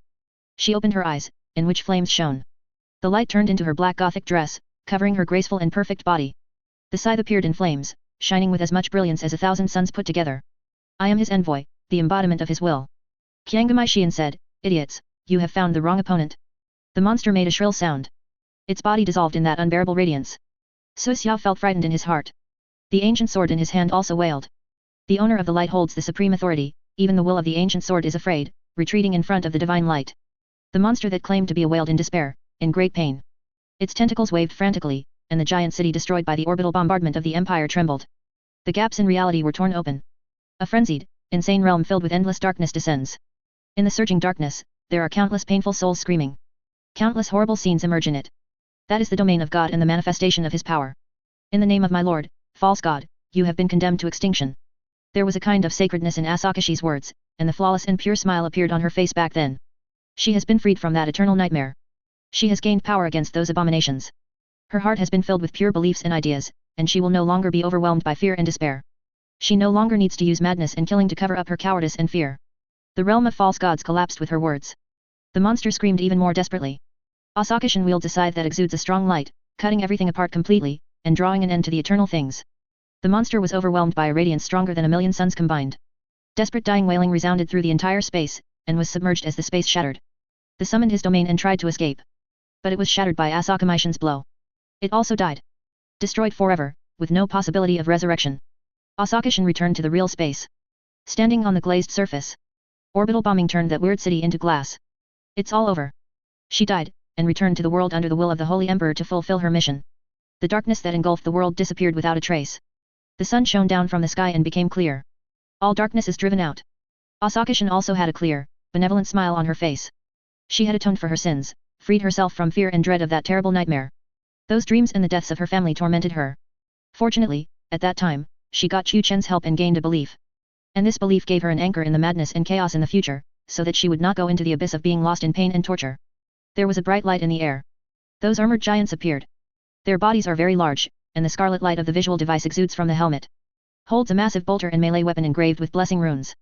One of them walked up to Asakashi Shian, stared at her for a moment, and then took off his helmet, revealing the face full of vicissitudes. It seems that you have obtained His Majesty's grace. Congratulations, girl, you are already a pure saint. The brilliance of our Lord protects every soldier. Qiangamai Xian said, I believe you have also seen that holy country and felt his benevolent and fraternal eyes. The chapter master smiled. His eyes also flashed a sacred flame composed of 3 colors of gold, blue, and green. Su Xiao's face turned pale with fright. The ancient sword saved him again. Let him cut through the void and escape from the battlefield. Terrible. A just died like that. It seems that the reincarnation game is completely hopeless. Su Xiao muttered to himself, if you follow the reincarnation game, those fools will definitely be like Xiao Tian one day. The scene where Xiao Tian, the creator of the Temple of Heaven, was cut into 4 pieces with a scythe, Su Xiao swore that he would never forget it in his life. Too cruel, too terrible. Can't go on like this. Need to change jobs, the game is a piece of shit. Su Xiao cursed, and cast aside all those memories of worshipping reincarnation games in the past. It just appears powerful, mysterious, and cold in front of mortals like them. Facing enemies of the same level, Samsara's performance was no better than any ancient king Su Xiao knew. When the aura of worship fades away, the reincarnation game also looked vulgar and ugly in Su Xiao's eyes. He reflects on why he fought for that game. As long as I stand on the side of the winner, then I am also a member of the winner.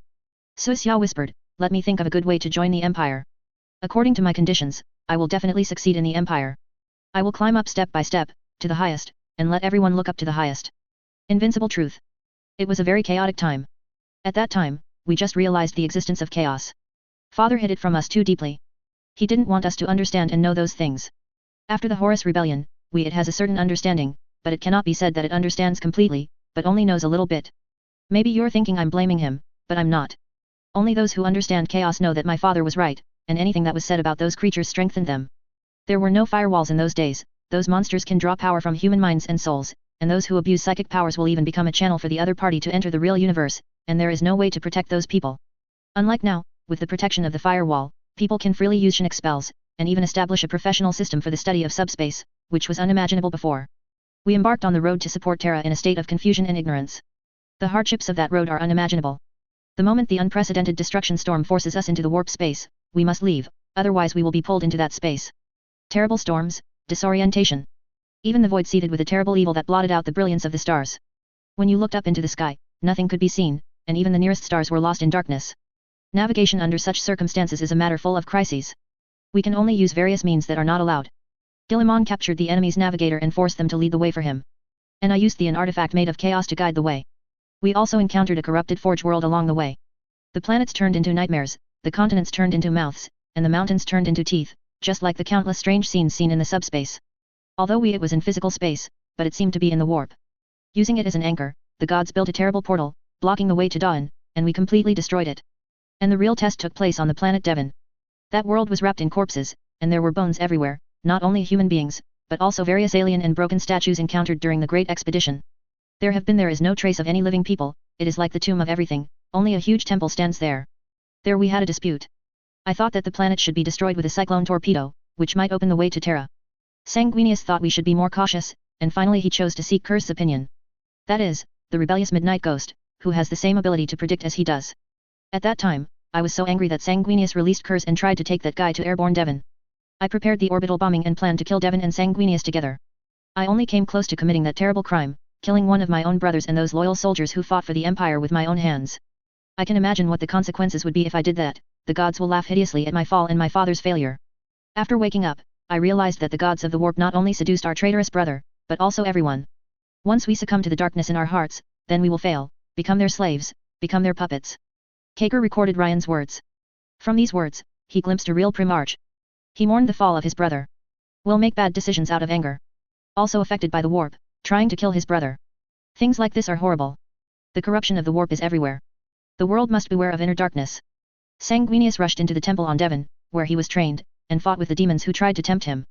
Our fleet was also attacked by those living warships. The demons besieged Sanguinius, knocked him down to the ground, and asked him whether he would choose life or death. The gods hoped that he could become a destroying angel and receive the blessing of chaos, so that he would become stronger than Horus. You should choose to live, because your death is meaningless. The demon raised his weapon and threatened Sanguinius, forcing him to accept the power of the gods. Sanguinius was very tough, he could not betray his companions, his father, and those who sought him redeemed people. He repeated over and over again to the demons, "Then I choose to die and tell your masters that I spurn them." Sanguinius chose to die, and the demons became furious and wanted to execute him. A holy blood warrior named Sanguina rushed up, knocked the enemy away, and sacrificed himself to save Sanguinius. He was able to take up arms again and defeat the demon. Then we destroyed the entire planet and the ruin storm was ended. The stars reappeared in our view, communication was restored, and we knew what had happened. Horus' rebellion tore the Empire apart, and the galaxy burned. To deal with these enemies, we had to split up. Sanguinius returned to Terra to strengthen the defense of the Loyalists, and launched the following battles such as Beta Garmin, which delayed the speed of Horus' advance. Guilliman used the 500 worlds to provide backup, and fully attacked the enemy's attack. Various lines of defense. I will go to the enemy's home planet and those worlds that dare to provide weapons, equipment, and supplies to the rebels to clean up. Horus relied on his cunning to win the upper hand for himself. However, our efforts have gradually erased his advantage and evened the gap between the two sides. And the next battle will be the complete end of the Great Crusade. It is also the most tragic battle of the human empire. What battle? Kaker asked. The Battle of Terra. Ryan said in a low voice. The tragedy of that battle was far beyond imagination. The electronic tone interrupted the conversation between the two. A beautifully decorated cherub with metal wings floats in the air. Lord Ryan. The cherub's bony jaw was cast closed, and the captain's voice crackled from the brass sounder. Sorry to interrupt your work, the captain continued, but we're getting close to our goal soon. In 3 hours, we'll reach the Necron-defended Scott Strait, the gateway to Cadia. Important waterway pass. I understand, I will go to the bridge later. Ryan said. Do you need to summon other commanders? My lord. Nature. Okay, I'll call them to the bridge. The cherub turned and flew to where he should be, in a small alcove. I wanted to finish, unfortunately. Ryan stood up and said. Kaker bowed and saluted. There is nothing wrong with this, my lord. I will wait patiently until you have enough free time to summon me again. I will. After leaving this sentence, Ryan pressed a floating button on the table. A soldier came in and took Kaker away. And he went to the bridge when he was ready. A new battle is about to begin. A star is destroyed. It is a dwarf star with a diameter of 2.3 million km after burning for more than 7 billion years. Burns hydrogen into helium through nuclear fusion reactions deep in its core. And generate energy at an incredible rate, and then radiate this energy into space. Provide sufficient light and heat for the planets in this galaxy, and provide a necessary condition for the reproduction of life. If there were no black pyramids and crescent-shaped spaceships floating around it, it could still provide light and heat to the planet for at least 10 billion years. Stars are constantly bursting out bursts of intense electromagnetic responses. These surging electromagnetic reactions converge into waves, forming giant storms that can be seen from outer space. Created a ring-shaped magnetic field with a diameter of 300,000 kilometers. Also produces an expanding sunspot in the star's corona. The active magnetic field grows and explodes upward on the surface of the star, forming a huge fountain of flames. The diameter is as large as 50,000 kilometers, and the temperature of the ejected solar material is as high as tens of millions of degrees. A brilliant fire tree seems to grow on the surface of the star. The powerful electromagnetic energy wave and a shining halo formed by the plasma eruption flew along a winding path towards the pyramid suspended in space. The top of the pyramid is golden, and the rest is constructed of shiny obsidian. It continuously absorbs the energy and particle flow of the star and converts it into usable materials. On the outside of the pyramid, the eyes and energy cores of the densely packed scarabs all shone with green brilliance. They use their own mechanical prosthetics to carry out their work. The pyramid is not yet finished. Under the offensive of the Empire, the Silent King restarted some lost technologies. Those technologies lost the help of the star gods, and there was no way to use them anymore. The Cancerous Legion complemented those technologies for them. Yog-Sothoth claims to be omniscient and omnipotent eternal existence. Nature also possesses knowledge beyond the imagination of the world. Star God's technology is advanced, but for it is not too difficult. Through the incarnation of Horus, it conveyed this knowledge to the Silent King, as a sincerity of alliance, and also to strengthen the strength of the coalition forces. Yog-Sothoth possesses limitless knowledge. It is a pity that its believers cannot establish an effective industrial system. The industrial system requires an orderly civilization. In the universe controlled by Yog-Sothos, those creatures will slowly go crazy under its influence. Even if it does nothing, it drives them crazy. Civilization is naturally out of the question. Without civilization, there would be no industrial system. Without an industrial system, how could it be possible to manufacture creations with such a fine division of labor? Chapter 361 The Duel between Guilliman and Yog-Sothoth. Yog-Sothoth wields power beyond those creatures that the living see as gods. The universe is like a plaything in its palm. In its eyes, the rules are just building blocks that are assembled at will. Beyond time and space as mortals think. Is 1 in 10,000. Are truly immortal beings. Time cannot imprint on it. Space cannot limit its existence. However, such a powerful existence is doomed not to be able to create civilization. Just the concept of existence is already extremely dangerous for its believers. Will subtly affect the minds of those believers, making them a cancerous member. For those of you who believe, become part of the Cancerous Legion and enjoy eternal life. Still choose to study those sciences and enjoy the short life. This question is not difficult to decide. Captain Marvel, and many other heroes have made the same choice. Biological nature is always selfish. If there is not enough interest and honor, who is willing to sacrifice personal interests for the development of civilization? Those believers can't even do the division of labor and cooperation, so how can they build a huge industrial system? The power of technology is based on every individual with wisdom and self in civilization. It is definitely not an extraordinary creature who can accomplish all this independently. The simplest celestial class starship requires the cooperation of dozens of forge worlds. Millions of factories and scientific research bases with clear division of labor, and tens of billions of people involved. The materials supporting these factories, the food, and the entertainment of the participants involved a larger scope. These all need civilization to support. It takes a large number of individuals to build a civilization. Yog-Sothoth can destroy a star, accelerate the destruction of a universe, fool the fate of mortals, and manipulate the flow of time for all things. It can also create a universe by inducing the explosion of a singularity. But it is just an individual after all. Even the former Abaddon could not create an independent civilization. The slaves and supplies that support the Black Legion are looted from the Empire. The Black Legion withered after several wars when they were unable to continue looting supplies from the Empire. No longer able to provide weapons, ammunition, and starship vehicles for the huge legion. Even if they can still get the support of the demon allies, they are powerless to fight against the Empire. This is the difference between civilization and non-civilization. Even if the Empire fails many times, as long as they are given time, they can make a comeback. The essence of civilization is order. Order will create new knowledge and have powers that are completely different from chaos. Some scholars of the Empire also believed that those false gods would be divided into the order camp and the chaos camp. It's like the angels and demons sung by ancient civilizations. Mortals always think that angels are the good side of order, and demons are the side of chaos and evil. But more scholars believe that the camp of false gods is actually not their choice. When the will of the individual is above the will of the group, whether the false is good or evil, it is itself a chaotic camp. Kindness and justice are the very definition of human beings. It is undoubtedly a stupid way to define God. The shepherd finds grass for the flock and arranges the shepherd dogs to protect them. If the sheep define the shepherd as a good God, it will undoubtedly make the shepherd's kinsmen laugh at the stupidity of the sheep. The flock is meaningless to the shepherd's definition of goodness and justice. Then is there any meaning to human beings' definition of God? It is meaningless to use justice and kindness to define the camp of God. Only if the will of the individual is willing to submit to the rules made by the will of the group, then he himself is the camp of order. As the embodiment of the will of chaos, Yog-Sothoth is destined to be unable to grasp the power of order. Unless it is willing to give up this method of relying on pollution transformation to seize the universe. But that is impossible. They have all become chaos gods, and they have to amend the law to tolerate the disrespect and resistance of mortals to themselves, and they are also responsible for the life, old age, sickness, and death of mortals, their emotional needs, and even consider the price of every decision they make to make up for those losses. People. If you can't do whatever you want and control the fate of all people, what fun is there in being a god? What God wants is absolute control, absolute freedom to do as one pleases. If those mortals make themselves feel bad and unhappy, then send down the terrible punishment of heaven, let them know what is the authority of God. The crimes of the world are too terrible, let a flood wash them off. The world dares to disrespect me, come to a storm and teach me a lesson. This beautiful married woman, put her to sleep. If her husband complains, let the illegitimate son kill her husband, and let those mortals sing that this is freedom and justice, and treat the illegitimate son as a hero. Seeing that a believer has a happy family, he will be punished, his wife will be separated, his family will be destroyed, and he will be tortured, and then he will come out and say that this is God's test. If you want to go to the bliss of the Western paradise, you must accept such a test. Test. Ordinary people should worship God, ponder everything about God seriously, and obey unconditionally. Believers must be grateful for the suffering God inflicts. For small favors and small favors, you have to be moved to the ground. Such evil deeds are hard for humans to imagine. But for the gods, it is a normal operation, and they don't think there is anything wrong with it. They are supreme. Mortals should abide by their ideas and will. Gods are not divided into good and evil, they will only follow their own will, their own way, their own will to do things. Once they claim to be gods, they all belong to the chaos camp. Whatever they are, when they place their individual will over the collective, they are chaotic. Yog-Sotho's flaw lies here. His cancerous legions are capable of all kinds of witchcraft and superpowers. But there is no way to build an industrial civilization with a fine division of labor, let alone grasp the power of order. The combination of and Necrons just made up for the shortcomings. Necrons, a purely mechanical creature, are not easily affected by it. It also possesses industrial capabilities sufficient to realize various technologies.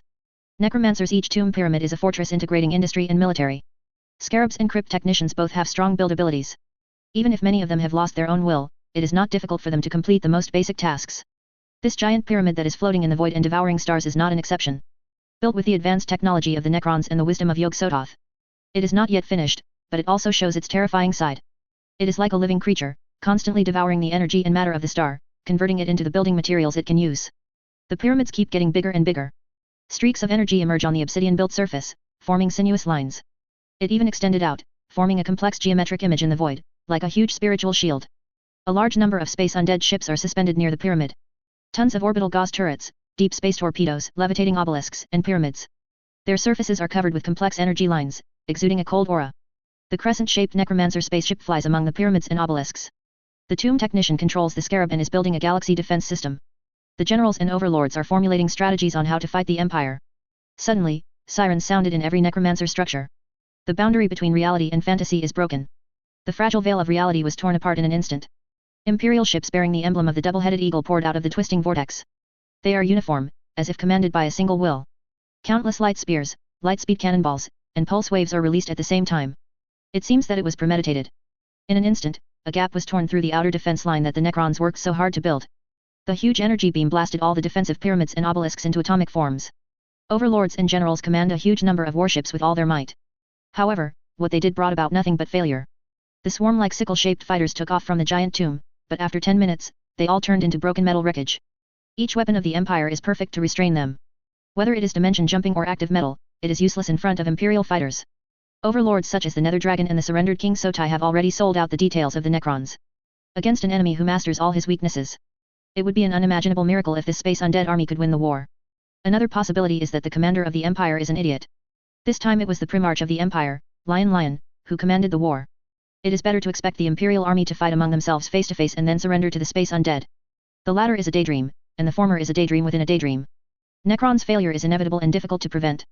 The defense they worked so hard to build was quickly torn apart. A large number of ships were blown to pieces and drifted in the void. The Empire also had some ships destroyed. But after a strange flash, it recovered again. The battleships of the Empire have all been equipped with time devices.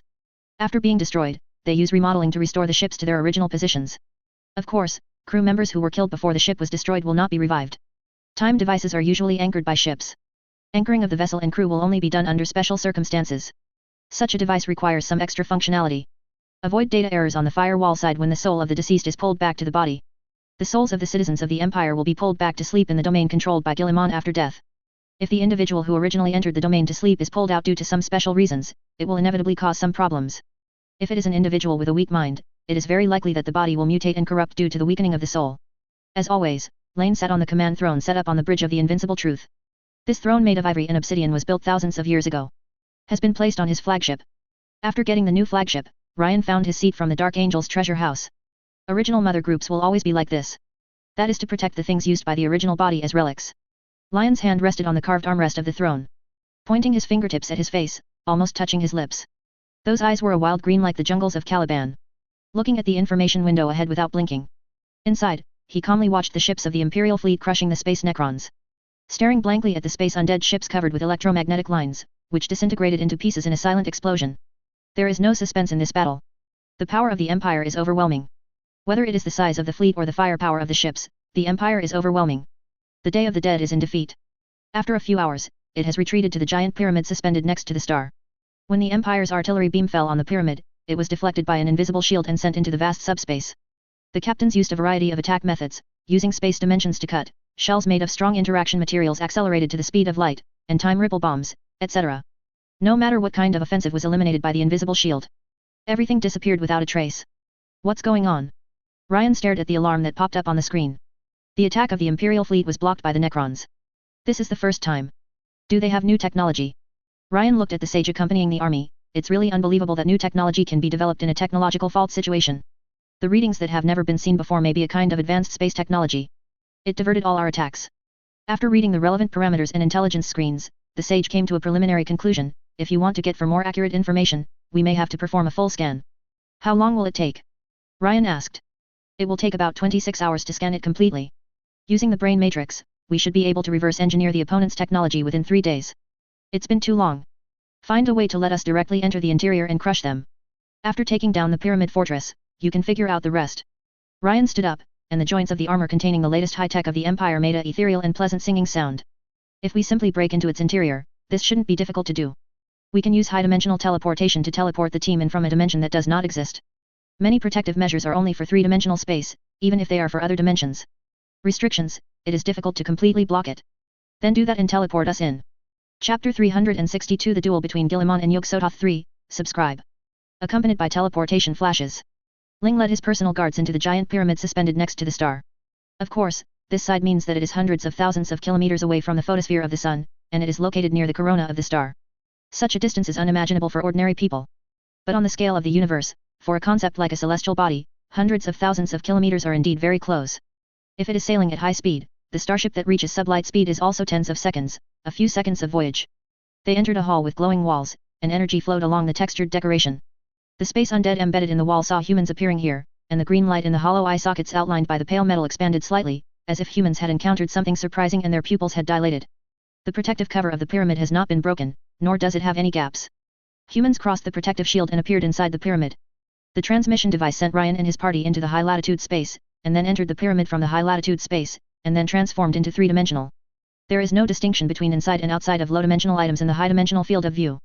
Ryan and his team entered the interior of the pyramid from a dimension that does not exist in reality. Naturally, the protective cover of the pyramid will not be touched. A primordial warrior decisively crushed the mechanical undead embedded in the wall. "We're exposed, my lord," said a Primaris warrior. Ryan stepped forward. "It's nothing important, act according to the established plan, destroy their energy piles and pipelines, paralyze this pyramid, remember that we want to capture this pyramid completely, and prevent any aliens from trying to self-destruct." Behavior. The technology used in this pyramid is obviously different from other pyramids. There are great benefits in taking it down completely. Allows the technicians of the Empire to reverse engineer technologies that the Empire does not currently have. The lion walks towards a thick obsidian gate. Green force field radiance is shining on it. Energy surges in the dense lines. Lien simply and rudely removed it, and his personal guards followed behind him. Just walked through the gate. The sound of scraping came from the triangular intersection at the end of the corridor. Glittering metal objects rush along the walls and ceiling, making the noise of rusty blades scraping against metal plates. Scarab. A Primaris warrior growled and pulled the trigger. Those scarabs were not that big, only the size of a palm, with sharp metal jaws and knives-like joints. Their metal jaws click open and close. Eyes made of compound lenses glow green with alien energy. They came like a swarm of insects. The lion held a long sword in his hand, swung it casually, and left a large number of mechanical wreckage with electric sparks under his feet. The power field can easily crush the mechanical bodies of these scarabs. Those metal warriors soon rushed over from the corridors extending in all directions. They all hold weapons that emit green light in their hands. Those rays of light have terrifying power, capable of metallizing the material they touch into sand made of weird atomic accumulations. The lion has no fear. His blade swept across the enemy group like a fire meteor, and wiped them out easily with the autumn wind sweeping the fallen leaves. Every weird mechanical monster is easily solved. Accompanied by a dull roar, it exploded and splashed. The walls of the bulkhead are covered with mechanical wreckage emitting electric sparks. The air is filled with tangy ionized ozone. Several metal skeletons sitting on the suspended chassis surrounded Ryan, and they activated the Gauss cannon installed on the right arm at close range. Want to destroy these humans who broke into the pyramid fortress at all costs. Ryan's speed is much faster than those of the space undead.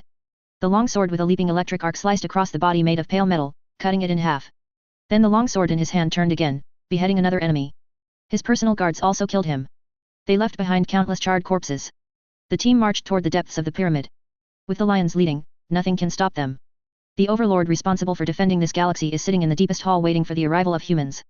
The furnishings of the hall are gorgeous and spacious, completely matching the noble status of the owner. As far as the eye can see, there are countless complicated corridors leading to various corridors and secret rooms. The sound of shouting and killing could still be heard from all over the corridor. The communication echoed that other teams were still fighting hard, seizing key central control protocols, energy stacks, control centers, and other important positions. The hall is very dark. The only source of light comes from the energy patterns on the walls. Shadows and darkness lingered silently throughout the hall. Ryan was not affected in any way.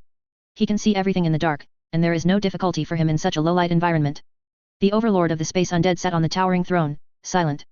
Those green eyes stared at the humans who walked in. In the name of the Emperor of the Empire, I bring you a verdict. Ryan's voice echoed in the empty hall. There is no need to say too much. The voice of the overlord of the space undead was full of mechanical sense, there was no panic or hysteria, only calm in the face of destruction and ultimate failure. Humans, you have won this battle. You can choose to surrender. Ryan said, you have already failed, there is no need to stick to the end for something that has been lost. I don't need your kindness, human being. The overlord said, if one day, you were in my position, facing the enemy's questioning, would you surrender? Ryan thought for a moment, then shook his head. Won't. That's also my answer. The overlord said, everything is over. There is nothing eternal in this world. We used to envy the eternal life of the old ones, but they were slaughtered in the end. Those star gods who claim to be immortal, it has long been a fragment of enslavement. Human beings, how far can your dynasty go? I don't know. Ryan said naturally, it may be 100,000 years, or it may be 1,000,000 years. No one can really see the future. One day, we shall all return to dust, said the overlord. Valid into nothingness, into the eternal nothingness. I stood before an old one, like you, and made him lay down his arms and become me. Captive. Everything today is a replica of that time. The only difference is that the person who failed was replaced by me. Do you know what the most interesting thing is? The old sage creature said the same thing as me now, saying that when the old sages were just rising, standing in front of his enemy like that and asking him with your words, this is a reincarnation. Ryan raised his weapon like a knight, and the overlord didn't resist. It allowed Ryan to chop off his head. The light in the eyes of the metal head disappeared. The pale metal body also fell to the ground. No more signs of activity. This particular pyramid is under the control of the Empire. The technical priest sent all the analyzed data and intelligence to Guilliman's Royal Supreme. The glory of Macrage. Strategy room. We are approaching the enemy's rear. If they concentrate their forces near Cadia to try to resist the Holy Emperor's army, then their rear must be very empty. We may not need an army of this size, and we can divide our troops appropriately for more destroy their logistics quickly. A military commander put forward his opinion, and at the same time looked at the supreme leader of this force, the Lord of the Ultramarines, Calgar. Calgar, who has completed the 4th upgrade, is unusually tall. Even by Space Marine standards, he is a giant. The set of armor exuding blue luster has also been recast. The bronze double-headed eagle emblem on the right shoulder shines like polished gold. He wears a black earring on the lobe of his left ear. The prosthetic eye of the left eye was not removed, but was replaced with a mechanical prosthetic eye built with the latest technology that can see the spatial dimension and subspace power. Delicate data cables run from the mechanism to the back of the head. Calgar did not express any opinion on the military commander. The power of the Empire is crushing against those enemies. He was not worried about whether their raid would be successful. That is already doomed. Primaris warriors who have completed 4 generations of upgrades will simply shred those enemies who try to stop them. What he is most concerned about now is where is that Abaddon. Chapter 363 The Duel between Guilliman and Yog-Sothoth 4, subscription required. Gathered in the strategy room of the Glory of Macrage in addition to the military commander, there were also several chapter master leaders. Nova Corps, Corvo. As a subgroup of the Ultramarines, Corvo followed Guilliman on the First Indomitable Crusade. Achieved immortal feats in annihilating the Orc warlord the Arsonist. The battle in the Vitria Galaxy was also devoted to the fierce battle against the Tyrannid race. In addition to this, Corvo was active in many battles. Silver Skulls, Opal. The experience is similar to that of Corvo, who followed Guilliman out of Macrage. In addition to this, there is also the leader of the Raven Guard Verano. Verano was originally just the company commander of the Silent Company. After the death of the former chapter leader, Verano, who brought back the original casting technology for the chapter and performed outstandingly in the first stage of the Indomitable Crusade, took over that position. There are also Whalers and Emperor's Scythes who are reorganizing and restoring their strength. After the Imperial army defeated Abaddon, they encountered the Cancer Legion. 2 chapters were caught off guard and thrown into battle without any knowledge of the enemy, resulting in heavy casualties. The chapter masters stood in a corner of the strategy room and did not sit down. Their armor is too heavy. Few chairs can handle them. In addition to these battle groups, there are also commanders such as generals and knights of the astral army. Mechanicism also sent representatives to participate in this strategic meeting to provide technical answers. Lord Dorn once sent some information that he had encountered Abaddon. The problem is that the opponent was very decisive. After realizing that he could not defeat the Empire, he turned around and ran away. The intelligence director held a data board and sent the relevant information to the personal database of the representatives participating in the meeting, so that they could have a certain understanding of the current battlefield situation. The only thing we can be sure of is that Abaddon is located somewhere in the Cadia battlefield at this time. The problem is that we cannot confirm whether he died on the Cadia planet or at his pass. The Cadia battlefield covers hundreds of galaxies were destroyed, the flames of war covered a void area reaching hundreds of light years, and more than 600 void battlefields where battles broke out. That damned coward, what else can he do but escape? Calgar said angrily, I will never allow him to escape this time. This is still difficult. Abaddon's fighting power is not strong, but he is very good at escaping. Corview of the Nova Corps said, this is the most troublesome part. If you want to catch him, we must cut off his retreat, otherwise he will continue to escape. The people of Calgary will definitely be able to do this. A military commander flattered, now, His Majesty has personally marched, planning to attack the enemy head-on. As long as we can cut off their logistical supplies from behind, they will be counted. If you stick to Cadia, it won't last long. The problem is how to encircle and completely annihilate them. Calgar said, their failure is doomed, but if those enemies flee again, it means that a new crisis may be brought. Refers to those fallen Xenos who seek to challenge the divine power of the Imperium of Man to rule the heavens and universes. The expressions of everyone became tough. The orcs headed by the Bonebreaker, the space aliens headed by the Silent King, the Cancer Legion, and the fallen traitors headed by Abaddon. They all try to prevent the Holy Emperor from unifying the galaxy. They are doing nothing. It is the unstoppable destiny of mankind to rule the heavens and the universe. Any force that tries to stop this destiny must be psychologically prepared to be completely destroyed by the Empire. Those aliens want to rely on the Eye of Terror to stop the offensive of the Empire. It is undoubtedly a dream. If we divide our forces, we can occupy these important enough corrupted planets, and deploy anti-subspace force fields in these places to form a huge subspace stasis zone that spans 150 light-years, cutting off their retreat. The way. A technology sage slid the information projection in front of him, accompanied by the sound of static electricity and the sound of mechanical rotation. The star map also rotates accordingly. As the sage's actions magnify, those hidden and simple information also become complicated and detailed. The star map is very detailed. Part of it comes from the star map captured by Calgar from the cultists, and part of it comes from the Eldar. The location of the Eye of Terror is where the former Eldar Empire was located. The Eldar hold star maps of regions utterly corrupted by the warp. Warp space certainly distorts the space and time structures between those planets, making them no longer coherent. But their intrinsic physical positions in the real universe are unchanged. If the anti-subspace bonds can be successfully established and they are freed from the Eye of Terror, an encirclement of Cadia will be formed. Completely block the enemy's army in Cadia. The Battle of Cadia was Abaddon's pinnacle. Using the impact of the Blackstone Fortress, it completely destroyed the Cadia fortress that the Empire insisted on. Create a large rift that runs through the entire galaxy. However, this was also a turning point in Abaddon's fate. Kaur, who was defeated in the Cadia battlefield, the Death Army and the Living Saint escaped from his pursuit. Go to Makridge and revive Guilliman. The resurrection of the 13 Sons has brought about earth-shaking changes in the chaotic situation. The Empire has risen again with unprecedented and terrifying speed. Guilliman has also jumped from the Primarch to the Holy Emperor who can compete with the gods. If he could choose again, Abaddon would probably remain cautious about the 13 expeditions. It's a pity that even the mighty gods who master time can't tamper with such a wide range of fate. Guilliman's prestige has been sung in many universes under the promotion of the exploration team. To change the established history by going back in time, the cost is unimaginable. Calgar looked at the holographic projection star map and nodded, agreeing with the strategy of the mechanical sage. The Whaler is willing to lead an army to establish an anti-subspace array. A chapter master came out and said. It is the newly promoted chapter leader of the Whaler's chapter, which has initially completed the reconstruction, Queller. The Malvern chapter commander and most of the Whalers died tragically at the hands of the Cancer Legion, and the corpses were never recovered. If there were not several companies and other battle groups performing other tasks, I am afraid that the group would really be wiped out. The current chapter master is Quiller. Is a veteran who is comparable to Malvin. The veteran is eager to use battle to prove his leadership skills and avenge his fallen comrades. The Whalers chapter has been rebuilt. The current number is very small, only 1,000 people. This is already a situation where the Empire tilted various resources to rebuild so quickly. The reconstruction of the warband involves the style of the warband, inheritance, and so on. It is not the simplest Cypriot.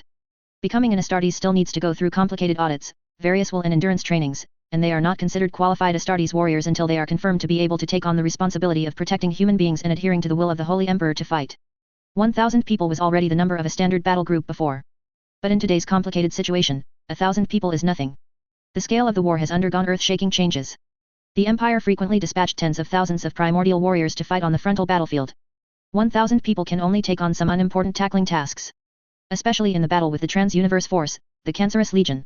1,000 people are true, it doesn't have much effect. Even if the second to third phases of original caste strengthening were completed, such a small number of people would not be able to play any role. The power of Yog-Sothoth is beyond the imagination of mortals. As an all-knowing and omnipotent being, its subordinates are also extraordinary. Even compared to the original warriors of the Empire, they are not bad at all. Calgar stared at Quiller. When his eyes fell on the other party also tried to stand up straighter, wanting to use this method to prove that he could complete any task he was asked to explain. Building an anti-subspace array is very important. If we succeed, we will not only prevent the Cancerous Legion from escaping back to the Eye of Terror, but also lay the foundation for the Empire to attack the Eye of Terror. If it fails, it will definitely have a blow to morale. The military commander pointed out the problem: we can't be impulsive. The whalers have not yet completed their rebuilding. If they are used in such a battle, it is very likely that they will be wiped out. We are ready. In addition to the 1,000 people who are currently participating in the Cadia battlefield, the whalers have always had recruitment seeds, and they are training under the supervision of veterans. Even if there is a crisis, the whalers can continue to organize, there is no possibility of destroying the regiment. If you do not fight independently for a long time, the whaler has the possibility of destroying the regiment. Only in the cruel battle of iron and fire can you reforge the sword of the whaler. No soldier is what grows on the training ground, so does a warband. Quiller's words are very firm. The Weepers are currently mostly recruits. Although they have received the second and third stages of primordial caste enhancement, they know little about the battlefield. There is no ability to fight alone. This situation is very dangerous. They are fighters, not petals in an ivory tower. Protection does not make them grow, but only makes them unbearable, desecrating the honor of past heroes. Calgar was silent for a moment before speaking again. If you are so persistent, then go for it. I will assign a combat mission to you, but I will make more demands on you and ask you to achieve the goal within a time limit, otherwise I will send someone to help you. I know this is a battle for your honor, but it is related to the overall strategy of the Empire. The Holy Emperor will personally conquer, and we cannot make any mistakes. Quiller nodded. He is well aware of this. The Cadia battlefield will be a key battle to completely defeat the alien forces opposing the Empire. Is very important. Will likely affect the strategy of the Empire for a long time to come. Any mistakes are unforgivable. Calgar looked at the star map, stretched out a hand, and clicked on a point that was emitting light. The detailed data of that spot of light appeared in front of everyone. Earth-like planet, Fan, the world of the spirit race Old Woman, which has been corrupted into a demon world, and a large number of mutant spirit races are active. The danger level is Scarlet. Planet detailed data. This data is provided by the Eldar. It is the data before the Great Annihilation, and does not include the data after the catastrophe. Please refer carefully. Diameter, 9,852 kilometers, surface gravity, 1.58 g, average revolution speed, 30.254 kilometers per second. This world will be handed over to the whalers. Calgar, who pointed at the light spot, looked at Quiller. If you are worried that it will be too difficult, you can give up this mission.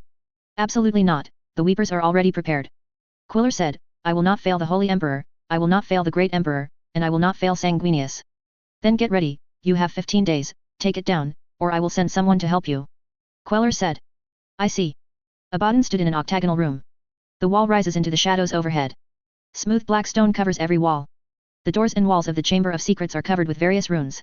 In the 8 directions, the Oracle, who is naked and has cursed lines carved all over his body, is firmly fixed.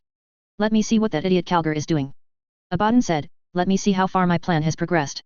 The Oracle trembled. They let out howls of pain. Blood poured from their bodies and burned in the 8-pointed star. Scenes of images appeared in the flames. Calgar's fleet is quietly moving along that unknown route. A smile appeared on Abaddon's gloomy face. I hope that idiot Calgar can have some brains and kill my enemy with a single blow from behind.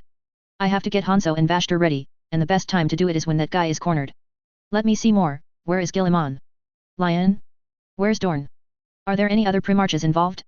Tell me all. The more you come, the better. Break out that Yog-Sothoth's brains. I will reap the benefits of the fisherman again. When he regains his honor, Abaddon will return to the Eye of Terror to recuperate. It's like it was 10,000 years ago. Some idiots will question why he dare not confront Gilliman. Abaddon would not care about those people. The short-sightedness of those fools disgusted him. The empire led by Gilliman is on the rise, and recklessly fighting against it will only hit the egg against the rock and bring about its own destruction. The gods are silent. They were all severely injured by corpse worshippers. Turtles lick their wounds in their domain. Gilliman has risen, elevated to the heights of the gods by his fanatical followers. In such a situation, avoiding the edge is the best decision.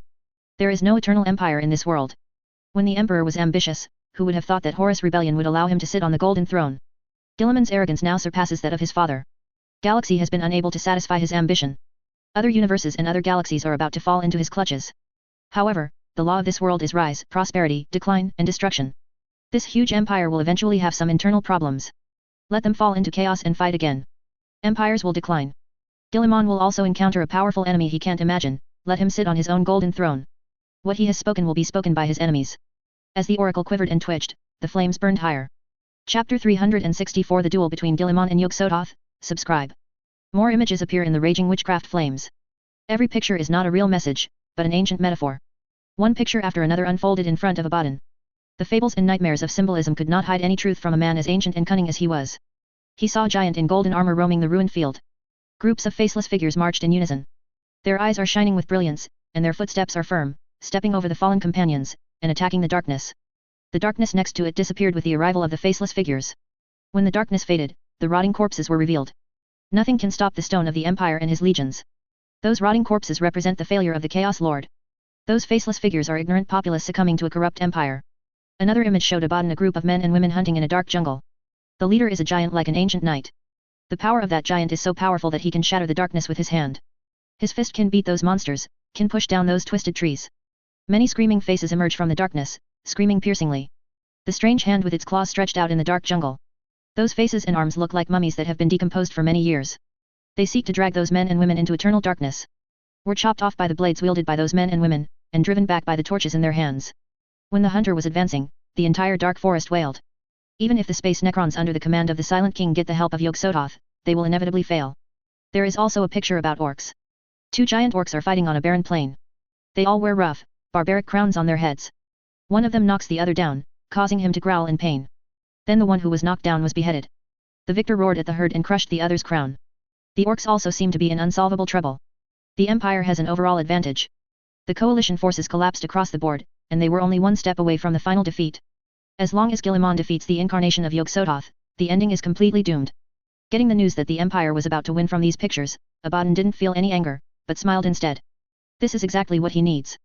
The more weakened the Cancerous Legion is, the greater his confidence will be. Let me see what Guilliman is doing. Abaddon suppressed the joy in his heart and said. Such a sentence has brought disaster. The flames exploded. The suspended images all became fragmented. There was a wailing of pain in the air, and those shadows lurking in the darkness were hurt by an invisible force. Hugged in pain in the shadow of the room.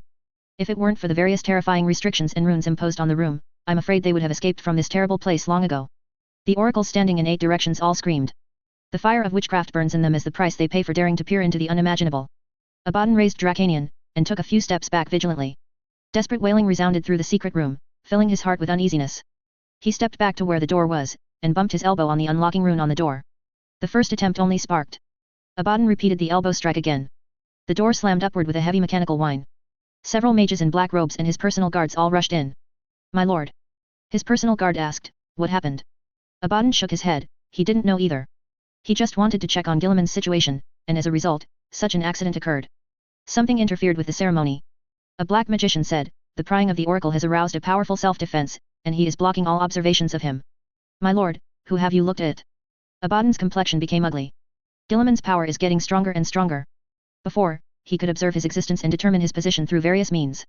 Now, even the observation can no longer be observed. The existence of Guilliman has blown all the threads of fate connecting him. Is it the son of the curse? The black mage guessed who Abaddon wanted to spy on. Apart from the gods and the one from the Cancer Legion, only Guilliman, the son of the damned, has such power. That guy is countless times scarier than his father. There is nothing surprising about being able to do such a thing. Abaddon's silence made everyone look at each other, and they could all see the solemnity and fear that they only saw. He got stronger again, and as the Empire got stronger, so did he.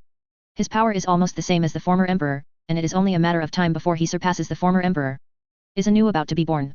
He's not a god, he's just a sad human monarch. It's powerful, but it's nothing special. The black mages discussed the children of the damned in terrified voices. The strength of the opponent has been approaching the gods more and more. If you give the other party some more time, you can't imagine what kind of situation it will reach. The mage's whispering was roughly interrupted by Abaddon. He seized a black mage with the massive Horus claw and chopped him to pieces. I don't want to hear such words anymore. Abaddon said angrily, now find a way for me to find out where Guilliman is.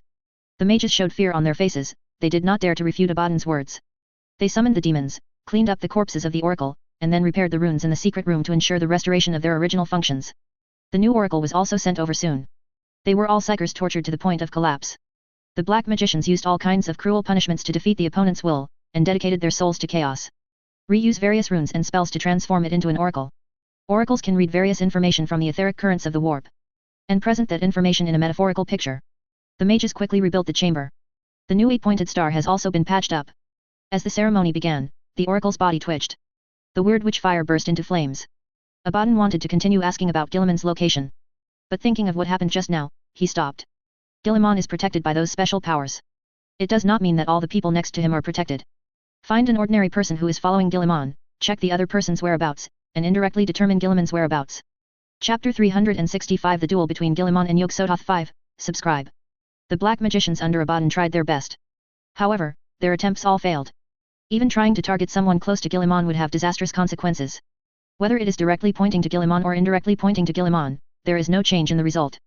All threads of fate pointing to Guilliman were completely burned. The path and will of the Son of the Damned cannot be guessed. The oracles could not see Guilliman directly. Just by looking at them, those guys are on fire. Burning like a torch, its light caused the shadows that flowed in the chamber to scream and flee. That kind of flame has extraordinary power and cannot be extinguished by physical means. A black magician tried to use witchcraft to extinguish the fire, but ended up being burned and turned into coke in a scream. The black mages no longer dared to put out the fire, they only dared to wait for those weird flames to burn the oracle into coke before re-entering the secret room. Try again and again, fail again and again. Looking at the oracle who was being burned to charcoal while howling again, Abaddon punched angrily on the flesh and blood bulkhead. The wrath of the great marauder sent the shadows in the dark screaming in terror. Those twisted, horribly lost things huddled in the corner. The whispers in the air are filled with their uneasiness about the Son of the Damned. Failed. A black mage said fearfully, it is impossible for us to observe the existence of Guilliman. Trash. Abaddon roared, and he grabbed the speaking black mage. The mage screamed when his shoulder was crushed. The claw of Horus pierced the mage's body effortlessly. Trash is worthless, growled Abaddon. With a flick of his hand, the unlucky guy was thrown against the wall. The loud impact echoed in the dark cabin. The other mages were stunned, standing there trembling, looking terrified. After killing the mage, Abaddon's anger was relieved to a certain extent. Forget it. Abaddon said, let's stop here, the victory of the Empire is certain, we just need to keep an eye on the cancerous army. Abaddon gave up on continuing to observe Guilliman's behavior. That makes no sense. Will only cause heavy casualties to his subordinates. Guilliman's strength is strong, and it is of great benefit to him at present. Yog-Sothoth is, after all, an omniscient being comparable to the gods. That level of beings is unimaginable. The black mages also breathed a sigh of relief. If Abaddon insisted, they could only obey. The great marauder doesn't care about the howling of the dead. The Emperor Supreme is more like a ship than a moving throne world. Except for the huge scale, the array of weapons that lie on the surface of the ship like metal mountains. Its internal complex and complete industrial system is also a major feature. The inside of the Emperor Supreme is hollowed out, and a large number of factories and residential areas are maintained by gravity devices pointing in different directions, maintaining balance inside the Emperor Supreme. The huge brain database is stored in the depths of the Emperor Supreme. The will of the brain is controlled by Guilliman's most loyal servants. The population of Huang Supreme has reached hundreds of billions. In addition to the large-scale combat troops, there are also a large number of bureaucrats and clerks used to maintain the operation of the empire. Even with a divine brain, a huge empire still needs tens of billions of people to maintain its normal operation. Some of these people are staying in Terra, and some are staying on the Emperor Supreme. Besides this, there are pilgrims from all over the world. Expedition is a very long thing. Many people may spend their entire lives living in the world of the moving throne of the Emperor Supreme. Dedicated his short life to Guilliman's great cause. For this reason, there are many entertainment venues in this moving throne world, and a large number of parks and playgrounds are also built for those people to relax. Constantine has the ability to find wine at any time. Relying on his talent, he found a bar near his residence within 2 days of arriving at the Emperor Supreme. The bar is located in a huge residential area, not far from his residence, only 10 minutes away. Men and women who have completed their job cycle will relax here. The dimly lit bar is illuminated by neon lights, giving people a sense of depraved satisfaction. This situation made Constantine feel very cordial. There are many people in the bar, and people meet here from all directions. They were drunk, exhausted, and excited to express their emotions. Constantine followed the advice of the pretty female bartender and chose a glass of green wine. When you drink it, it is very smooth and sweet at the first entrance, and it becomes hot when it reaches the throat. The whole stomach feels like a flame is burning. As the throne world, the Emperor Supreme has a variety of fine wines from different worlds. Businessmen from all over the world sent those precious fine wines here in order to obtain more lucrative profits than other places. Some people may be confused, wouldn't the mobile Huangjazun increase the cost of the merchant's voyage? This does not. There is a webway entrance on the Emperor Supreme. No matter how you move it, the entrance to the webway is on the Huangjazun, which is fixed. Those businessmen only need to use the network channel to reach the Emperor Supreme, and the voyage has not increased. This is also the wonderful use of the webway. Once the webway is built, will be fixedly connected to that world. No matter how that world moves and changes, that webway also connects that world. Those craft worlds of Eldar are like that. Their arc worlds are also mobile, and different arc worlds are connected through network tunnels. This is why the webway cannot be observed with a three-dimensional vision. The webway seen by the three-dimensional vision is always changing, and there is no law at all. In fact, the cyberway corresponds to the changes in the real universe. Planets, galaxies, and galaxies in the real universe are moving all the time. The space-time coordinates are not fixed. The webway connected to the planet will naturally change. The webway is connected to the Emperor Supreme, allowing merchants to provide this huge starship with various living supplies and drinks at a stable cost.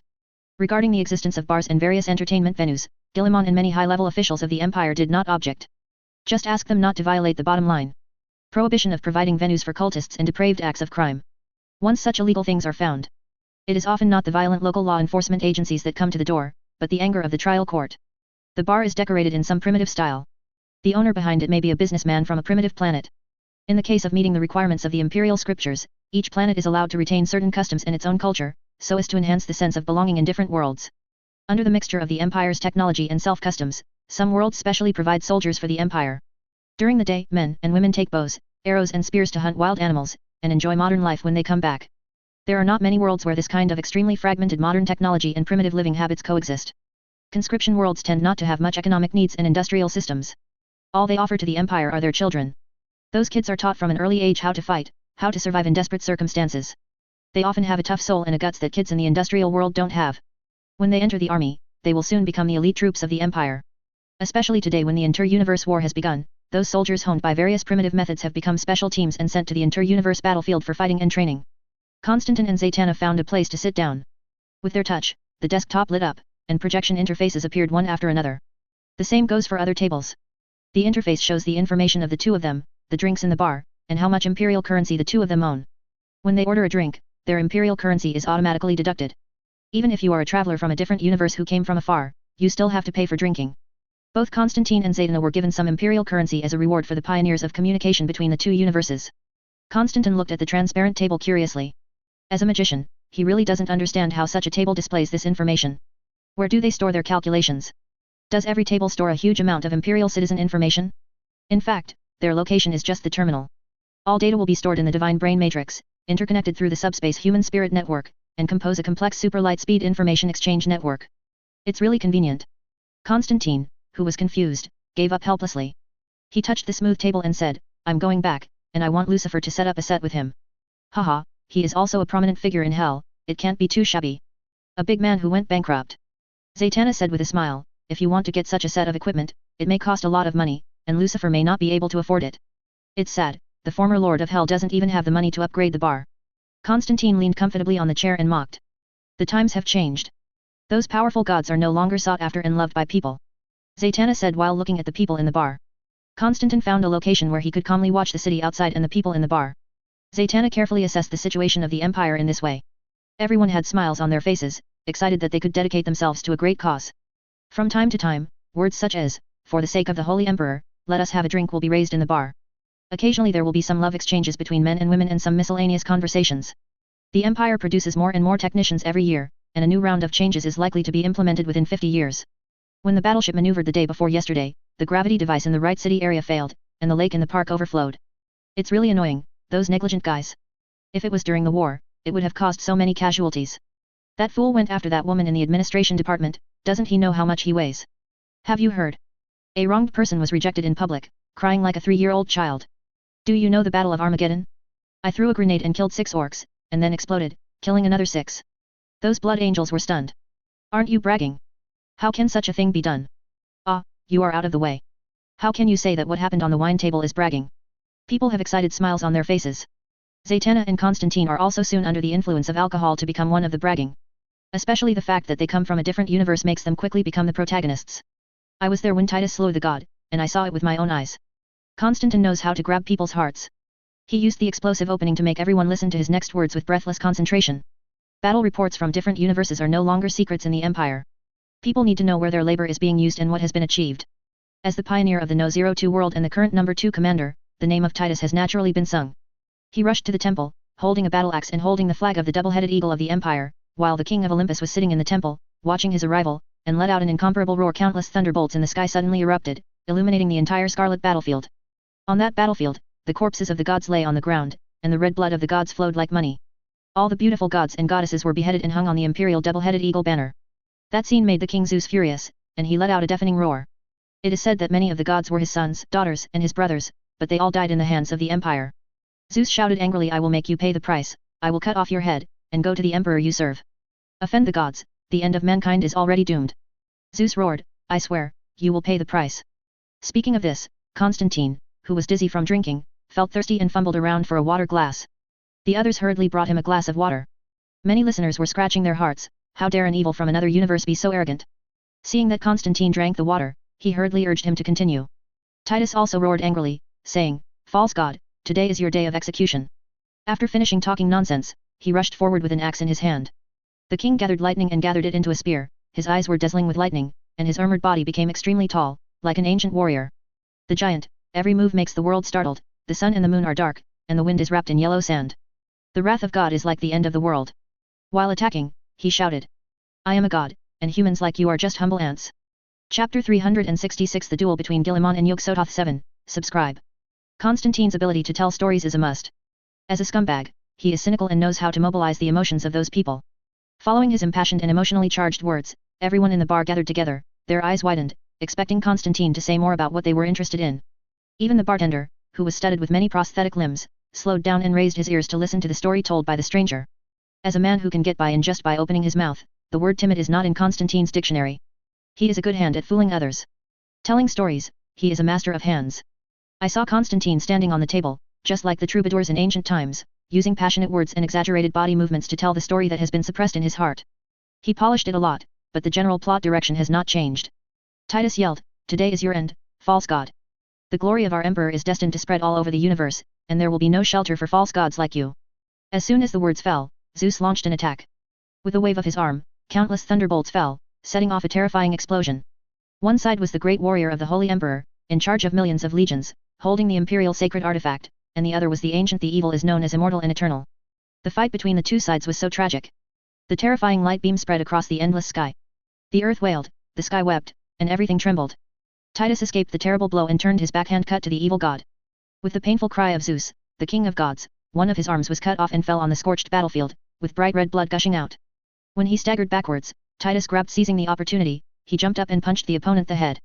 One eye of the king Zeus exploded on the spot, penetrating people very deeply. Unable to maintain his own huge body, after kneeling on the ground, he became the size of a normal person. Titus stepped up and grabbed Zeus by the hair, and put the sharp, blue radiant axe blade on the opponent's neck. The king of gods knelt down, his armor was broken, and Titus, whose face was stained with blood, said in a low, menacing voice, "Pseudo-gods, either submit to my emperor, or meet death." When Constantine talked about this, everyone in the bar had their eyes wide open and their mouths slightly opened. When they learned that Titus had made a god king kneel down and asked him to surrender, they all cheered. Feeling overwhelmed, it is difficult to express my feelings. I wish that I was the one kneeling down to the evil god, and I was the one who said the domineering words.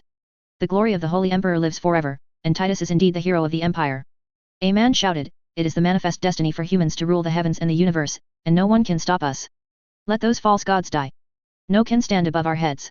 Long life Titus, the glory of the Holy Emperor shall live forever." People's voices are very noisy. The only thing they have in common is that they are all extremely excited. Constantine brought this story to their hearts. My heart is full of admiration for the great emperor's vision. The resources consumed by the interstellar project are unimaginable, occupying a large proportion of the empire's finances. Many people question whether it is worth spending such a large price to maintain the inter-universe channel before the galaxy is unified. The story brought by Constantine undoubtedly gave these confused people a boost. Those abominable evil gods are everywhere. Only by adhering to the ideology of the imperial emperor and overthrowing them all can human beings live a good life and realize the manifest destiny of ruling the universe. The king let out a wailing sound, but he still. Constantine took a sip of water and planned to continue talking. Out of the corner of his eye, he saw a man in the uniform of an imperial double-headed eagle walking in from outside the bar. He looked around the bar and saw Constantine standing on the table. He pushed through the crowd and walked to Constantine, interrupting the story. "Mr. Constantine and Ms. Zaydana, your spaceship permission to go to Terra has been approved, and we have to set off." Constantine looked at the man with a drunken face, and after confirming that he was the person in charge of the cross-universe exchange group, he jumped off the table and said apologetically to the crowd, "It seems there is no way to finish this story. I have seen many things with my own eyes. I have seen how Titus killed the gods, I have seen Sanguinius soaring in the sky, and the people screamed with frenzy. If you are there, you can feel the excitement in my heart. This is a crazy time." Everyone could not help complaining and feeling disappointed. They were listening enthralled, but were interrupted at the last moment. That kind of feeling is like the feeling that after accepting Huang Mao's incredible experience, he is always close to his childhood sweetheart. My heart is always itchy. Very disappointed, very lost feeling. Desire to be powerfully satisfied and fill the hunger of the soul. Respect the holy light, the all-knowing and all-powerful emperor of the empire, may he always shelter our confused souls. Cheers, my friends. Constantine ignored those people's pleas to continue speaking. He raised his own wine and bid farewell to everyone. After drinking, he left the lost audience. In those resentful eyes, he left with a smile, without a trace of nostalgia. He is worthy of his name as a scumbag. Walking out of the bar, a gust of cool wind made Constantine sober up a lot. The person in charge brought the two of them to a hovercraft with a roaring engine on the side of the road. With the hissing of mechanical equipment, the hatch door slowly opened. Constantine saw that the other companions who had been selected to study and communicate in this universe had already found their place in it. He and Zaydana were the latest. The mission of the Cross-Universe Exchange Group on the Emperor Supreme is over. The Holy Emperor has received them for the second time. Listened to their appeals, and also answered some confusions raised by them as representatives of Universe 02. The next stop of the exchange group is to go to Terra, the origin of the Empire. They will visit and learn about the past of the Empire, understand the bitter history, and the burden of human beings. It only took 30 minutes for the hovering airship to reach the orbital station connected to the webway. The entrance to the webway of the Emperor Supreme is located deep inside the battleship. It was a very huge circular arch that radiated light. Giant tracks extend from the arch-shaped webway gates, and stop at giant track stations to load and unload goods and people. There are several orbital stations, and the one that Constantine and others arrived at is the one closest to the entrance of the webway. Several tracks are laid on the metal bulkhead with gravity. The Empire did not build direct trains to Terra. These trains connect to the port city in the webway. Spaceships from all over the galaxy arrive at the port city, where they moor, and transfer their cargo onto giant trains to the World of Thrones. Accompanied by a low roar, giant steel trains flew out of the arch. The head of the train exudes a bright blue fusion light. These trains are huge, and they use plasma energy piles to provide energy for the trains. The amount of goods delivered each time is amazing. The most special thing is that the gravity of this space is different. All the bulkheads are both the ceiling and the ground for passengers. Everyone stands in a different position and feels completely different. People will see the train running on the walls and ceiling, like a magical world. The hovering airship stopped at a giant mooring square. There are a lot of people here, which is unusually noisy.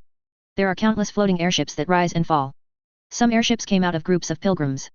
They came to worship the throne world where the Holy Emperor was, with a pious attitude. Even just looking at it from a distance is enough to satisfy their short and small life.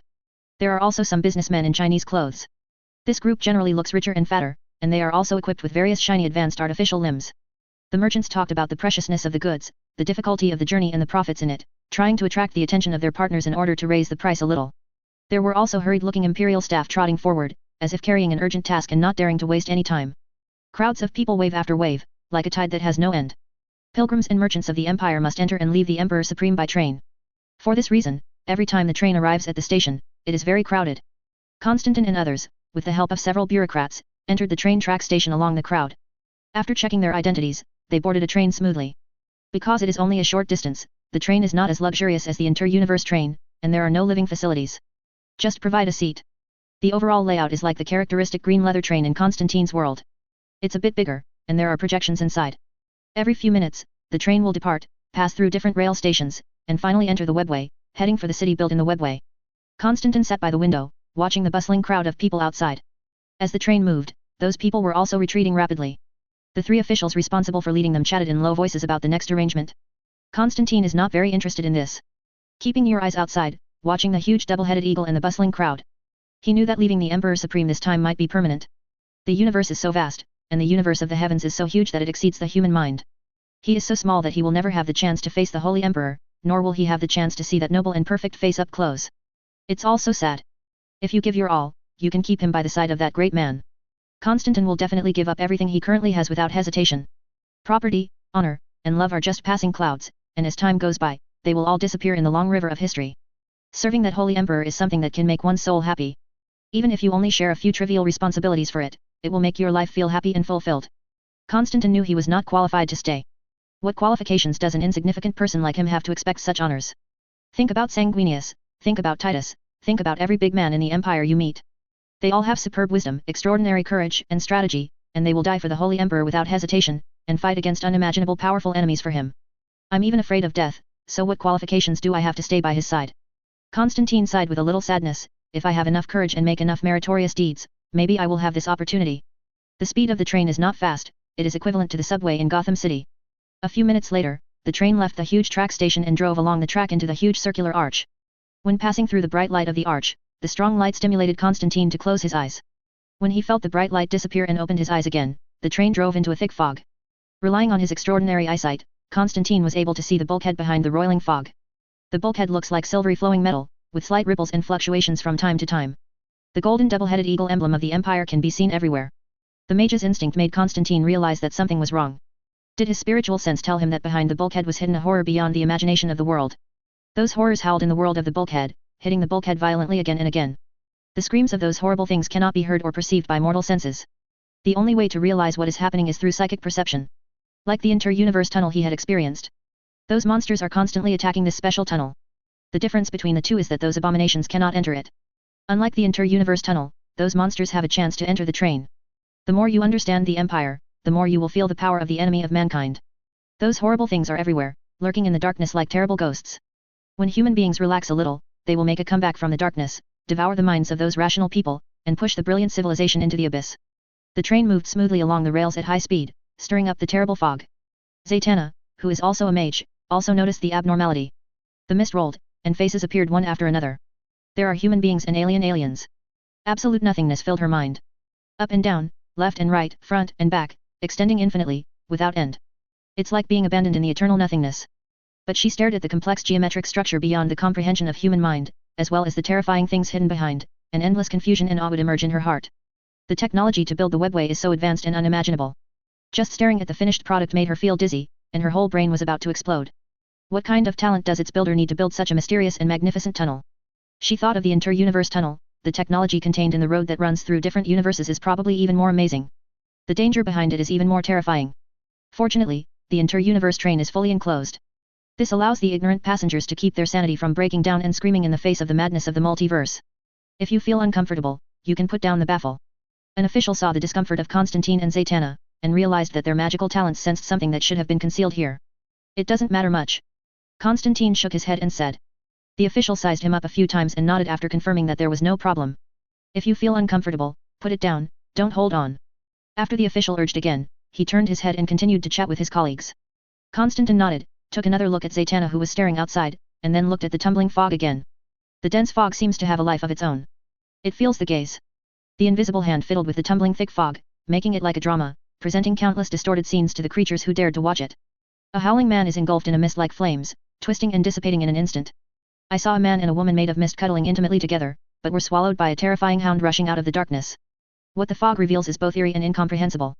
It stands to reason that the speed of the train left the fog behind before it formed. The problem is that the train doesn't seem to be moving, and the tumbling fog around it keeps changing, creating horrible and distorted scenes one after another.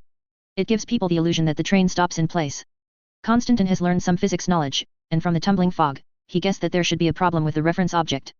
Those weird mist illusions have been presented in front of them by some unknown method, which created this illusion. Constantine finally chose to give up. He put down the baffle, closed his eyes, and tried his best not to pay attention to the terrifying thing behind the bulkhead. Silently reciting the lame prayers they had learned, convincing themselves that the protection of the Holy Emperor would keep them from being harmed by terrible things. More than an hour later, there was a slight vibration from the smoothly running train, and there was an obvious sense of deceleration. Constantine opened his eyes and looked out the window. The tumbling mist became much lighter. A magnificent giant city appeared in his eyes. The towering city walls stand up to the sky, with no end in sight. The terrifying scale makes it feel like it's the end of the world. That is the webway city connected to the Emperor Supreme. The majestic giant wall is full of holes of different sizes. A train goes through one of the holes. After a few minutes, I entered the world of light from the dark tunnel. The huge artificial sun is suspended above those tall buildings, casting warm sunlight. Countless cargo spaceships swim in the sky like fish schools in the deep sea, casting huge shadows. When Constantine stepped off the train, a giant spaceship flew over his head, casting a huge shadow on the ground.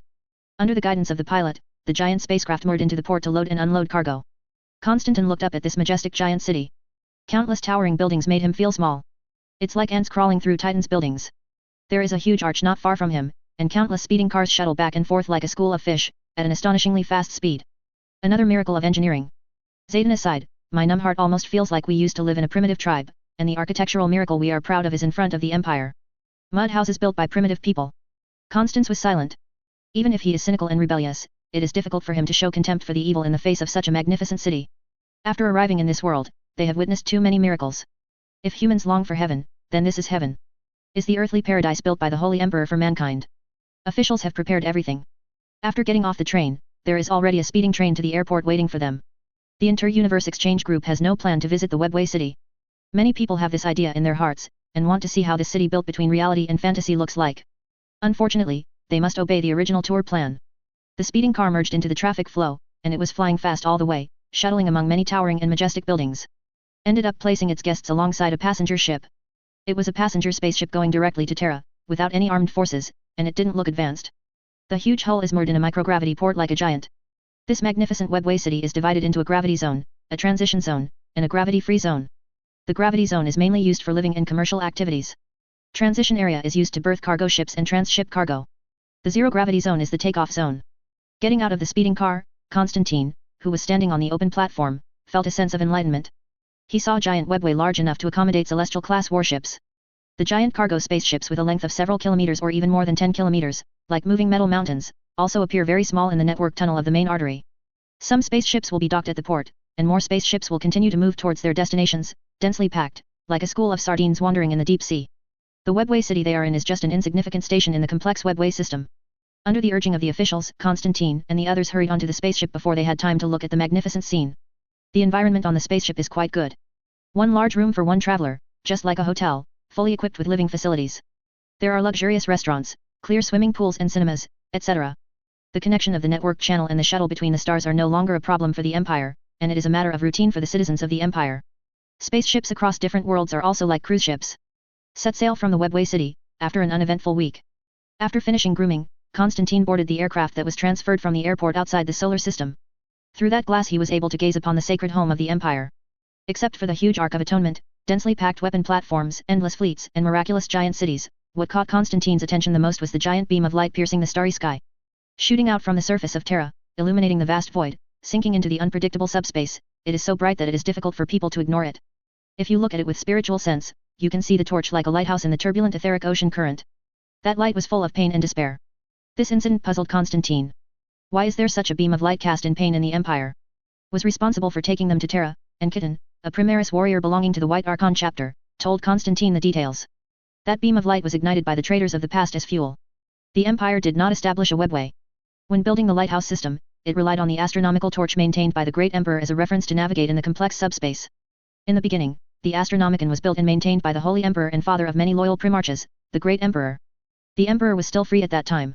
With his wisdom and strength, he launched the Great Crusade and united the lost humans. At the end of the Great Crusade, he handed over the army to his most trusted son, Horus, and he returned to Terra, planning to give the last gift to mankind. That is the webway that Constantine saw before. Horus was bewitched by the dark gods to become a traitor when his father was busy with how to let all mankind walk on a perfect path. Using his power as War Master, he divided the loyalists and waged a terrible war. Surrounded Terra with the minions of the gods and those traitors. The Great Emperor's plan failed, and the webway brought backlash, forcing him to sit on the golden throne that drained psychic power. At the cost of the lives of countless heroes, the Emperor struggled to defeat the rebellious son. However, the Empire has been torn apart, and the Primarch has also suffered casualties. Even the Holy Emperor, who was still the Primarch at the beginning, was also deceived and plotted by the hateful Fulgrim in the follow-up work. He was seriously injured and unconscious, and was forced to enter the quiet stagnation field. In order to prevent the backlash of the webway from destroying the home world of mankind and destroying human civilization, the Emperor chose to sit on the golden throne. Willing to extract spiritual power and life to maintain the existence of the Empire. Its terrible torture made its soul no longer whole. At that time, thousands or even tens of thousands of psychers had to be burned to death every day to maintain the existence of the astronomical torch. It can be said that without the astronomical torch, there would be no empire. Human beings have long been reduced to slaves and playthings of the gods. At that time, human beings had to pay an unimaginable price just to survive. Looking around, there is only endless darkness. These terrible disasters were not brought to an end until the Holy Emperor woke up again. The Holy Emperor captured all those traitors back to Terra. In punishment for their horrific crimes, erected great statues of atonement and burned them like firewood. Its light can be observed by the entire galaxy. Use this light to warn every citizen of the Empire to betray humanity and the price of betraying the Empire. It is also to tell those people that happiness and beauty are never free, nor are they a gift of fate, but the spoils of countless human heroes who exchanged their blood and lives. Let the people of the Empire always be vigilant against the enemies of the Empire and remember their mission. When you arrive in Terra, you can visit the Astronomicon buildings where the traitors are imprisoned. You only need 150 Empire credits. It is also a well-known landscape in Terra. The only thing to pay attention to is, ignore anything those traitors say. For example, that cunning and despicable Fulgrim who tricked the Holy Emperor with family affection and then killed him will scream that I defeated Guilliman. That Lorgar will shout that the Holy Emperor is a liar or something, the state religion was founded by him or something crazy. After Kitan finished talking about the origin of the Apostle of Atonement, he recommended Constantine to visit the astronomical buildings where the traitors were held. Constantine and the people beside him were all silent after hearing the story behind the Atonement torch. Behind the glory of the Empire, there are many unknown blood and tears hidden. Countless heroes have fought for the survival of mankind. Constantine finally understood why the Empire didn't like those gods at all. They have suffered too much. I will go. Constantine said, I will go and see the astronomical torch used to atone for the traitors, and see those traitors who betrayed the Empire. The Emperor Supreme. The strategy room, where papers, scrolls, books, and various data devices, holograms, and other items were piled up, seemed a bit messy. Servo skulls shuttled back and forth high above the sky, exchanging information and documents in front of those military commanders. The servants put away those precious and signed documents, and prepared to send them to different departments by category. Guilliman sat at the main seat, bowing his head and meditating on the information brought by the various expeditionary forces. Lion brought him a not-so-good news. They encounter the Necrons who are creating new weapons. The information read from the opponent's data center shows that the Cancerous Legion provided them with those technical knowledge. Those technologies gave the Necrons the power to fight the Empire again. This is not a good thing. Guilliman assessed the threat Yog-Sothoth posed to him. The most worrying thing is not this evil who claims to be omniscient, but what is behind this evil god. This means that the human empire will be involved in an unimaginable war. Born of the nameless mist, Yog-Sothoth, the one of all, is not a lone wolf fighting alone. The black goat goddess of the forest, who gave birth to tens of thousands of offspring Sab Nicholas. Creeping chaos, good at deceiving and seducing, Nyarlathotep. And the most terrifying master of blindness and ignorance, the original Chaos Azathoth. These three are all indescribable evil gods from the same camp as him. The rank and authority of the original Chaos Azathoth are still above Yog-Sothoth. These terrifying evil gods all hold infinite mysteries and knowledge of the universe. To be honest, if there is a real competition, Guilliman is not at all sure whether the knowledge of the database in his hand can match that of the opponent. Just the existence of a Cancerous Legion caused the Empire to almost stumble. If those unspeakable evil gods have stronger family members appearing, how should the Empire respond? Guilliman has given Ryan a reply, asking him to stop and personally preside over the analysis of the various technologies used by the pyramid. As the Empire expands, more and more powerful enemies will be encountered. The Empire must develop the habit of quickly learning the opponent's knowledge and finding targeted restraint methods. Only by constantly learning and innovating can we maintain a leading position. Otherwise, it may be abandoned. It is a good thing to stay strong, as it can cover up many problems, and even if there is a crisis, there are enough cards to solve it. Once you are behind and weak, even if there is no problem, you will be beaten by others. Guilliman turned his attention to the ongoing tactical game. The Cadia battlefield has come to an end. The armies marching together are encircling the alliance formed by the enemies of the Empire. Prepare to complete the task. Military commanders are doing their best to calculate and simulate any counterattack the enemy may make. The enemy's activity area is being compressed. They have built a total of 20 main defense worlds, and 60 secondary defense worlds, orcs, and space undead. The Cancerous Legion is separated, which means that those guys have not been able to integrate these. The army has only achieved a preliminary coordinated operation. The beasts will never be able to integrate their own troops. The Silent King will not bow his proud head to the orcs and admit that they are his allies. There is nothing impossible in this world, they are heading for failure. When faced with a crisis, even the orcs will show unmatched wisdom and strategy. Don't underestimate any enemy, arrogance will only make us pay unimaginable heavy price. They are responsible for the defense of different areas. The main traders and orcs encountered by Lord Dorn, and most of the people encountered by Lord Lane are space undead. The Cancerous Legion shrank near the Cadia fortress.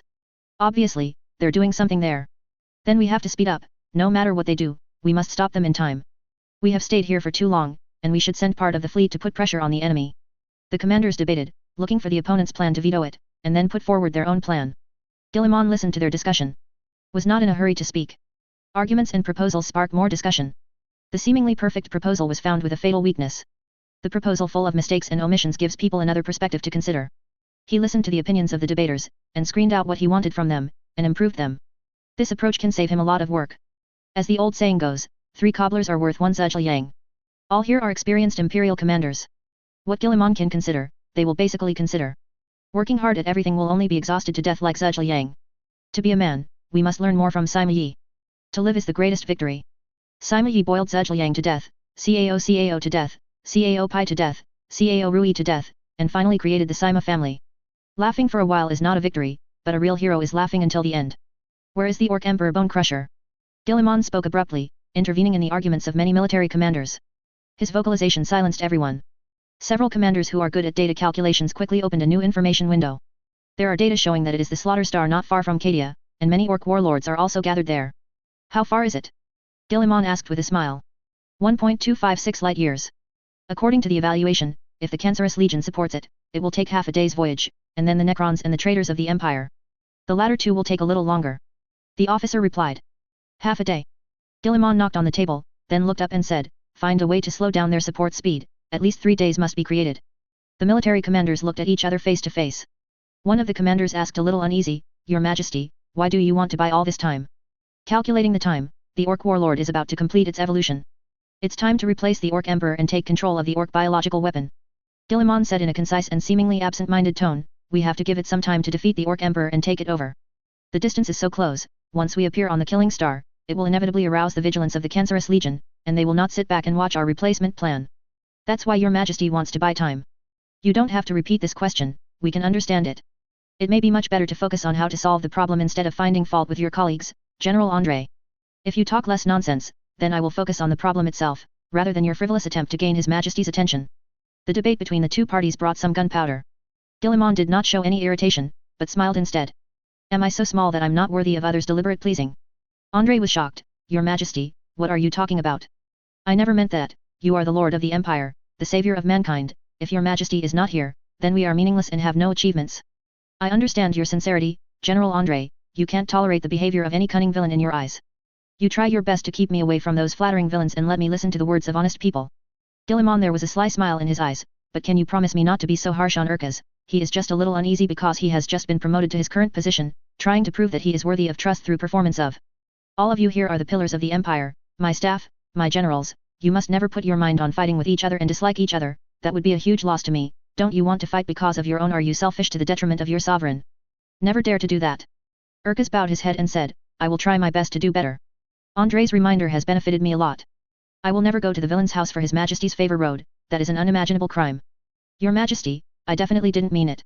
I apologize to you, Urkaz. André also said. I understand that you are all for my own good. Occasional differences are necessary, but you must always remember that you are one, comrades in arms and brothers fighting side by side for the future of mankind. Under this premise, any disagreement, you must learn to examine and accept any different opinions, and you must not let that desire and anger swallow you up. Guillemot said with a smile, restart the topic just now, how to win more than 3 days for the Orc Warlord. Time. Chapter 367 The Duel between Guillemot and Yog-Sothoth 8, subscribe. Guillemot managed to restore calm to his generals with ingenious means. Sit back at the strategy table and calmly think about the questions he raised. In my humble opinion, it's better to mobilize the corps and stop them head on. A general with a scar on his face said. Following his words, statically bright lines danced in the air. The projection interface suspended in front of everyone has also changed. The positions of the Empire's many troops and enemies are marked in different colors.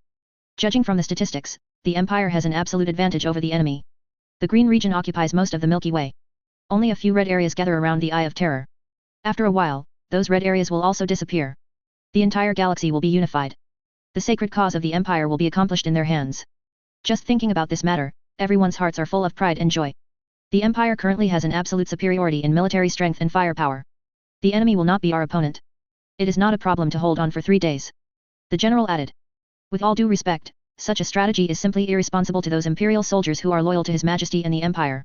A mechanical sage said, we must not waste their lives and loyalty to do something meaningless sacrifice. He participated in this military meeting on behalf of the Mechanikus, and provided some technical answers to these generals. What's your opinion? The general asked, with a hint of questioning in his words. It's not a good opinion, it's just the best result calculated based on the information I have in the tactical operation module. We should make full use of the advanced technology of the Empire. The sage said, the power struggle among the orcs is extremely fierce. Yes, and they have terrible exclusivity. We just need to send that orc warlord and his subordinates to the Killing Star quietly, and hide it from the Cancerous army for 3 days. It is not difficult, and it can even be said to be more than enough. Orcs will never let other forces interfere with their Yaaaaic duel. Their loyalty is to the Orc Emperor, but who the Orc Emperor is not the most important thing to them. They only care about how to be more Yaaaaic, whether it is against the Empire or against the enemy of the Empire. Those orcs never cared. Someone questioned, send an orc warlord and an orc army to the Killing Star quietly. Is there any difference between this behavior and gathering troops to directly fight a blocking battle? Please allow me to give you a little reminder. The Empire has the technology to build small universes. At present, several small universes have been identified as breeding bases for orcs. Time has been accelerated. Orcs are breeding at an unprecedented speed. Sage another interface was opened, and a large number of photos taken at the small universe control base appeared in front of the generals. The small universe shown has been occupied by the orcs cultivated by the Empire. They are divided into different clans and fight wildly in the breeding grounds that humans have built for them. The nature of being a biological warfare weapon is fully revealed. The tyranny revealed by the red eyes made them like a never-ending berserk war machine, frenzied and excited in a deafening Yaaaaic. The orcs bred by the Empire are stronger, more ferocious, and more brutal than those wild orcs. Maybe the reason for not being stimulated by the outside world. The weapons of the orcs maintain the level of primitive tribal civilization, fighting with stone-polished weapons. Of course, the degree of tragedy is not inferior to holding a power sword. It's not easy to transport these big guys. A general said, they will definitely dismantle our ships. Even if they drive the warships back, they will be discovered by the enemy as soon as possible. It will be alarming. The function of the small universe is not only to create a space that is independent of the background of the universe and can be controlled by us independently. In view of the special structure of time and space, it also has another strategic use that can be played, that is, to quietly send a message to someone. The entrance and exit of the small universe can be moved, we only need to change the coordinates of the exit of the small universe to the killing star. In this way, we can release these orcs to the killing star silently. The biological sage points open a data screen, which is the screen of the calculation simulation. If the small universe can really achieve this level and deploy troops quietly on the battlefield, it will really be a big killer. Andre said in a low voice, used in some special battlefield environments, unexpected effects can be achieved. Can it be used in the battle to capture the Cadia fortress? A general asked. If it is possible, the Empire can completely bypass their outer defenses and directly attack their rear. The sage shook his head, and the face made of mechanical gears hummed slightly, and there was a little regret in the mechanical voice. This kind of technology is not stable so far, and it can only be activated at a position far away from the gravitational zone of the galaxy. What's more dangerous is that the Cancerous Legion has some monsters with the ability to control space, and they will be keenly aware of abnormalities. The space structure, at that time, as long as there is a slight disturbance, the entrance to the small universe will be destroyed. Lucas spoke at this time, with doubts in his tone. In other words, the small universe technology applied to the killing star is just a tentative experiment. This is war, not a small matter. This is related to the overall strategy of the Empire, not the time for you mechanics to experiment with new technologies. After many experiments with this technology, the Adeptus Mechanicus has a lot of confidence. What's more, the orcs have not mastered too powerful space technology, not to mention that the ones who come out of the small universe are their own race, and they have a great chance of success. If we can complete the replacement plan without alerting the Cancer Legion and other enemies of the Empire, it will play a vital role in the decisive battle on the battlefield of Cadia. Imagine that when the armies of both sides are assembled, the orcs suddenly what a blow it would be to the enemy to turn against the enemy. Mechanic Sage opens an interface, which contains curves and models drawn with data. Prior to this, we have gone through careful calculations and simulations, and the success rate has reached 98%. This is a technology that is timeless for the Empire. If it can be perfected, the war will undergo earth-shaking changes. Imagine, when the Imperial outpost fleet determines the enemy's space-time coordinates, it can send a large number of troops to the pass through the small universe. What kind of concept is this for the Empire? This means that the Empire will have a stronger military with the ability to launch, the speed of conquering the universe will be greatly improved. There is another more important use. As long as we install an anti-subspace force field in the small universe to block prying eyes from the subspace, the gods will not be able to see where our army is, and they will not know where the army will be sent. At this point, the fabric of fate they tout will appear as uncertain black dots. Sounds really good. Just as Gilliman was about to continue, another voice sounded, telling him a new news: the evolution of the Orc Warlord was completed. Gilliman stood up. The huge body casts a huge shadow on the strategy table. Perfect this plan and fill in those details and unnoticed defects. I hope to see a complete plan sent to my personal database before I come back. Now, Your Majesty has to leave for the time being. Gilliman left these words, then turned and walked towards the gate. The nether dragon crouching on the bookshelf spread its wings, soared in the air, and landed precisely on Gilliman's broad shoulders. He was tired of being around those mortals. Those shallow minds cannot understand his existence that has lived for hundreds of millions of years. Only when he is with Gilliman can he have something to say. Several Imperial guards and personal guards stood outside the door. When Gilliman came out, they followed quickly, serving as the guard of honor for each other. Take the elevator down to the designated floor, and then take the high-speed moving suspension vehicle to the place where the Waaiaic device is located. Selego and many Eldar seers have arrived. Sicarius, Veriner, and several chapter leaders also stood beside them. When Gilliman arrived, they all bowed and saluted. It wasn't until Gilliman signaled that they don't need to be polite, that he could straighten up. Gilliman stood on a high platform overlooking the entire installation. There are a large number of servo skulls in the distance, and the Thinker drone is shuttling back and forth among the huge mechanical equipment. The installed mechanical arms and scanners are inspecting and maintaining those equipment to ensure that they can be normal according to Gilliman's will running. The sound of mechanical gears turning, the hissing sound of hydraulic steam, and the electromagnetic sound of force field devices being released are mixed together. The heavy and huge mechanical arm stretched down from the ceiling, dismantling the safety lock used to protect the energy pool. A stream of white steam spewed out from the energy pool, tumbling and flowing like a surging fountain. Moments later, the steam was sucked away by the hissing vents. The steam dissipated, and the Orc Warlord UFO who sank into the energy pool appeared in front of everyone. Become larger and more powerful than when it entered. Tall and majestic, like a terrifying ancient behemoth. The ferocious white fangs are slightly curved, full of savage primitive power. It's hard to imagine what kind of creature could have survived the full blow of that gnarled muscle. When he opened his eyes, those ruby-like eyes exuded terrible tyranny and cunning cruelty. The biological weapons of the old ones have been perfectly evolved in the hands of Gilliman, making up for the last incomplete part. The only thing that remains the same is that the gap between the two legs, which are strong enough to easily crush heavy tanks, is still empty and smooth. Several technicians standing on the suspended workbench and examining the data of the Orc Warlord couldn't help but think how amazing it would be if the orcs didn't reproduce asexually. Chapter 368 The Duel Between Gilliman and Yog-Sothoth 9, subscribe. Euphra stepped out of the drained pool of energy. Every step made the metal floor groan overwhelmed. The huge body has an extremely terrifying visual impact. Has a terrible sense of oppression. It makes people feel that it is difficult to breathe. The orc warlord stood there, standing proudly like a majestic monument. It is synonymous with war and destruction, and it is a terrible who came out of the lost era. That ferocious face unabashedly proclaims its brutality and power to the world. The servo skull suspended beside him and the staff riding on the suspended workbench are like tiny ants. Compared with its huge volume, it is very insignificant. The Ascended Alpha is the perfect combination of the Old One's skill and the Imperial knowledge. A terrifying monster conceived and born in the Battle of Paradise by the ancient holy civilization that lasted for hundreds of millions of years, and perfected by Guilliman. Why-a-a-ic. Uver let out a deafening growl.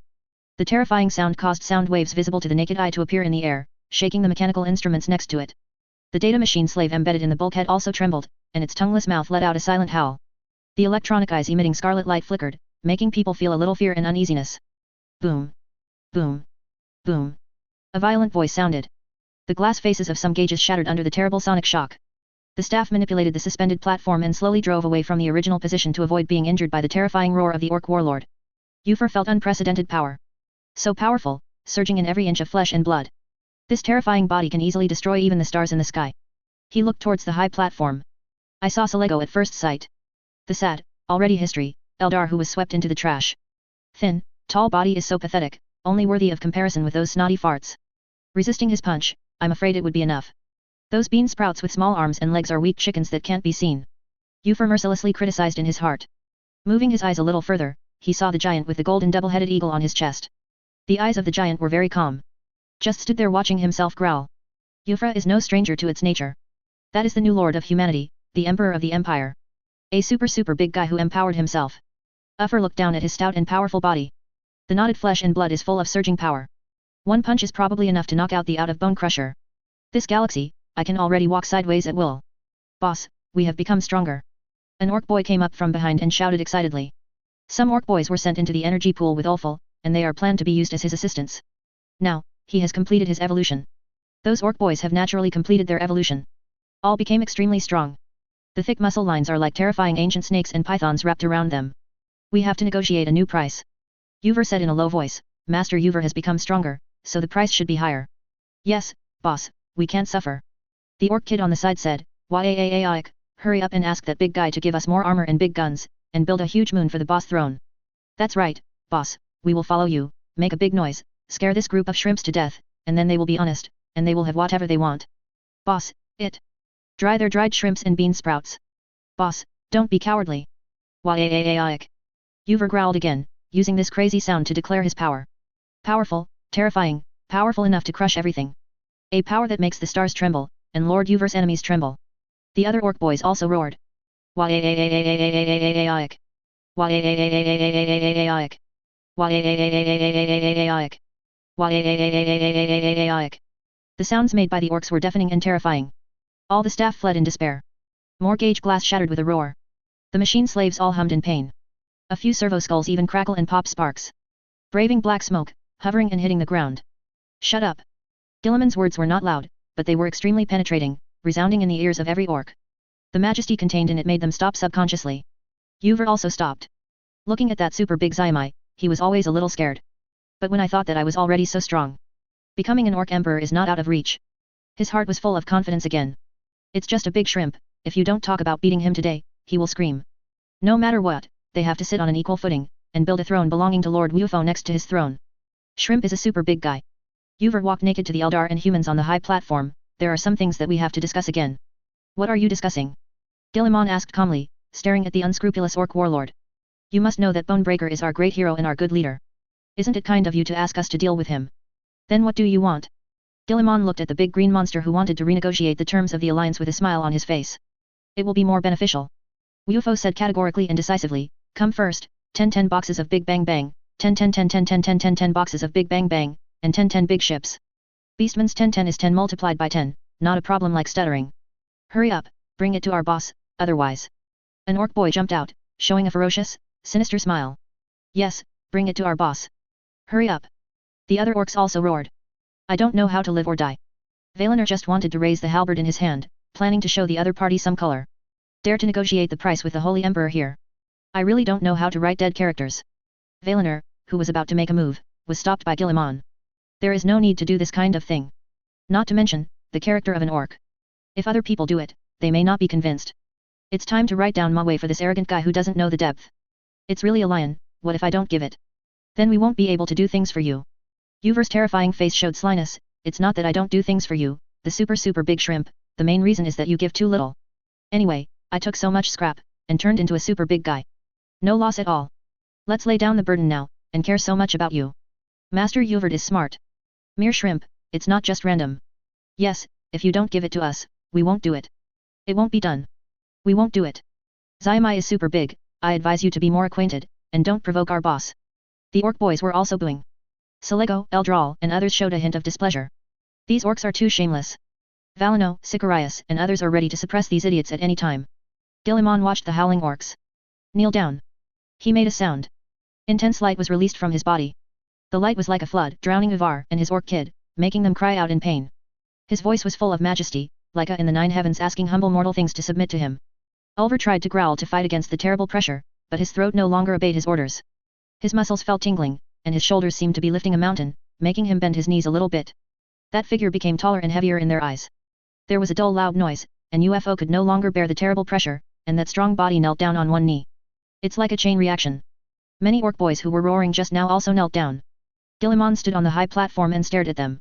Not only is his power strong enough to make these orcs kneel down, when they accept the imperial evolution experiment, the order of loyalty to the Emperor of the Human Empire is implanted with the change of the gene sequence.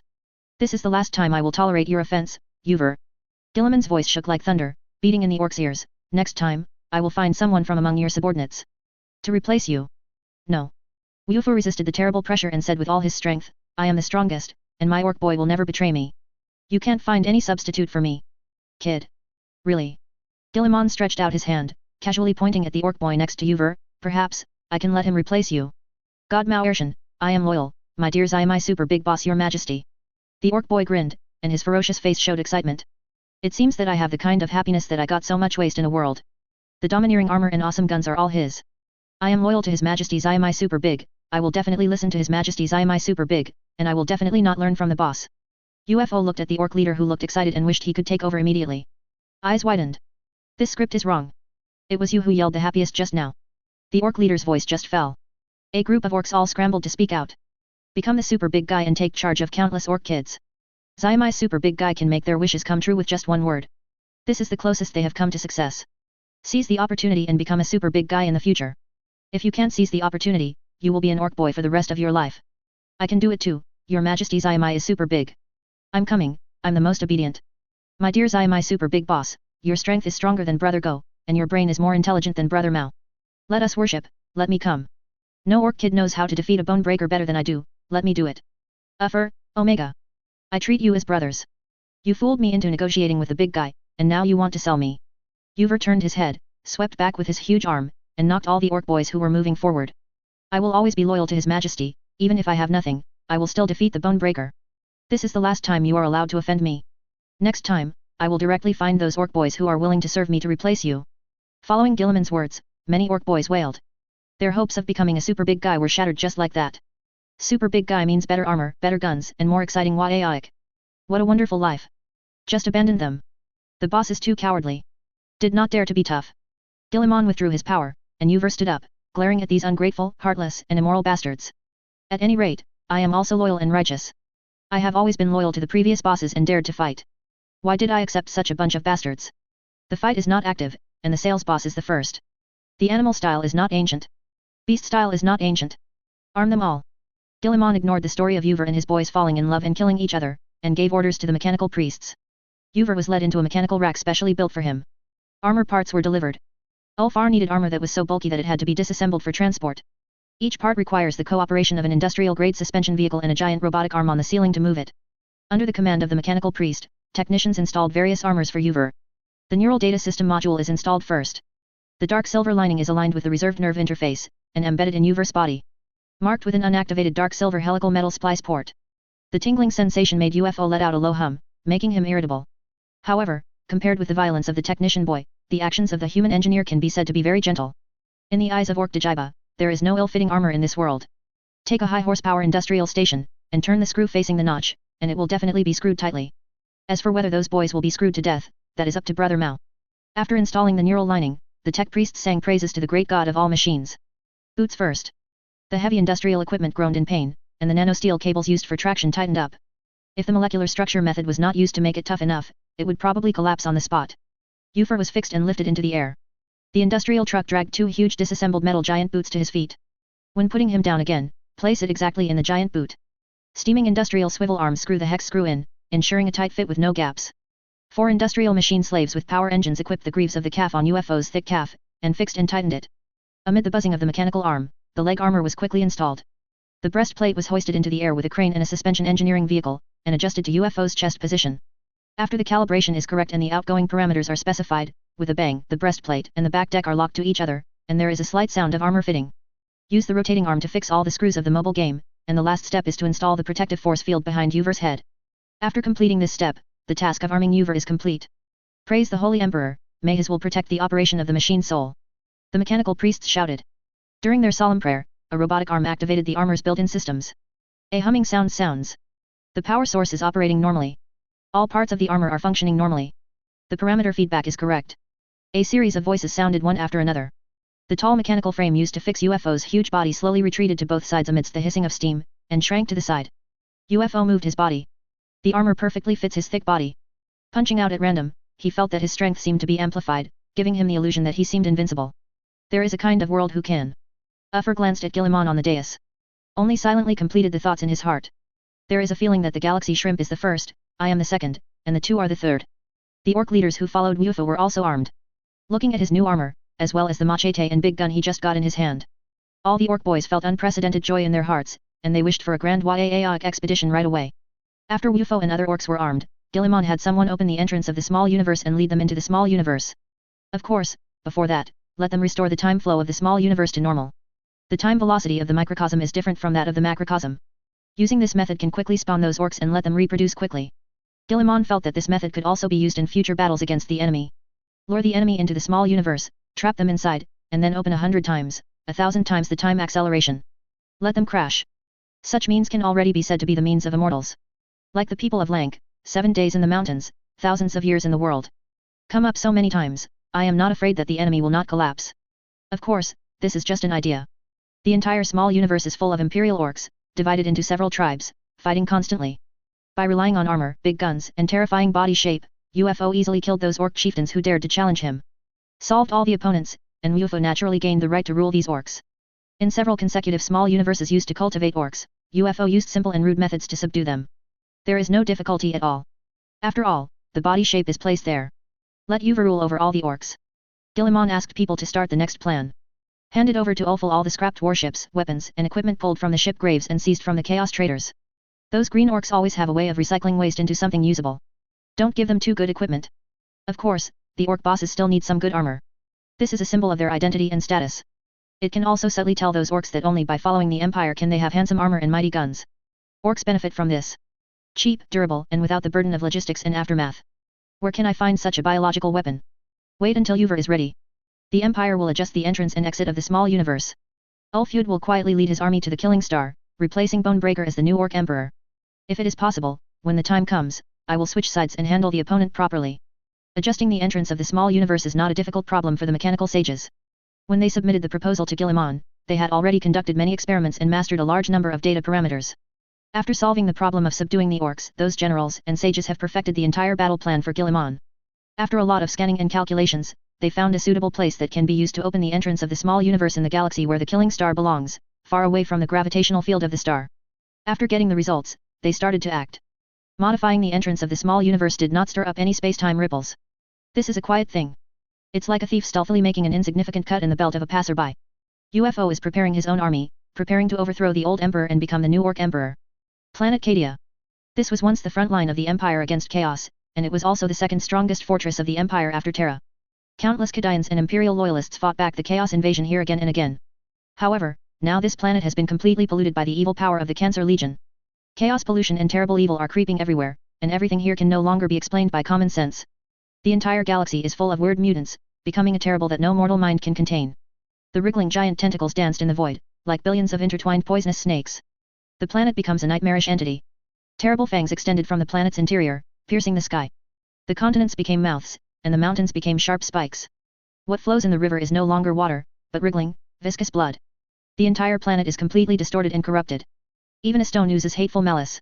Cancerous monsters roam this weird and scary world, hungry and tortured by endless hunger and thirst. Deep in a stronghold covered in flesh and disgusting tentacles.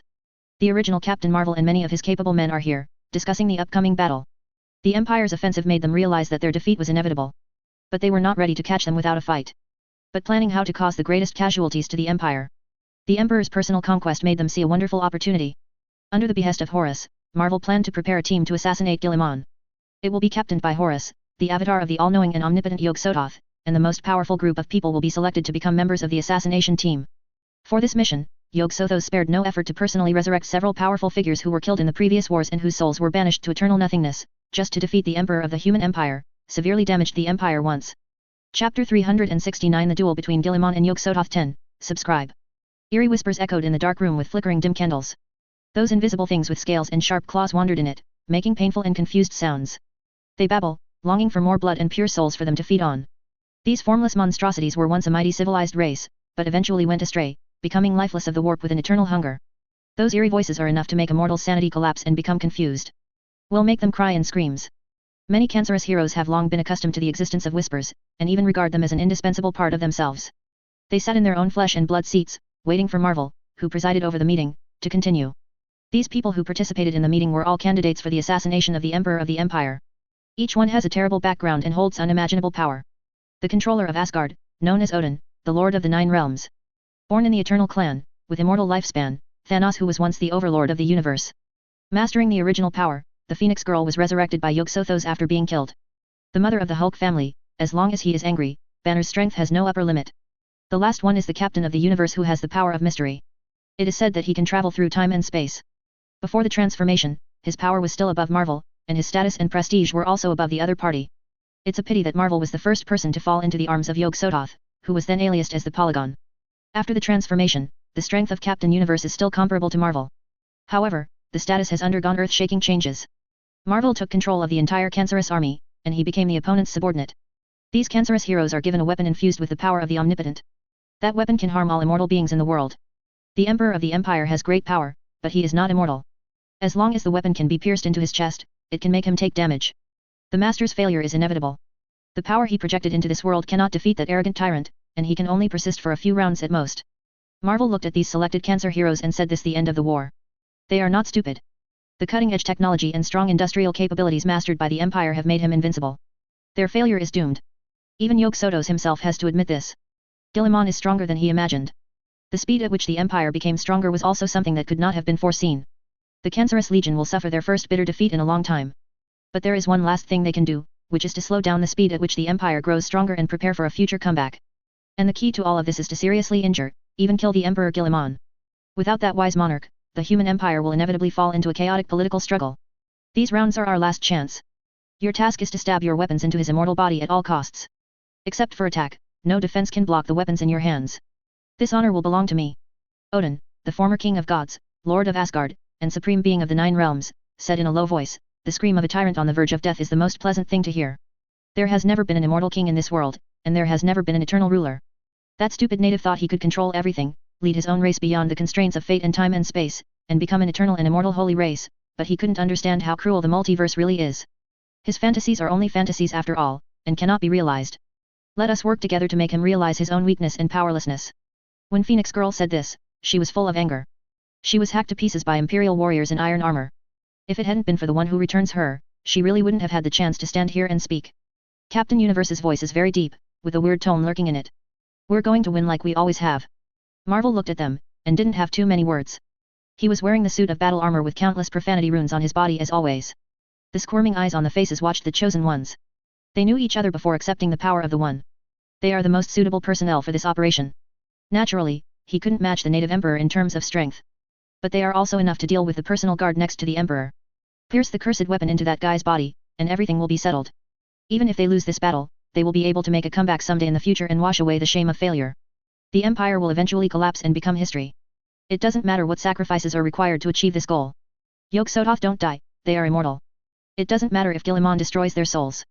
Yog-Sothoth will save them again from eternal nothingness. This is the power of the Omnipotent. Guilliman had a lot of victories. But he won't always win. It only takes one failure for him to lose everything. Many bloated, Patched starships suddenly appeared in the void as if by magic. No warp fluctuations, nor that weird sorceress fire. Just like that suddenly appeared in the starry sky. Waiaic. A deafening roar came from a starship. Ufer stood in the giant urban spaceship made of metal scraps. His scarlet eyes stared at the distant planet and the countless orc battleships floating beside him, feeling unprecedented excitement. He is only one step away from becoming the Orc Emperor. Back then, he was still a little orc boy, responsible for monitoring those slaves in the dark mine to ensure that they can complete the mining tasks on time. In the past, he never imagined that one day, he would become an orc warlord who could compete for the throne of the Orc Emperor. As long as the Bone Breaker is defeated, the world will belong to him. It's this planet. The orc kid next to him shouted excitedly, let's grab the position of the super big guy. Defeat the Bone Crusher, boss. Waiaic. Waiaic. All the orc boys got excited, knocking on the weapons in their hands and roaring. Ulver paid no attention to the screams of the orc boys.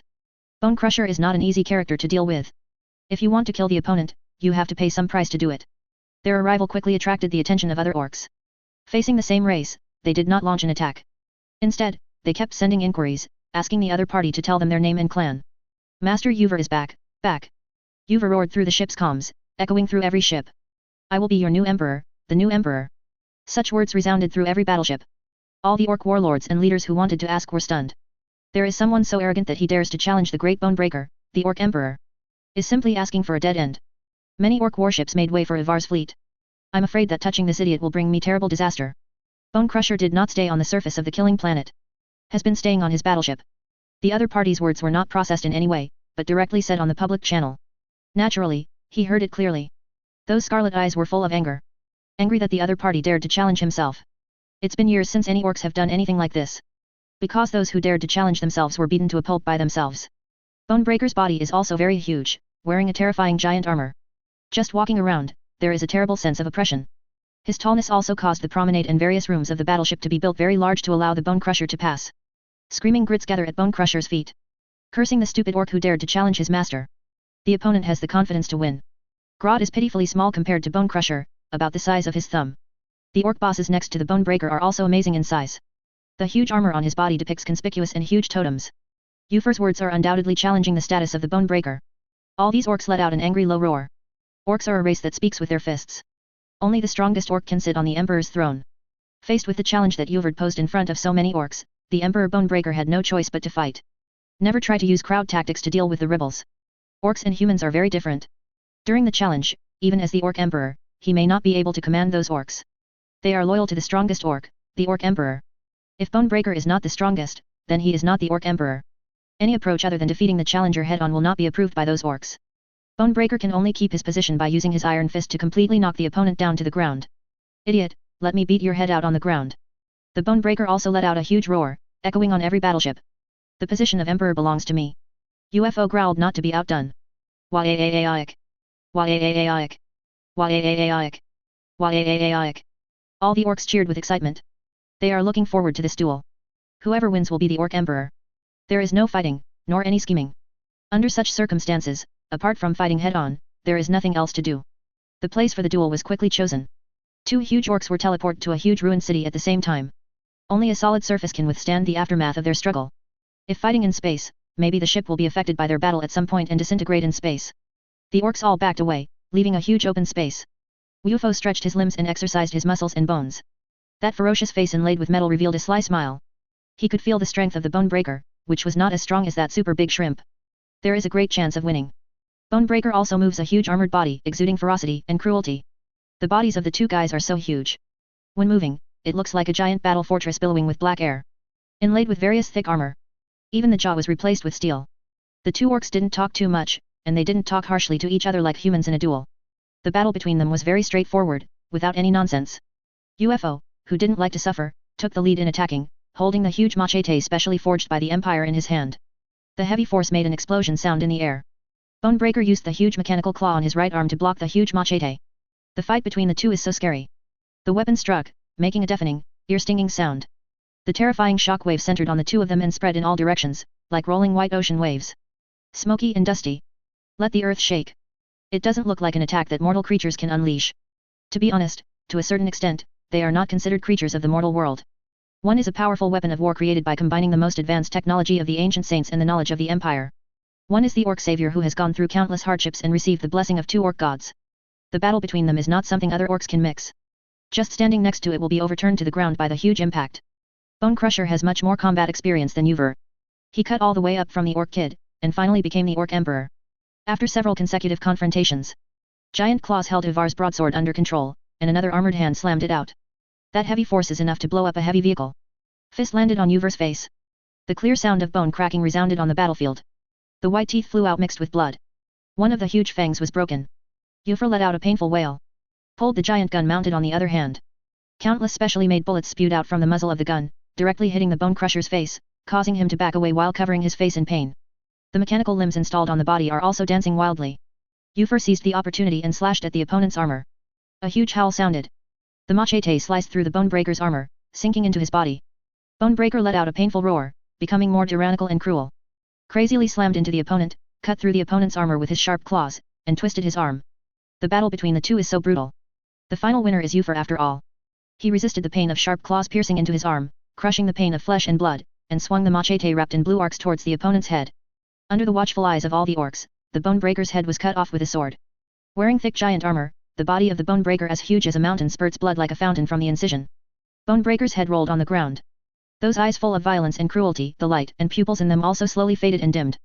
The chosen one of the two orc gods died like this. A scarred Uver was victorious. He endured the pain, bent down and picked up the head of the Bonebreaker and raised it above his head, roaring with all his strength, "Waaaaaaik!" Countless orcs all knelt down and shouted together. "Waaaaaaik! Waaaaaaik! Waaaaaaik! Waaaaaaik!"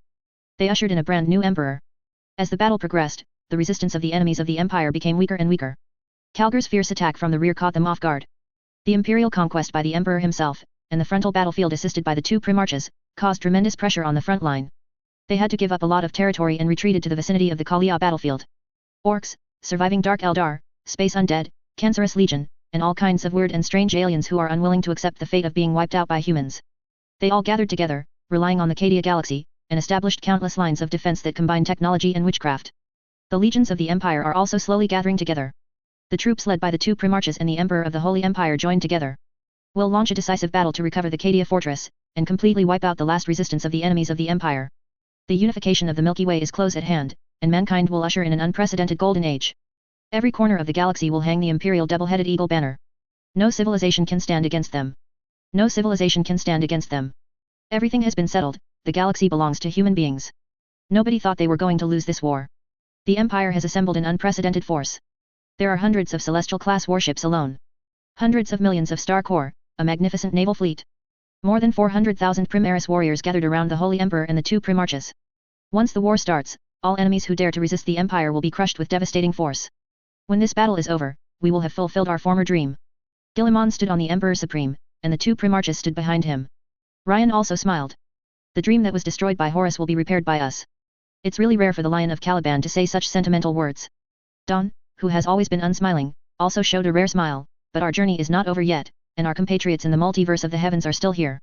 Suffering, they desperately need our rescue. Sanguinius has already set off, and it will be our turn soon. A new great expedition, this time, we will never allow it to fail. Ryan clenched his fist and said firmly, this time, no one can stop it. We will be united and help each other. We will never be deceived by their lies again. Guilliman turned to look at his two brothers. I believe in it, and this time, we won't make the same mistakes. Chapter 370 The Duel between Guilliman and Yog-Sothoth 11, subscribe. Standing next to the three Primarchs, Valinor was wearing golden armor and holding a halberd, faithfully fulfilling his duties as the marshal of the Imperial Army. Hear the conversation between the Primarchs. Endless emotions also rose in my heart. A magnificent army and war engine never seen before is ready to go. Powerful armaments capable of destroying the galaxy are also gathering here.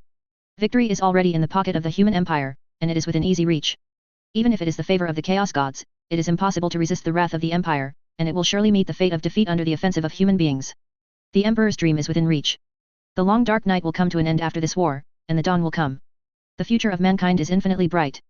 Sicarius and the other soldiers in charge of guarding also suppressed the excitement in their hearts. Looking intently at the location of the three original bodies. The three Primarchs will fight side by side. What power in this galaxy can stop them? Victory is theirs. There is no doubt about this. The group of Eldar prophets headed by Selego remained strangely silent. He looked at the position of the three original bodies with complicated eyes. Except for the ancient saints who have been annihilated in the long river of history, there are few forces that can defeat chaos head-on, and even the forces that dare to confront chaos head-on are pitifully few. Emperor once made a strong attack, launched a great expedition, declared war on the gods, and tried to completely end their era. However, when the man was only one step away from the final goal, he failed. The final ending is even more tragic. In order to prevent the emperor from appearing in this world, he chose to commit suicide. The road to fight against the gods is long and difficult, and it is by no means an easy task. It is even more difficult to win the final victory. A little carelessness will lead to an abyss, and there is no possibility of redemption. Now, Guilliman has also reached that crucial step. As long as they win the battle against Yog-Sothoth, human beings have the real qualifications to go to the unimaginable heavens. Also has the confidence to really fight against the gods. Unimaginable grand plans and great achievements will be created in his hands. The dawn of mankind will be opened by him. Let those gods cry in fear. Ryan said in a deep voice, it is our unstoppable destiny to rule the diversity of the heavens. One day, those so-called gods will all fall under our sword. Those hypocrites only dare to hide in the shadows and scream. When we are strong enough, they will naturally be safe. Guilliman said to the two Primarch brothers, when this battle is over, it will also be devoted to a more magnificent battlefield. One day, every universe discovered by the human empire will have a magnificent creation designed by me. Dorn said, Your Majesty, I think you will not fail to satisfy this wish of this humble minister. Haha, I'm afraid you'll hate the tedious work. Guilliman put his hand on Don's shoulder and said with a smile. The assembly and mobilization of the general offensive army took a lot of time. The establishment of the lighthouse system and the repair of the webway have made the navigation of imperial ships safer.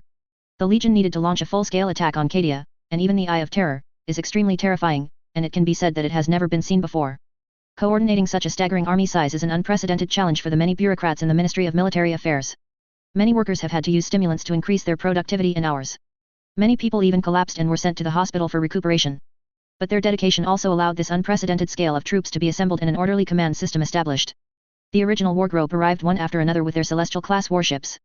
They will fulfill the mission that the chapter failed to accomplish 10,000 years ago. That is to follow the Emperor's will and attribute the entire galaxy to human beings. This time, they vowed never to let this great mission be delayed. The galaxy must belong to human beings thoroughly. Dante arrives with the Blood Angels. The moment the Holy Blood jumped out of the subspace. Fighting for the Holy Emperor, the battle cry of the blood of Sanguinius resounded through the communications of every ship. Their battle cry is exciting and exciting. The Sons of Blood are the noble heirs of the angels. Is an immortal hero who fought endlessly through the eternal night. Mephiston, Astorius, Oldemir and other Sons of Blood stood proudly on both sides of Dante. They were ready to die for the Holy Emperor. No matter who the enemy is, they will rush forward without hesitation and bestow death on the opponent with the weapons in their hands. They will never disappoint the Holy Blood in their bodies, and they will never disappoint the trust of the people of the Empire, let alone disappoint the Holy Emperor. The Space Wolves chapter is also here. They are led by the legendary hero of the Empire, the Chief Wolf of Fenrislogan. The wolves came across the galaxy with the anger that had been suppressed for thousands of years, just to wash away the past shame in the battle to recover Cadia. They held on to Cadia, but were eventually forced to withdraw, allowing Abaddon to win that battle. The wolves will never admit defeat. They will lick their wounds in the dark and recharge their batteries until they show their fangs to the enemy again. Commander Hibendalian, the youngest wolf lord, Ragnar. Head priest, also known as the Slayer, Ulrich. The two heroes stood on both sides of Logan, watching the magnificent legion of the Empire through the porthole. Behind them came the sons of Fenris, who were getting ready. They were full of rage and longed for the vanguard honor bestowed by the Holy Emperor. Nothing can stop the wrath of the destroying wolf. They are symbols of Ragnarok.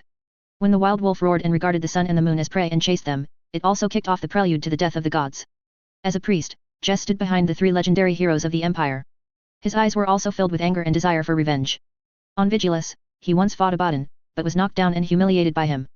If there is a chance, he hopes to return the former shame to the opponent on the battlefield of Cadia. Wolves never forget hatred and shame. The current chapter leader of the Salamanders chapter, Titian, also responded to the call of the Holy Emperor, and led the chapter to the Cadia battlefield, where he participated in many fierce battles. Now, they also came to the gathering place. The fire dragon sons of Nocturne Star will never fail their lord, nor will they fail those subjects who yearn for their protection. Lava and fire forged these strong warriors. Even in the face of unimaginably powerful enemies, never imagine that they will succumb to this. Father of Foundry, Herstein. Chief Pharmacist, Hiras. Guardian of Nocturne Star, Paris and others stood behind Titian. There was unprecedented determination in his eyes. They have arrived, with the raging rage of the Dragonborn who wants to devour all enemies. In the name of the Holy Emperor, in the name of Vulcan, they will remove all obstacles for mankind. The first ray of light in the dawn era must be emitted by the burning flames of the noble souls of the sons of fire dragons. The falcons of Kogaris also came at the command of the Lord of Men. They are eagles soaring on the grassland. They are sharp knives at the throat of the enemy. White Scars is led by imperial hero Corsaro Khan. On his shoulder stands a golden eagle. It was given to him by the previous chapter master, and he was called Inzuki. Nightmare Hunter, Yudahir Khan. Storm Prophet, heroes such as Baladin also come with Corsaro. Their eyes are sharp, like eagles about to hunt, and no enemy can escape their punishment. White Scars are masters of lightning strikes. They pursue the fastest speed. The enemy is often cut into pieces before they can react. The hunters come with pride and loyalty. The sword has been sharpened, the bow has been stringed, only to hunt. The warriors of the Iron Hands also came driving their celestial-class warships. The return of Ferris eliminated the struggle between the various forces on Medusa. After Guilliman received the allegiance of the Nether Dragon, he completely replaced the Emperor's former position and became the new Omniscia, ending Medusa's years of faith struggle. Father of Steel, Cardan Sturnus as the leader of the war. This guy is a pure firepower believer. He has been committed to making the Iron Hands complete new upgrades and become mobile firepower batteries. I hope that the brothers of the entire battle group can be equipped with hundreds of strong firepower omnics and intelligent suspension force airships. From the Foundry Father of the Lacan clan Pharaohs. Yitun from the Gasaka clan. Karnak of clan Avon origin. Roman from the Karago clan. The four legendary heroes of the Empire stood beside Cadon Sturnus, silent, like a cold, logical machine. They carry a variety of fearsome weapons, just waiting to unleash them on the enemy. The main force of the Imperial Fist who has not arrived is still building projects in the Webway, building various magnificent fortress cities in important places in the galaxy, ensuring the Empire's further control over the Webway and the galaxy. The Raven Guard and the Ultramarines, led by Calgar, are cutting off each other's logistics. Do not participate in the offensive on the frontal battlefield. The Dark Angels led by Azrael have their own secret mission. After the absolute destruction of the Comoros, the Dark Watchers let them deal with some problems left over from ancient times, and do the preliminary work for humans to completely take over the galaxy, and even the entire universe. The arrival of many startup battle groups has added more glory to this war, which has a special symbolic meaning. In addition to this, many subgroups also followed, further expanding the scale of the assembly. The Absolver chapter, Skeletal Eagle chapter, Crusader chapter, etc. all sent the main force or important figures together. The scattered Cadia Corps will also participate in this battle to regain their homeland. Every Cardian is filled with unprecedented excitement and enthusiasm. They are going home. Has been promoted to general, and Minka, who is equipped with a large number of mechanical prosthetics, is standing on the battleship Cadia Glory. She was still a young girl at the beginning, and she has already experienced countless battles, from a small soldier to an imperial general with countless meritorious deeds. She came to assemble with the children of Cadia who were living outside. Every wandering son of Cadia is guided in a dream. A demon-ravaged homeland mother awaits her child's rescue. Before the expedition, a magnificent swearing-in meeting is essential. Guilliman personally signed the order document. Let many officials be responsible for this matter, and it must be perfect. He wants to hold a grand enough swearing-in meeting in this magnificent army that can boost morale. Many people who claim to be rational think that such a ceremony is a waste of money. Guilliman never thought so. Such a grand ceremony can bring psychological satisfaction to the participants. If many soldiers cannot accept life extension surgery, you may only participate in such a grand ceremony once in your life. This is very precious to them. Is the best reward for their battles. The sages of Mechanic spent a lot of time adjusting the time of all battleships to be consistent. Space-time curvature introduces slight distortions in time and space. It is difficult to feel this with human senses. Such distortions will have a higher impact on communication quality, causing picture distortion and loss of sound. In addition to adjusting the time, the sages also checked the communication equipment of the ship to ensure that the machine soul would not go on strike in the grand ceremony that followed. With the full cooperation of several departments of the Empire, the swearing-in meeting went very smoothly. The flags of every participating force are flying in the huge and wide square of the Emperor Supreme. Great bells and horns sounded. Many Imperial soldiers and original caste warriors stood proudly under the flying banners. They stared at the magnificent throne, looking forward to the appearance of their lord and blessings for their journey. Ryan and Dunn took the lead. The soldiers shouted and praised their great strength and achievements. The deafening sound resounded through every battleship. Everyone's face was flushed, and they were extremely excited that they had the honor to participate in this magnificent ceremony. It's more like Ulana in the past. Dunn raised his hand to the cheering people. Lien shook his head. No, the scale of Olano was much smaller than here, and we were much more stupid than now. Don smiled. Today's lions are really very different from before. After experiencing the catastrophe tens of thousands of years ago, he took honor very lightly. 10,000 years ago, it would have been 1,000 times more difficult for him to admit that he was stupid than to kill him. When the horns and bells reached their climax, the long-awaited new Lord of Humanity walked between the two Primarch brothers, facing many soldiers of the Empire. He had donned the holy armor and held the Emperor's sword. The king's crown made by Fukin is worn on his head. All of a sudden, everything was quiet. Even the machine souls in those roaring machines quieted down, controlling the machines to move lightly. That stalwart figure attracted all the people's attention. Where the naked eye can't see, people are staring at the display screen connected to the servo skull. Whether they are soldiers in service or workers at work, they all look at their lord, their patron, their leader. The Emperor stood beside the two Primarch brothers. Before he could speak, countless people were already in tears. No one can express clearly the inner emotions. But if the other party ordered them to die, they would definitely execute it without hesitation. Guilliman spoke. His voice was like the roar of a giant cannon, sweeping across the Emperor Supreme and many battleships suspended in the void. Some people were also surprised to find that even where the communication equipment was broken, they could still hear Guilliman's words. The voice was transmitted along the soul to the ears of everyone who participated in the Battle of Cadia. Ever since my brothers betrayed my father 10,000 years ago and set off the mighty Horus rebellion, causing him to sit on the golden throne, human beings have become the playthings of the so-called gods, and they play with them recklessly. And looting. Looking down on us with contempt, like playthings in the palm of your hand. Every moment the gears of the human empire turn are lubricated by the blood and tears of countless imperial heroes. Survival has become our greatest suffering. Countless soldiers die every moment to protect this empire. Our compatriots have to work to death in order to obtain enough supplies to support the war, and to exchange for the chance of survival for our own race. Those traitors and gods always thought that they could hide in the subspace and commit all kinds of crimes without any consequences. However, starting today, we will tell them that human beings have had enough of this humiliation, the destruction and despair that have been given to us, we will return them 100 times, 1,000 times. We will tear the throats of those demons, seize the foundation of their existence, and plant the seeds of destruction in their disgusting and twisted bodies, standing where they were born declares their end. The indomitable crusade has been going on for centuries, and we have achieved unprecedented victories, but these are far from enough, because those loathsome enemies have not yet paid the price they should pay. Guilliman's words echoed not only on the Emperor Supreme, but also on the entire fleet. Countless soldiers were watching, holding their weapons tightly, looking at their sovereign with blurred eyes. Humanity has suffered for too long, and has paid too much. The soldiers who went out never returned to their hometown. Those loyal warriors shed their last drop of blood to protect their people. The fire of vengeance burns in their chests. Everything will be liquidated. Guilliman raised the long sword in his hand. The Emperor's fire burns. His body also released light. That is the power of domination, that is the power of faith, that is the power of countless human beliefs gathered together. We will have vengeance, my people, my people. Only when the last so-called falls at our feet can we be truly free. When the last demon falls at our feet, we will be free. The real future. Guilliman began to roar, and the sound resounded throughout the square. Thousands of soldiers, primordial warriors, nuns, knights, and mechanical followers all fell into madness at his words.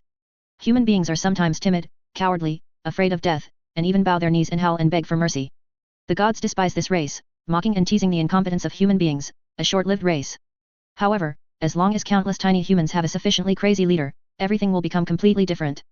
This incompetent race mocked by the gods will unite, become crazy, and fear death. When their leaders challenge the so-called gods, they will follow closely, and will not be afraid because the enemy is a god. Under the leadership of Guilliman, mankind began to show its cruel and terrifying side. Slay false gods and burn demons. Guilliman waved his arms. Countless soldiers and fighters also followed him and shouted enthusiastically. Slay false gods and burn demons. Slay false gods and burn demons. Slay false gods and burn demons. Slay false gods and burn demons. Ryan and Dunn also raised their arms and shouted. The destroying wolves of Fenris. Kogarus Falcon. The dragon son of Nocturne Star. The father of steel conceived by Medusa. The blood angel that Baal walks out of. They were all cheering too. Even years of training can hardly stop the enthusiasm and sense of mission in their hearts, so they can't help but follow the crowd and cheer. Every person in a war vehicle, every factory worker, every soldier, every old man, every child, every man, every woman is shouting. Humanity has been united. The Nether Dragon and Selego stood side by side on a high platform. Old enemies now stand together, showing the same shock and trepidation. What humans will do is crazy enough to make countless creatures tremble. For countless years, no race has dared to do such a thing. Their enemy is the god of chaos, representing the original power of the birth of the world. Those guys are immortal. For an unimaginably long time, the evil of chaos has been strengthened by the emotions released by the killing and desire of countless races, civilizations, and creatures. Their power has already reached an unimaginable level. There are no words that can express the power of those chaos gods. The universe that gave birth to all things is just a building block that they can play with in the eyes of those creatures. Humans dare to declare war on these chaos gods. It's getting more and more crazy. The Nether Dragon said in a deep voice. When Guilliman broke into the cave that sealed him. His impression of him was just an arrogant, self-defeating idiot like the Emperor. Later, the other party's development was beyond his imagination. This lunatic accomplished in a few hundred years what other civilizations could not do in tens of thousands or even hundreds of thousands of years. Now, he is also trying to declare war on the chaos gods and seize their authority. Is there anyone in this world crazier than this madman? The Nether Dragon has lived for so long, I have never seen it before. Compared with the madness of the Emperor, it is like a little witch seeing a big witch. A small galaxy is doomed to be unable to satisfy him. A war that even God is doomed to be small is coming. He will not admit defeat, and neither will his enemies. Selego lamented sadly, across the heavens, the gods will also die without dignity. Cosmic universes will tremble and fear beneath his feet, whispered the Nether Dragon. When the swearing-in ceremony is over. A series of teleportation flashes teleport the representatives back to the ships to which their respective troops belonged. The Celestial-class warships suspended in the void light up their engines one after another. Everything has come to an end. They will go straight to the battlefield of Cadia to end the traitors and enemies from across the universe. Then it is to regain the Eye of Terror, and completely expel the interference of the Chaos God on the galaxy. They will use various anti-subspace equipment to expel the enemy and rebuild the rules of reality. The morale of the Empire's troops is like a rainbow, and they can't wait to march to Cadia to win the final victory for the Empire. When the first ship bearing the imperial double-headed eagle emblem appeared on the outskirts of the Cadia system, whispers in the shadows are full of fear. The cries of the devil also resounded throughout Cadia. He came. A shadow creature cried out. He came. Countless shadow creatures cried out. His name is a curse, and every demon who utters it feels pain. His presence is poison, and misfortune awaits any shadow that tries to peek into him. He is a blazing flame whose coming will consume all but ashes. Not one shadow creature dared to say that name. Fear is spreading along the darkness. There is no name, but word of mouth. They only dare to say that person. The Silent King raised the metal head from his immortal throne. The switch to release the Nightbringer fragments is in his hand. The king who was born in ancient times looked at the bright sky. There's a hint of sadness that shouldn't be there. Is this the end of his reign? Is this the fate of the Necrontyr after they have struggled for so long? He didn't criticize King Suotai's group for their choice. They long to live. And he clings to the ancient glory of the Necrontyr. There is no right or wrong between the two choices. Never thought that the one who releases you will be me after all. The Silent King looked at the small floating pyramid in his hand and whispered. After obtaining the knowledge of Yog-Sothoth, the tomb technicians of the Necrons built various giant structures relying on the Cadia galaxy and established magnificent lines of defense. The Imperial ship charging at the front had already died when it entered the real universe. The Necrons modified the parameters of the regional space and artificially created a distortion barrier. Time and space are no longer coherent, but become dislocated. The ship will be cut off by the dislocation space when it is caught off guard. Even if the materials used to build ships are comparable to neutron stars, it is still difficult to stop the cutting caused by spatial dislocation. The incision is extremely smooth, cutting directly from the subatomic level, so fast that no one can react. A silent explosion appeared on the ship, and the fire void lit up, illuminating the darkness. Tens of thousands of soldiers died, and before they could utter a scream, they all died in battle. However, the revenge anger of the Empire has been ignited. How could it be extinguished by death and blood? It will only become more blazing and more terrifying, until all the enemies are burned to ashes. After the vanguard fleet composed of hundreds of ships crossed the first protective barrier, the vast void once again erupted with a strong flash of light, illuminating the vast universe. The vacuum was torn a huge gap. Dense brilliance poured out of it. Huge celestial-class warships appeared in the void. Those ships have already accumulated firepower. As soon as it appeared, it released a series of destroying beams of destroying stars. Those beams of destruction illuminate the dark void, shattering their carefully constructed defenses under the desperate gaze of the enemy. Even with the help of Yog-Sothoth, it would be difficult for them to establish a defense system capable of fighting the Empire in such a short period of time. Coupled with the reverse engineering led by Ryan, it also allowed the Empire to grasp the details of the enemy. Guilliman assembled such a huge legion in order to crush Yog-Sothoth and expel him from this universe. The war between humans and the one who returns all things will continue for many years, and there is no need to win or lose for a while. The Empire bared its terrifying fangs to its enemies. Nothing can stop a human being filled with vengeful rage. When the Necrons and many aliens were in a state of desperation, the orcs attacked them decisively. For the super big shrimp, Uver, who replaced the Bonebreaker as the new Orc Emperor, ordered his big tech to turn his guns and attack the nearest space necromancer ship. In the terrified communication call of the other party, a shell that was enough to crush the other party was fired. Looking at all kinds of crooked and grotesque imperial double-headed eagle flags hung by the orcs, they began to wreak havoc in the defense line. Space Undead, Dark Eldar, and many alien commanders all showed shocking expressions on their faces. Who would have thought that the orc who has always been brainless and only knows how to fight and kill is actually a 25-year-old boy? The defeat of the void line of defense was accelerated after the orcs jumped back. Various space stations, pyramids, and obelisks are burning in the void. The remaining enemies of the Empire fled in haste towards the heavily distorted star. Some ships died in successive attacks and turned into spaceships. The remaining power drives the wreckage forward. Until more explosions are triggered. Under the influence of the warp, the huge star has grown fangs and horns, and even the light has been distorted, turning into colorful black. Strange shadows flow in it, forming a huge black shadow space near its star. The fortress world of Cadia was also dragged into the shadow space by unimaginable forces.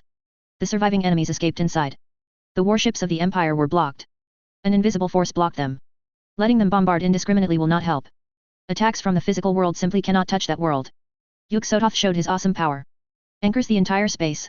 If the anti-subspace force field is used forcibly, it is very likely that the world of Cadia will be like flesh and blood hooked by arrows, and it will be pulled away from the level of the real universe and thrown into the subspace, eternal sinking, so that a wound that cannot heal appears in reality.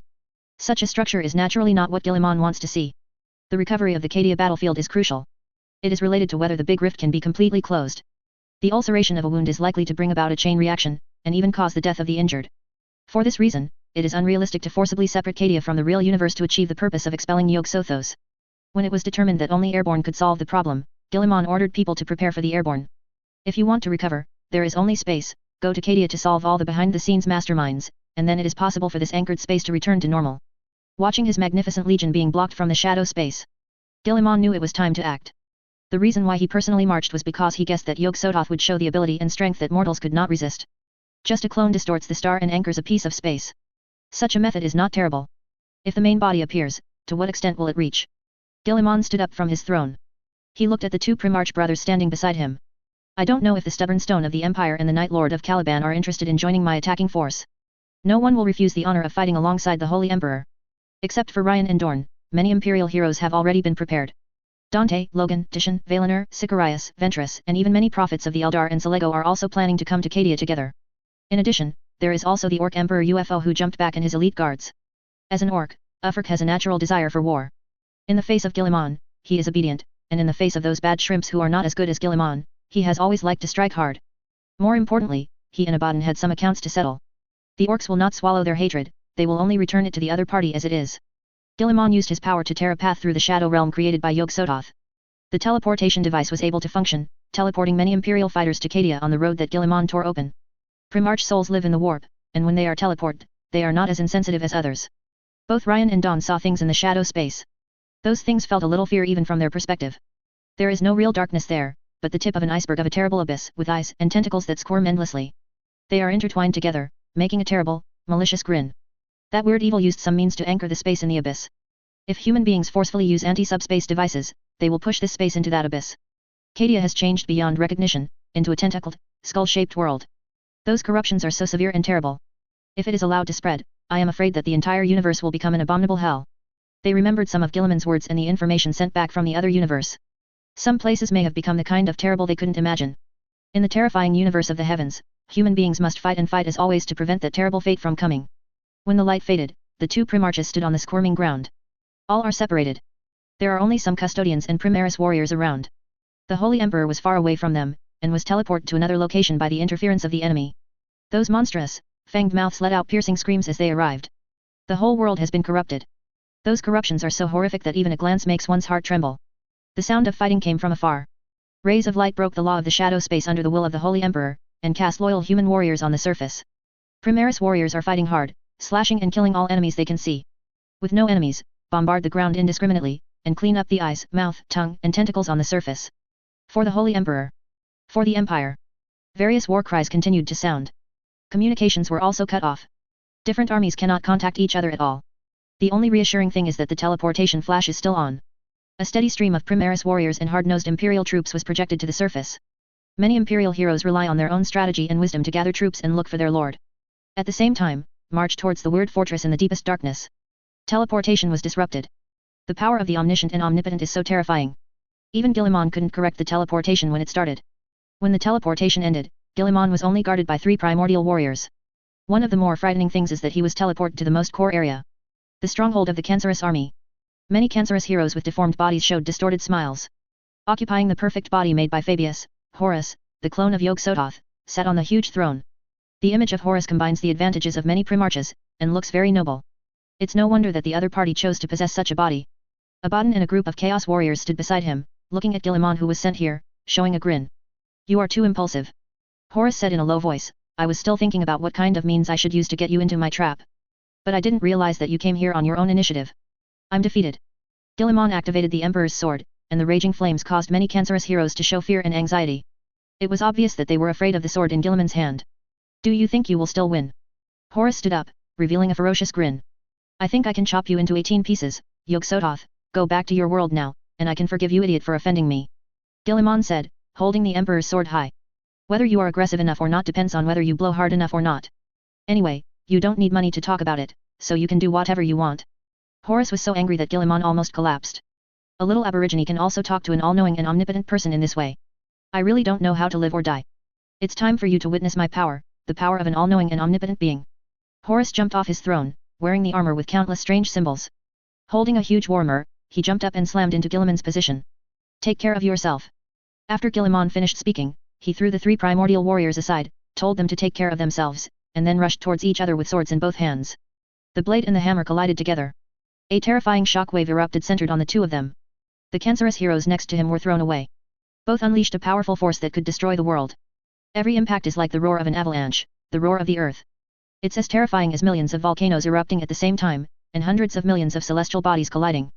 Several Cancerous heroes tried their best not to let the aftermath blow away.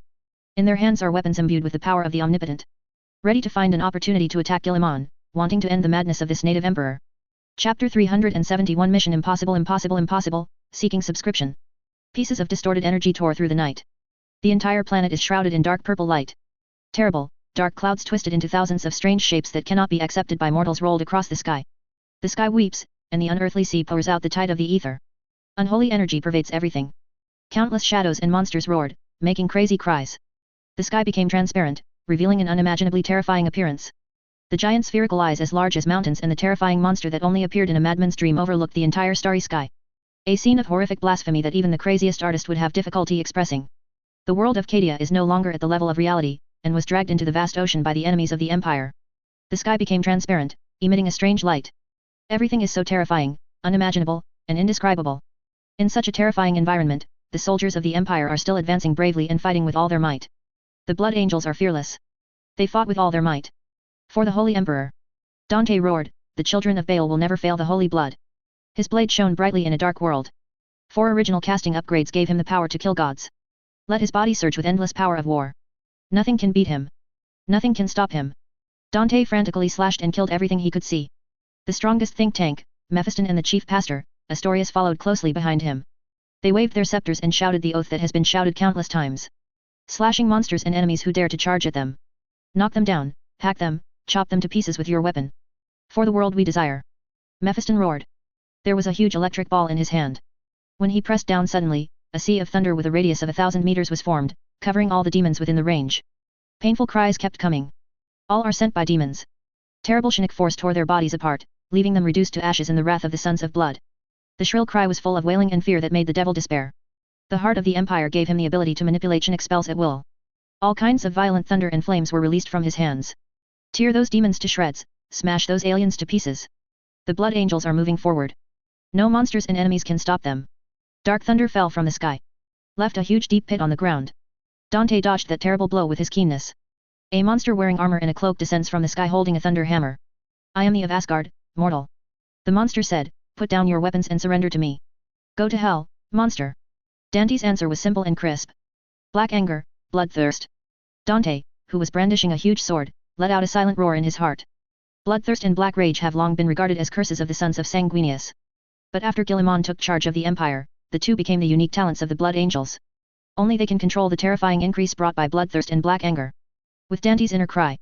Endless anger and thirst for blood drowned this imperial hero. Dante's eyes turned red and then completely black. Fangs grew out instantly. It became extremely scary. But his combat power also increased several times in an instant. The terrifying aura exuded, even a cancerous monster that has lost itself, is terrified by it. Under the urging of his will, the weapon in his hand also emitted the intertwined brilliance of arcane and power fields. Dante jumped up and let out a deep roar. With one blow, he slashed on the opponent's thunder hammer. The heavy strength made the cancerous Thor tremble. Before the other party could react, he kicked out again, kicking the opponent hundreds of meters away. Thor's heavy body just slammed into the group of monsters. Dante rushed up and let out a weird roar. I give my life to the Holy Emperor, monster. Nothing can defeat the son of Baal, and nothing can save you, monster. Dante roared those words like a beast. The pitch-black eyes looked like demons. The cancerous thunder god used the thunder hammer in his hand to block a few times before falling into a hopeless situation where he could not support himself. Even if it is a god, facing the original caste warrior who has undergone 4 original caste enhancements, the gap cannot be made up by courage and courage. The hammer of thunder in the hands of the cancerous Thor came out. Dante swung the sharp sword in his hand and chopped off the opponent's head. His blade is filled with the power bestowed by the Holy Emperor, as well as the power brought by human technology. Cancerous Thor burns with howls. The raging fire reduced it to ashes. When everything subsided, only a pile of ashes remained in the battlefield. A so-called was killed just like that. Mephiston and Astorius next to Dante also found their own opponents. Fight those cancerous monsters with weapons. The Sons of Blood will never succumb to those pathetic monsters. No enemy can bring them to their knees. These mighty warriors fought desperately. Moved towards the final fortress. The battle involving the Blood Angels is unprecedentedly fierce. If you think that there is only one place, you are very wrong. Every corner of the eyes, the same tragic battle broke out. Countless imperial warriors are fighting in blood. The sounds of shouting and fighting are everywhere. With the continuous emergence of flashes, the pressure of the enemies of the Empire is also increasing. Space wolves, salamanders, and other chapters have encountered their own difficulties. Under the leadership of Logan, the wild wolves unabashedly used the second-order combat form, transformed into a werewolf form, and harvested the enemies of the Empire.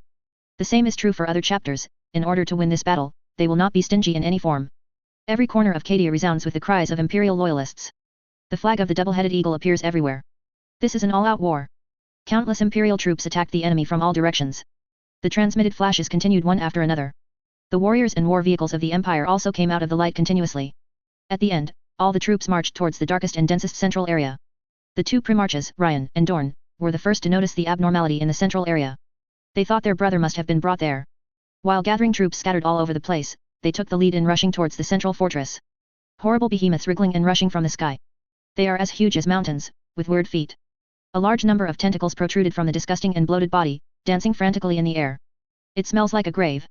When he started running, the whole world trembled slightly because of his heavy body. The cries and howls of young goats are full of indescribable profanity and curses. They tried to pounce on the mortal troops of the Empire, using their size and the power of the curse they carried to deal a heavy blow to the mortals of the Empire.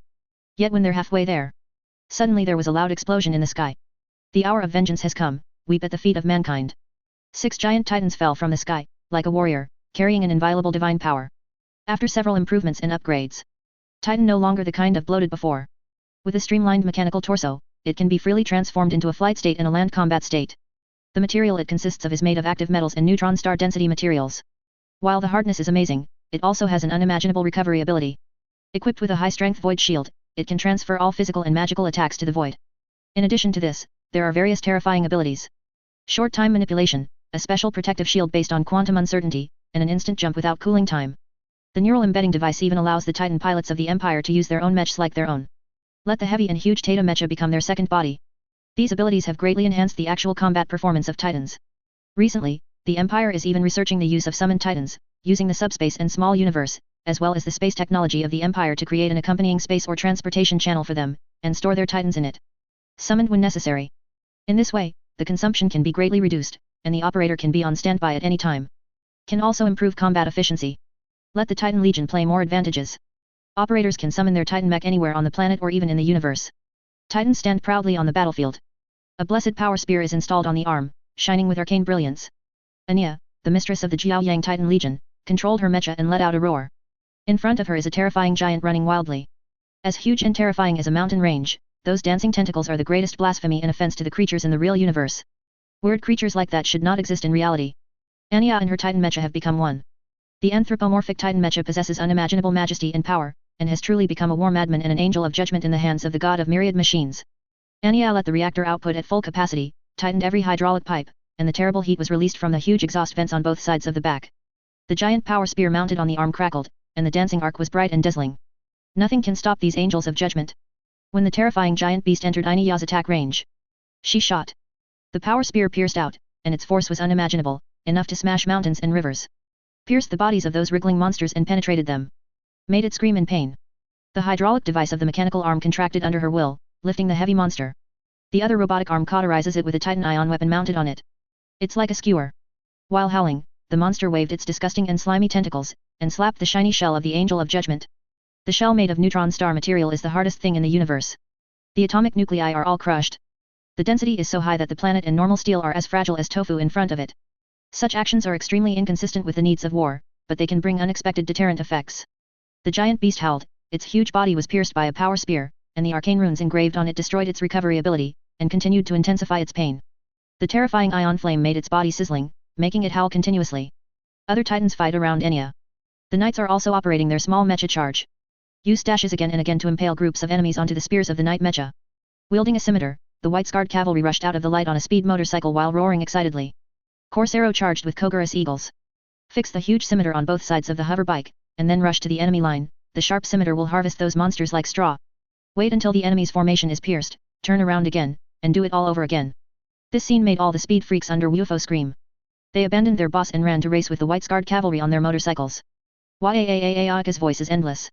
There are a huge number of speed monsters. After thinking about it for a while, the white-scarred warrior ignored these monsters and let them follow behind him. A moment later, the scale of the speed cavalry expanded into a terrifying torrent. Countless geek boys are racing along with White Scar. Yaak. Ufer didn't care about this matter, immersed in his own battle. Yaak. He let out a deafening growl. Wielding the huge machete in his hand, he chopped those space undead and monsters to pieces. The other orc boys were also excited. The gun in the hand keeps firing. Even the punks are armed and charging, wanting to win, wanting Yaak. Everywhere on the battlefield has fallen into fierce battles. Countless monsters were cut down. The large army of the Empire marched towards the central fortress. Victory is already doomed. All the troops were suffocating, eager to plant the flag on the giant fortress and declare its victory. The battle in the central fortress is still going on. Guilliman's body burst out with brilliance, his body was huge, and he fought fiercely against opponents from all sides. Responding to Horus' offensive with continuous and brisk footsteps. The Emperor's sword can be used to its full potential. The turbulent flame became more and more brilliant, illuminating the darkness flowing around it. After parrying away the heavy hammer, Guilliman released a bolt of Chinook lightning, killing a werewolf-like cancerous hero with claws stretched out beside a Primaris warrior. Rescuing the other party is not only out of kindness and a reward for the other party's loyalty, but also for the consideration of one's own safety. Guilliman is naturally very clear about the loyalty of the Primaris warriors to him. When necessary, they will die for themselves without hesitation. In that way, you will be rescued when you are in danger. Take care of yourself first. Horus roared angrily, seeing that Guilliman dared to distract himself from saving people. Guilliman's sword swing was a raging flame, forcing him away directly. Sorry, you are too weak. I hope you will be as stubborn as ever in the future. Horus roared, pay the price, mortal, you don't know the horror of the universe at all. Just because you picked up a shell, does that mean it is the entire ocean? You don't need to know how big the ocean is to catch a fish that is stupid enough to wash ashore. Guilliman sneered back, Yog-Sothoth, you are a fool. Apart from being able to bully those pathetic mortals, what use are you for? The weapons of the two made a loud bang when they collided, releasing energy enough to destroy the entire planet. The range they fought was filled with the smell of flames and ozone. The whole earth was shaking.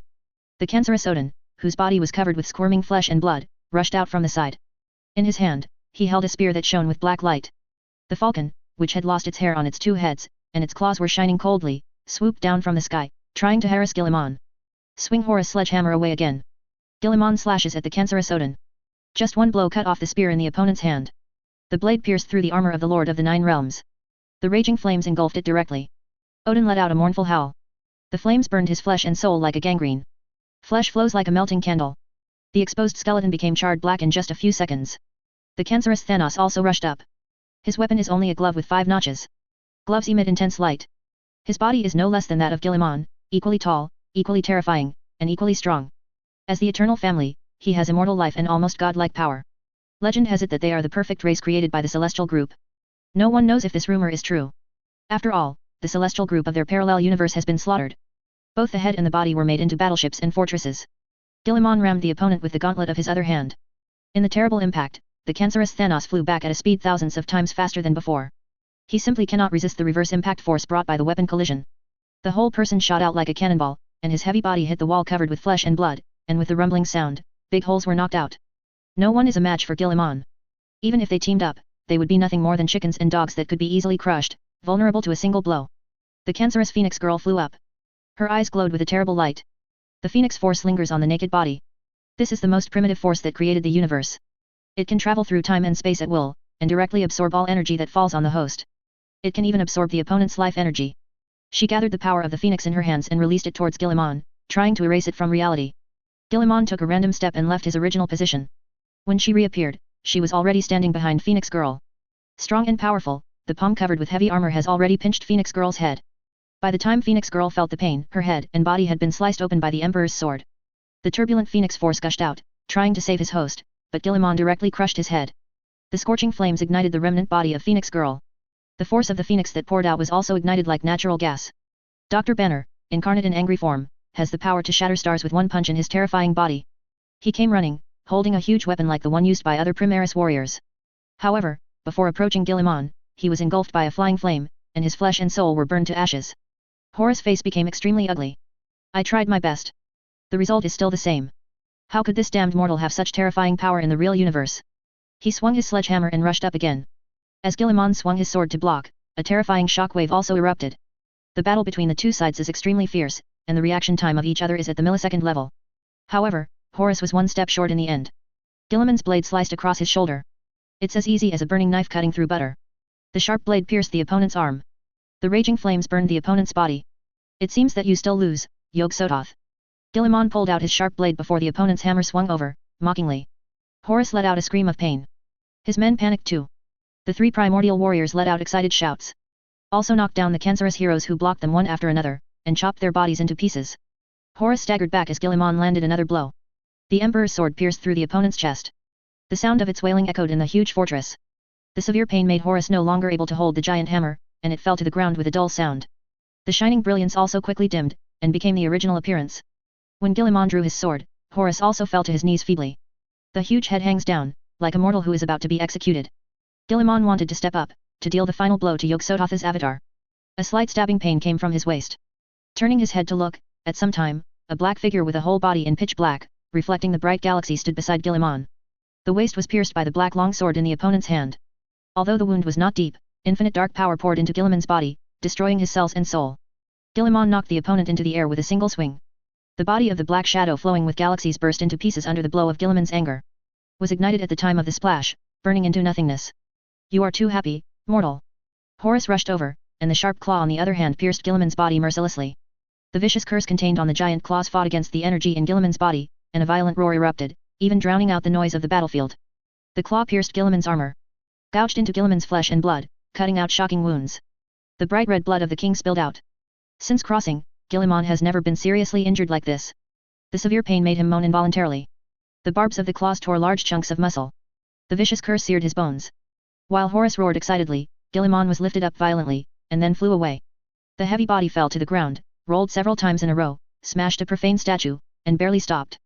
The Emperor's sword fell beside him, losing his strength, and the burning flame slowly disappeared. Horus picked up his hammer again.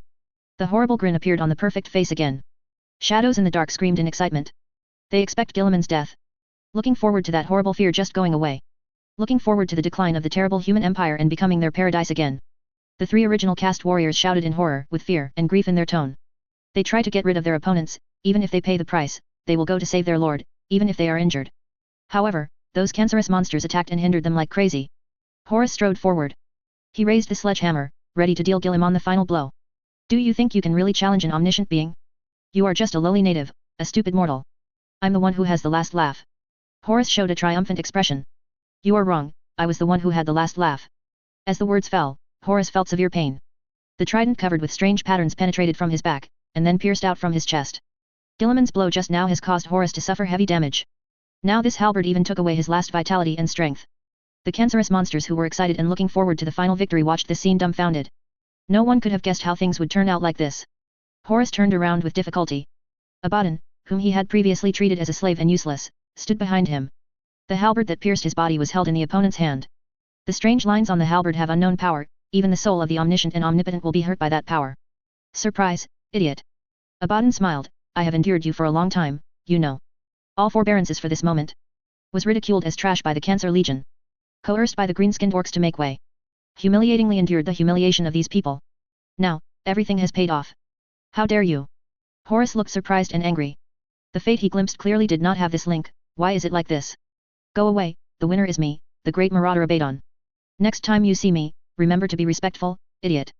Under the watchful eyes of everyone, Abaddon violently pulled the halberd out of the opponent's body, and stabbed it in again. Yog-Sothoth fell, cut down by the very man he once scorned and looked down upon. The cancerous monsters watched this scene, and then let out piercing screams. They swarmed to save Horus and tear Abaddon apart. The weird flash lights up at this moment. Vashtar, Hongsuo, Huron, and others came out in the light, and there were also elaborate mechanical puppets. The eyes of the mechanical puppet released a strange red light, and the weapon in his hand easily pierced the bodies of those cancerous monsters, chopping them into pieces.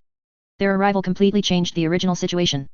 The cancerous monsters were defeated by the overwhelming mechanical puppets. The dominance of the situation fell into the hands of Abaddon. Ha ha ha, I am the ultimate winner. Abaddon stepped on the head of Yog-Sothoth's clone. This idiot dared to name himself after his genetic father, an unforgivable crime. Abaddon raised his halberd high, and then stabbed it into the opponent's chest. He bent down to look at Guilliman, with a mocking look in his eyes.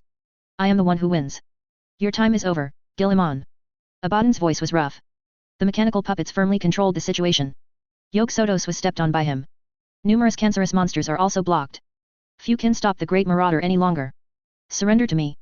I can spare your life. Abaddon looked at Guilliman and whispered, thank you for my kindness and generosity, and be excited about it. Dream. Guilliman struggled to stand up. It's expected. Abaddon said with a smile, then you can't blame me. Abaddon drew the magic sword Drach-Anion. The other party was screaming excitedly. Thirst to drink the blood of a lord of men. This is the end of your legend. Abaddon said slowly, the same is true of your empire. Abaddon laughed wildly. The next second, his laughter stopped. The smile froze on his face. He looked down with incredible eyes, and found a sword appeared on his chest. Pierced his chest, puncturing his main heart. He turned around with difficulty, looking at the person who dared to attack him. The opponent was wearing a set of black armor, with an unsheathed sword on his back, and double spears with intricate patterns on his waist. The fully enclosed helmet blocked the opponent's face. Can only see the red light emanating from the eye position. That is the helmet's visual enhancement device, not the other party's gaze. The sword in the opponent's hand is obviously the same as the trident he got from the ruins of that ancient civilization. Has mysterious and unknown power. His body is weak, and his strength is like a flood that bursts a bank. Who are you? Abaddon finally realized the anger of Yog-Sotho's clone just now. Only one step away from victory. Was suddenly taken away. I am Alfarius. The other party said in a low voice. You are not Alpha. Abaddon said weakly, he was just plotted against, and his brain was not broken. He is very wary of those guys and knows Alpha's style like the back of his hand. This guy in front of him acts a lot like the son of Hydra, but there are nuances. It's so smart, it's worthy of being a big predator, but unfortunately there is no reward for guessing correctly. Who the are you? Abaddon roared, pushing him away with a violent outburst. Blood spurted out from the wound. Abaddon wailed in pain. The man stepped back, drew his double guns with lightning speed, and shot at everyone. His spear skills are very accurate. The target of the shooting is obviously also well thought out. Chose the target next to those primordial warriors, allowing them to get rid of the enemy and rescue their lord. I am the son of Caliban, the guardian of the abyss, the seeker of truth, the human who walks in the dark, you can call me Lord Cypher. Chapter 372 Victory, for subscription. With the help of Lord Cypher, the three Primaris warriors were freed from their foes. Rushed to their lord with the fastest speed. The fear and grief in their hearts were only one step away from overwhelming their resilient minds. The three of them quickly formed a protective formation, and each activated their shields, protecting Guilliman in the middle. Relying on their bravery and endless fighting spirit in their hearts, the three of them are like demon gods who have unleashed unparalleled power. Amid the impact of mechanical puppets and chaos traders, he stood firmly on his feet, did not take half a step back, and defended the safety of the Holy Emperor with his life. Guilliman reached out and touched his waist. When he raised his hand, the armor-covered palm was covered with bright red blood. It has clotted blood clots. Supernatural body mechanisms are trying to repair his wounds. Looking at the blood in his hands, Guilliman's eyes flickered with seriousness. He had forgotten how long he hadn't been injured. Even though he possesses power beyond everything, he is still immortal.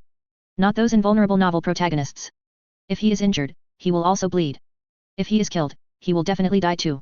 Those so-called omnipotent beings cannot be underestimated. Any act of belittling the other party will eventually cost oneself a heavy price. The blood in his hands made Guilliman feel a bit of fear. The long-term success made him underestimate the enemy. This is beyond doubt. Since awakening from Macrage, he has never failed, let alone injured. Relying on the power of dominance, he easily eliminated the traitorous original body and the big devil. After obtaining the power of the Emperor, he has the power to fight against the omniscient and omnipotent. When Kalga was about to fall into the realm of Yog-Sothoth, he expelled the opponent's will and saved his soul. The opponent's incarnation was beaten by him even more. If the opponent didn't run too fast, he would have eliminated the opponent's incarnation long ago. The long-term smooth sailing gave Guilliman a kind of contempt for the enemy. He was arrogant. Even if you don't show it, you can cover it up very well. But he can't lie to himself in his heart, he is just arrogant. I believe that there is no existence in the real universe that can harm him. In the end, the other party taught him a lesson. Nothing cannot be destroyed. Even gods will be pulled down from the throne one day. Even though he is the ruler of the empire and the lord of mankind, he still has weaknesses and will still be killed. Arrogance is human nature. Everyone breeds arrogance. What's more, he has achieved so many brilliant achievements. Those achievements are unimaginable feats on an ordinary person. There are so many people willing to die for his words. He can make the stars into what he likes. Can make those noble gods kneel at his feet, begging for his forgiveness and forgiveness. Achieved so much, won the love and loyalty of so many people. His arrogance doesn't seem to be a big deal either. Today's injury made Guilliman come to his senses, and even made him terrified.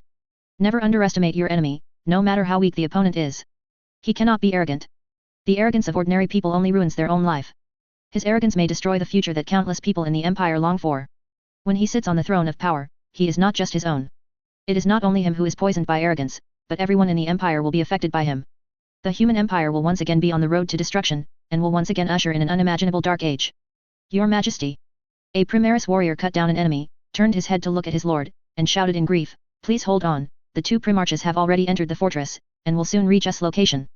No one dared to imagine what would happen to the empire without Guilliman. For humans, such a crisis is too terrifying. The three fighters didn't even have the courage to think about it. If the Holy Emperor dies here, the damage to the empire will be beyond everything else. I'm fine. Guilliman stood up again, using the Emperor's sword as support. Seeing that the opportunity to kill Guilliman had been lost, the wounded Abaddon let out roars. Guilliman wields enough power to fight against the omnipotent. As long as you give him some time, he will get rid of his weak state and become the one who controls the battlefield again. At that time, no matter how many people there are, it is absolutely impossible to defeat him. Unless the four gods level, or an existence like Yog-Sothoth makes a shot, it is possible to injure him again.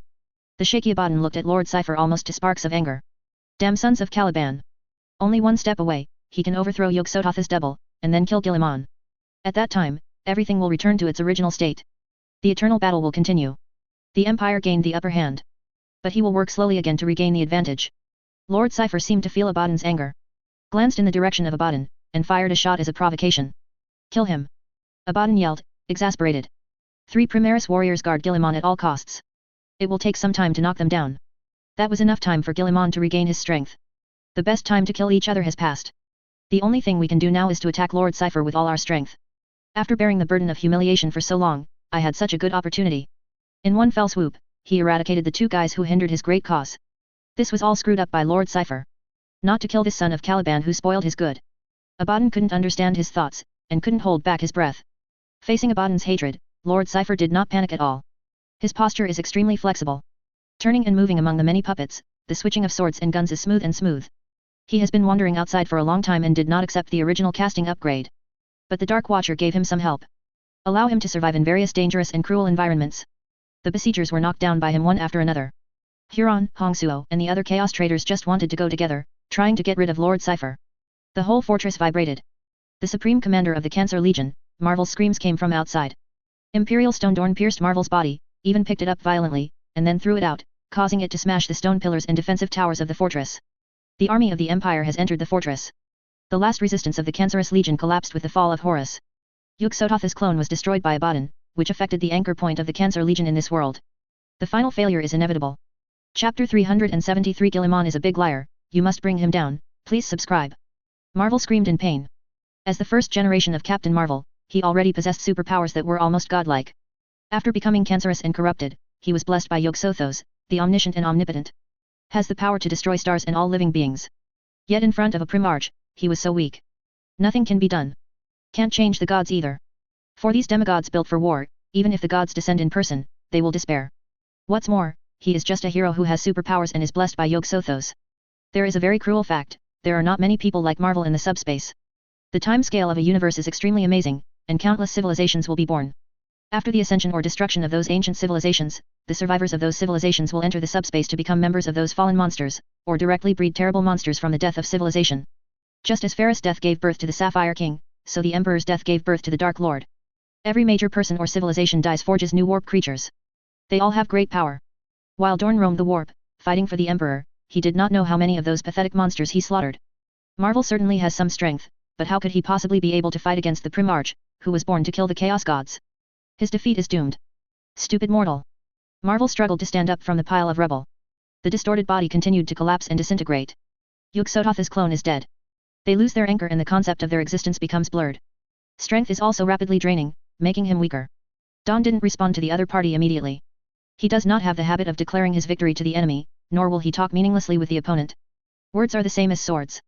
If you choose to attack, you must attack the opponent's weakness and the position you care about in order to cause the greatest damage. His face was like a stern rock, and he held a war halberd that swam with an electric arc. The rotten black blood that Marvel was penetrated just now is still crackling on it. Cracked into the most basic molecules by the force field. The power of arcane surged crazily in the blade, exuding brilliance. A slight buzzing sound came from the energy core built into the halberd. The energy device of the halberd is continuously supplying energy to the special runes carved on the surface of the halberd, making it capable of killing all living beings. He walked towards his defeated opponent. Respond to the other person's arrogance with the same sarcasm. Weak god, I, a mortal, didn't exert any strength, and you, a waste, fell down. Marvel broke his guard when he heard this. Can't help screaming angrily. Trying to stand up and continue fighting the opponent. He was powerless. Struggled several times in a row, but couldn't stand up. Don swung the halberd in his hand with a sarcastic expression. The whistling blade swung towards Marvel's body. Cut off the opponent's head, and let its rotten blood spurt out from the cut in the neck. After finishing off his opponent, he rushed into the depths of the fortress with the soldiers gathered around him to rescue the Holy Emperor. Realizing that he could no longer change the result, Abaddon was also very decisive. He used the passage when Vashtor and others came, and fled the battlefield with his people. After cutting down the last enemy and confirming that the Emperor of the Holy Empire was not in danger, Lord Cypher retreated into the infinite darkness and disappeared in the induction of the primordial warriors. He still has his own mission to complete. It is not yet time to atone for the Lord of Caliban. Waiting for the final battle between humans and gods to start, is the time for him and the lion to fight side by side again. Guilliman did not stop Abaddon and Lord Cypher from leaving. The damage Yog-Sothoth's caused to him is still affecting him. Don stepped into the hall deep in the fortress, and the roar made those cancerous monsters completely lose their courage, and fled to other places. Their fate is doomed, no matter how they escape, it will be useless. The warriors of the Empire will never let them see the dawn of the second day. Your Majesty! Your Majesty! Your Majesty! After confirming that there was no threat, the three Primaris warriors all looked at Guilliman. The wound of the Holy Emperor has disappeared. Even the damaged part of the armor has been completed. If it weren't for the blood on the battle armor, no one would see any problems. Keep this matter secret in advance, don't tell anyone. Guilliman said in a deep voice, if the news of my injury spreads, it will definitely cause people's worries and unnecessary troubles in the Empire. Guilliman is well aware of his own importance. Once the news of his injury spread, his next expedition would not be so smooth. The reason why the officials did not object to his conquest is that they had never seen Guilliman defeated by anyone. Guilliman has been victorious, victorious, victorious since he woke up until now. Whether it is the great demon or the traitor Primarch, in the hands of Guilliman, they are all chickens and dogs, and they are vulnerable. This image must not be changed, otherwise it will bring many variables. The three Primaris warriors looked at each other and swore an oath to Guilliman. Never reveal what happened today, even if they die, they will go to the grave with secrets. Guilliman nodded before turning his attention to Dorn, who was rushing over. Dorn's halberd was dripping with rotten blood, and he was the first to enter after beheading countless enemies along the way. Other fighters also rushed in with him, shouting various slogans. Your Majesty! Don shouted at the door. My brother, said Guilliman, I am glad to see you rush in first. Don looked around vigilantly, and asked, where's the culprit? Hearing Dorn's question, Guilliman pointed to the fallen Horus. The huge body just crouched there, without any breath. The weapon in Abaddon's hand is no joke. Nothing in this world is indestructible. Even the avatar of Yog-Sothoth, one of the three pillar gods, would be killed as long as he had the right weapon. Guilliman also secretly had a plan in his heart. He must have more means to protect himself. Make sure he can lead the Empire until the Empire has enough capabilities to deal with threats from all sides. Being able to continue sailing into the future without his help can be said to be the end of his mission. The plan for the return of the heroes should be carried out as soon as possible. To call back all the heroes in the history of the Empire. Whether it's through technology or sorcery, bring those guys back. Death is not the end of the mission.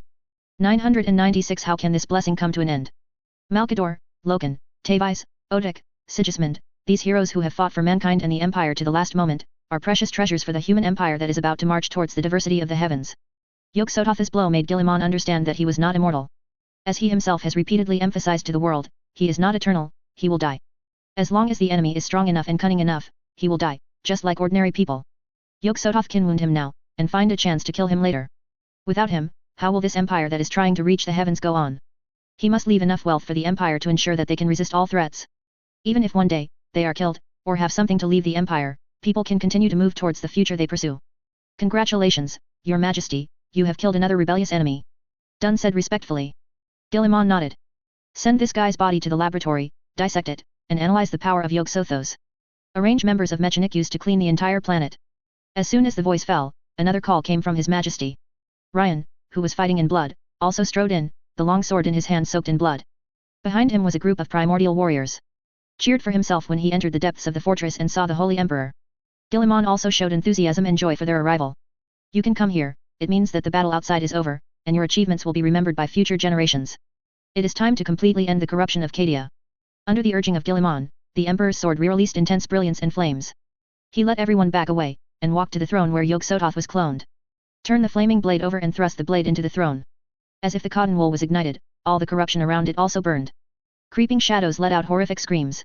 Harsh and noisy, full of despair and pain. The terrible flame has pure purification power, which will completely wipe out those shadow creatures. The throne disintegrates and burns in the flames of the Emperor's sword. A beam of light was released from the Emperor's sword, rushed out of the fortress, and shot towards the transparent sky. The terrifying giant eyes like mountains and the squirming tentacles composed of hundreds of millions of snakes collapsed. The transparent sky has also returned to its original appearance. The real universe regained control of Cadia, expelled the power of the warp, and restored the original laws of physics. Witnessing the mighty power of the Holy Emperor, all the fighting people cheered. Even Lion and Dorn felt a little awed by Guilliman's power. Able to cleanse the entire world on his own, their brother is far more terrifying than they imagined. The darkness was dispelled. The strength of the remaining monsters has also been greatly reduced. They were not opponents in the first place, but they became the targets of massacres by the Imperial troops. After solving all this, Guilliman did not stay and continue to celebrate the victory with his soldiers. He has to return to the Emperor Supreme. As the Supreme Ruler, it is a luxury for him to conquest himself. There are many things in the Empire waiting for him to deal with. He can't stay on the battlefield all the time. The guy who came from across the universe has been expelled. Guilliman said, the next thing will be left to you, Ryan, as my commander, I will leave it to you to recover the Eye of Terror. I, for the Empire and for mankind, will completely solve this cosmic pustule, and let the gods go to hell. Dorn, you will also have a new mission to go to other universes to use your talents, build more outposts, and do the preliminary work for the Empire's cross-universe expedition. And I may have to leave you again and return to Tirana continue with my plan. We all have to prepare for the final battle, and when I go out again, I will send an important gift to mankind. After commanding the two Primarch brothers, Guilliman returned to the Emperor Supreme. Winning Cadia and reclaiming the Eye of Terror are not the most important things to him. This time the duel with Yog Sotos made him understand his own limitations. In the vast sky, endless ages, there has never been an immortal king, and there is no immortal existence. His legend will one day end. The suffering similar to the Age of Night should not befall humans again. Before he is completely terminated, he will find a safe path. There has never been an immortal dynasty in the world, and a strong people will fight forever. Will create their own legend. All Guilliman has to do is pave the way for them. Andromeda Nebula. A vast void of light shone brightly, like a new star was born. The space is twisting and breaking, and there is a crack that exudes a strange witch light. A large-scale void fleet sailed out from the torn space rift. We have arrived at the place where the signal was sent. A navigator with white eyes stood up weakly, and said to the servant next to him, "Go and tell the sage Karen that we are here." "No, I'm already here." The sound of machinery came. A huge shadow looms over the navigator. Several staff members turned around and saw a giant creation made up of gears, pistons, chips and data cables. That gigantic creation is none other than the great sage Karen, the Foundry General of the former Foundry World Steel Ball Star, the legendary figure who developed the Empire's brain matrix. When Guilliman called on people to go out of the galaxy, Karen devoted himself to the great cause of exploring beyond the Empire. His destination is the mature galaxy closest to the Milky Way, the Andromeda Galaxy. The distance is about 2 million light-years. Such a distance is beyond the imagination of a mortal mind. Even if the ether of the subspace is used to give them the ability to fly into the sky and escape from the Earth, it also gives them the ability to survive in the cold void. They also can't imagine what kind of distance is 2 million light-years. In Universe 02 of Raiders of the Empire, the length of a parallel universe is less than one-third of the distance between two galaxies. Those people live in ignorance, being fooled by the breeders behind the scenes without knowing it. Even the so-called superheroes are treated as captive food. What he pursues is not freedom and detachment, but because of all kinds of justice. Sacrificing the future of the race for the sake of justice, they still feel complacent, thinking they did the right thing. This is unimaginable for the Empire. Kren heard a little bit. He didn't pay much attention to it. The enemy of the Empire is not those idiots who are kept in captivity without knowing it, but the enemy behind them. Compared with those enemies, the Empire is undoubtedly a weak side. The Empire must become stronger to be qualified to negotiate and confront those guys, to liberate the human race of the heavens, and create a real human empire. It is a matter of course for the development and colonization of extragalactic galaxies. The social upbringing of the Empire has become a consensus and accepted by everyone. For this reason, the population of the Empire is controllable. Can reproduce enough population to colonize foreign countries at the fastest speed. The Andromeda Nebula is a spiral nebula with a huge disc-shaped structure. With a diameter of 220,000 light-years, it is larger than the Milky Way. If dwarf galaxies such as the Large and Small Magellanic Clouds are regarded as satellite galaxies of the Milky Way, and are not considered formal galaxies, then the Andromeda Nebula is the closest large galaxy to the Milky Way.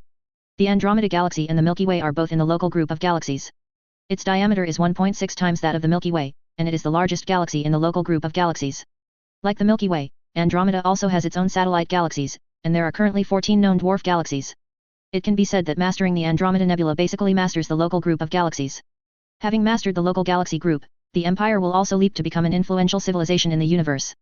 Like other galaxies, the periphery of the Andromeda Nebula explored by the Empire also looks like a post-war ruin.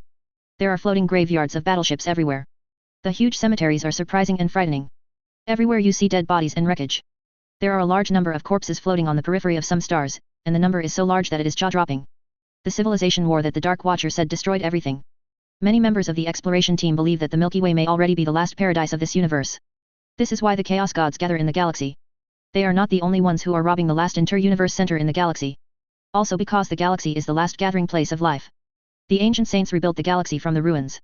Although they were defeated and fled, they also provided a shelter for the later races. This theory was quickly shattered. After multiple investigations, the huge exploration fleet captured a civilization signal coming from the central area of Andromeda. Represents that there are still civilizations outside the galaxy. Karen was wearing a crimson robe with the double-headed eagle representing the Empire and the gear imprint of mechanicism on it. There is no flesh and blood on his face, and only a few wet parts inside the mechanical body mean that he has not broken through the bottom line of the Mechanicues. Of course, only he himself knows whether the breakthrough has been made or not. Whether those wetware are useful or not is unknown. The complex mechanical devices on Karen's body fit together, and a pair of electronic prosthetic eyes emitted red light at the eye sockets. The huge and bloated body is as high as 6 meters, and just standing in front of the staff will make them feel tremendous pressure. The mechanical foot crawled quickly on the ground. It rattled, like a logging gun firing through a plastic steel fender. He stood in front of the navigator, and several data windows also appeared. A lot of binary information and images are flowing inside. It shows that the signal they have explored before came from a fairly complete planet in the galaxy in front of them. Every time he saw the wreckage of those planets, Kren was struck by the scale of the battle of civilizations of yore. Those ancient pioneers seem to have used all kinds of weapons that ordinary people can't imagine. Rules, laws of causality, laws of mathematics, cosmological constants, and more. Those terrible weapons destroyed the entire universe. For example, collapse the entire space to 2 dimensions, and when the rules of the universe restore it, it will form a shattered cemetery with only death. The planet will shatter when the dimension changes, losing its original structure. So are the creatures. The war with the gods can at least see blood. This terrible battle of civilizations can't even see blood. When those creatures were killed, they were probably ignorant. Those terrifying combatants resolutely carried out a sentence. Kills you, none of your business. Karen is a little thankful that humans were not active in that era. Otherwise, among the extinct races, there are definitely human names. In one of the information windows, a mechanical priest with a steel face appeared. He was standing in a huge, semicircular room. The back is fully transparent. Can see the escorting battleship and the fragmented galaxy. How's the situation? Intelligence Chief. Karen asked, while reaching out to connect a data cable to the back of his neck. After being authenticated, a large amount of information entered Karen's brain along the data cable. Our arrival seems to have disturbed them. You see, they are preparing for battle. The mechanical priest sent another picture to Karen's database. The satellite that sent the signal is filled with a lot of electromagnetic signals. Many shining artificial communication satellites are scattered all around, and interstellar spacecraft shuttle back and forth among them. A large number of fighter planes circled the surface, and several giant warships were launching from the port. They showed fear and anxiety about the arrival of the Imperial exploration team. Karen's electronic prosthetic eye was rotating in the eye socket, and the high-precision visual mode allowed him to catch a trace of abnormality. Stormbird fighter. He saw that the space fighter flying on that planet was a Stormbird. An ancient equipment that has been eliminated by the Empire. How could it appear here? It is impossible for Karen to mistake the Stormbird fighter. You must know that he used to be the casting general of the Steel Ball Star. One of the production projects is a Nock-type Stormbird, which is used for the defense forces of the star area. The technical priest in the information interface also showed a wry smile on his face made of machinery and piston devices. It is very likely that we have discovered humans who escaped from the dark age of technology. They have established civilizations far away from the Milky Way. They are preparing for war. You have to make a decision as soon as possible, Mr. Sage. Karen was silent for a moment before continuing to speak. Send them a message, take advantage of deprecated coding standards, and show them who we are. Okay, my lord. The sage said. The communication went very smoothly. The special planet that sends out the signal uses the communication of the STC standard signal. After the Holy Emperor ascended the throne, the Empire's dependence on STC has gradually declined. Various new technologies have transformed imperial industries, and it is no longer the previous model that relied heavily on STC. The communication program of STC standard is still kept in the database. The same communication format made the other party stunned for a moment. Then the two parties quickly established communication and exchanged ideas. The haze of war did not dissipate. The opponent's fighter jets are still parked in low Earth orbit, and the warships are also in a state of combat readiness that can be activated at any time. After communication, the two sides reached a short-term peace agreement, and the two sides met at the edge of the galaxy. In order to promote the military power of the Empire, Karen used his flagship as the platform for this meeting. Krone actually has a Celestial-class battleship, but it was placed next to the Andromeda Nebula for construction purposes. The flagship he is using now is just a battleship. After all, they don't know much about the extragalactic galaxies. If something goes wrong and the Celestial-class battleship is damaged outside, it will be an unimaginable loss for the Empire. His exploration work may also end in dismal. In addition, the scale of the exploration team is not very large, and it would be a waste to bring a Celestial-class warship. The Primaris group responsible for protecting the exploration team, the Explorer's third company commander, Marog and his combat brothers accompanied Karen and other members of the Mechanic to meet the envoys. A space fighter that resembles a Stormbird slowly docked on the boarding deck. The music of the ceremony team also sounded and mixed with the roar of the fighter engine. The door of the fighter jet slowly opened with the hiss of the hydraulic pipeline. 30 warriors wearing small Astartes original model armor stepped out of the fighter plane. The weapons in their hands are also very similar to the bolters used by the Astartes. Marog and his battle brothers exchanged glances and could see each other's astonishment. Human beings can be seen even millions of light years away from their homes. Especially they are still using technology that is almost the same as before the Empire. The more surprising thing is still below. A group of armored warriors even smaller than those smaller Astartes also stepped out of the Stormbird. It's like kinder funny eggs with full armor, short arms, and short legs. They also spread out, forming a guard at intervals. A man holding a cane and wearing a red robe, who looked very aristocratic, came out under the of several guards. Beside him was a dwarf with a beard and simple armor. The faces of the two were vigilant and uneasy. Obviously, these compatriots who came from afar are not very welcome. The man envoy walked up to Karen, trying his best to appear gracious. If he wasn't so scared, maybe he would actually have some grace. His trembling body made him look like a funny clown. The man bowed his head slightly in front of Karen as a gesture. It's a great honor, Your Excellency is the great sage Galen. Yes, sir. Karen said in the other party's standard words. Different languages are nothing to a sage. Super memory and computing power allow them to fully master each other's language within a few hours. I am Lars Acto from the Actor family. After Lars Acto introduced himself, he pointed to the dwarf beside him. This is the Ironfoot from the Dan family. The two of us are authorized by the Votan Alliance to meet with you. Karen's electronic prosthetic eyes scanned the two of them, as if to cut open their flesh and blood, looking for all the secrets they hid. A human being, a demi-human, and a force organization that calls itself the Votan Alliance. How big are they? What is the population? How many weapons and warships? How is the combat effectiveness? Are you willing to submit to the rule of the Holy Emperor? If you don't surrender, which legion should you send to complete such a long-distance expedition? This is a war that spans more than 2 million light-years, and the gods in the myth will despair of this distance. I come from the human empire, and I would like to extend my heartfelt greetings to you on behalf of the Holy Emperor. Karen made a mechanical voice from his throat, and one of his mechanical tentacles pointed to the Explorer's third company commander Marog next to him. This is the Explorer Marog, the third company commander of the Raiders, was protected by him and we were able to come here. When Karen introduced the tall, giant-like Marog, the faces of Ras Acto and Dan Ironfoot clearly showed fear. Please allow me to take the liberty to ask, where are you from? We have never seen human civilization forces outside the Votan Alliance. Galaxy. Karen said, from the sacred homeland of mankind, Terra. As soon as these words came out, the fear on Los Acto's face was visible to the naked eye. The body is trembling slightly. It was as if I heard something horrible. Who are you? The other party's performance made Karen feel endless confusion. No matter how cruel the Empire is, it should not be able to reach the Andromeda Nebula. How could they hear their existence? These people are so frightened. Nothing. He was just too excited.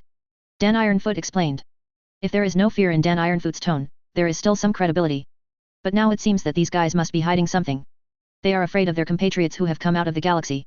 Crone hides the confusion of being himself. The communication between the two parties did not last long.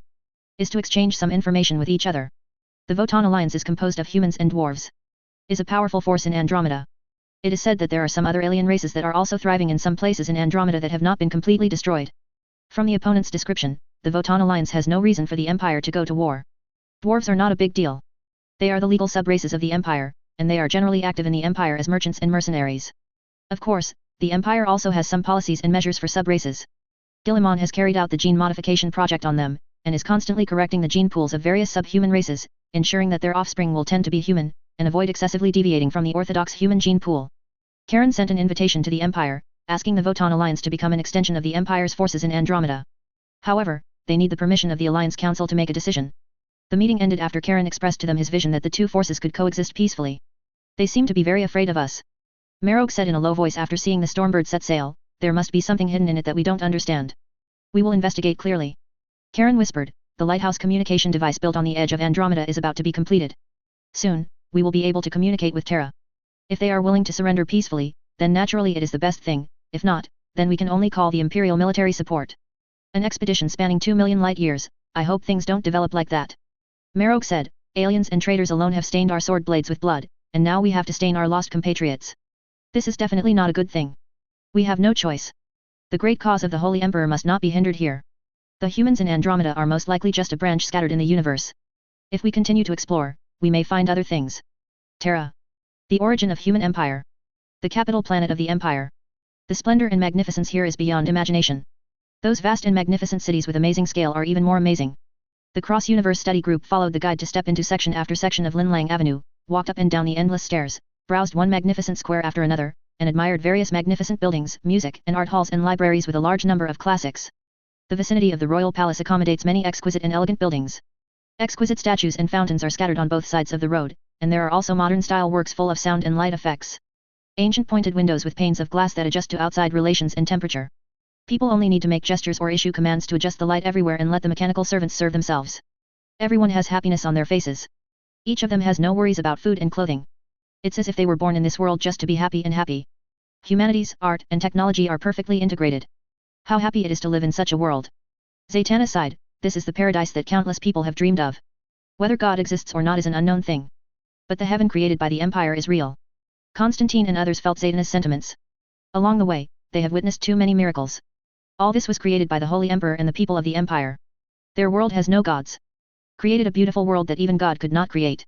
The final point of the tour is the Astronomicon building used to deal with the traders of the Empire. The same magnificence, the only difference is that it depicts various runes. Those runes have terrible restraint. Constantine could feel that his magical ability was continuously weakening, the closer he was to the Astro Torch, the more so.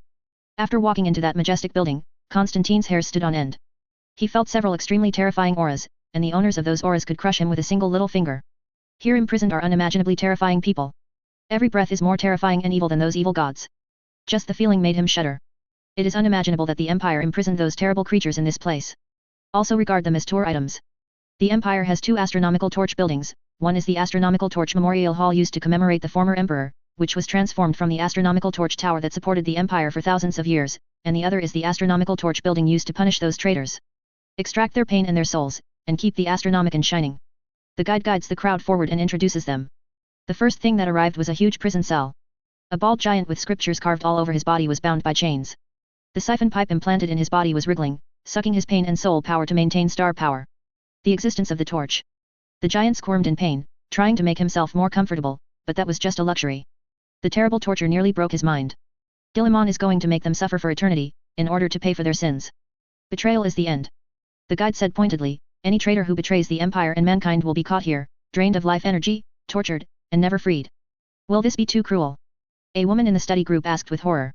If you knew what crimes they committed, you wouldn't say this. Everyone here has the suffering and blood of at least tens of billions of innocent people on their hands. The destruction of a planet is very important to these people. As far as the guy was concerned, it was the least of his horrific crimes. The words of the guide surprised Constantine that these guys were carrying so much blood and sin. He stared at the giant covered in scriptures, guessing what a terrifying evil it was.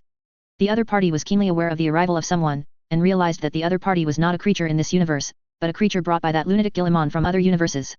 It is the right thing to use to promote your own empire, to promote your own expansion and expedition. Those idiots will definitely be fooled by Guilliman. Guilliman is a cunning liar, and it is impossible for those mortals to see through his lies. The giant raised the face that was distorted in pain, and roared hoarsely. Stranger, listen to me, don't be fooled by that damned liar. Guilliman is a pathetic, shameless liar. He is cowardly and incompetent. He will only confuse his brothers and seize power. Recognize his face, foreigner. Stay away from him and resist his rule. Only in this way can you gain a future. Don't listen to his words. Everything he says is lies, all lies. He even falsified my work and signed his name. The giant roared madly, and the crazy expression shocked Constantine, who had seen the big scene. What does he mean? Constantine looked at the guide beside him. This guy said that the foundation of state religion, holy words, is his masterpiece. The guide said disdainfully, but all 3-year-old children in the Empire know that holy words were compiled by the Holy Emperor with painstaking efforts to praise his father, greatness of the Emperor. The poor traitor wants to usurp not only his father's empire, but his brother's as well, shamelessly. It's not like that.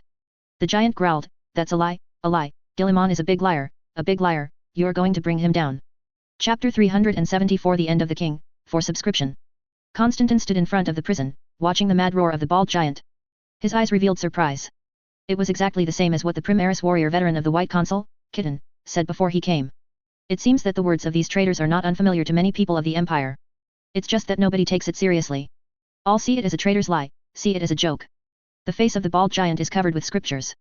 Constantine didn't know those words, but with the instinct of a mage, he vaguely felt the sin and blasphemy contained in those words.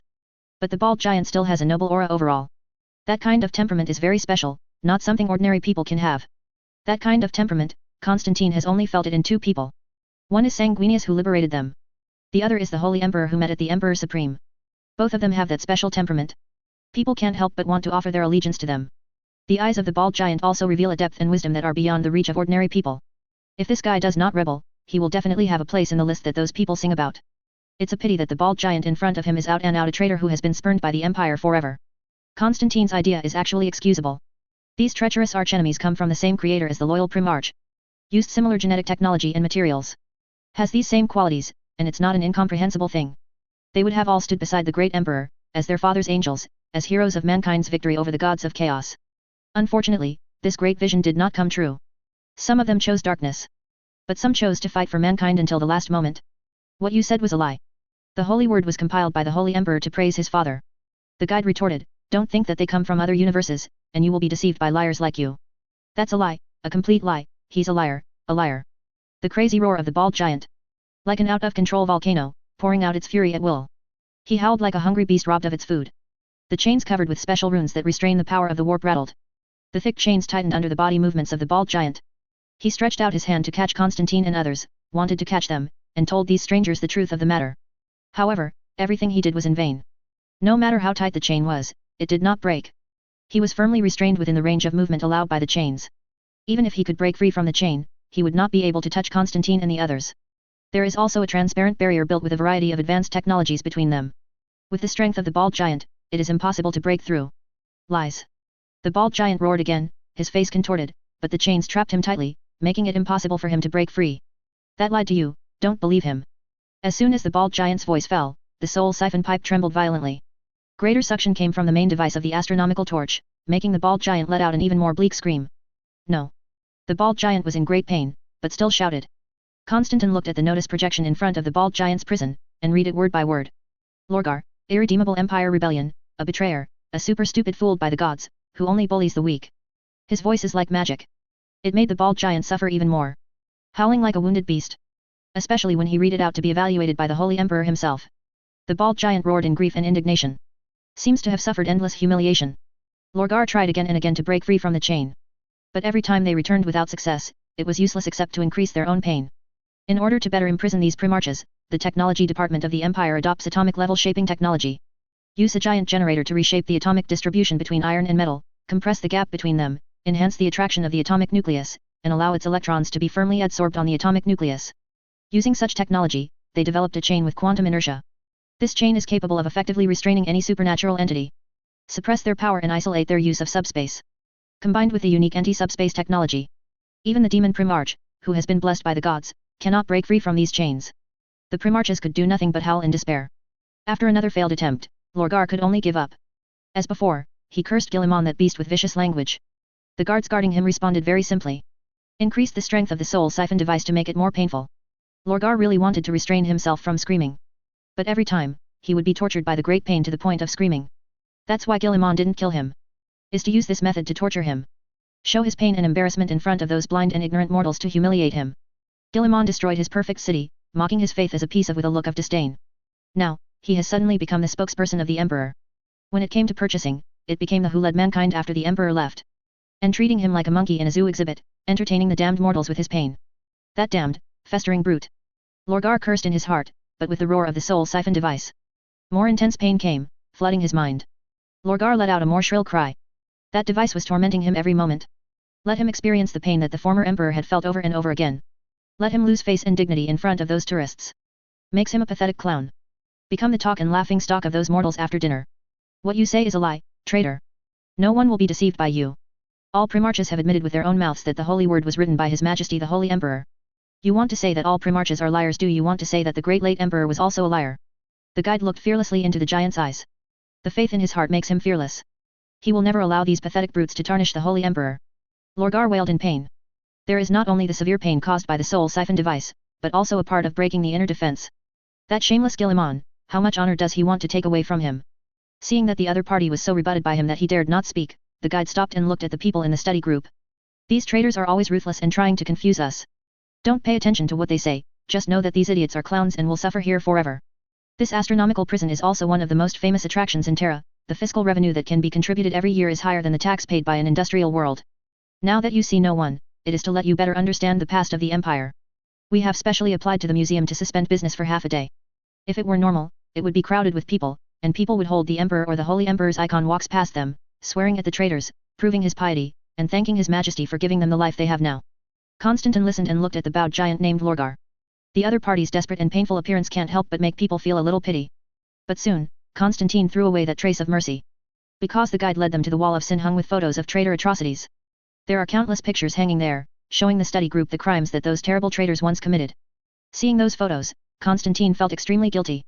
How could he have any mercy for those damned traitors? The Holy Emperor should use more cruel means to torture their bodies and souls, making them howl in pain day and night. The photos on the wall of sin are all from the imperial archives. Constantine swore that even Lucifer would jump in fright when he saw these photos in front of him.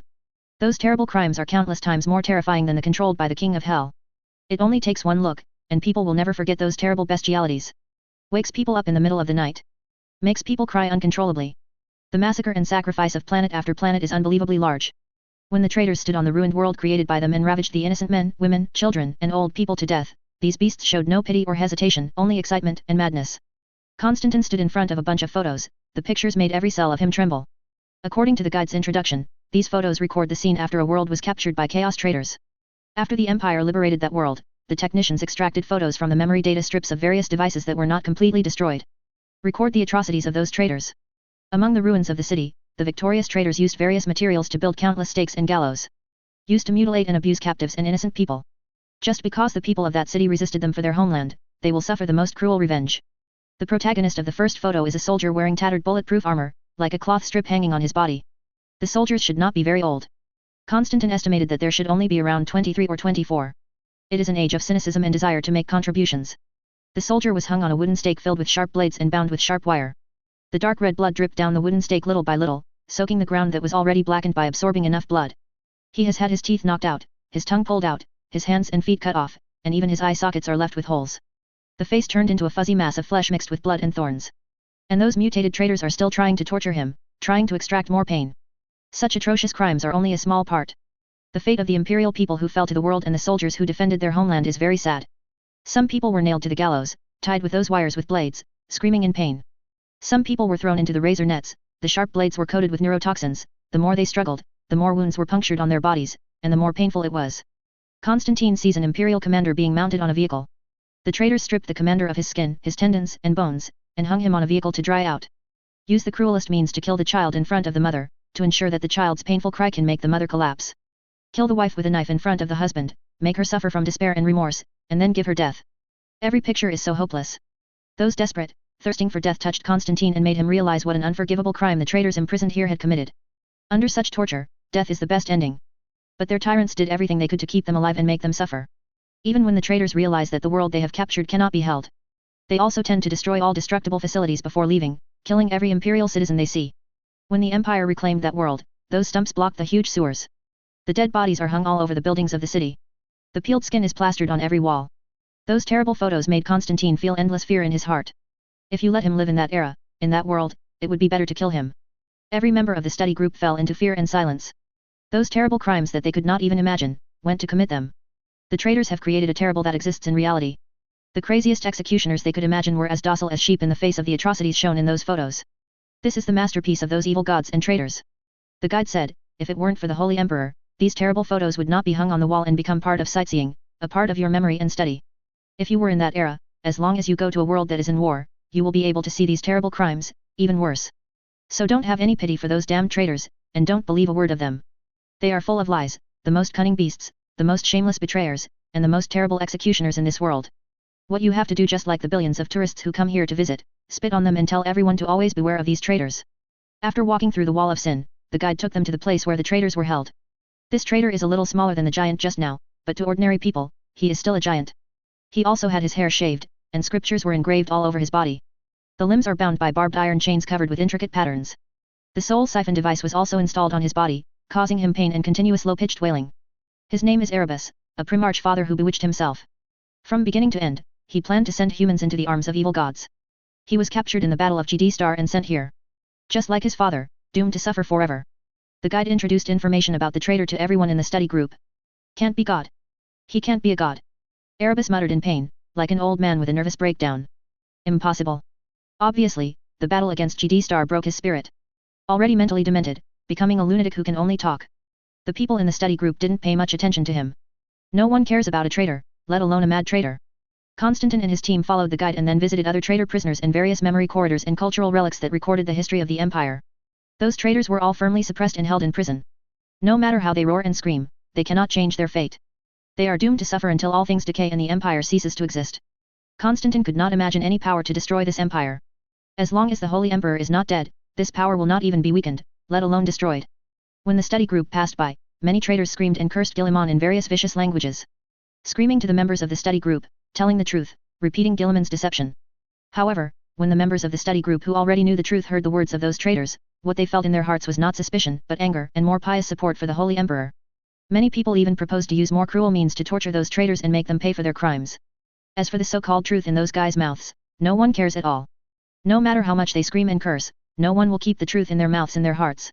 Those who made it all the way, the only thing they could remember was the horrible crimes the traitors had committed. There is only one reason for them to understand. If they are not united with the Holy Emperor, those traitors and evil gods will make a comeback and bring them countless sufferings. The traitors knew nothing about it. They are still struggling to preach the so-called truth to every tourist. Enduring pain to enlighten what they see as stupid mortals. Still longing for there to save them and end their clown-like prison life. The Battle of Cadia is over. Chaos plot was thwarted again. The enemies of the Empire are scattered and fleeing in all directions, in constant panic. The imperial troops did not stop there. They are striking out everywhere to surround the enemies of the empire. Also trying to recover the planet inside the Eye of Terror. Repair the abscesses brought by the chaotic gods and reshape the order of the real universe. In this glorious moment, when a great victory was about to be recorded in history, the Holy Emperor left the battlefield. Withdrew from among his soldiers, planning to return to Terra. Handed over the relevant matters on the battlefield to his brother Primarch and his effective department. He has bigger things to do. If this huge empire wants to last long enough, then he has to strengthen the foundation hard enough. Countless new plans took shape in his mind. The slight defeat on the Cadia battlefield made him vigilant.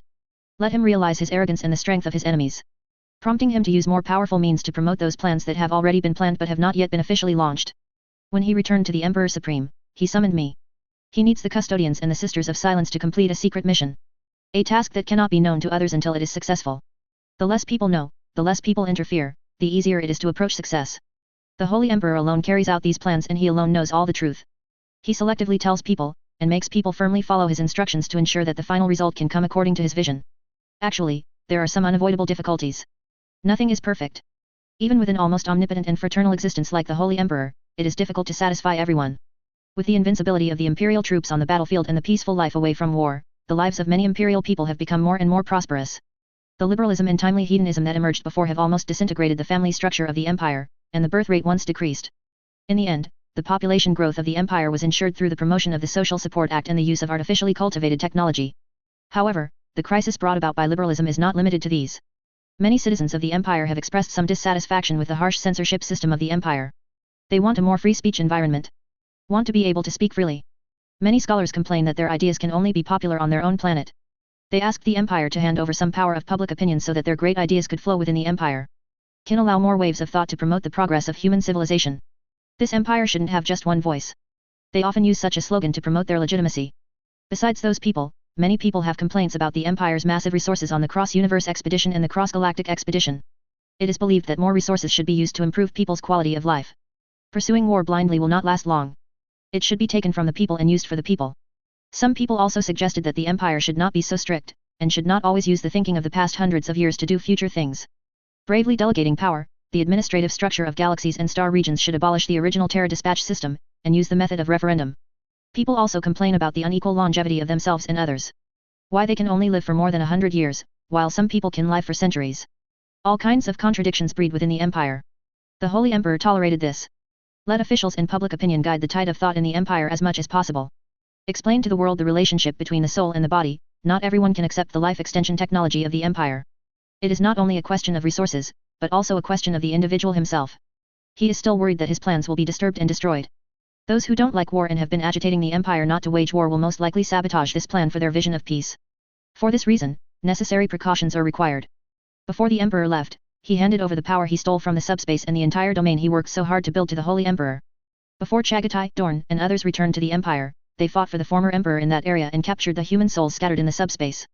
For a long time, the former emperors reclaimed the souls of those heroes who died fighting for the empire, preventing them from falling into the hands of the enemy.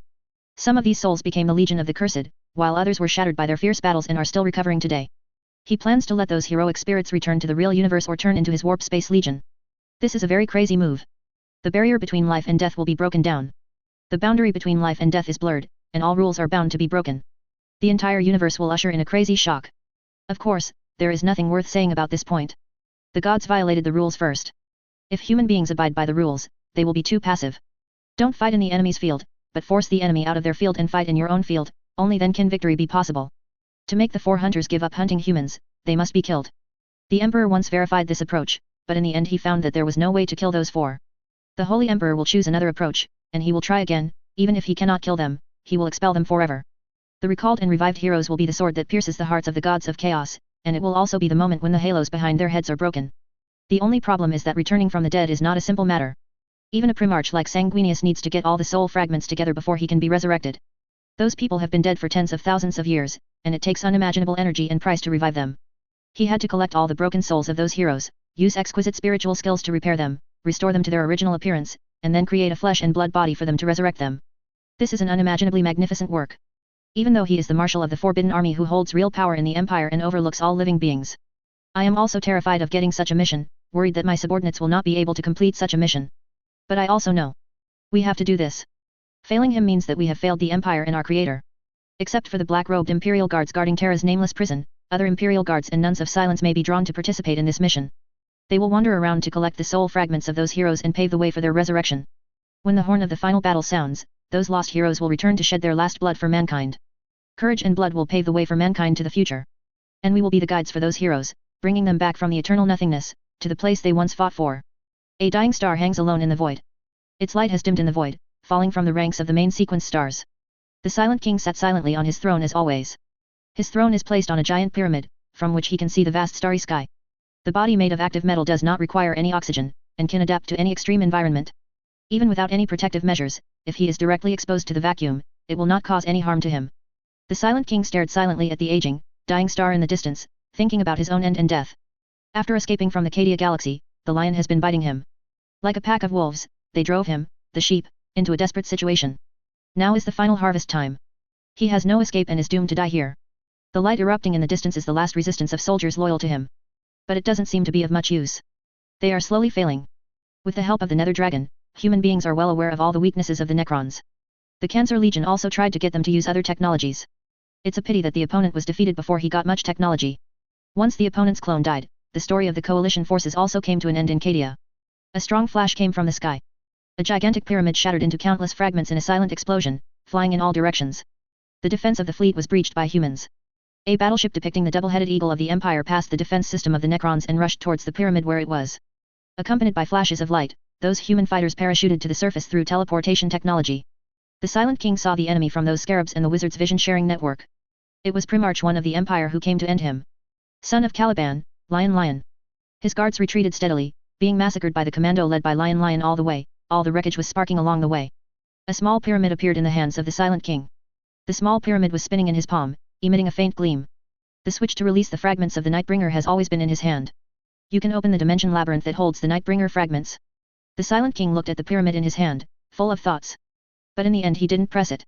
It is unknown whether the Nightbringers in their heyday can win against the current human empire. The Nether Dragons, restored to their heyday powers, have become pets on Guilliman's shoulders. What can Nightbringer change? It's nothing more than letting myself struggle for a few more seconds. As the supreme ruler of a race, he has his own dignity and arrogance. Using the power of the gods I once betrayed, I can keep myself alive for a few seconds. Listening to it, there is a kind of sadness at the end of the road. There is no way to escape anyway, so it is better to have some dignity. The Silent King chose to give up such a lack of dignity to resist. He hoped to die peacefully as a true king. Instead of a maniacal, hysterical, coward who longs to live, he falls. He sat on the throne and watched the lion lead the team to kill his guard army. Ascend the pyramid where he is. Watching those guards being cut down one by one. The Silent King didn't make any moves from beginning to end. He only occasionally watched the battle of the lion from the visual sharing of those guards. Truth be told, nothing can defeat these Primarches. That witchcraft guy has created some incredible things. The Silent King just watched the lion cut down his guard and walk to his throne.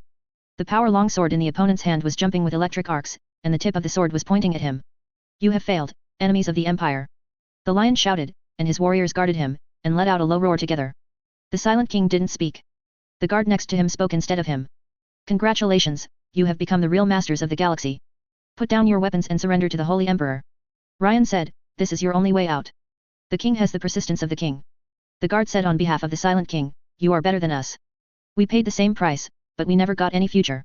The Necrontyr are born cursed by their star, with a short lifespan.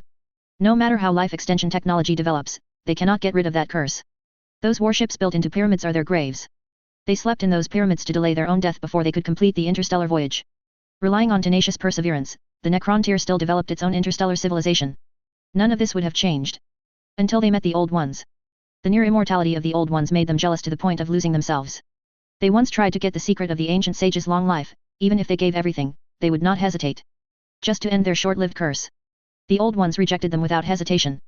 The Necrontyr realized that there was no way to peacefully obtain the secret of life extension from the hands of the Old Ones, so they brazenly waged war. They've had that terrible curse for so long that they'll go mad at the sight of a straw. Give it all, they long to end the curse. In the end, they finally got what they wanted. The price paid was so heavy that the soul and thinking were almost annihilated. The entire Necrontyr race has become a hollow shell bearing the echoes of the past. What a sad and ironic thing. The Silent King recalls his own childhood. At that time, he was not a brutal ruler, nor did he control the Menek dynasty. Is still a child who studied with a mentor and mourned the death of a soldier. At that time, the first war between the Necrontyr and the Old Ones had ended. The Necrontyr fell miserably. All foreign colonies fell. The survivors were forced back to the small star area where their home planet was located, and all external passages were blocked by the old sage. The worsening environment made the remaining Necrontyr dynasties ignore the orders of the Trinity Council, and plundered the few resources left by the compatriots in the later period of the Old Holy War through war. The Silent King just watched his fellow race compatriots go to destruction bit by bit in the brutal fight. He inherited the ruling power of the Menek dynasty and became the Queen of Silence, so he began to look for a way to save the race. The few witches who are still loyal to the Council of the Three Saints have discovered the traces of the star in the abnormal radiation of the dying star on the mother planet. With the efforts of the Silent King, they established communication with the star god. The Citan, who had also been expelled by the Old Ones, readily agreed to form an alliance, and promised true immortality and unity to the entire Necrontyr race. The only thing the Necrontyr has to pay is their cancerous flesh. After the signing of the covenant, through the life furnace, they used living metal technology to transform the painful and tormented body of the Necrontyr into a powerful and immortal metal body. Actually, at that time, there were still some Necrontyrs who had not undergone biotransformation. But those necrophobes were too weak, and he never cared about them. At that time, he was more eager to make the Old One pay the price and avenge the shame of the past. Until the Second War of Heaven swept the entire galaxy, all ancient civilizations were engulfed by the flames of war. Crazy wars sent countless souls into the warp, like blood spreading in the ocean, and finally attracted hunting sharks. The arrival of the original destroyer made those Necrontyr who had not undergone biological transformation go to destruction together with the Old Ones. He just came to his senses and was deceived by the Star God. That mechanical body is nothing but a cage of fate, a merciless mockery of the Star God. However, everything is irreparable, and the Necrontyr who can continue the race is dead. Only the space undead transformed into a metal body remained. Even if he takes revenge on Star God, he can't change anything. It's too late. He buried the entire Necrontyr. It was sacrificed as a sacrifice. Those memories kept reappearing, causing the Silence King to show a bitter smile. At this moment, he is a little jealous of humans. Humanity gets a future they never got. The Necrontyr is a race mocked and played by fate. They tried their best to live, but the final outcome was so ironic. Lin didn't have the option to mock the Silent King. He understands the opponent's choice. If one day, the human empire suffered the same destruction, he will not bow the knee to the enemy. The male lion performed a knight's courtesy to the opponent, then walked to the opponent's side, swung his sword and looked down at his head. This ancient king who won the Second Battle of Heaven and forced the old saints to nowhere was thus terminated. Beheaded by an ape they once looked down upon. There has never been an eternal dynasty in this world, and there has never been an eternal king. Everything will usher in its own end time. Nothing can be exceptional. Ryan stared at the rolling metal head, the light in his eyes slowly disappearing, and sighed. Disassemble this undead warship into an empty shell, and then put its body inside, as its grave. The end of the Battle of Cadia, the impact is still continuing. The original military layout has also undergone major changes.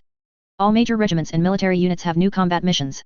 After completing the mission of procreating offspring, Hawk and his wife Andy embarked on the journey again. They knew very well that their emotions must never override the great cause of the Holy Emperor. It is already a very happy thing to be able to leave a crystal. Their destinations vary. The core of the Natal series were ordered to go to Universe 02 to support Titus. The core of the Sarah series were ordered to go to other galaxies to carry out colonial operations. Their child, Asses, was placed in Natal. This child's future is already sealed. As the offspring of two legendary heroes, Arthas is destined to sacrifice everything for the Holy Emperor. That day is not far away, even if he is still a young child. He had no idea what the departure of his parents meant to him. Nor did he know that a difficult mission was already waiting for him in the future. Chapter 375 The Lord of Darkness. Cadia Galaxy. Many maintenance ships with blue propellers are shuttling back and forth in the void. The damaged ship was towed into the port of Mechanical Ark for repairs. Those alien ships and subspace creations that had been turned into pieces were sent into the furnace for recasting. Use the flames to purify the corruption that lurks within, turning them back into raw steel. Supply ships swarmed in, carrying the merchants of the Chamber of Commerce and the materials used by Mechanicum to repair the world of Cadia, and some narrators who are eager to record the glorious moments of mankind. The victory at the Battle of Cadia is destined to be remembered. Represents that mankind has won a long victory. The surface has started a reconstruction plan. The remnants of the battlefield are removed by giant machines. The corpses of traitors and aliens were burned with high-temperature flames. When all traces of battle were cleared, the sages of the Mechanicum began rebuilding Cadia. Swarms of auto-chanters fly over the bare earth, singing carols. Technical priests bring purification devices to purify and bless this polluted world together with priests of the state religion. Huge machines arranged in a staggered manner are using 50-meter-wide bulldozers to level the ground, overthrowing the forts and high walls built by the aliens and traitors. Behind these giant machines, civilian engineering mechs are building buildings belonging to the Empire. Statues of the Holy Emperor and lighthouse buildings were erected first. His power will shelter the people of the Empire through sculptures and lighthouses, forming a firewall that warp creatures cannot interfere. Minka stood on the viewing platform of a bulky construction suspension engineering vehicle and observed all this. This engineering vehicle is mainly used for large-scale civil projects. Huge hydraulic arms and no-contact traction allow it to do most of the work. The wide application of these civil machinery is also the reason why the Empire can create many miraculous projects. At the end of the sky on the construction site, rows of landing cargo ships descended from the sky, bringing workers and materials, and injecting vitality into the world. Minka looked at the construction site in full swing with relief. Soon, a whole new city will rise. Cardia will usher in a glorious revival. After monitoring the progress of the project, Minka got off the construction vehicle. Standing on the scorched land, it was blackened by artillery fire and the evil power of the enemy. It will take a long time to get back to normal. When Minka was 5 years old, when Minka went to school for the first time, her teacher told her that their mission was to defend Cardia, this ancient hometown, for the sake of mankind, and prevent the great predators from invading the empire. They were taught how to fight and how to serve the great emperor from an early age.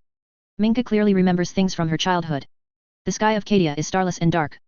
There is no beautiful and peculiar moon. Standing on the surface of Cardia and looking up at the night sky, the only thing I can see is a huge, slowly rotating giant void. It was a great hole through space and time, deep into the heart of the warp. The bruised purple void area exudes a perverted purple light. The further you go to the middle, the more the color of the void tends to be a corrupt yellow-white, like a terrible eye. She once stood on a high mountain with her father, looking up at the terrible eye of fear. Father pointed to those horrible eyes and said its name. Eye of Terror. The cage of the eternal enemy of the empire. Where the great marauder hides. Also a source of misery for the empire. Those traitors who betrayed the light of the emperor are hiding there, and we Cardians are their jailers. We must not let them escape. Father said, this is the mission of our Cardians. It hates us. Minka, who was still a child at the time, said, I feel its hatred. It hates everyone. Hates every single Cardian, wants to kill us all so it can escape from that horrible place. The father crouched down, paralleling himself with 10-year-old Minka, and stroked her head. But we will never succumb to the fear it brings, and humanity will win in the end. So when will we win?